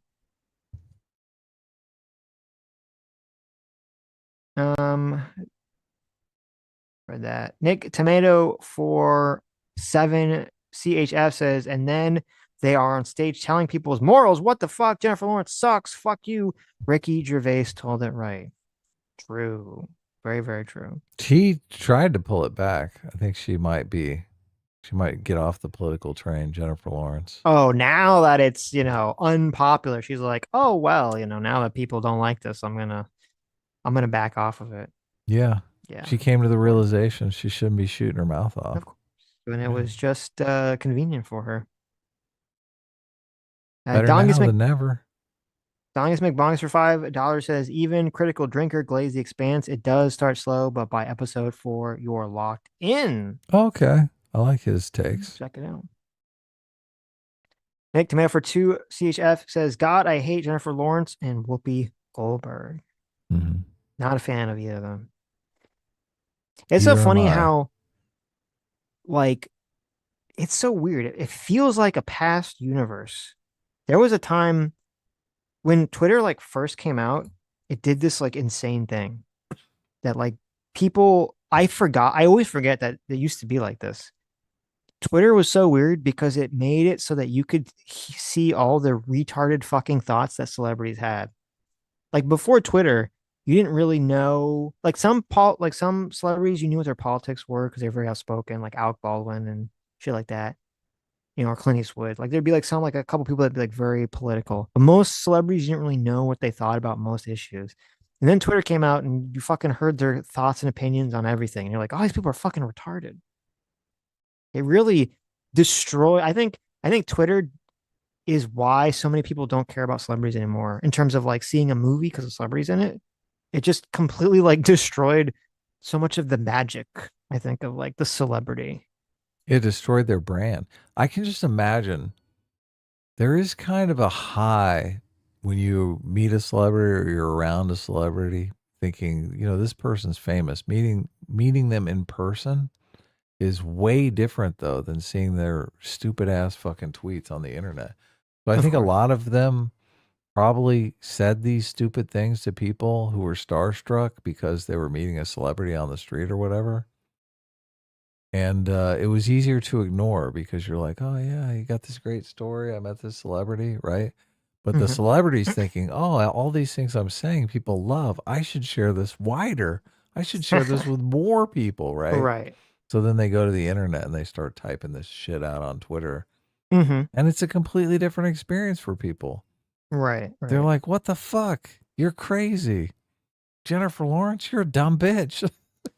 Well, and also, some people, I think there were some celebrities that treated especially the comedians, some of them would be like, oh, I'm just going to tell jokes or something, a joke a day. It's fine. Well, that's far more respectable. Right. Than the fucking But a lot of people treated it like their blog. Virtue signaling. Whatever dumb fuck thought came in their mind, they just posted it without really thinking about it.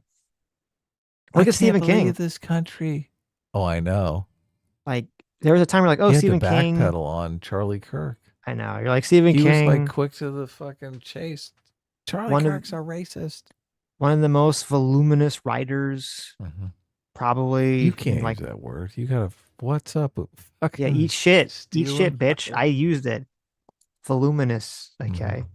One of the most voluminous writers, probably, in the last, in this decade of writing or last 40 years of writing. Shits out novels. Is he one of many writers? What do you mean voluminous writers? He's written a lot. Say? Okay. He's written a lot of things. I think you mean prolific, but anyway. Prolific. You were actually, you know what? You're correct. You were completely correct. It's late. Well, actually, it's actually it's both. Okay. No, it's actually both. Because his prolific books are very fucking long. Okay. Oh, yeah. So the page count is very voluminous. Yes, the page count is very voluminous. Thank you. Thank you. Stephen King is very voluminous in his page counts. Okay. God, his books are too fucking long. I know. He's dire needs of an editor. Some of them are thousands of pages. The Stand. How long is that book? Oh, Holy God. shit. I don't know. I never read that, looks but like a fucking. It's like a cinder block. It is super fucking long. The Shining is super fucking long. The last 3 Dark Tower books are I think 1,000 pages each or something. God, they're just fucking giant for no reason. Likes to hear himself talk and give that guy Twitter. What's he gonna do? Super fucking super. Anyway, get off Twitter. That's the message. J-Mac, thanks so much for $20. Says Sitch, Space King has xeno titties, but you mustn't like them. That is hearsay. Also, no girls allowed. Sorry, Sammy. Yeah, you can't watch it with Sammy. Oh, okay. Yeah. So only a guy's thing. Yeah. Gotcha. Soldo, thanks so much for $246. Says on the topic of Sitch's ideal punishment for naturalized citizens. Excuse me. How exactly are you going to push back against the Groypers on a two-tiered society when you hold the same views? Because let's be clear, advocating that two people who commit the same crime receive different punishments is saying that naturalized citizens are second-class citizens lesser than plebs. It's by definition a two-tiered justice system where you're abandoning the basic liberal principle of equality under law. It's the same starting position as the Groypers. So how exactly do you intend to push back when Fuentes also advocates for two-tiered society? No, I mean, I understand what you're saying. Two-tiered society. So he's talking about like conceptually, legally, if I say that you're a first generation American and then you use your citizenship to scam the government, and I said that you should be denaturalized. I don't know. I understand what you're saying conceptually, and I have to think about it, but the vibe is telling me I'm correct. Okay. And we all know we're in the era of political vibes now.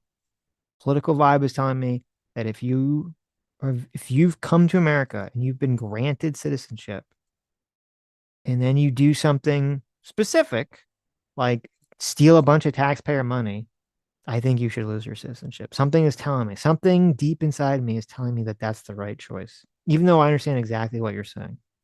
If you commit a crime, I suppose it's not any crime. So you're going to throw their ass in prison and take their citizenship away? I said if it's some specific crimes.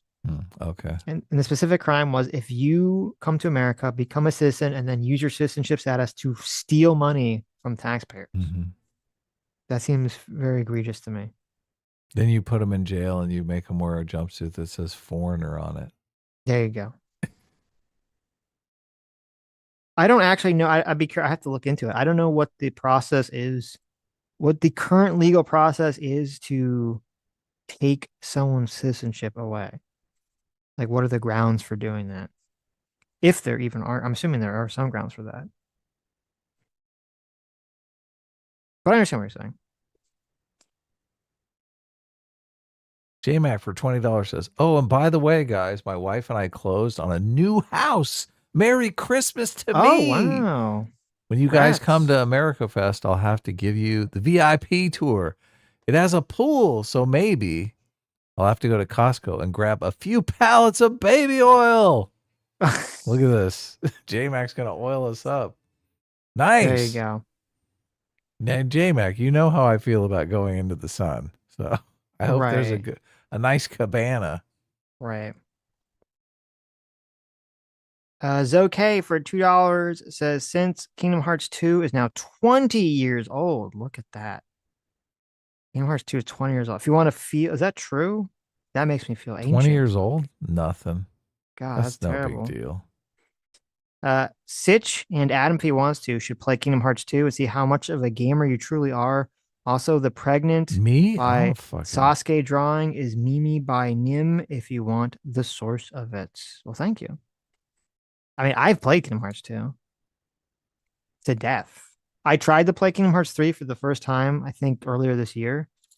I never had like a PS3 or 4 or whatever you're supposed to play it on, and Sam has one. And I got so bored, I just stopped playing it, which is pretty weird. So I didn't actually finish Kingdom Hearts 3. It was too boring. That's so cool that Jay's got a new house. That's awesome. That is awesome. New house feeling. He says he's going to die in the house. It's his dream house. Oh, that's wonderful. Yeah. That's great.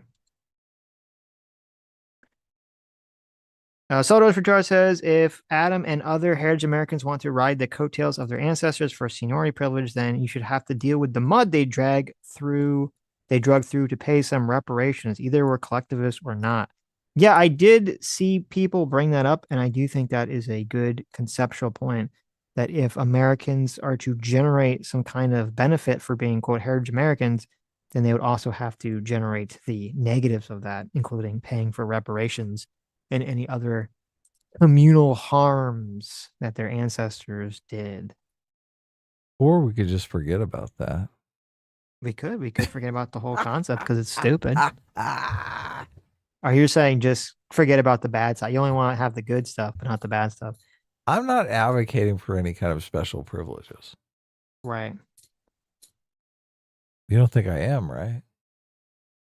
No, aside I from don't know. Are you? the presidency, Oh, aside okay. from being running for president, which is pretty cool, but yeah, you can't. The only people that can put links in the chat are mods. YouTube doesn't. I don't even think that's a setting who on needs our a end. link? I don't know. Oh, Nick Tomato had some link. I don't know what the link was, but Just tell us what the video is. just or tell what us, it is. yeah. We'll look it up. Yeah, I don't look. You don't get special privileges just because you've been here, just because you've been a patriotic American citizen for a lot longer. You get the same exact privileges as commie China loving Hassan. I know. Who was basically an anchor baby and grew up in Turkey. Only came back to hate America and become filthy rich. Mm. You have the exact same privileges as that motherfucker. I know. That's how it be. That American born. Anyways. America hater. Oh, look at this. Here, let's play some harmonica since we didn't have any harmonica intro. What do you think? Now. Oh, it's a little late for that. Jeez. Hey now, everybody. Happy midnight. Knit Manager for 45 months. Thanks so much. The Knit Manager says, I just finished Final Fantasy Tactics. Great game. Very good political story. I would recommend it. Also, happy holidays and Merry Christmas. Merry Christmas to you as well. Thank you. Thank you for noticing. Anyways, thank you all for coming. Thank you all for your incredibly generous donations. You who have made it to the stream, you are the true heroes. You are the true free will seekers. You are the true isekai protagonists.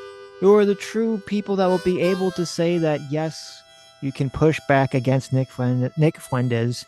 But don't push back too hard. He might push too. Yes, you could push back against those things and say you don't give a fuck about Israel. It's because they're saying insane conspiracy theories or are racist pieces of shit. Or maybe you're just cringe and lame and gay and you don't like that. And we'll see you all next Sunday. Nick Tomato for 5 CHF says, this is the video. Jennifer Lawrence, Harvey Weinstein. Watch it. Okay. I'll put that in the YouTube search in a second. But thank you all for coming. Hope you all have a Merry Christmas coming up in the next few days. And if you celebrate it, the last few days of Hanukkah. And we'll see you all on Sunday. That's right. One more stream before the end of the year. Bye-bye, everyone. Bye. No, you didn't get banned.